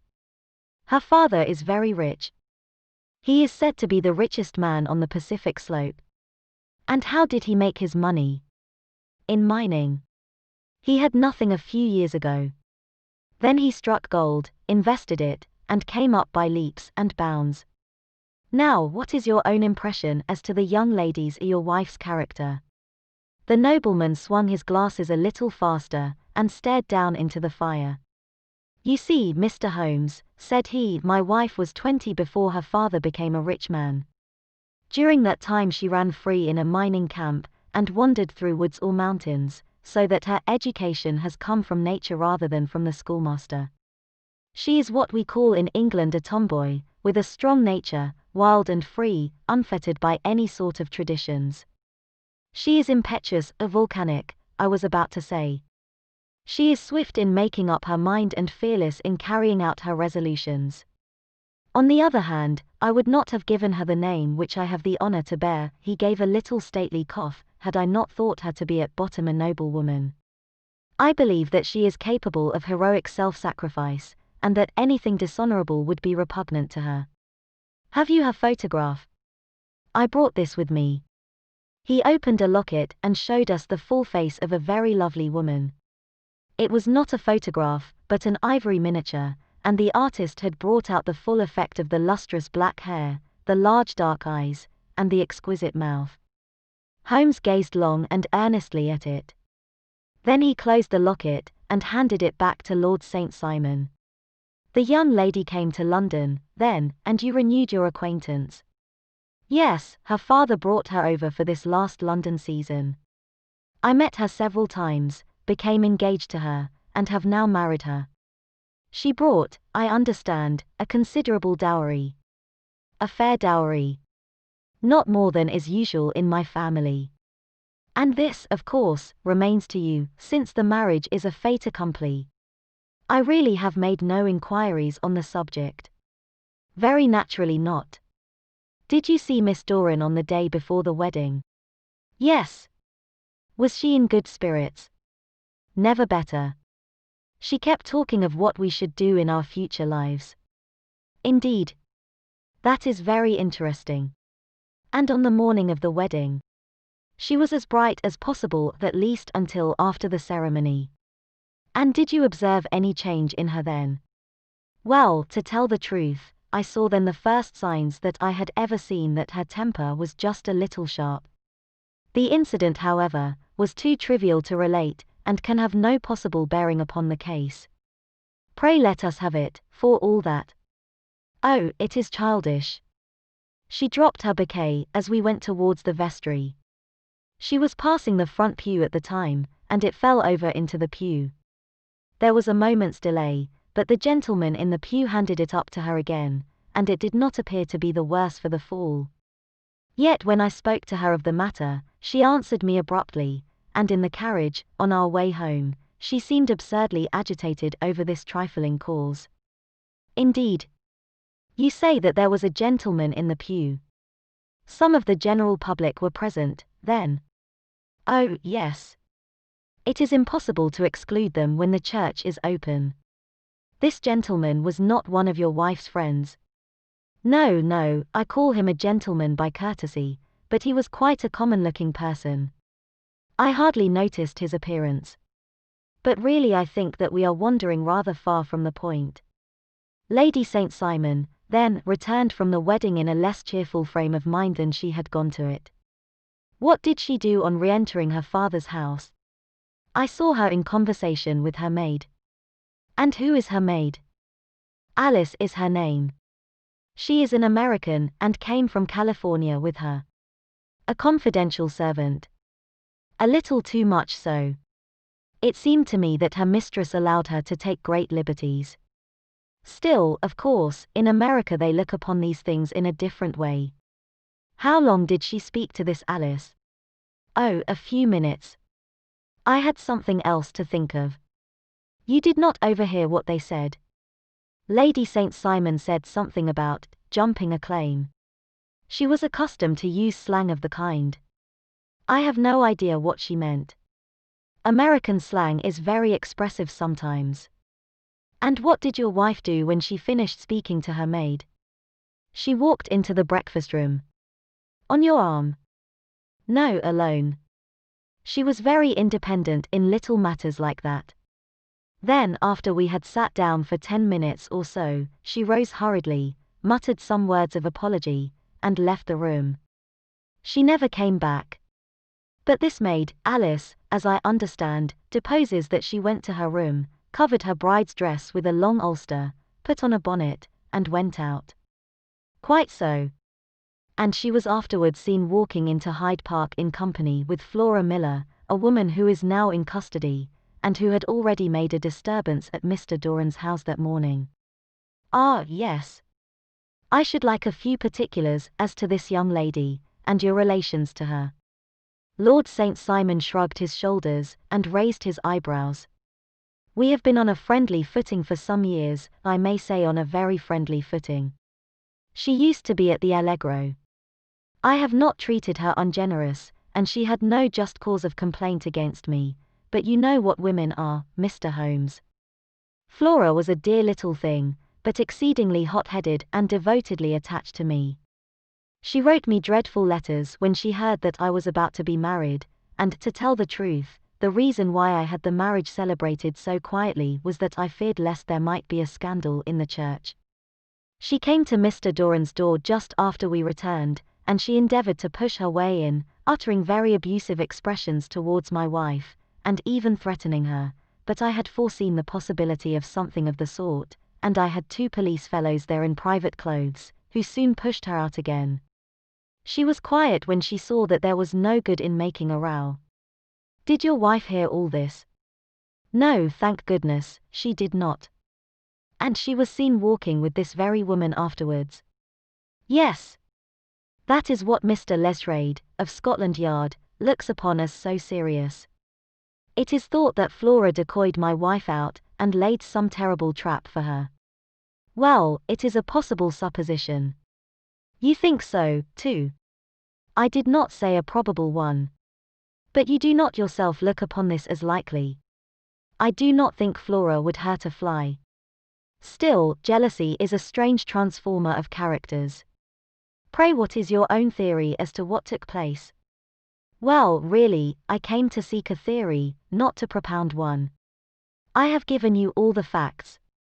Since you ask me, however, I may say that it has occurred to me as possible that the excitement of this affair, the consciousness that she had made so immense a social stride, had the effect of causing some little nervous disturbance in my wife.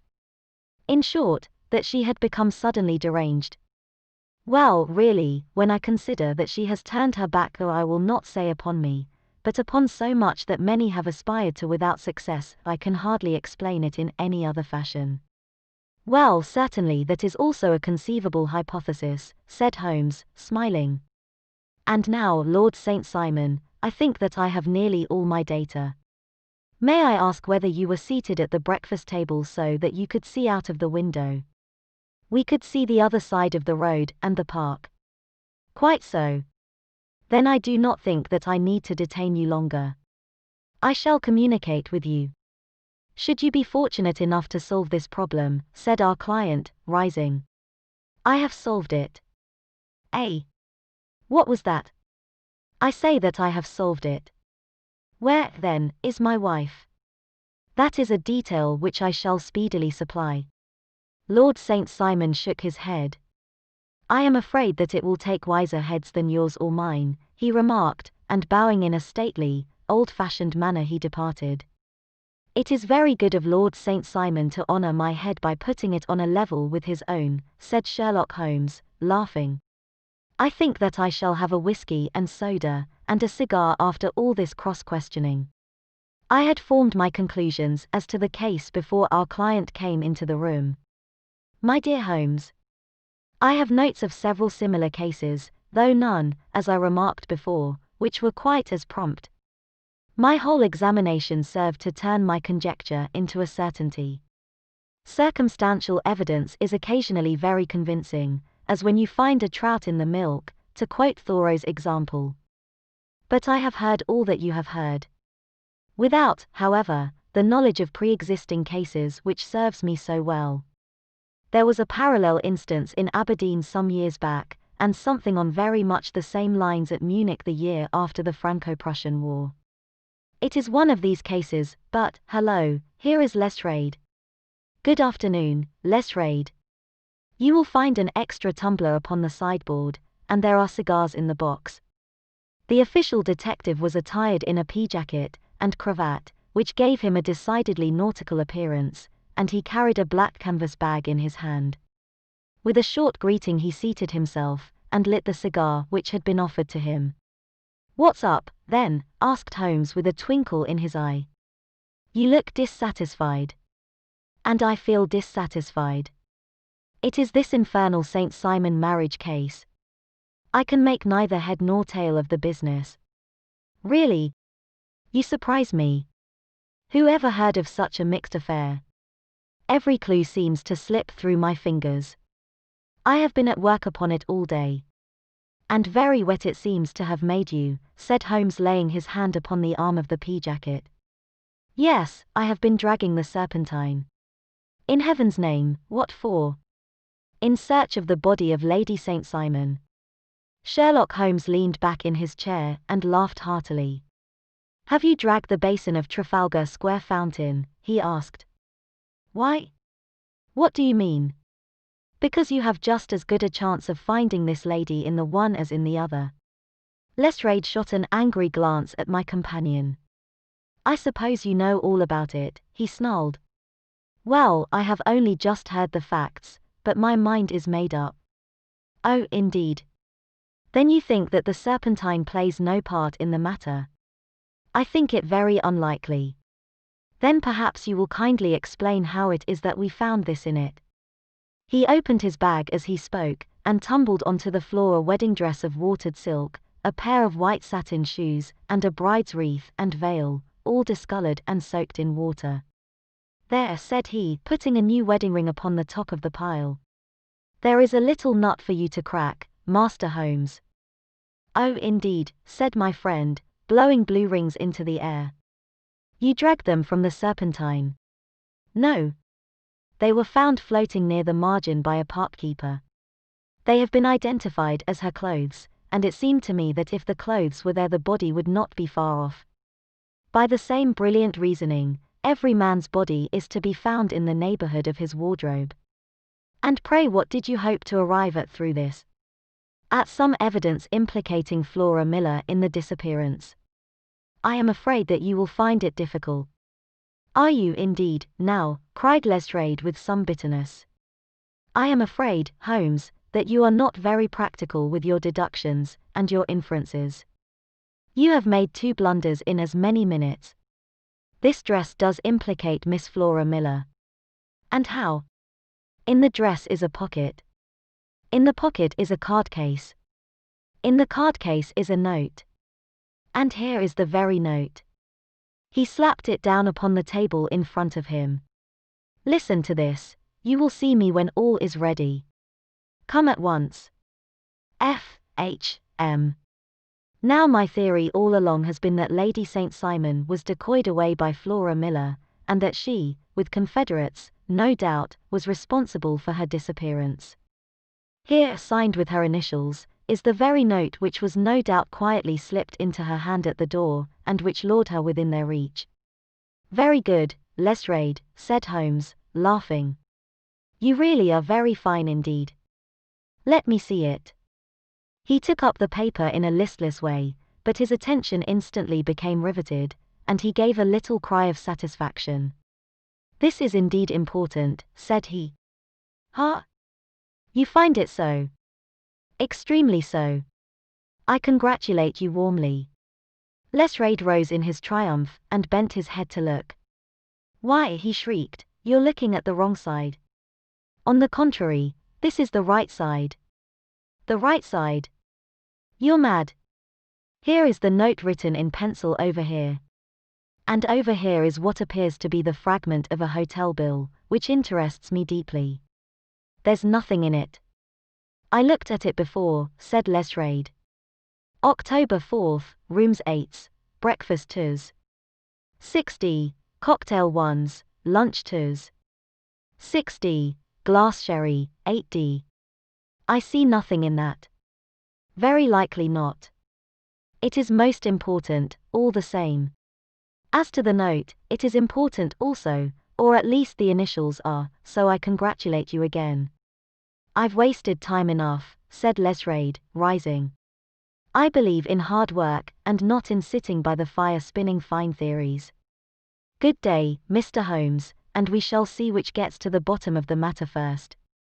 He gathered up the garments, thrust them into the bag, and made for the door. Just one hint to you, Lestrade, drawled Holmes before his rival vanished, I will tell you the true solution of the matter. Lady St. Simon is a myth. There is not, and there never has been, any such person. Lestrade looked sadly at my companion. Then he turned to me, tapped his forehead 3 times, shook his head solemnly, and hurried away. He had hardly shut the door behind him when Holmes rose to put on his overcoat. There is something in what the fellow says about outdoor work, he remarked, so I think, Watson, that I must leave you to your papers for a little. It was after 5 o'clock when Sherlock Holmes left me, but I had no time to be lonely, for within an hour there arrived a confectioner's man with a very large flat box. This he unpacked with the help of a youth whom he had brought with him, and presently, to my very great astonishment, a quite Epicurean little cold supper began to be laid out upon our humble lodging-house mahogany. There were a couple of brace of cold woodcock, a pheasant, a pâté de foie gras pie with a group of ancient and cobwebby bottles. Having laid out all these luxuries, my two visitors vanished away, like the genii of the Arabian Nights, with no explanation save that the things had been paid for, and were ordered to this address. Just before 9 o'clock Sherlock Holmes stepped briskly into the room. His features were gravely set, but there was a light in his eye which made me think that he had not been disappointed in his conclusions. "They have laid the supper, then," he said, rubbing his hands. "You seem to expect company." "They have laid for 5. "Yes, I fancy we may have some company dropping in," said he. "I am surprised that Lord St. Simon has not already arrived." "Huh? I fancy that I hear his step now upon the stairs." It was indeed our visitor of the afternoon, who came bustling in, dangling his glasses more vigorously than ever, and with a very perturbed expression upon his aristocratic features. "My messenger reached you, then?" asked Holmes. "Yes, and I confess that the contents startled me beyond measure." "Have you good authority for what you say?" "The best possible." Lord St. Simon sank into a chair and passed his hand over his forehead. "What will the Duke say," he murmured, "when he hears that one of the family has been subjected to such humiliation? It is the purest accident. I cannot allow that there is any humiliation." "Ah, you look on these things from another standpoint." "I fail to see that anyone is to blame. I can hardly see how the lady could have acted otherwise, though her abrupt method of doing it was undoubtedly to be regretted. Having no mother, she had no one to advise her at such a crisis." "It was a slight, sir, a public slight," said Lord St. Simon, tapping his fingers upon the table. "You must make allowance for this poor girl, placed in so unprecedented a position." "I will make no allowance. I am very angry indeed, and I have been shamefully used." "I think that I heard a ring," said Holmes. "Yes, there are steps on the landing." "If I cannot persuade you to take a lenient view of the matter, Lord St. Simon, I have brought an advocate here who may be more successful." He opened the door and ushered in a lady and gentleman. "Lord St. Simon," said he, "allow me to introduce you to Mr. and Mrs. Francis Hay Moulton. The lady, I think, you have already met." At the sight of these newcomers our client had sprung from his seat, and stood very erect, with his eyes cast down, and his hand thrust into the breast of his frock-coat, a picture of offended dignity. The lady had taken a quick step forward, and had held out her hand to him, but he still refused to raise his eyes. It was as well for his resolution, perhaps, for her pleading face was one which it was hard to resist. "You're angry, Robert," said she. "Well, I guess you have every cause to be." "Pray make no apology to me," said Lord St. Simon bitterly. "Oh, yes, I know that I have treated you real bad, and that I should have spoken to you before I went, but I was kind of rattled, and from the time when I saw Frank here again I just didn't know what I was doing or saying. I only wonder I didn't fall down, and do a faint right there before the altar. Perhaps, Mrs. Moulton, you would like my friend and me to leave the room while you explain this matter." "If I may give an opinion," remarked the strange gentleman, "we've had just a little too much secrecy over this business already. For my part, I should like all Europe and America to hear the rights of it."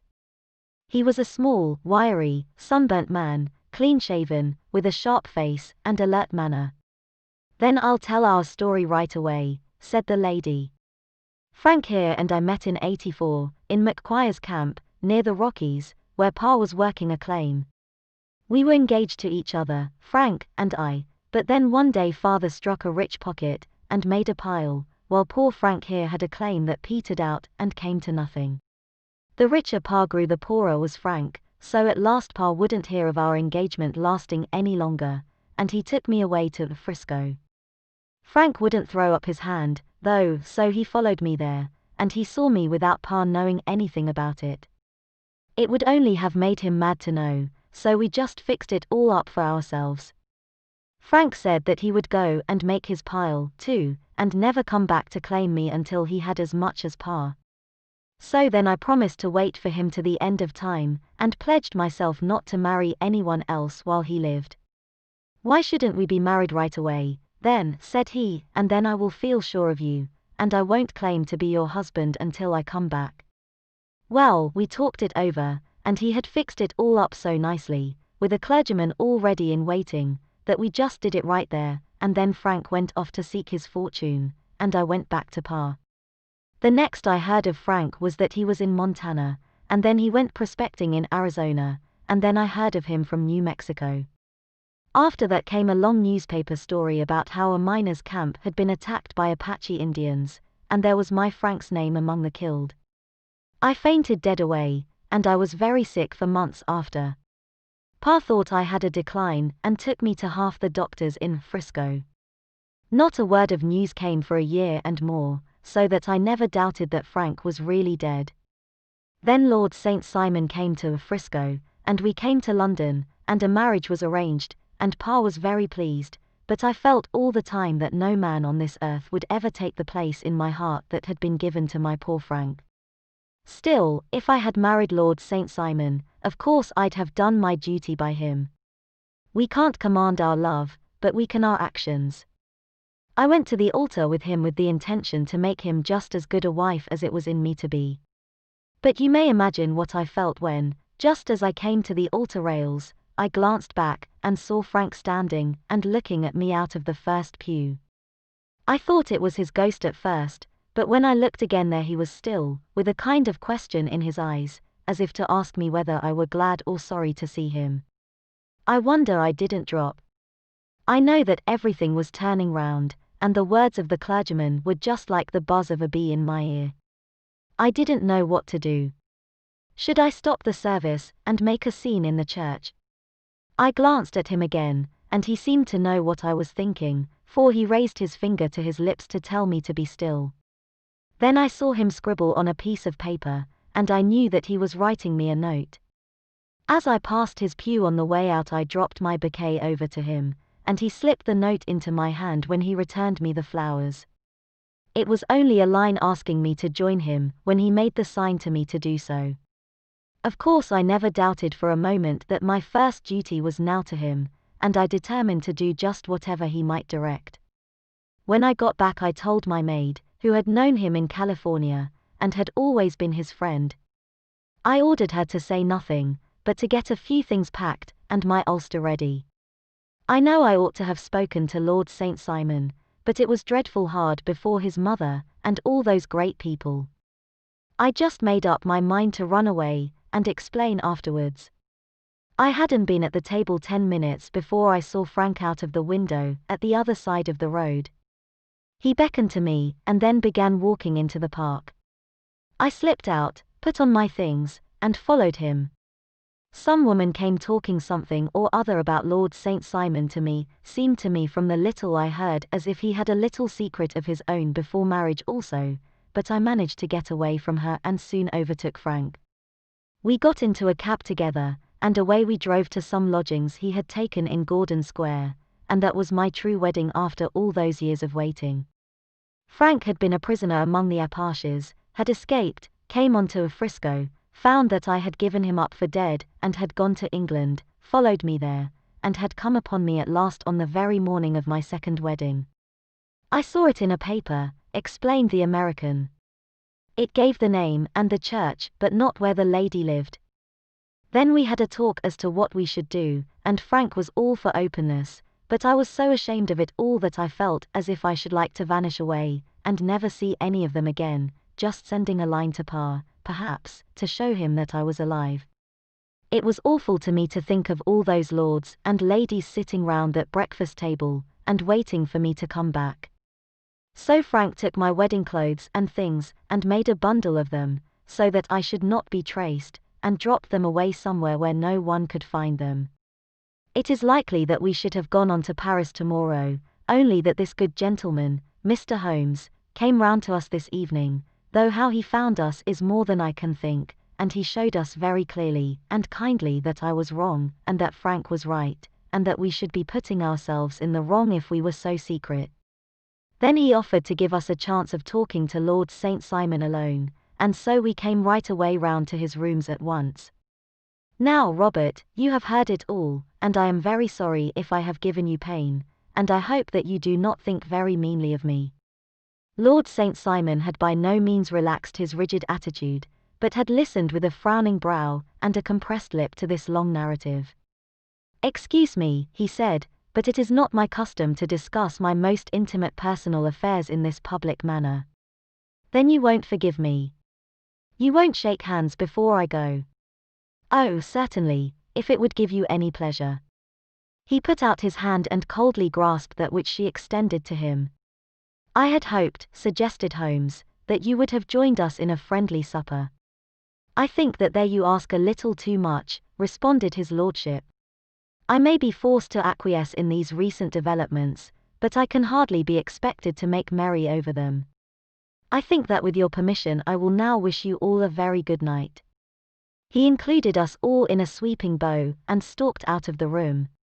"Then I trust that you at least will honor me with your company," said Sherlock Holmes. "It is always a joy to meet an American, Mr. Moulton, for I am one of those who believe that the folly of a monarch and the blundering of a minister in far-gone years will not prevent our children from being someday citizens of the same worldwide country under a flag which shall be a quartering of the Union Jack with the stars and stripes." "The case has been an interesting one," remarked Holmes when our visitors had left us, "because it serves to show very clearly how simple the explanation may be of an affair which at first sight seems to be almost inexplicable. Nothing could be more natural than the sequence of events as narrated by this lady, and nothing stranger than the result when viewed, for instance, by Mr. Lesrade of Scotland Yard. You were not yourself at fault at all, then?" "From the first, two facts were very obvious to me, the one that the lady had been quite willing to undergo the wedding ceremony, the other that she had repented of it within a few minutes of returning home. Obviously something had occurred during the morning, then, to cause her to change her mind. What could that something be? She could not have spoken to anyone when she was out, for she had been in the company of the bridegroom. Had she seen someone, then? If she had, it must be someone from America, because she had spent so short a time in this country that she could hardly have allowed anyone to acquire so deep an influence over her that the mere sight of him would induce her to change her plans so completely. You see, we have already arrived, by a process of exclusion, at the idea that she might have seen an American. Then who could this American be, and why should he possess so much influence over her? It might be a lover, it might be a husband. Her young womanhood had, I knew, been spent in rough scenes and under strange conditions. So far I had got before I ever heard Lord St. Simon's narrative.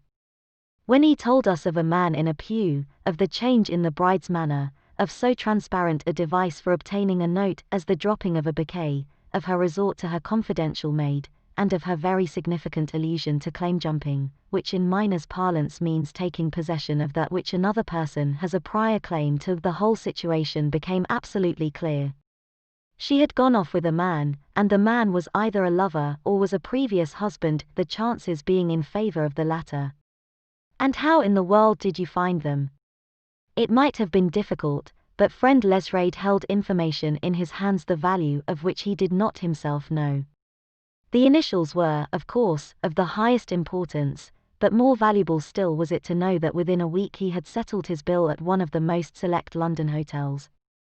How did you deduce the select? By the select prices. 8 shillings for a bed and 8p for a glass of sherry pointed to one of the most expensive hotels. There are not many in London which charge at that rate. In the second one which I visited in Northumberland Avenue, I learned by an inspection of the book that Francis H. Moulton, an American gentleman, had left only the day before, and on looking over the entries against him, I came upon the very items which I had seen in the duplicate bill. His letters were to be forwarded to 226 Gordon Square, so thither I travelled, and being fortunate enough to find the loving couple at home, I ventured to give them some paternal advice, and to point out to them that it would be better in every way that they should make their position a little clearer both to the general public, and to Lord St. Simon in particular. I invited them to meet him here, and as you see, I made him keep the appointment. But with no very good result, I remarked. His conduct was certainly not very gracious. Ah, Watson, said Holmes, smiling, perhaps you would not be very gracious either, if, after all the trouble of wooing and wedding, you found yourself deprived in an instant of wife and of fortune. I think that we may judge Lord St. Simon very mercifully, and thank our stars that we are never likely to find ourselves in the same position. Draw your chair up and hand me my violin, for the only problem we have still to solve is how to while away these bleak autumnal evenings. Chapter 11. The Adventure of the Beryl Coronet. Holmes, said I as I stood one morning in our bow window looking down the street, here is a madman coming along. It seems rather sad that his relatives should allow him to come out alone. My friend rose lazily from his armchair, and stood with his hands in the pockets of his dressing gown, looking over my shoulder. It was a bright, crisp February morning, and the snow of the day before still lay deep upon the ground, shimmering brightly in the wintry sun. Down the center of Baker Street it had been ploughed into a brown crumbly band by the traffic, but at either side and on the heaped-up edges of the footpaths it still lay as white as when it fell. The grey pavement had been cleaned and scraped, but was still dangerously slippery, so that there were fewer passengers than usual. Indeed, from the direction of the Metropolitan Station no one was coming save the single gentleman, whose eccentric conduct had drawn my attention. He was a man of about 50, tall, portly, and imposing, with a massive, strongly marked face, and a commanding figure. He was dressed in a somber yet rich style, in black frock coat, shining hat, neat brown gaiters, and well-cut pale grey trousers. Yet his actions were in absurd contrast to the dignity of his dress and features, for he was running hard, with occasional little springs, such as a weary man gives who is little accustomed to set any tax upon his legs. As he ran he jerked his hands up and down, waggled his head, and writhed his face into the most extraordinary contortions. What on earth can be the matter with him? I asked. He is looking up at the numbers of the houses. I believe that he is coming here, said Holmes, rubbing his hands. Here? Yes, I rather think he is coming to consult me professionally. I think that I recognize the symptoms. Huh? Did I not tell you? As he spoke, the man, puffing and blowing, rushed at our door and pulled at our bell until the whole house resounded with the clanging. A few moments later he was in our room, still puffing, still gesticulating, but with so fixed a look of grief and despair in his eyes that our smiles were turned in an instant to horror and pity. For a while he could not get his words out, but swayed his body and plucked at his hair like one who has been driven to the extreme limits of his reason. Then, suddenly springing to his feet, he beat his head against the wall with such force that we both rushed upon him, and tore him away to the center of the room. Sherlock Holmes pushed him down into the easy-chair, and sitting beside him, patted his hand and chatted with him in the easy, soothing tones which he knew so well how to employ. You have come to me to tell your story, have you not? Said he.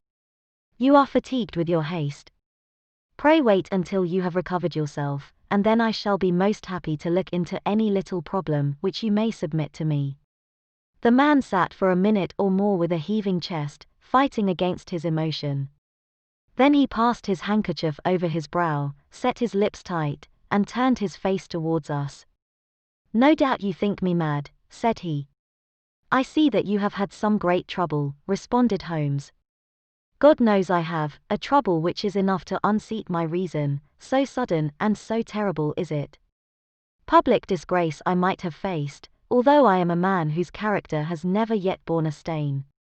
Private affliction also is the lot of every man, but the two coming together, and in so frightful a form, have been enough to shake my very soul.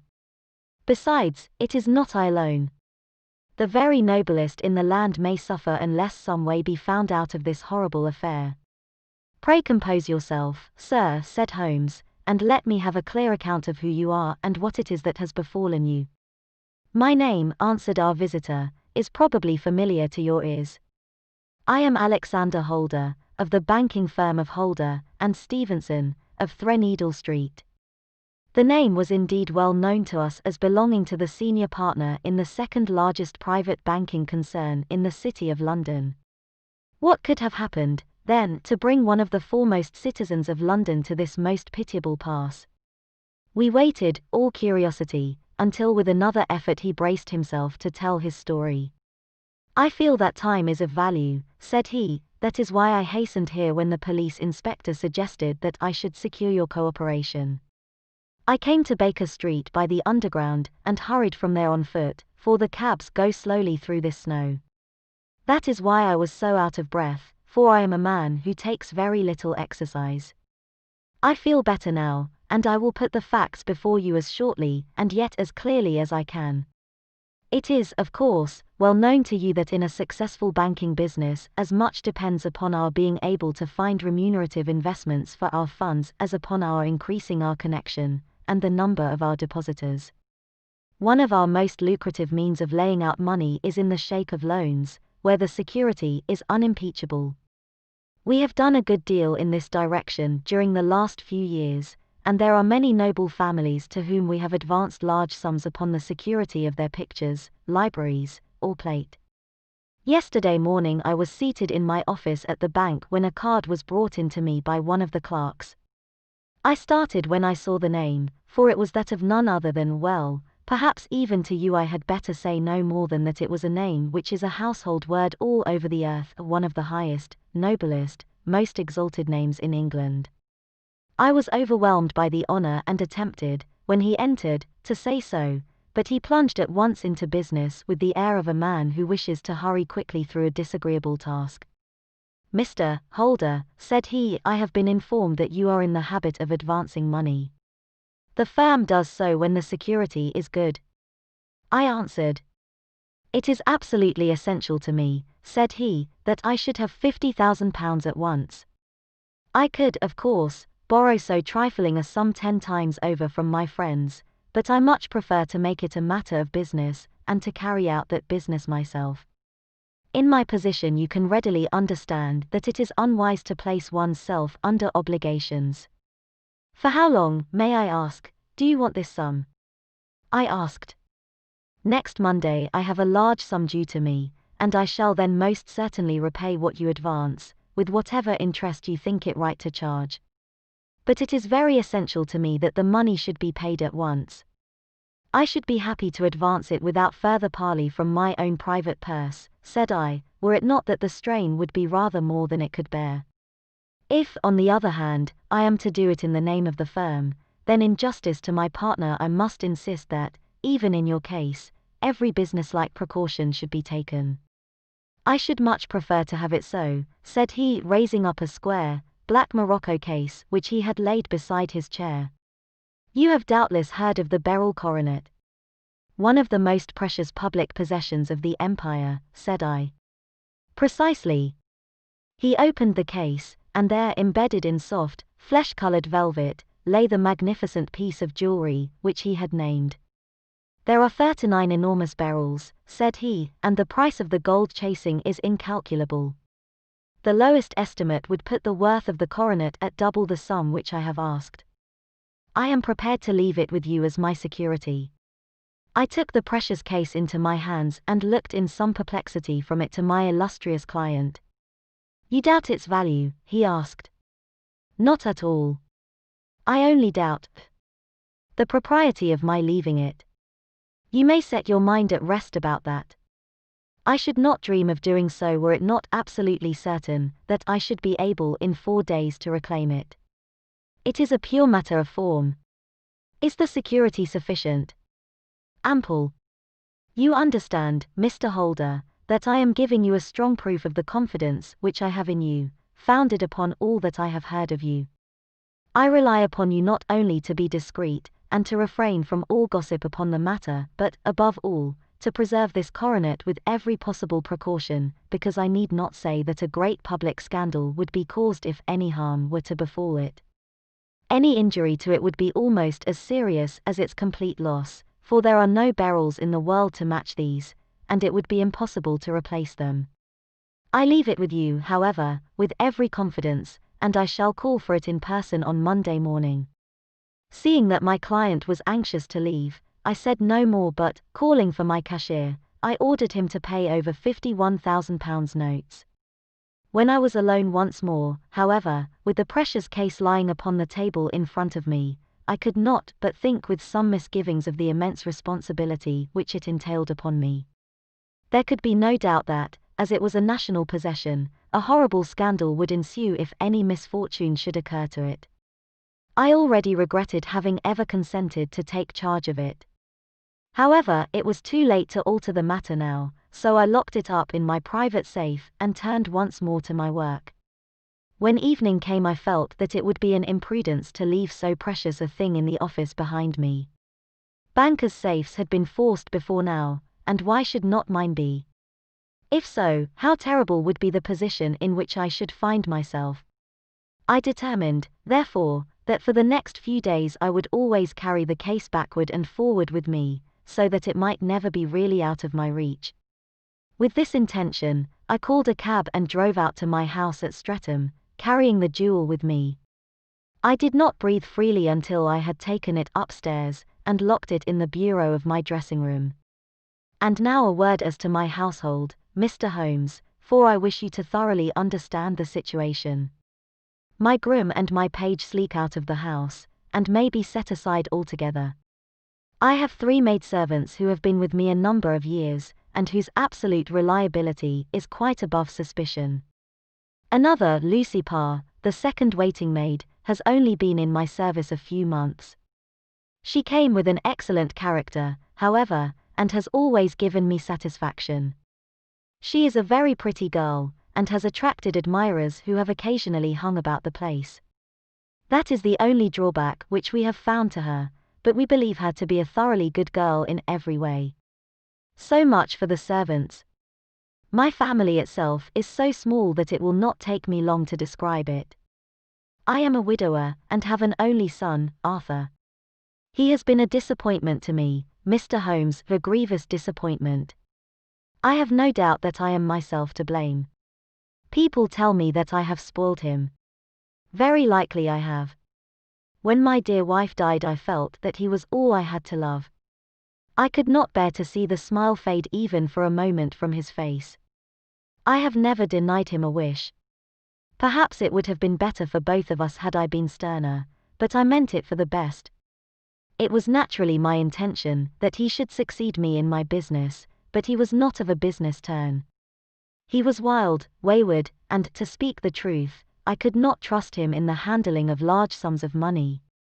When he was young he became a member of an aristocratic club, and there, having charming manners, he was soon the intimate of a number of men with long purses and expensive habits. He learned to play heavily at cards and to squander money on the turf, until he had again and again to come to me and implore me to give him an advance upon his allowance, that he might settle his debts of honor. He tried more than once to break away from the dangerous company which he was keeping, but each time the influence of his friend, Sir George Burnwell, was enough to draw him back again. And indeed, I could not wonder that such a man as Sir George Burnwell should gain an influence over him, for he has frequently brought him to my house, and I have found myself that I could hardly resist the fascination of his manner. He is older than Arthur, a man of the world to his fingertips, one who had been everywhere, seen everything, a brilliant talker, and a man of great personal beauty. Yet when I think of him in cold blood, far away from the glamour of his presence, I am convinced from his cynical speech, and the look which I have caught in his eyes, that he is one who should be deeply distrusted. So I think, and so, too, thinks my little Mary, who has a woman's quick insight into character. And now there is only she to be described. She is my niece, but when my brother died 5 years ago, and left her alone in the world, I adopted her, and have looked upon her ever since as my daughter. She is a sunbeam in my house, a sweet, loving, beautiful, a wonderful manager and housekeeper, yet as tender and quiet and gentle as a woman could be. She is my right hand. I do not know what I could do without her. In only one matter has she ever gone against my wishes. Twice my boy has asked her to marry him, for he loves her devotedly, but each time she has refused him. I think that if anyone could have drawn him into the right path it would have been she, and that his marriage might have changed his whole life, but now, alas, it is too late, forever too late. Now, Mr. Holmes, you know the people who live under my roof, and I shall continue with my miserable story. When we were taking coffee in the drawing room that night after dinner, I told Arthur and Mary my experience, and of the precious treasure which we had under our roof, suppressing only the name of my client. Lucy Parr, who had brought in the coffee, had, I am sure, left the room, but I cannot swear that the door was closed. Mary and Arthur were much interested, and wished to see the famous coronet, but I thought it better not to disturb it. "Where have you put it?" asked Arthur. "In my own bureau." "Well, I hope to goodness the house won't be burgled during the night," said he. "It is locked up," I answered. "Oh, any old key will fit that bureau. When I was a youngster I have opened it myself with the key of the box-room cupboard." He often had a wild way of talking, so that I thought little of what he said. He followed me to my room, however, that night with a very grave face. "Look here, Dad," said he with his eyes cast down, "can you let me have £200? "No, I cannot," I answered sharply. "I have been far too generous with you in money matters." "You have been very kind," said he, "but I must have this money, or else I can never show my face inside the club again." "And a very good thing, too," I cried. "Yes, but you would not have me leave it a dishonored man," said he. "I could not bear the disgrace. I must raise the money in some way, and if you will not let me have it, then I must try other means." I was very angry, for this was the third demand during the month. "You shall not have a farthing from me," I cried, on which he bowed and left the room without another word. When he was gone I unlocked my bureau, made sure that my treasure was safe, and locked it again. Then I started to go round the house to see that all was secure, a duty which I usually leave to Mary, but which I thought it well to perform myself that night. As I came down the stairs I saw Mary herself at the side window of the hall, which she closed and fastened as I approached. "Tell me, Dad," said she, looking, I thought, a little disturbed, "did you give Lucy, the maid, leave to go out tonight?" "Certainly not. She came in just now by the back door. I have no doubt that she has only been to the side gate to see someone, but I think that it is hardly safe, and should be stopped. You must speak to her in the morning, or I will if you prefer it. Are you sure that everything is fastened?" "Quite sure, Dad." "Then, good night." I kissed her and went up to my bedroom again, where I was soon asleep. I am endeavoring to tell you everything, Mr. Holmes, which may have any bearing upon the case, but I beg that you will question me upon any point which I do not make clear. On the contrary, your statement is singularly lucid. I come to a part of my story now in which I should wish to be particularly so. I am not a very heavy sleeper, and the anxiety in my mind tended, no doubt, to make me even less so than usual. About 2 in the morning, then, I was awakened by some sound in the house. It had ceased ere I was wide awake, but it had left an impression behind it as though a window had gently closed somewhere. I lay listening with all my ears. Suddenly, to my horror, there was a distinct sound of footsteps moving softly in the next room. I slipped out of bed, all palpitating with fear, and peeped round the corner of my dressing-room door. "Arthur!" I screamed, "you villain! You thief! How dare you touch that coronet?"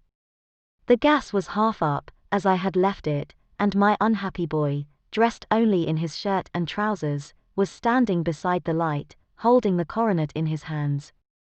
He appeared to be wrenching at it, or bending it with all his strength.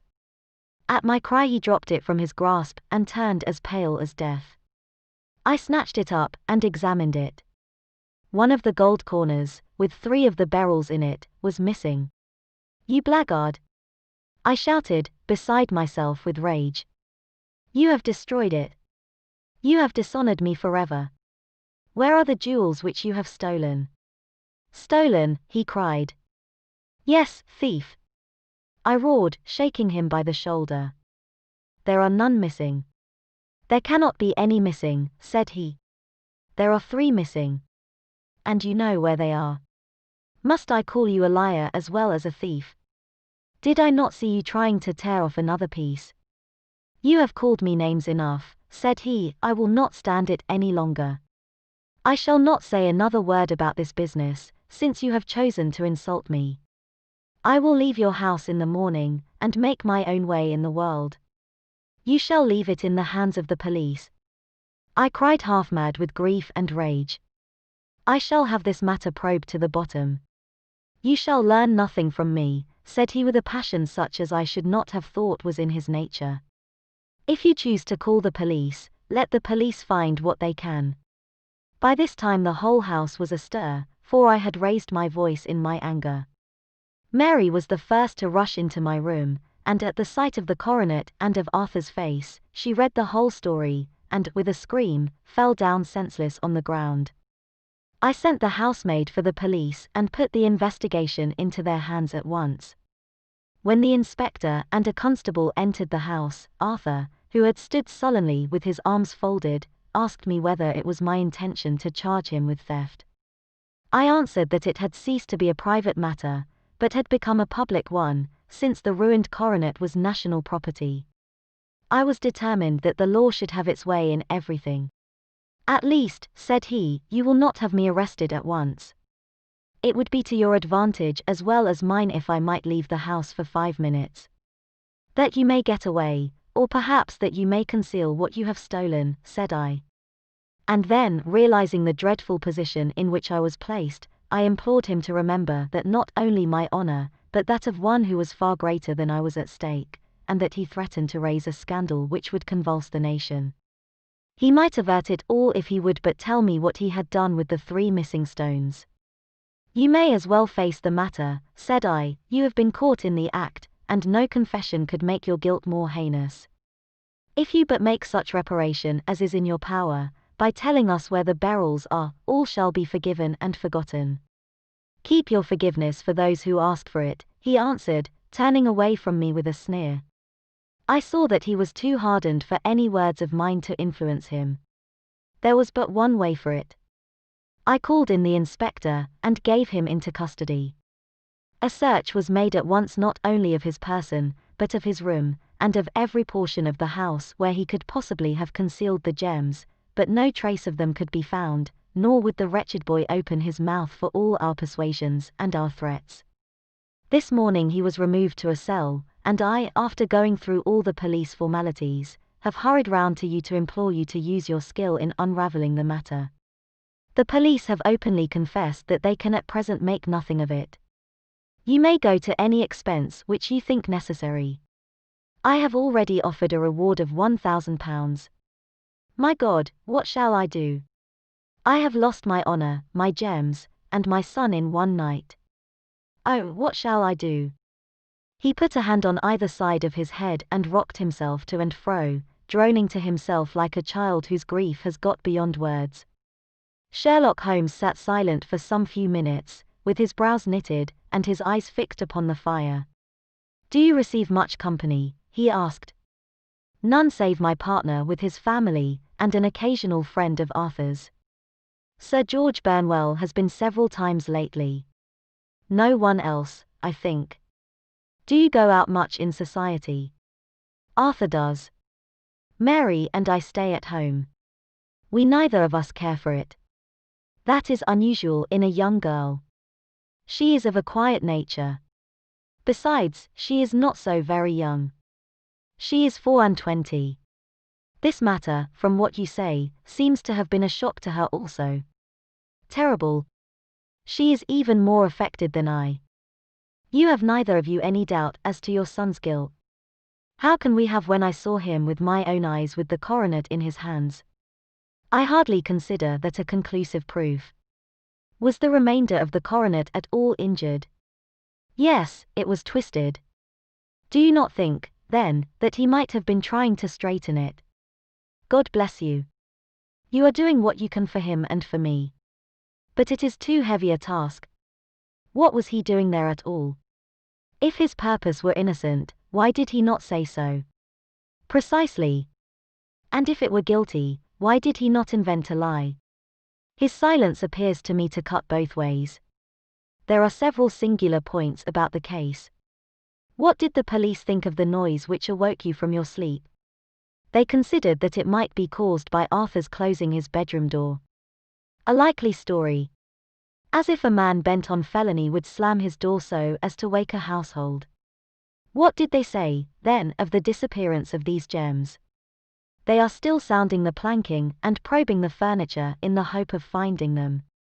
Have they thought of looking outside the house? Yes, they have shown extraordinary energy. The whole garden has already been minutely examined. Now, my dear sir, said Holmes, is it not obvious to you now that this matter really strikes very much deeper than either you or the police were at first inclined to think? It appeared to you to be a simple case, to me it seems exceedingly complex.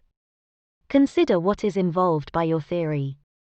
You suppose that your son came down from his bed, went, at great risk, to your dressing room, opened your bureau, took out your coronet, broke off by main force a small portion of it, went off to some other place, concealed 3 gems out of the 39, with such skill that nobody can find them, and then returned with the other 36 into the room in which he exposed himself to the greatest danger of being discovered. I ask you now, is such a theory tenable? But what other is there? Cried the banker with a gesture of despair. If his motives were innocent, why does he not explain them? It is our task to find that out, replied Holmes, so now, if you please, Mr. Holder, we will set off for Streatham together, and devote an hour to glancing a little more closely into details.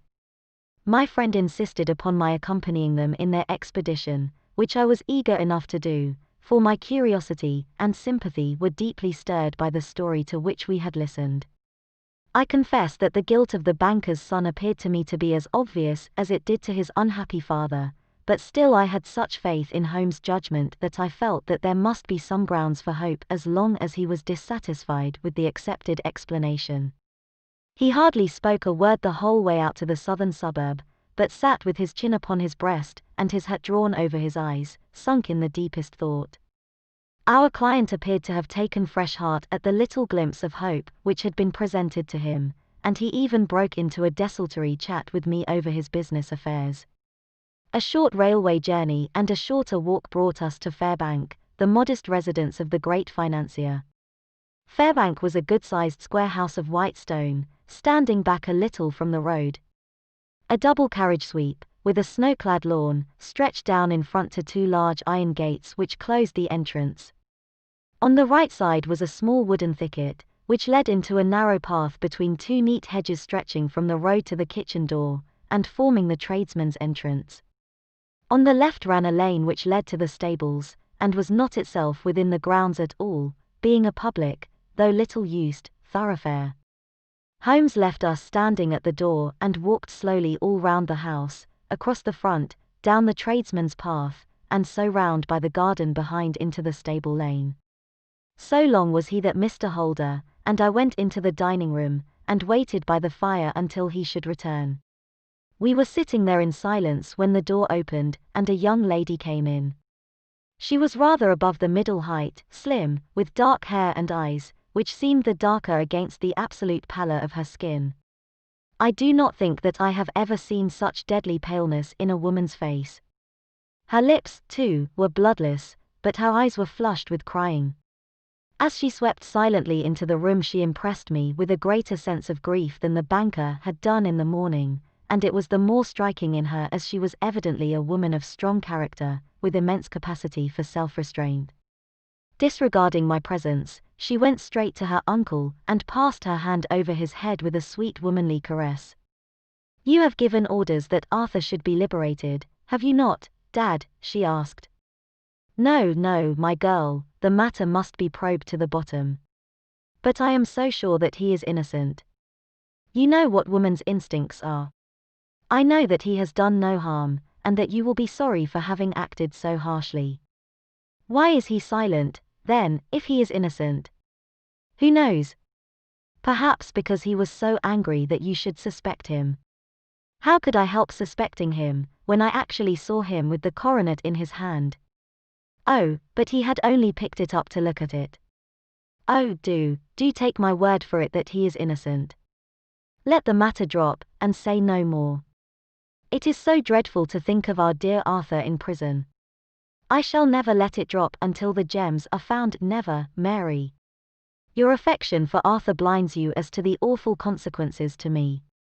Far from hushing the thing up, I have brought a gentleman down from London to inquire more deeply into it. This gentleman, she asked, facing round to me. No, his friend. He wished us to leave him alone. He is round in the stable lane now. The stable lane. She raised her dark eyebrows. What can he hope to find there? Ah! This, I suppose, is he. I trust, sir, that you will succeed in proving, what I feel sure is the truth, that my cousin Arthur is innocent of this crime. I fully share your opinion, and I trust, with you, that we may prove it, returned Holmes, going back to the mat to knock the snow from his shoes. I believe I have the honor of addressing Miss Mary Holder. Might I ask you a question or two? Pray do, sir, if it may help to clear this horrible affair up. You heard nothing yourself last night? Nothing, until my uncle here began to speak loudly. I heard that, and I came down. You shut up the windows and doors the night before. Did you fasten all the windows? Yes. Were they all fastened this morning? Yes. You have a maid who has a sweetheart. I think that you remarked to your uncle last night that she had been out to see him. Yes, and she was the girl who waited in the drawing room, and who may have heard uncle's remarks about the coronet. I see. You infer that she may have gone out to tell her sweetheart, and that the two may have planned the robbery. But what is the good of all these vague theories, cried the banker impatiently, when I have told you that I saw Arthur with the coronet in his hands? Wait a little, Mr. Holder. We must come back to that. About this girl, Miss Holder. You saw her return by the kitchen door, I presume? Yes, when I went to see if the door was fastened for the night I met her slipping in. I saw the man, too, in the gloom. Do you know him? Oh, yes. He is the greengrocer who brings our vegetables round. His name is Francis Prosper. He stood, said Holmes, to the left of the door, that is to say, farther up the path than is necessary to reach the door. Yes, he did. And he is a man with a wooden leg. Something like fear sprang up in the young lady's expressive black eyes. Why, you are like a magician, said she. How do you know that? She smiled, but there was no answering smile in Holmes' thin, eager face. I should be very glad now to go upstairs, said he. I shall probably wish to go over the outside of the house again. Perhaps I had better take a look at the lower windows before I go up. He walked swiftly round from one to the other, pausing only at the large one which looked from the hall onto the stable lane. This he opened and made a very careful examination of the sill with his powerful magnifying lens. Now we shall go upstairs, said he at last. The banker's dressing room was a plainly furnished little chamber, with a grey carpet, a large bureau, and a long mirror. Holmes went to the bureau first, and looked hard at the lock. Which key was used to open it, he asked. That which my son himself indicated, that of the cupboard of the lumber room. Have you it here? That is it on the dressing table. Sherlock Holmes took it up, and opened the bureau. It is a noiseless lock, said he. It is no wonder that it did not wake you. This case, I presume, contains the coronet. We must have a look at it. He opened the case, and taking out the diadem he laid it upon the table. It was a magnificent specimen of the jeweller's art, and the 36 stones were the finest that I have ever seen. At one side of the coronet was a cracked edge, where a corner holding 3 gems had been torn away. Now, Mr. Holder, said Holmes, here is the corner which corresponds to that which has been so unfortunately lost. Might I beg that you will break it off? The banker recoiled in horror. I should not dream of trying, said he. Then I will. Holmes suddenly bent his strength upon it, but without result. I feel it give a little, said he, but, though I am exceptionally strong in the fingers, it would take me all my time to break it. An ordinary man could not do it. Now, what do you think would happen if I did break it? Mr. Holder. There would be a noise like a pistol shot. Do you tell me that all this happened within a few yards of your bed, and that you heard nothing of it? I do not know what to think. It is all dark to me. But perhaps it may grow lighter as we go. What do you think, Miss Holder? I confess that I still share my uncle's perplexity. Your son had no shoes or slippers on when you saw him. He had nothing on save only his trousers and shirt. Thank you. We have certainly been favored with extraordinary luck during this inquiry, and it will be entirely our own fault if we do not succeed in clearing the matter up. With your permission, Mr. Holder, I shall now continue my investigations outside. He went alone, at his own request, for he explained that any unnecessary footmarks might make his task more difficult. For an hour or more he was at work, returning at last with his feet heavy with snow and his features as inscrutable as ever. I think that I have seen now all that there is to see, Mr. Holder, said he. I can serve you best by returning to my rooms. But the gems, Mr. Holmes. Where are they? I cannot tell. The banker wrung his hands. I shall never see them again, he cried. And my son? You give me hopes. My opinion is in no way altered. Then, for God's sake, what was this dark business which was acted in my house last night? If you can call upon me at my Baker Street rooms tomorrow morning between 9 and 10, I shall be happy to do what I can to make it clearer. I understand that you give me carte blanche to act for you, provided only that I get back the gems, and that you place no limit on the sum I may draw. I would give my fortune to have them back. Very good. I shall look into the matter between this and then. Goodbye. It is just possible that I may have to come over here again before evening. It was obvious to me that my companion's mind was now made up about the case, although what his conclusions were was more than I could even dimly imagine. Several times during our homeward journey I endeavored to sound him upon the point, but he always glided away to some other topic, until at last I gave it over in despair. It was not yet 3 when we found ourselves in our rooms once more. He hurried to his chamber, and was down again in a few minutes dressed as a common loafer. With his collar turned up, his shiny, seedy coat, his red cravat, and his worn boots, he was a perfect sample of the class. I think that this should do, said he, glancing into the glass above the fireplace. I only wish that you could come with me, Watson, but I fear that it won't do. I may be on the trail in this matter, or I may be following a will-o'-the-wisp, but I shall soon know which it is. I hope that I may be back in a few hours. He cut a slice of beef from the joint upon the sideboard, sandwiched it between 2 rounds of bread, and thrusting this rude meal into his pocket he started off upon his expedition. I had just finished my tea when he returned, evidently in excellent spirits, swinging an old elastic-sided boot in his hand. He chucked it down into a corner, and helped himself to a cup of tea. I only looked in as I passed, said he. I am going right on. Where to? Oh, to the other side of the West End. It may be some time before I get back. Don't wait up for me in case I should be late. How are you getting on? Oh, so. Nothing to complain of. I have been out to Streatham since I saw you last, but I did not call at the house. It is a very sweet little problem, and I would not have missed it for a good deal. However, I must not sit gossiping here, but must get these disreputable clothes off and return to my highly respectable self. I could see by his manner that he had stronger reasons for satisfaction than his words alone would imply. His eyes twinkled, and there was even a touch of color upon his sallow cheeks. He hastened upstairs, and a few minutes later I heard the slam of the hall door, which told me that he was off once more upon his congenial hunt.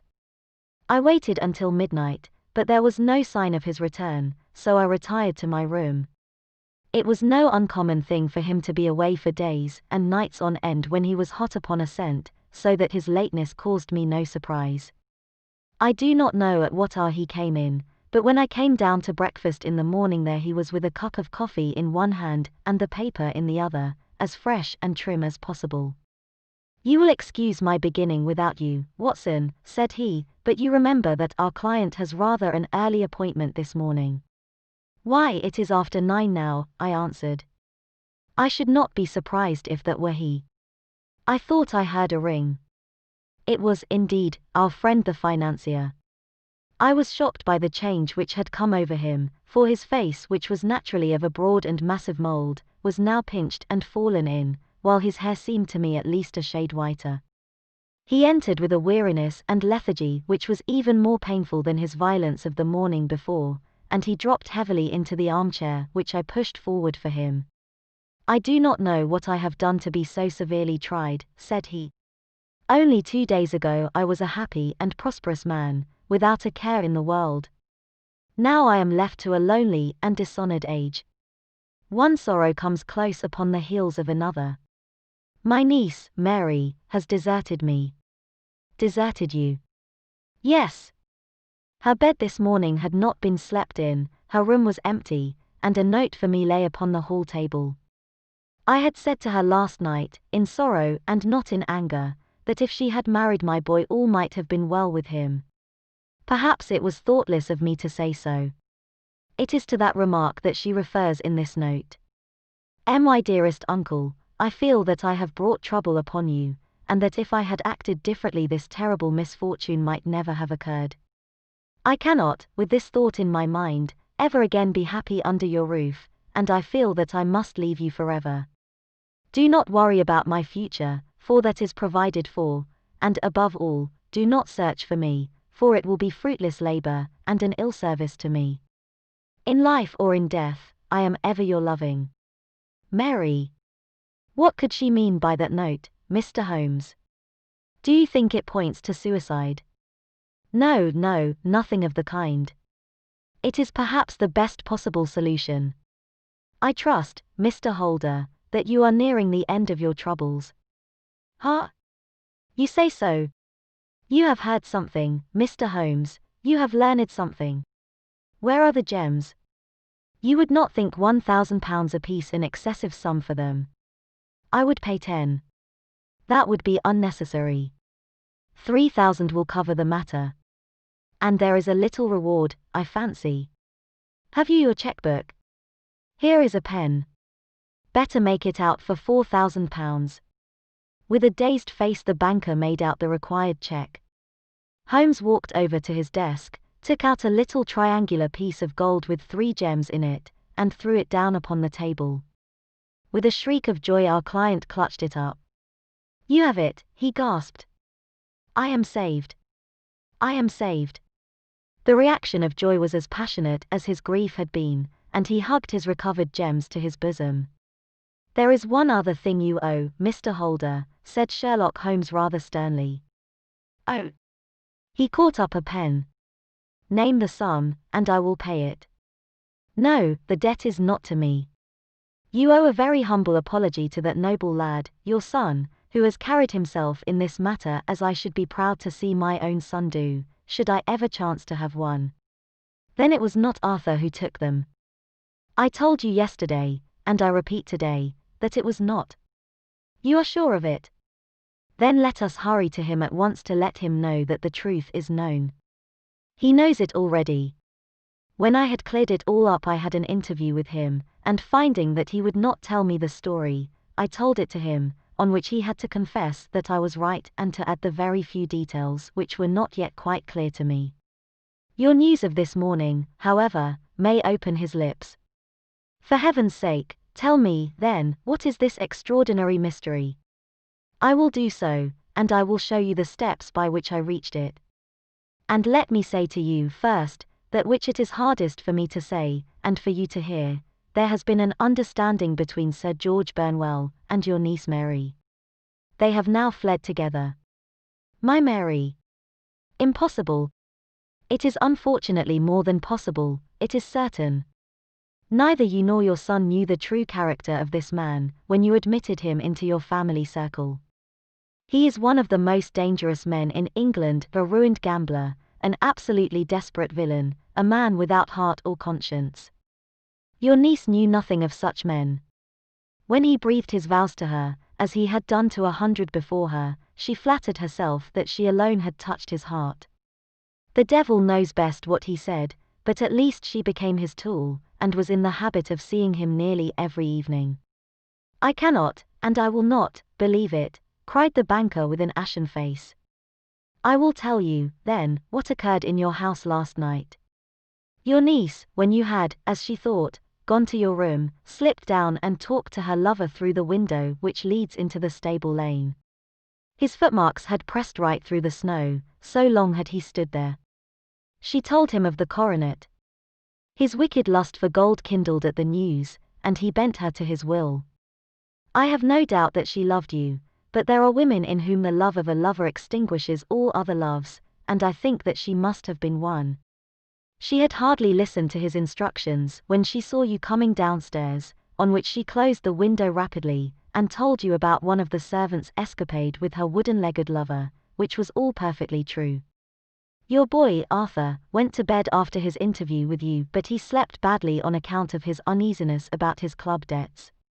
In the middle of the night he heard a soft tread pass his door, so he rose, and, looking out, was surprised to see his cousin walking very stealthily along the passage until she disappeared into your dressing-room. Petrified with astonishment, the lad slipped on some clothes, and waited there in the dark to see what would come of this strange affair.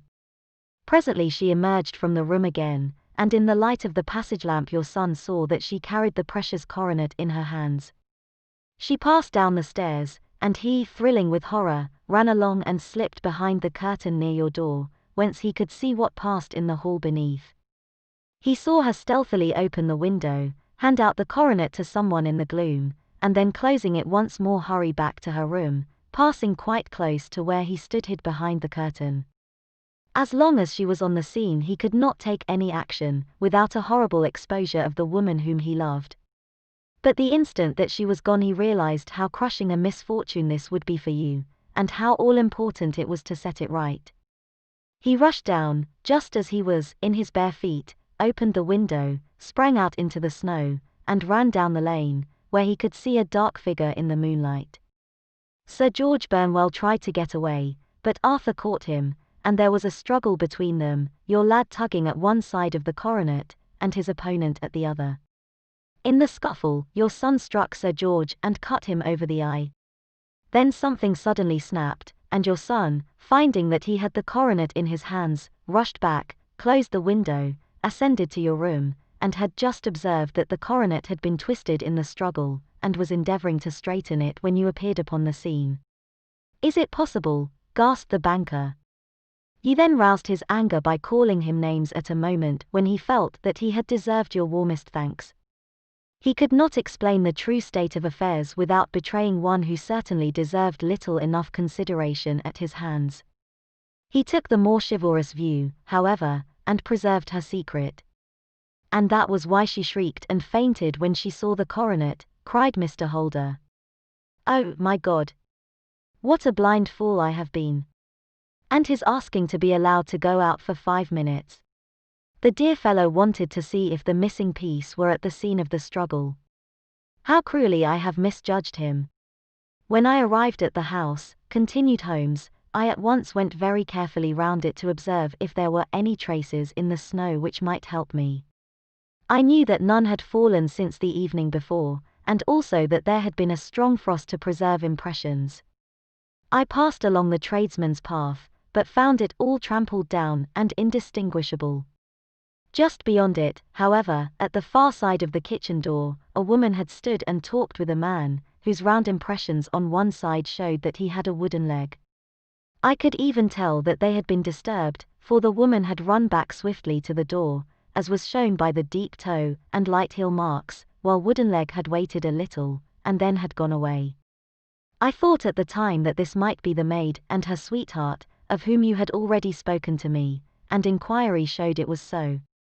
I passed round the garden without seeing anything more than random tracks, which I took to be the police, but when I got into the stable lane a very long and complex story was written in the snow in front of me.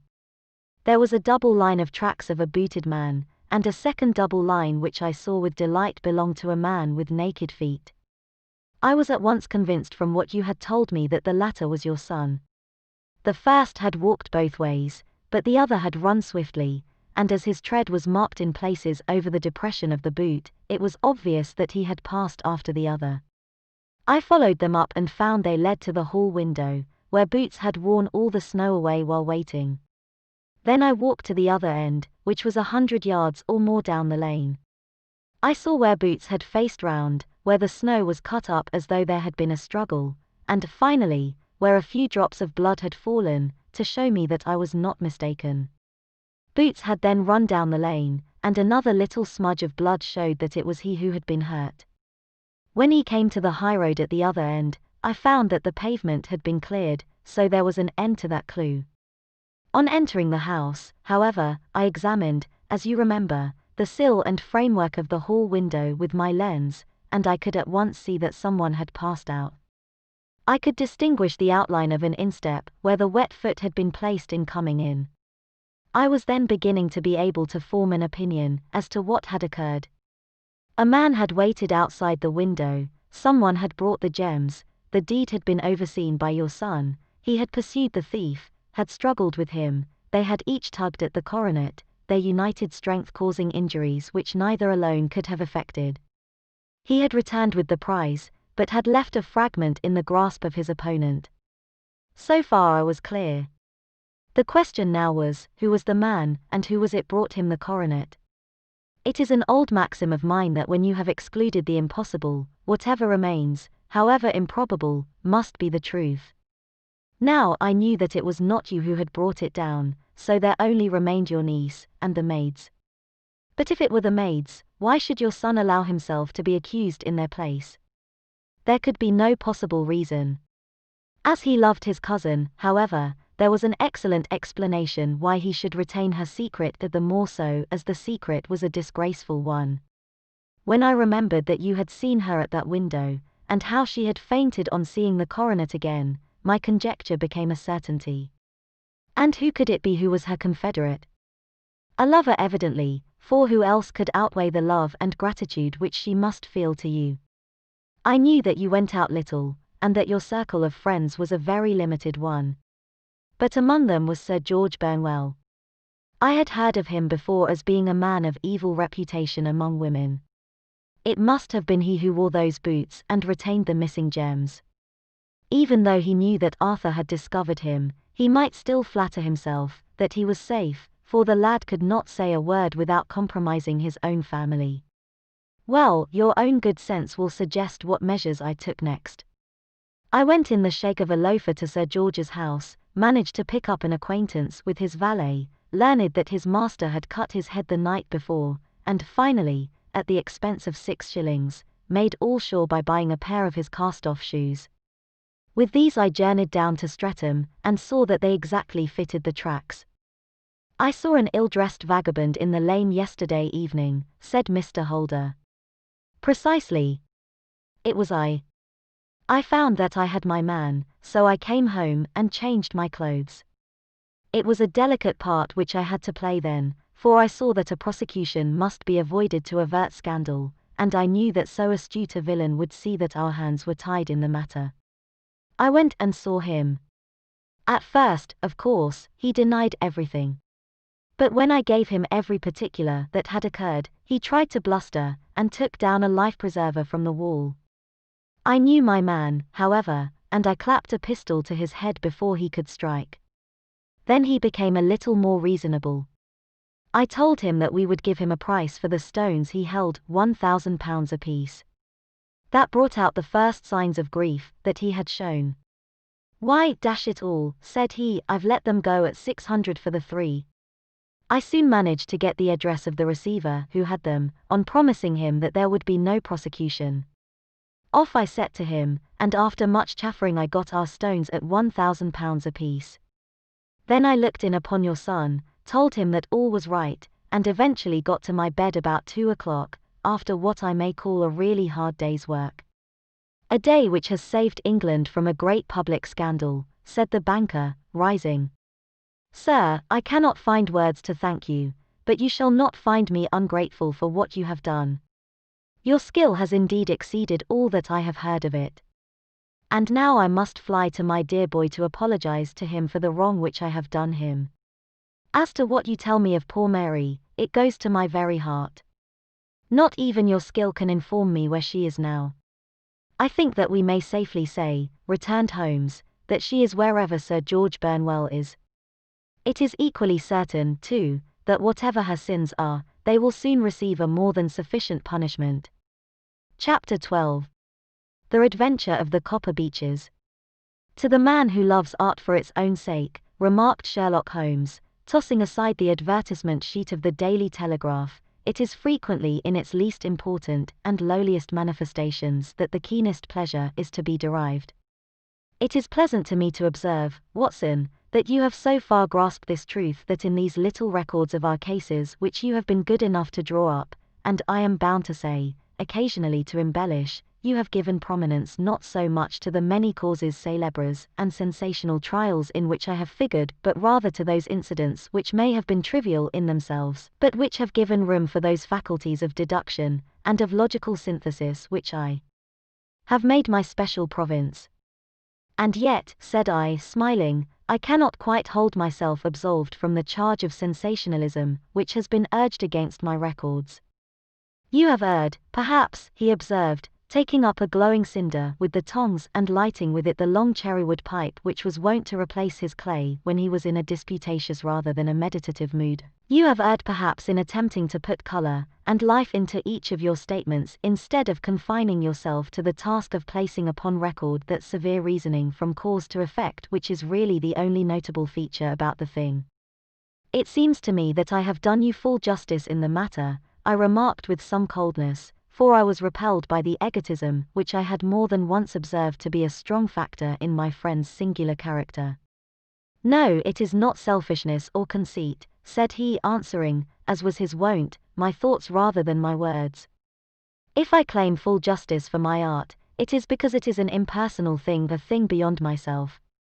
Crime is common. Logic is rare. Therefore it is upon the logic rather than upon the crime that you should dwell.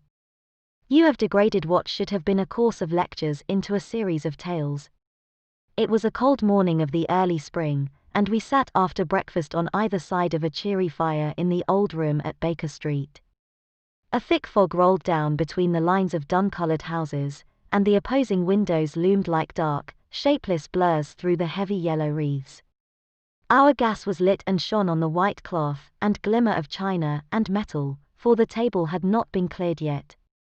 Sherlock Holmes had been silent all the morning, dipping continuously into the advertisement columns of a succession of papers until at last, having apparently given up his search, he had emerged in no very sweet temper to lecture me upon my literary shortcomings.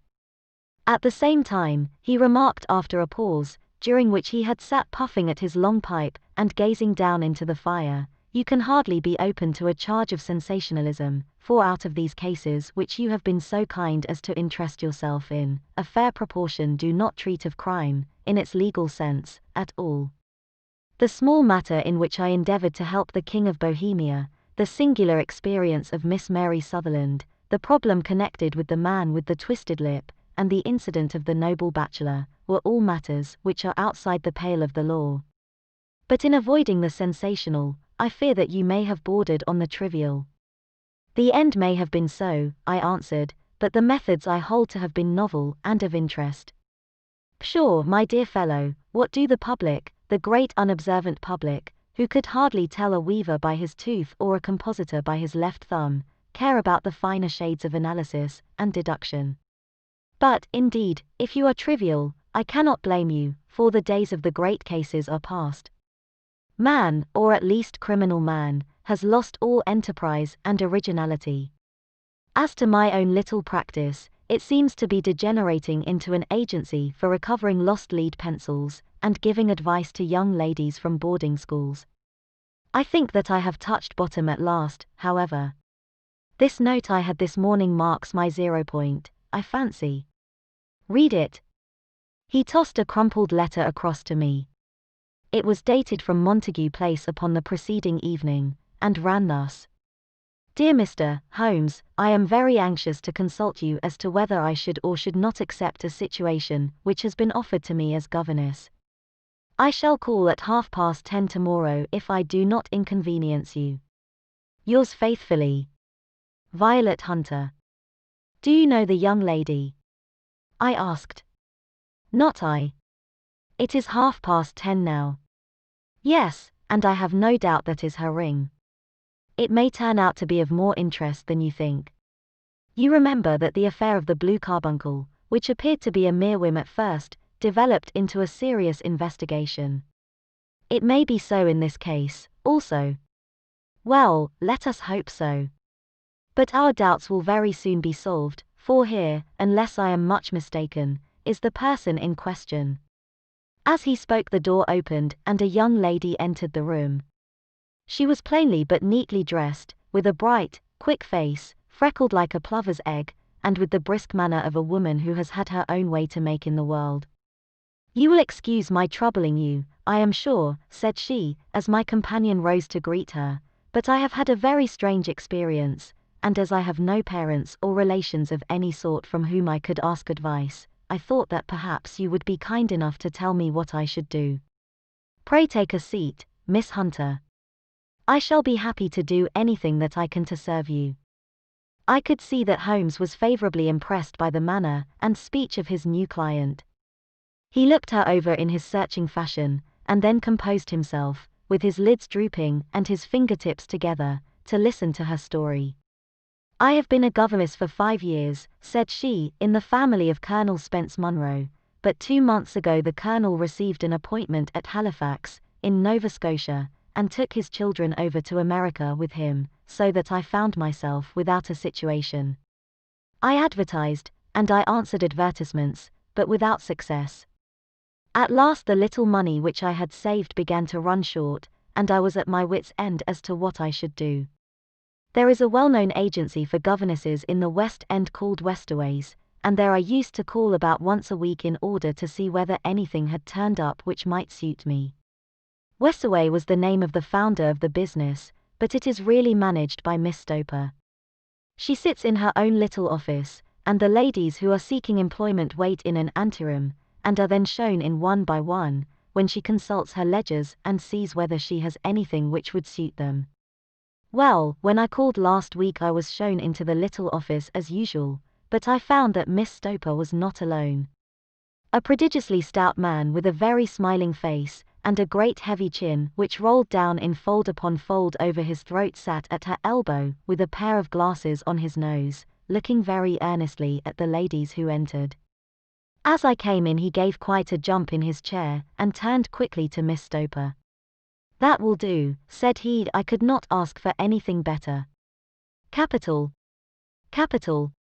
He seemed quite enthusiastic, and rubbed his hands together in the most genial fashion. He was such a comfortable-looking man that it was quite a pleasure to look at him. You are looking for a situation, miss? He asked. Yes, sir. As governess? Yes, sir. And what salary do you ask? I had £4 a month in my last place with Colonel Spence Munro. Oh, tut, tut. Sweating a rank sweating, he cried, throwing his fat hands out into the air like a man who is in a boiling passion. How could anyone offer so pitiful a sum to a lady with such attractions and accomplishments? My accomplishments, sir, may be less than you imagine, said I, a little French, a little German, music, and drawing. Tut, tut, he cried. This is all quite beside the question. The point is, have you or have you not the bearing and deportment of a lady? There it is in a nutshell. If you have not, you are not fitted for the rearing of a child who may some day play a considerable part in the history of the country. But if you have, why, then, how could any gentleman ask you to condescend to accept anything under the 3 figures? Your salary with me, madam, would commence at £100 a year. You may imagine, Mr. Holmes, that to me, destitute as I was, such an offer seemed almost too good to be true. The gentleman, however, seeing perhaps the look of incredulity upon my face, opened a pocket-book, and took out a note. It is also my custom, said he, smiling in the most pleasant fashion until his eyes were just two little shining slits amid the white creases of his face, to advance to my young ladies half their salary beforehand, so that they may meet any little expenses of their journey, and their wardrobe. It seemed to me that I had never met so fascinating, and so thoughtful a man. As I was already in debt to my tradesmen, the advance was a great convenience, and yet there was something unnatural about the whole transaction, which made me wish to know a little more before I quite committed myself. May I ask where you live, sir, said I. Hampshire. Charming rural place. The Copper Beeches, 5 miles on the far side of Winchester. It is the most lovely country, my dear young lady, and the dearest old country house. And my duties, sir. I should be glad to know what they would be. One child, one dear little romper just 6 years old.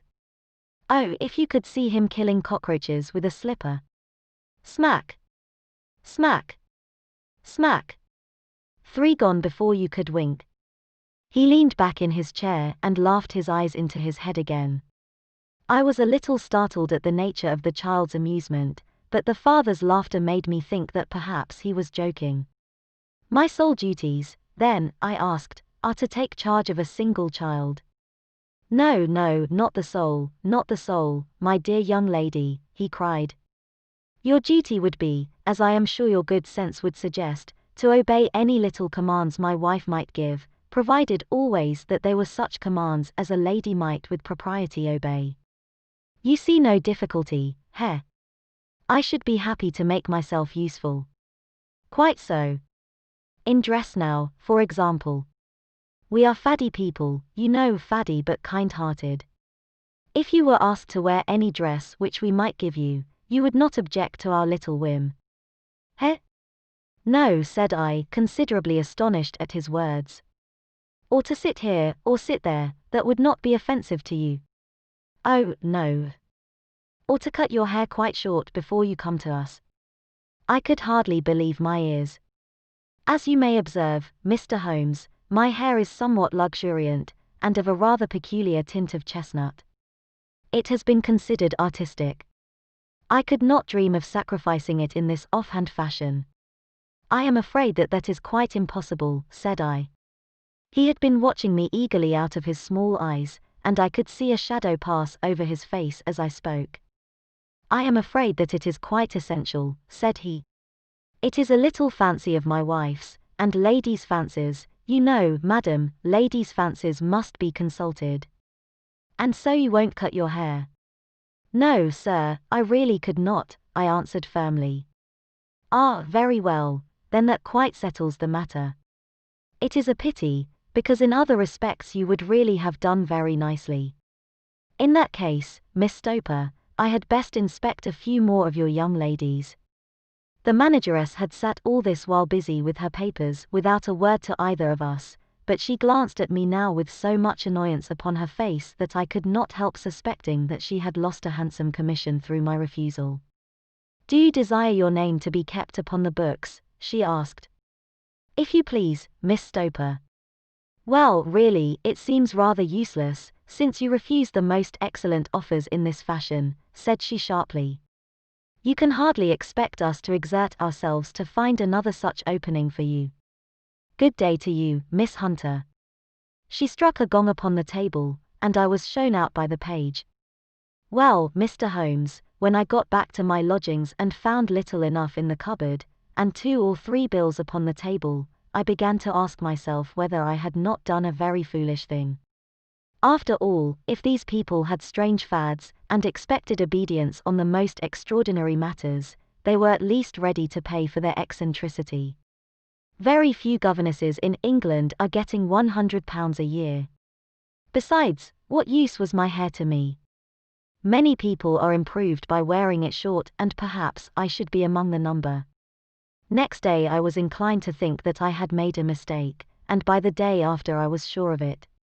I had almost overcome my pride so far as to go back to the agency, and inquire whether the place was still open, when I received this letter from the gentleman himself. I have it here and I will read it to you. The Copper Beeches, near Winchester. Dear Miss Hunter, Miss Stoper has very kindly given me your address, and I write from here to ask you whether you have reconsidered your decision. My wife is very anxious that you should come, for she has been much attracted by my description of you. We are willing to give £30 a quarter, or £120 a year, so as to recompense you for any little inconvenience which our fads may cause you. They are not very exacting, after all. My wife is fond of a particular shade of electric blue, and would like you to wear such a dress indoors in the morning. You need not, however, go to the expense of purchasing one, as we have one belonging to my dear daughter Alice and now in Philadelphia, which would, I should think, fit you very well. Then, as to sitting here or there, or amusing yourself in any manner indicated, that need cause you no inconvenience. As regards your hair, it is no doubt a pity, especially as I could not help remarking its beauty during our short interview, but I am afraid that I must remain firm upon this point, and I only hope that the increased salary may recompense you for the loss. Your duties, as far as the child is concerned, are very light. Now do try to come, and I shall meet you with the dogcart at Winchester. Let me know your train. Yours faithfully, Jeffro Rucastle. That is the letter which I have just received, Mr. Holmes, and my mind is made up that I will accept it. I thought, however, that before taking the final step I should like to submit the whole matter to your consideration. Well, Miss Hunter, if your mind is made up, that settles the question, said Holmes, smiling. But you would not advise me to refuse. I confess that it is not the situation which I should like to see a sister of mine apply for. What is the meaning of it all, Mr. Holmes? Ah, I have no data. I cannot tell. Perhaps you have yourself formed some opinion. Well, there seems to me to be only one possible solution. Mr. Rucastle seemed to be a very kind, good-natured man. Is it not possible that his wife is a lunatic, that he desires to keep the matter quiet for fear she should be taken to an asylum, and that he humors her fancies in every way in order to prevent an outbreak? That is a possible solution, in fact, as matters stand, it is the most probable one. But in any case it does not seem to be a nice household for a young lady. But the money, Mr. Holmes, the money. Well, yes, of course the pay is good, too good. That is what makes me uneasy. Why should they give you £120 a year, when they could have their pick for £40? There must be some strong reason behind. I thought that if I told you the circumstances you would understand afterwards if I wanted your help. I should feel so much stronger if I felt that you were at the back of me. Oh, you may carry that feeling away with you. I assure you that your little problem promises to be the most interesting, which has come my way for some months. There is something distinctly novel about some of the features. If you should find yourself in doubt or in danger. Danger? What danger do you foresee? Holmes shook his head gravely. It would cease to be a danger if we could define it, said he. But at any time, day or night, a telegram would bring me down to your help. That is enough. She rose briskly from her chair with the anxiety all swept from her face. I shall go down to Hampshire quite easy in my mind now. I shall write to Mr. Rucastle at once, sacrifice my poor hair tonight, and start for Winchester tomorrow.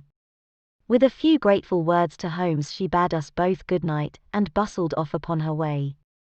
At least, said I as we heard her quick, firm steps descending the stairs, she seems to be a young lady who is very well able to take care of herself. And she would need to be, said Holmes gravely. I am much mistaken if we do not hear from her before many days are past. It was not very long before my friend's prediction was fulfilled. A fortnight went by, during which I frequently found my thoughts turning in her direction, and wondering what strange side alley of human experience this lonely woman had strayed into. The unusual salary, the curious conditions, the light duties, all pointed to something abnormal, though whether a fad or a plot, or whether the man were a philanthropist or a villain, it was quite beyond my powers to determine.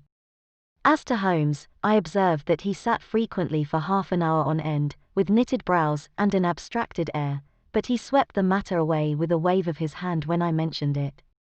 Data. Data. Data, he cried impatiently. I can't make bricks without clay. And yet he would always wind up by muttering that no sister of his should ever have accepted such a situation. The telegram which we eventually received came late one night just as I was thinking of turning in, and Holmes was settling down to one of those all-night chemical researches which he frequently indulged in, when I would leave him stooping over a retort and a test tube at night and find him in the same position when I came down to breakfast in the morning.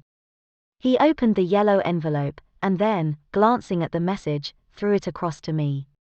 Just look up the trains in Bradshaw, said he, and turned back to his chemical studies.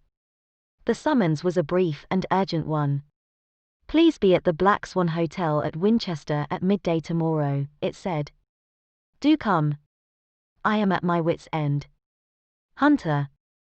Will you come with me? Asked Holmes, glancing up. I should wish to. Just look it up, then. There is a train at 9:30, said I, glancing over my Bradshaw. It is due at Winchester at 11:30. That will do very nicely. Then perhaps I had better postpone my analysis of the acetones, as we may need to be at our best in the morning. By 11 o'clock the next day we were well upon our way to the old English capital. Holmes had been buried in the morning papers all the way down, but after we had passed the Hampshire border he threw them down, and began to admire the scenery. It was an ideal spring day, a light blue sky, flecked with little fleecy white clouds drifting across from west to east. The sun was shining very brightly, and yet there was an exhilarating nip in the air, which set an edge to a man's energy. All over the countryside, away to the rolling hills around Aldershot, the little red and grey roofs of the farmsteadings peeped out from amid the light green of the new foliage. Are they not fresh and beautiful? I cried with all the enthusiasm of a man fresh from the fogs of Baker Street. But Holmes shook his head gravely. Do you know, Watson, said he, that it is one of the curses of a mind with a turn like mine that I must look at everything with reference to my own special subject. You look at these scattered houses, and you are impressed by their beauty. I look at them, and the only thought which comes to me is a feeling of their isolation, and of the impunity with which crime may be committed there. Good heavens! I cried. Who would associate crime with these dear old homesteads? They always fill me with a certain horror. It is my belief, Watson, founded upon my experience, that the lowest and vilest alleys in London do not present a more dreadful record of sin than does the smiling and beautiful countryside. You horrify me. But the reason is very obvious. The pressure of public opinion can do in the town what the law cannot accomplish. There is no lane so vile that the scream of a tortured child, or the thud of a drunkard's blow, does not beget sympathy and indignation among the neighbors, and then the whole machinery of justice is ever so close that a word of complaint can set it going, and there is but a step between the crime and the dock. But look at these lonely houses, each in its own fields, filled for the most part with poor ignorant folk who know little of the law. Think of the deeds of hellish cruelty, the hidden wickedness which may go on, year in, year out, in such places, and none the wiser. Had this lady who appeals to us for help gone to live in Winchester, I should never have had a fear for her. It is the 5 miles of country which makes the danger. Still, it is clear that she is not personally threatened. No. If she can come to Winchester to meet us she can get away. Quite so. She has her freedom. What can be the matter, then? Can you suggest no explanation? I have devised 7 separate explanations, each of which would cover the facts as far as we know them.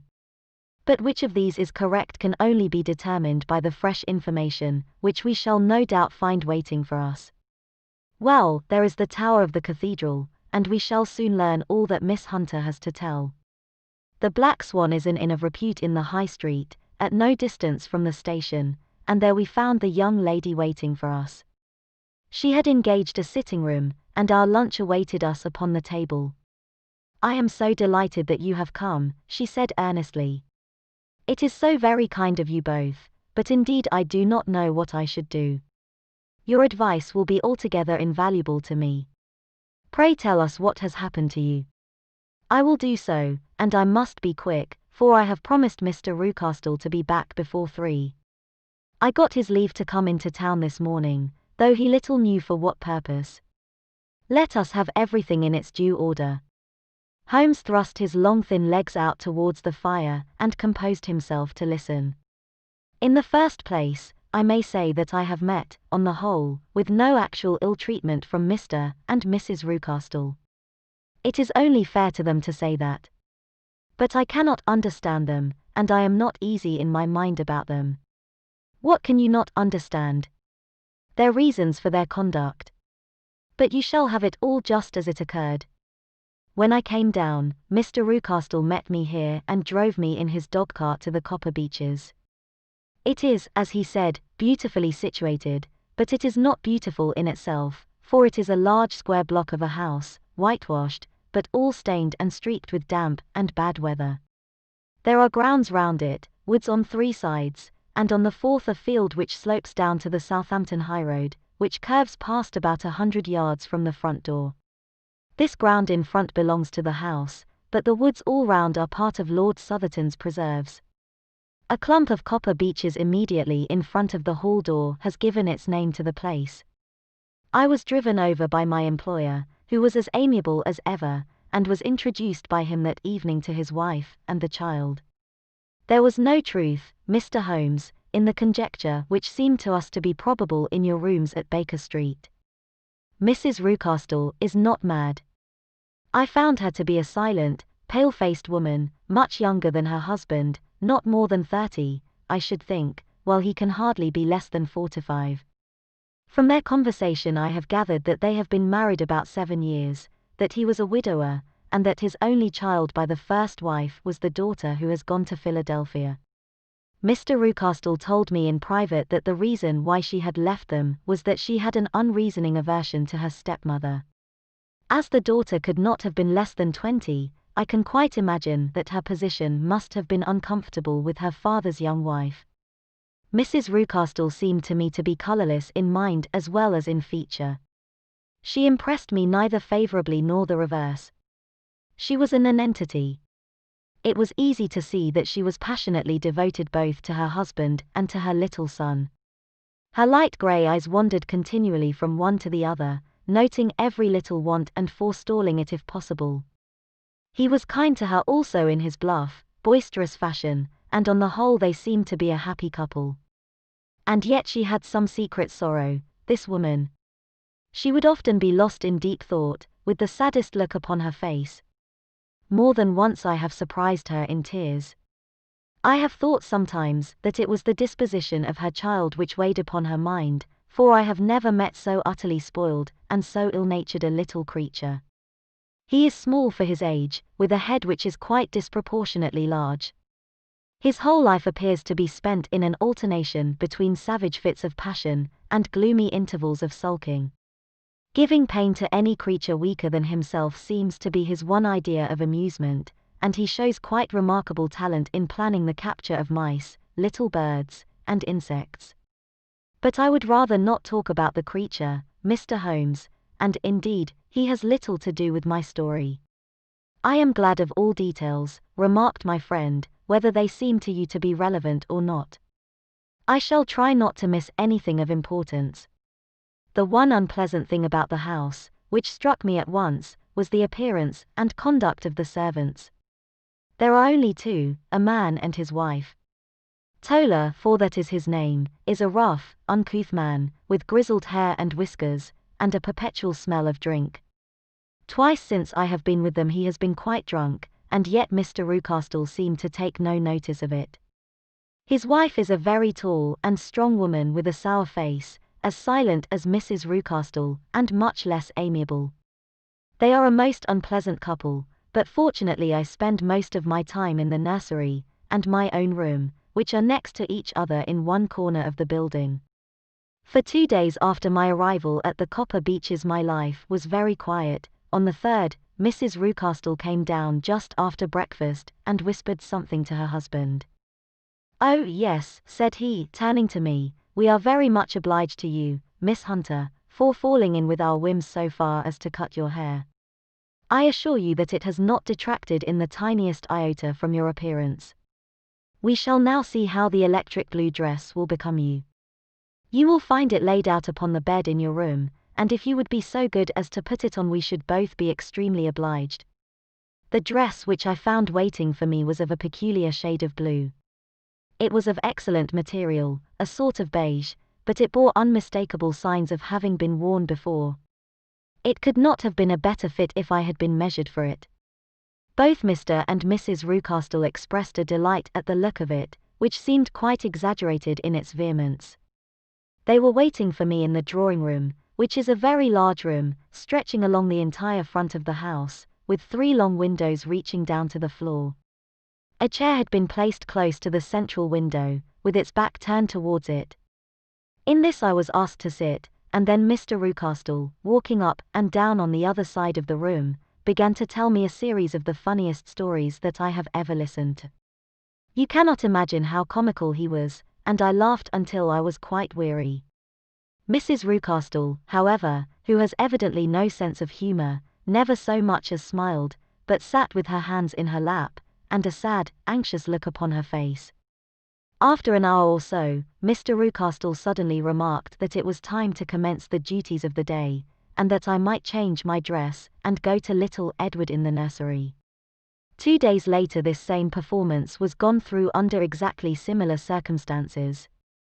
Again I changed my dress, again I sat in the window, and again I laughed very heartily at the funny stories of which my employer had an immense repertoire, and which he told inimitably. Then he handed me a yellow-backed novel, and moving my chair a little sideways, that my own shadow might not fall upon the page, he begged me to read aloud to him. I read for about 10 minutes, beginning in the heart of a chapter, and then suddenly, in the middle of a sentence, he ordered me to cease and to change my dress. You can easily imagine, Mr. Holmes, how curious I became as to what the meaning of this extraordinary performance could possibly be. They were always very careful, I observed, to turn my face away from the window, so that I became consumed with the desire to see what was going on behind my back. At first it seemed to be impossible, but I soon devised a means. My hand mirror had been broken, so a happy thought seized me, and I concealed a piece of the glass in my handkerchief. On the next occasion, in the midst of my laughter, I put my handkerchief up to my eyes, and was able with a little management to see all that there was behind me. I confess that I was disappointed. There was nothing. At least that was my first impression. At the second glance, however, I perceived that there was a man standing in the Southampton Road, a small bearded man in a grey suit, who seemed to be looking in my direction. The road is an important highway, and there are usually people there. This man, however, was leaning against the railings which bordered our field, and was looking earnestly up. I lowered my handkerchief and glanced at Mrs. Rucastle to find her eyes fixed upon me with a most searching gaze. She said nothing, but I am convinced that she had divined that I had a mirror in my hand, and had seen what was behind me. She rose at once. "Jeffro," said she, "there is an impertinent fellow upon the road there who stares up at Miss Hunter." "No friend of yours, Miss Hunter?" he asked. "No, I know no one in these parts." "Dear me! How very impertinent. Kindly turn round and motion to him to go away. Surely it would be better to take no notice." "No, no, we should have him loitering here always. Kindly turn round and wave him away like that." I did as I was told, and at the same instant Mrs. Rucastle drew down the blind. That was a week ago, and from that time I have not sat again in the window, nor have I worn the blue dress, nor seen the man in the road. "Pray continue," said Holmes. "Your narrative promises to be a most interesting one. You will find it rather disconnected, I fear, and there may prove to be little relation between the different incidents of which I speak. On the very first day that I was at the Copper Beeches, Mr. Rucastle took me to a small outhouse which stands near the kitchen door. As we approached it I heard the sharp rattling of a chain, and the sound as of a large animal moving about. "Look in here," said Mr. Rucastle, showing me a slit between 2 planks. Is he not a beauty? I looked through and was conscious of 2 glowing eyes, and of a vague figure huddled up in the darkness. Don't be frightened, said my employer, laughing at the start which I had given. It's only Carlo, my mastiff. I call him mine, but really old Tola, my groom, is the only man who can do anything with him. We feed him once a day, and not too much then, so that he is always as keen as mustard. Tola lets him loose every night, and God help the trespasser whom he lays his fangs upon. For goodness sake, don't you ever on any pretext set your foot over the threshold at night, for it's as much as your life is worth. The warning was no idle one, for 2 nights later I happened to look out of my bedroom window about 2 o'clock in the morning.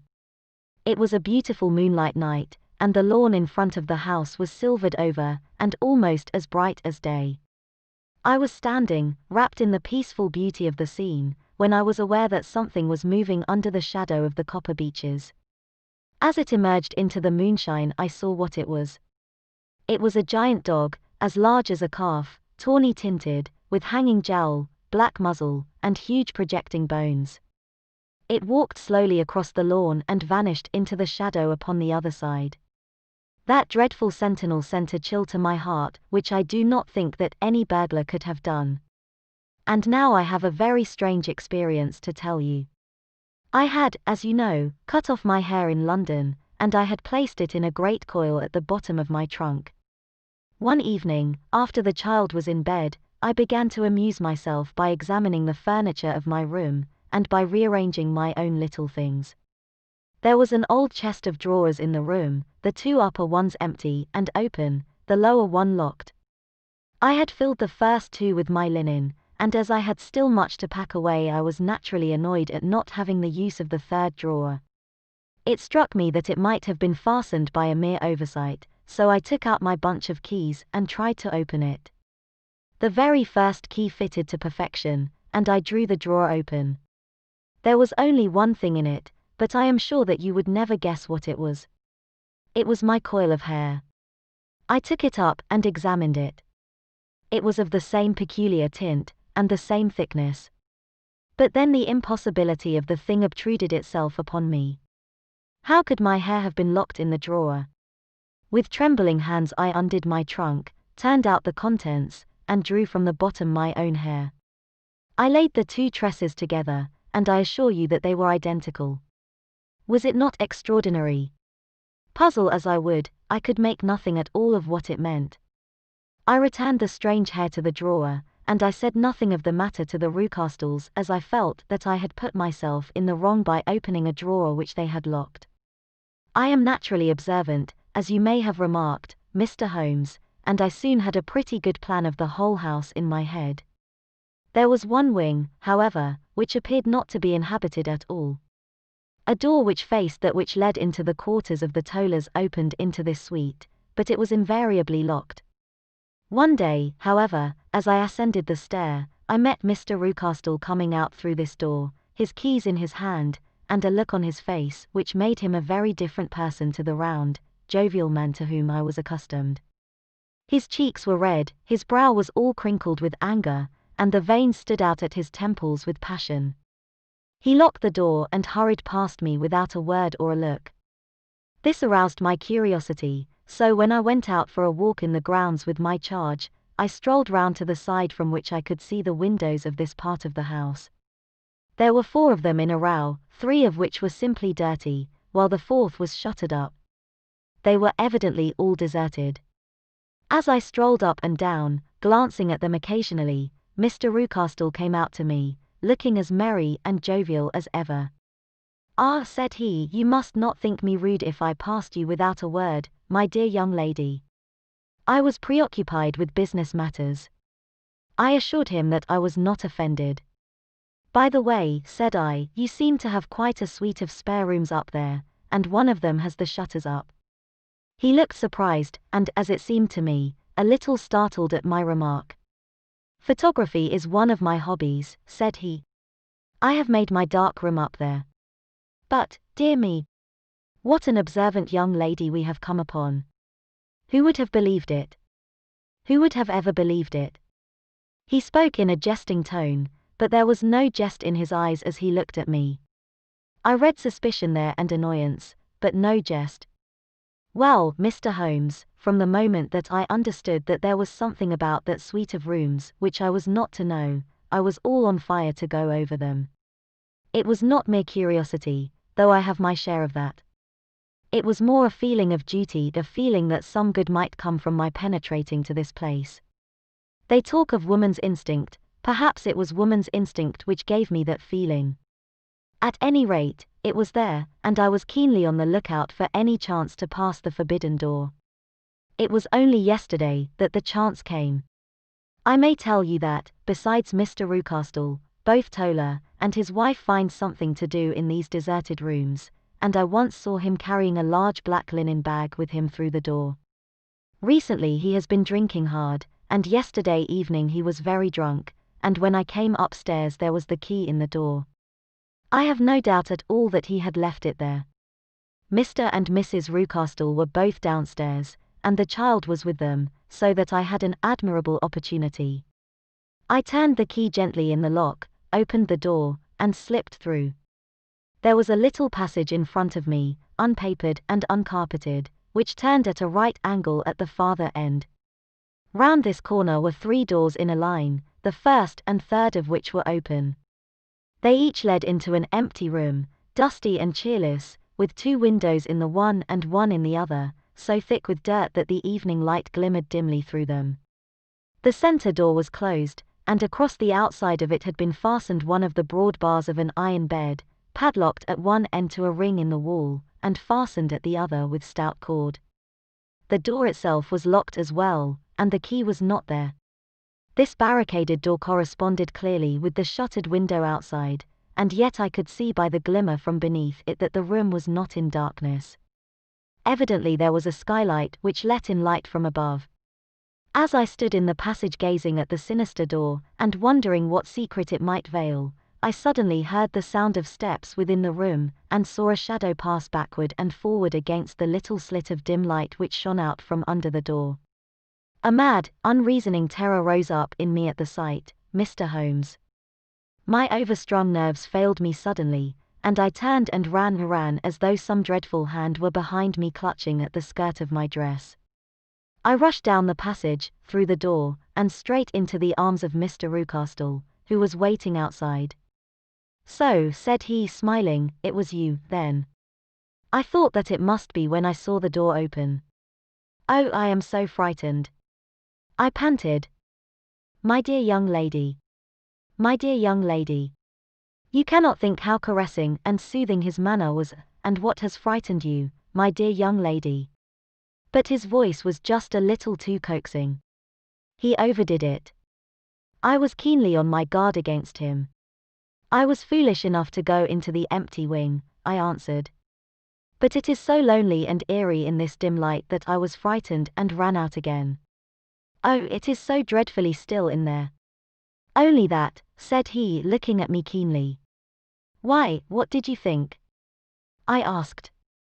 "Why do you think that I lock this door?" "I am sure that I do not know. It is to keep people out who have no business there. Do you see?" He was still smiling in the most amiable manner. "I am sure if I had known." "Well, then, you know now. And if you ever put your foot over that threshold again," here in an instant the smile hardened into a grin of rage, and he glared down at me with the face of a demon, "I'll throw you to the mastiff." I was so terrified that I do not know what I did. I suppose that I must have rushed past him into my room. I remember nothing until I found myself lying on my bed trembling all over. Then I thought of you, Mr. Holmes.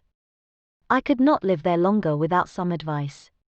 I was frightened of the house, of the man, of the woman, of the servants, even of the child. They were all horrible to me.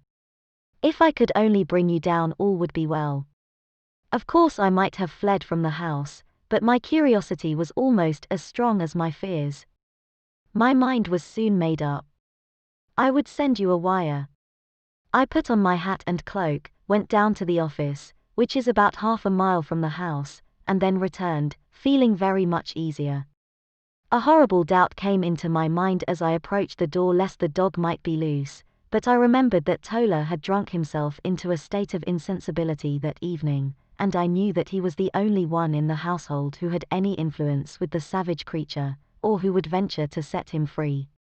I slipped in safety, and lay awake half the night in my joy at the thought of seeing you. I had no difficulty in getting leave to come into Winchester this morning, but I must be back before 3 o'clock, for Mr. and Mrs. Rucastle are going on a visit, and will be away all the evening, so that I must look after the child.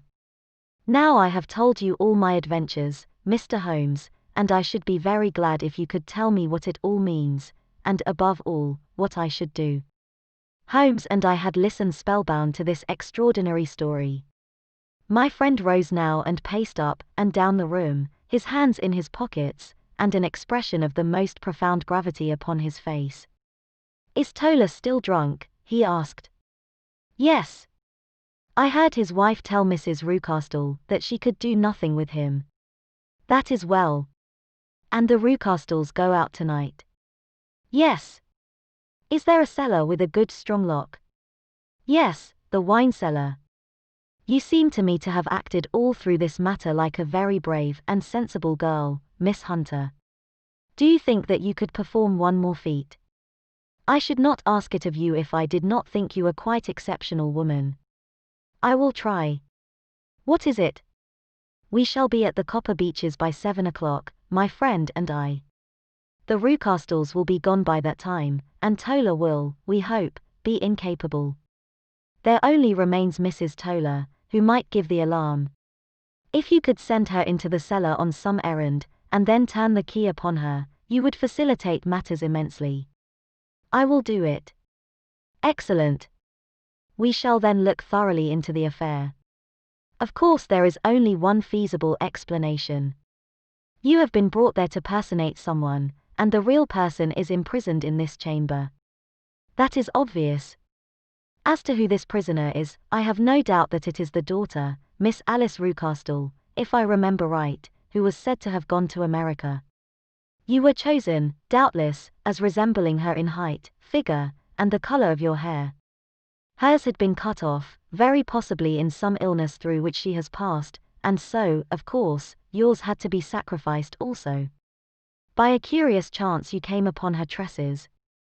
The man in the road was undoubtedly some friend of hers, possibly her fiancé, and no doubt, as you wore the girl's dress, and were so like her, he was convinced from your laughter, whenever he saw you, and afterwards from your gesture, that Miss Rucastle was perfectly happy, and that she no longer desired his attentions. The dog is let loose at night to prevent him from endeavoring to communicate with her. So much is fairly clear. The most serious point in the case is the disposition of the child." "What on earth has that to do with it?" I ejaculated. "My dear Watson, you as a medical man are continually gaining light as to the tendencies of a child by the study of the parents. Don't you see that the converse is equally valid? I have frequently gained my first real insight into the character of parents by studying their children. This child's disposition is abnormally cruel, merely for cruelty's sake, and whether he derives this from his smiling father, as I should suspect, or from his mother, it bodes evil for the poor girl who is in their power." "I am sure that you are right, Mr. Holmes," cried our client. "1,000 things come back to me which make me certain that you have hit it. Oh, let us lose not an instant in bringing help to this poor creature. We must be circumspect, for we are dealing with a very cunning man. We can do nothing until 7 o'clock. At that hour we shall be with you, and it will not be long before we solve the mystery." We were as good as our word, for it was just 7 when we reached the Copper Beeches, having put up our trap at a wayside public house. The group of trees, with their dark leaves shining like burnished metal in the light of the setting sun, were sufficient to mark the house even had Miss Hunter not been standing smiling on the doorstep. "Have you managed it?" asked Holmes. A loud thudding noise came from somewhere downstairs. "That is Mrs. Tola in the cellar," said she. "Her husband lies snoring on the kitchen rug. Here are his keys, which are the duplicates of Mr. Rucastle's." "You have done well indeed," cried Holmes with enthusiasm. Now lead the way, and we shall soon see the end of this black business. We passed up the stair, unlocked the door, followed on down a passage, and found ourselves in front of the barricade which Miss Hunter had described. Holmes cut the cord and removed the transverse bar. Then he tried the various keys in the lock, but without success. No sound came from within, and at the silence Holmes' face clouded over. "I trust that we are not too late," said he. "I think, Miss Hunter, that we had better go in without you. Now, Watson, put your shoulder to it, and we shall see whether we cannot make our way in." It was an old rickety door, and gave at once before our united strength. Together we rushed into the room. It was empty. There was no furniture save a little pallet bed, a small table, and a basket full of linen. The skylight above was open, and the prisoner gone. "There has been some villainy here," said Holmes. "This beauty has guessed Miss Hunter's intentions, and has carried his victim off." "But how?" "Through the skylight. We shall soon see how he managed it." He swung himself up onto the roof. "Ah, yes," he cried, "here's the end of a long light ladder against the eaves. That is how he did it." "But it is impossible," said Miss Hunter. "The ladder was not there when the Rucastles went away. He has come back and done it. I tell you that he is a clever and dangerous man. I should not be very much surprised if this were he whose step I hear now upon the stair. I think, Watson, that it would be as well for you to have your pistol ready." The words were hardly out of his mouth before a man appeared at the door of the room, a very fat and burly man, with a heavy stick in his hand. Miss Hunter screamed and shrunk against the wall at the sight of him, but Sherlock Holmes sprang forward and confronted him. "You villain," said he, "where's your daughter?" The fat man cast his eyes round, and then up at the open skylight. "It is for me to ask you that," he shrieked, "you thieves! Spies and thieves! I have caught you, have I? You are in my power. I'll serve you." He turned and clattered down the stairs as hard as he could go. "He's gone for the dog," cried Miss Hunter. "I have my revolver," said I. "Better close the front door," cried Holmes, and we all rushed down the stairs together. We had hardly reached the hall when we heard the baying of a hound, and then a scream of agony, with a horrible worrying sound which it was dreadful to listen to. An elderly man with a red face and shaking limbs came staggering out at a side door. "My God," he cried. "Someone has loosed the dog. It's not been fed for 2 days. Quick, quick, or it'll be too late." Holmes and I rushed out and round the angle of the house, with Toller hurrying behind us. There was the huge famished brute, its black muzzle buried in Rucastle's throat, while he writhed and screamed upon the ground. Running up, I blew its brains out, and it fell over with its keen white teeth still meeting in the great creases of his neck. With much labor we separated them, and carried him, living but horribly mangled, into the house. We laid him upon the drawing-room sofa, and having dispatched the sobered Toller to bear the news to his wife, I did what I could to relieve his pain. We were all assembled round him when the door opened, and a tall, gaunt woman entered the room. "Mrs. Toller," cried Miss Hunter. "Yes, miss.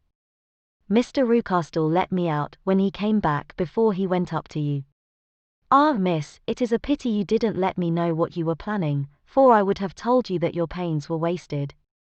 "Ha," said Holmes, looking keenly at her. "It is clear that Mrs. Toller knows more about this matter than anyone else." "Yes, sir, I do, and I am ready enough to tell what I know."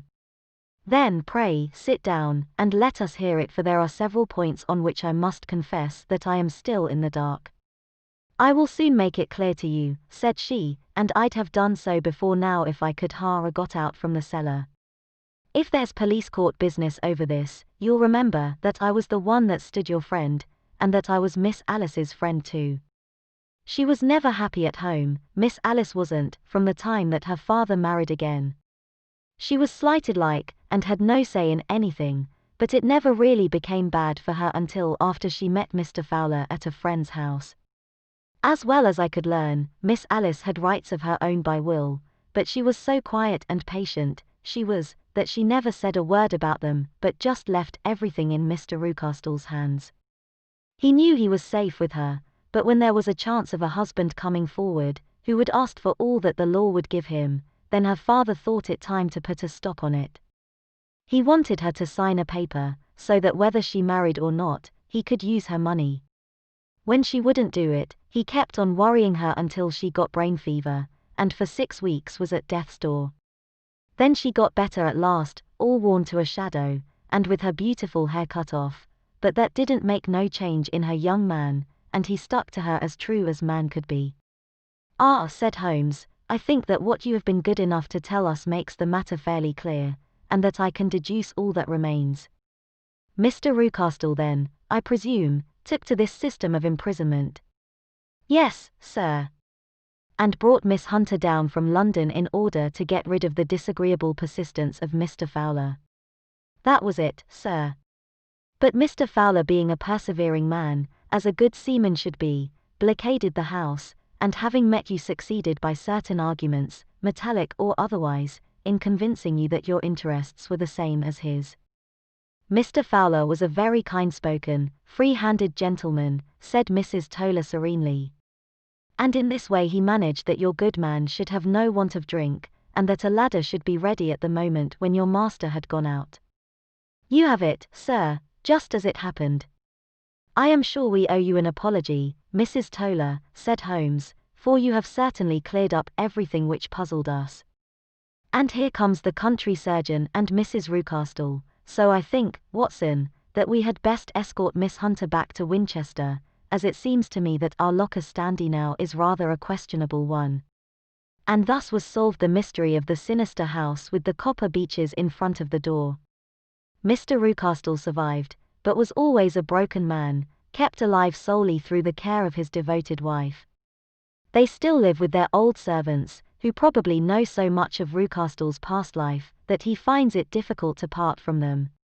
Mr. Fowler and Miss Rucastle were married, by special license, in Southampton the day after their flight, and he is now the holder of a government appointment in the island of Mauritius. As to Miss Violet Hunter, my friend Holmes, rather to my disappointment, manifested no further interest in her when once she had ceased to be the center of one of his problems, and she is now the head of a private school at Walsall, where I believe that she has met with considerable success.